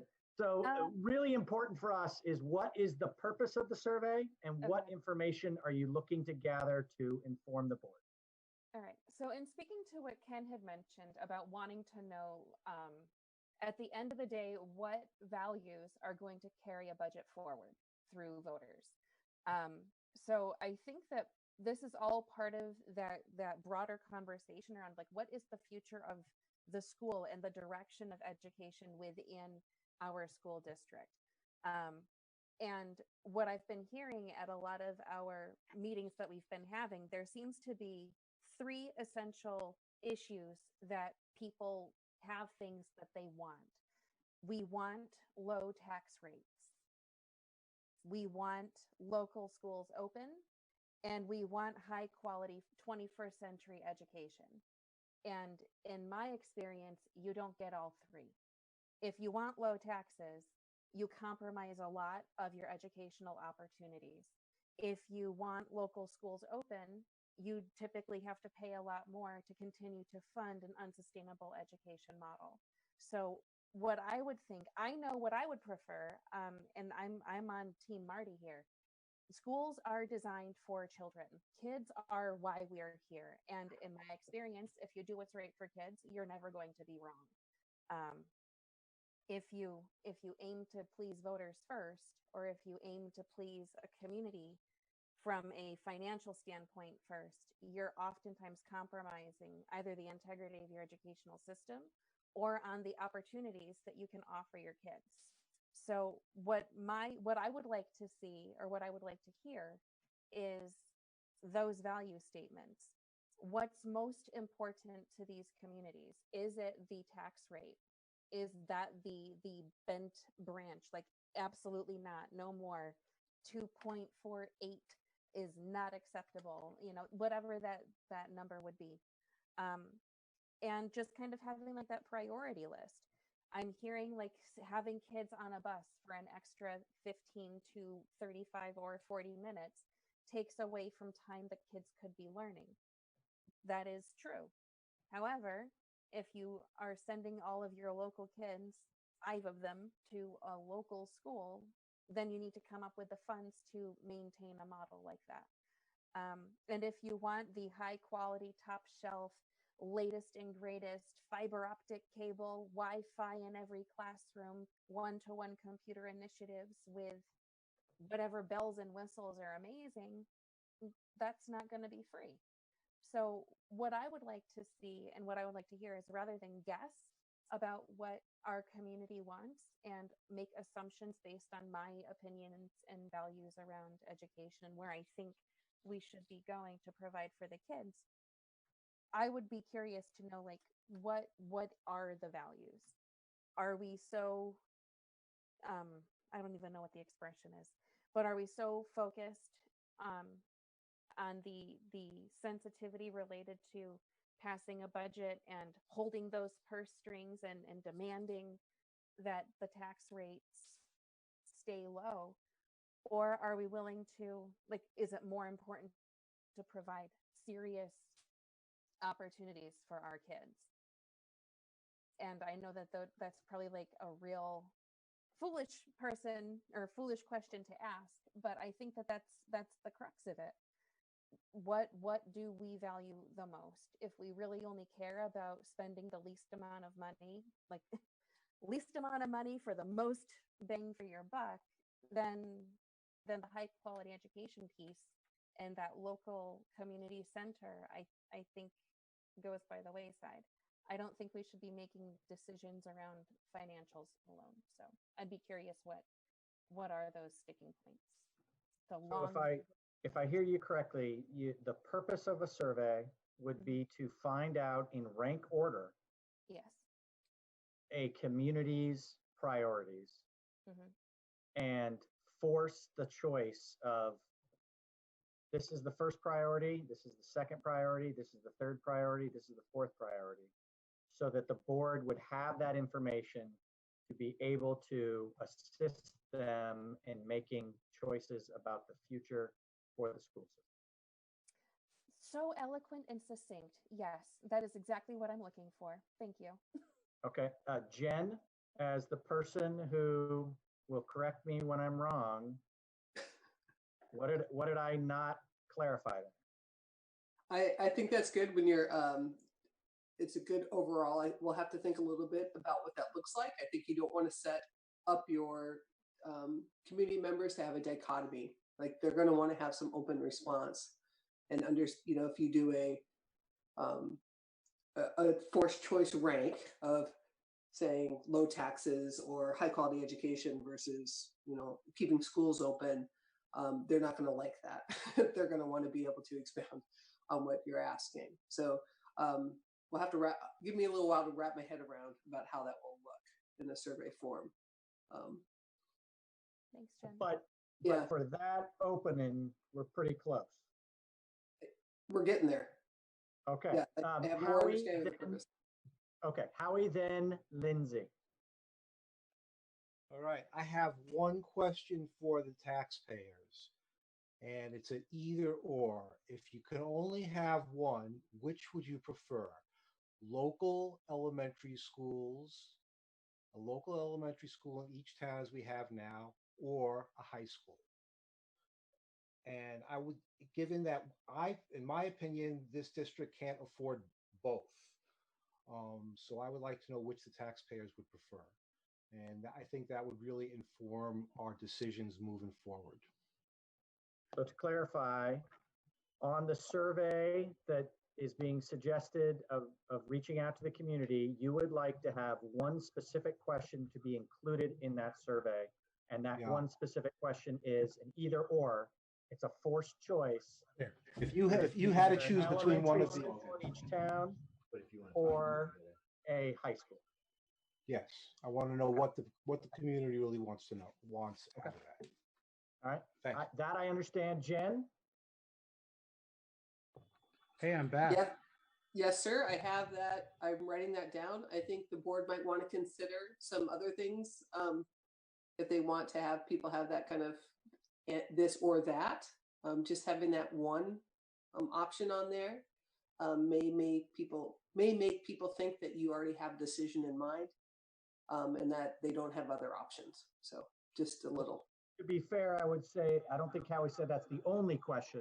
He just wanted to make sure that was one of the questions. Understood. So I guess I'm saying this to open it up if there are other questions like that we design it around those kind of choices. All right, Lindsay, in a second, let me just catch up Joe and Al. So Joe, you're going to take over again. We are discussing the Keegan proposed community survey, and Keegan kind of gave a nice overview, and Howie gave us the one question he would like to be considered, and Lindsay has been waiting patiently to weigh in.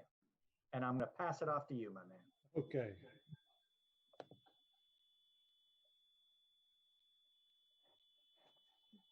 My turn. Yes. So I just was, as we're talking about these options, we have a list of options that we're considering more strongly.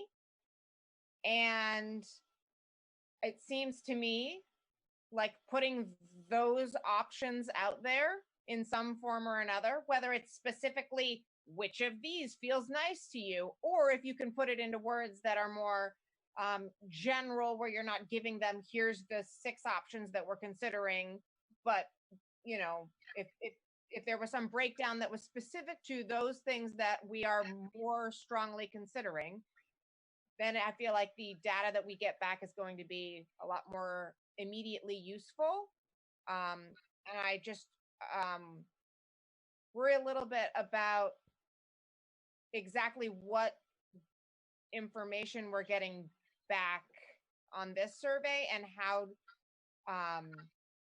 immediately applicable it can be. I feel like we could go down a big wormhole with this, I guess, is where I'm at. I'm very interested to see all of the questions, I guess, because I think we could open a gigantic can of worms. Agreed. We could, but if we have a draft, you know, for the next, if we have a draft for the next meeting, I'm sorry, Al and I are in the same place and it's an echo like crazy. He's sliding his chair down the hall to get farther away. We could probably have a draft for the next meeting. Is that reasonable? I'm looking for thumbs up, Bill. You're muted. Jen is the person you are looking for to give confirmation on whether this can all be tied into even a draft to look at. Can we have a draft, Jen? Can I work with you to get one or help you? Yes, I can come up. Is that June 22nd? Is that our next? That would be a dream. Yeah, June 22nd would be great. I'd even take the first July meeting. How about I can put something together for the June 22nd meeting that will give you more direction to maybe tease out, once you start looking at questions, what it might look like and focus a little bit more.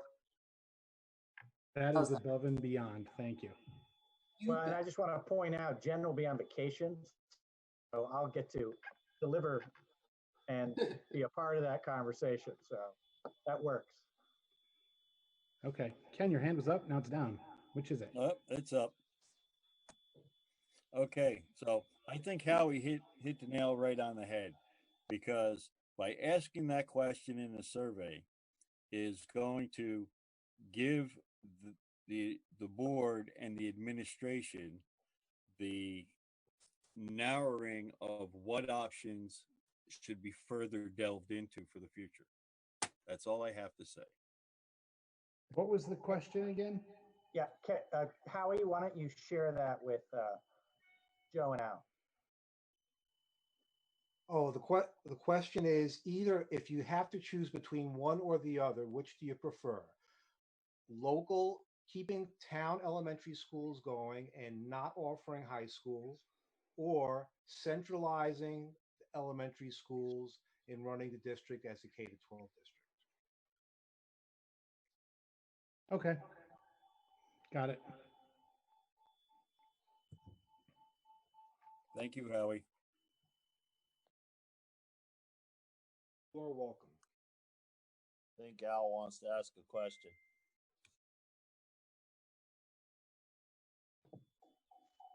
Oh, God.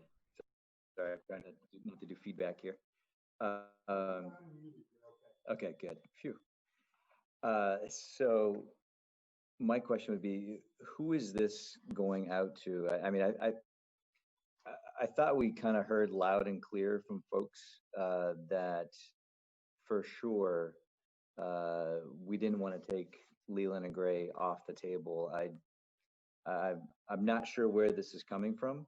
I think probably if we ask the question, then we'll hear a resounding yes, we want to keep Leland and Gray in some form or fashion. Not worried, so I'm not worried about that. But we just keep on kind of bringing this back up again and again, and I feel like we're just not making the kind of progress that we need to. Let's just put a stake in the ground on certain things and then move forward, and then the administration has limited resources and limited amounts of time. So I just feel as though we're just, pedaling and not getting anywhere unless we can just say, all right, there are certain things that we want to move forward with.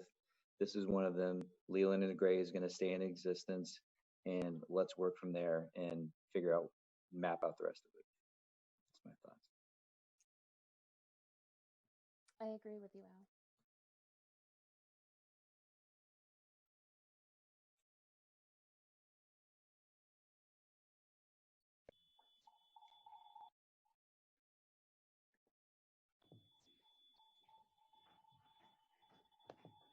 Go ahead, Howie. Yeah, I'm sorry, Al, I disagree. We haven't heard from the taxpayers on this. We haven't even passed our budget yet.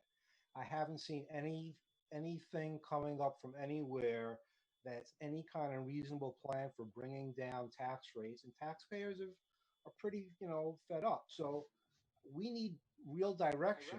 I just don't see how what we're doing is sustainable, and I don't see any plan for something sustainable into the future.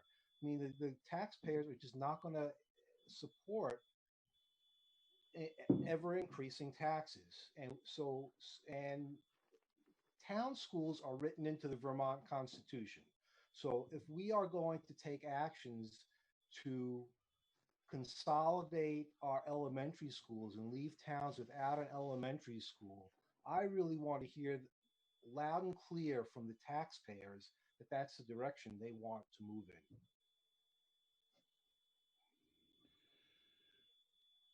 in. Okay, Patty, I believe you were next, and then we go back to the board.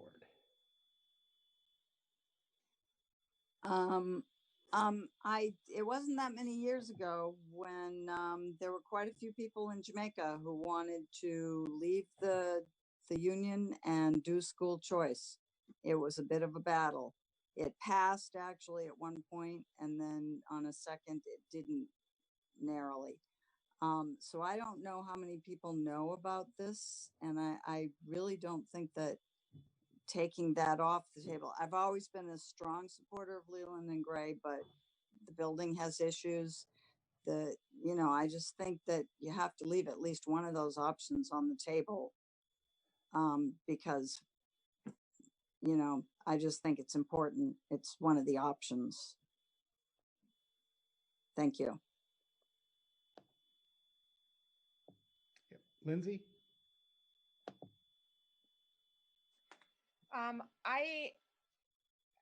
I hear the Howie's concern about taxpayers needing to buy into what we're doing.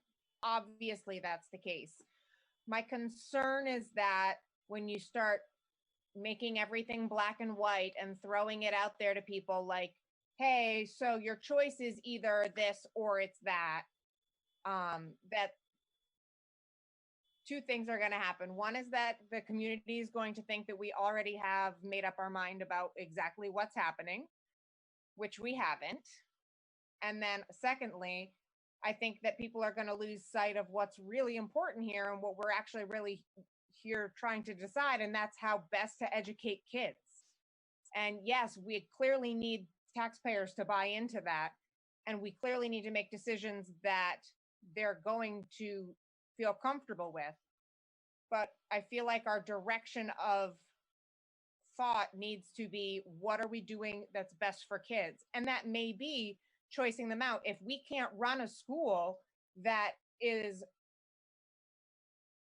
going to get taxpayer buy-in, that people want to attend, that is worthy of being attended, then we shouldn't run it.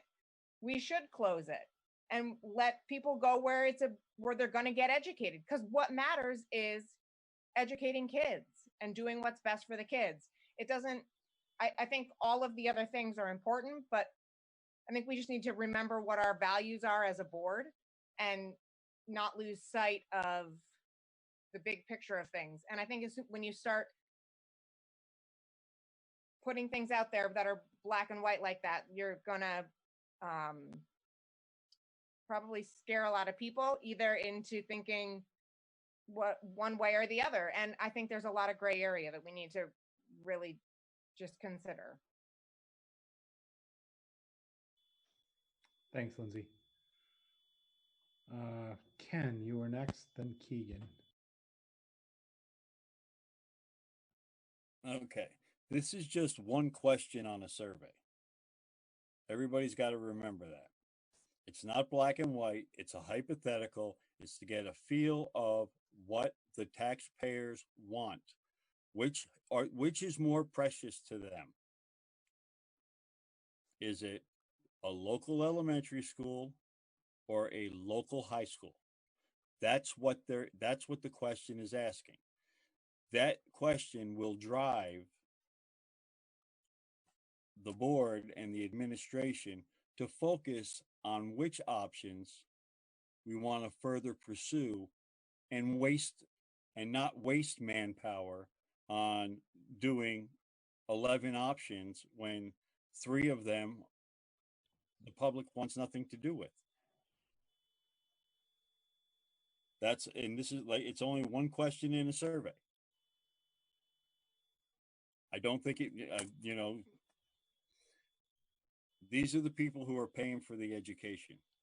If they say, we prefer Leland and Gray to having a local elementary school, then those are the tasks and the options that we keep on the table.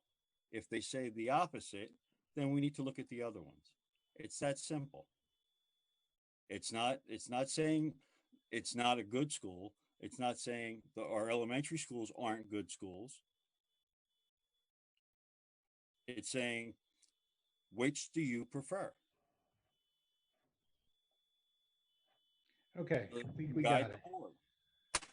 Al, you were next, and then Jen. I think it was Keegan next, actually. I'm sorry, Keegan. Your hand went down and I skipped you. Yeah, Al, thank you. Thanks, Joe. It's getting late. I'm management skills, So I think like the crux of what I would like to hear from voters is to elucidate what is it that people want. And I think that having that hard conversation and having to make that black and white choice, voting is not convoluted. Voting is yes or no when it comes to budgets passing. So I think if we have a better understanding of what are the voters willing to pay, and with what they're willing to pay, it's our opportunity to discover what is it that we can offer in terms of structure, in terms of building, in terms of transportation, and in terms of all of that. But I think, in like to a degree, I agree with Ken. You got to have a clear understanding of what your, not just of your tax base, of what your voters are willing to say yes to. And we know that a 19% increase didn't get a yes. And it had to go back, and the budget was redesigned and reshuffled, and we kept programming open, but we made all these other constraints. And we have a building that's, outlived its time, and band-aids don't quite work anymore. So a hard conversation needs to happen. The hope I have behind this survey is to just find out, okay, get down to the serious business. What is a community willing to pay for, and how much are they willing to spend? And to determine, do they want the high quality, latest and greatest, amazing opportunities that will bring in more people? Then that's going to cost a lot. If our communities are saying absolutely not, do not raise my taxes anymore, I can't handle it, I don't even have kids that go into the school district here, or whatever the sentiment may be, well, then that's going to also inform how we can be creative with our conversations. But I think forcing people to start the conversation and be black and white in what their values are, I think is important. And the intent behind my request to have a survey like this was just to cut through all of the, what about this situation, what about that situation, just come right down to, what are you willing to spend? Because that's ultimately, that's the sad business side of education that completely ignores really what's good for kids. It's what are the adults willing to fund? So Thanks, Keegan. Now it's Al. So I think it's a slippery slope to kind of hinge our response based on one survey question. I mean, interesting data, and I'm sure it would show that people are very interested in keeping Leland and Gray open. But when we start talking about saying, all right, exactly how much money are you willing to spend? There are so many things that we can't even consider at this point. We've got pupil waiting study that we might get tax relief for. The government might actually come back with some construction cost monies. In the past, we've had 50-50 for construction costs. So I think there's so much that we don't know at this point. And if we try to box people into a particular number to say something like, are you willing to spend $2.15? Is that your unified tax rate? Yes or no, above or below? It's just all kind of very arbitrary. I mean, the one thing that I keep on hearing over and over again is that people do want to have Leland and Gray, or at least a centralized school in this area that people can go to. The other huge consideration is that a lot of people are watching this, not just taxpayers, but you've got administration, you've got teachers who are all looking, trying to figure out what is going on here. Is Leland and Gray going to be in existence? Yes, no. I think we need to show everybody some kind of leadership and let them know that Leland and Gray will be in existence. If we want to have the best quality teachers, the best quality administration, show some level of continuity.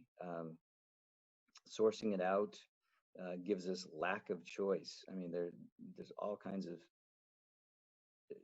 negative things that I think would happen if we farm people out here, there, and yeah, I think there's a huge list of negatives to that. So we really need to, as leaders, provide that guidance and support to the people that are working so hard for us at this time. That's what I got to say about that. Thanks. Thanks, Al. Jen, you had your hand up forever and you took it down. Do you still want it? I'm fine. I'll weigh in when needed. Thank you. Howie, then Dana. I don't think we need a survey of taxpayers to know that taxes are skyrocketing and people do not want their taxes to keep going up. So I just, you could ask that question. I mean, I made my question an either or. Do you want, town elementary schools or a high school? There could be a third option, or do you want your taxes to just continue to go up? But honestly, I didn't feel like it needed that third option because who wants their taxes to continue to go up? So, given that we don't have a plan to make these taxes stop going up, I think again, Al, I appreciate that we want to have confidence that Leland and Gray is going to stay open in the future, and to do that, we need to know that the community is behind it, and that's why I want this question answered. Because if the answer is, yeah, if you're right, if the answer is overwhelmingly yes, people would much rather have a local high school than town elementary schools. Awesome, man. Let's jump on it and do it. And if that's not what people want, with that, we need to take that into consideration. So to say that it's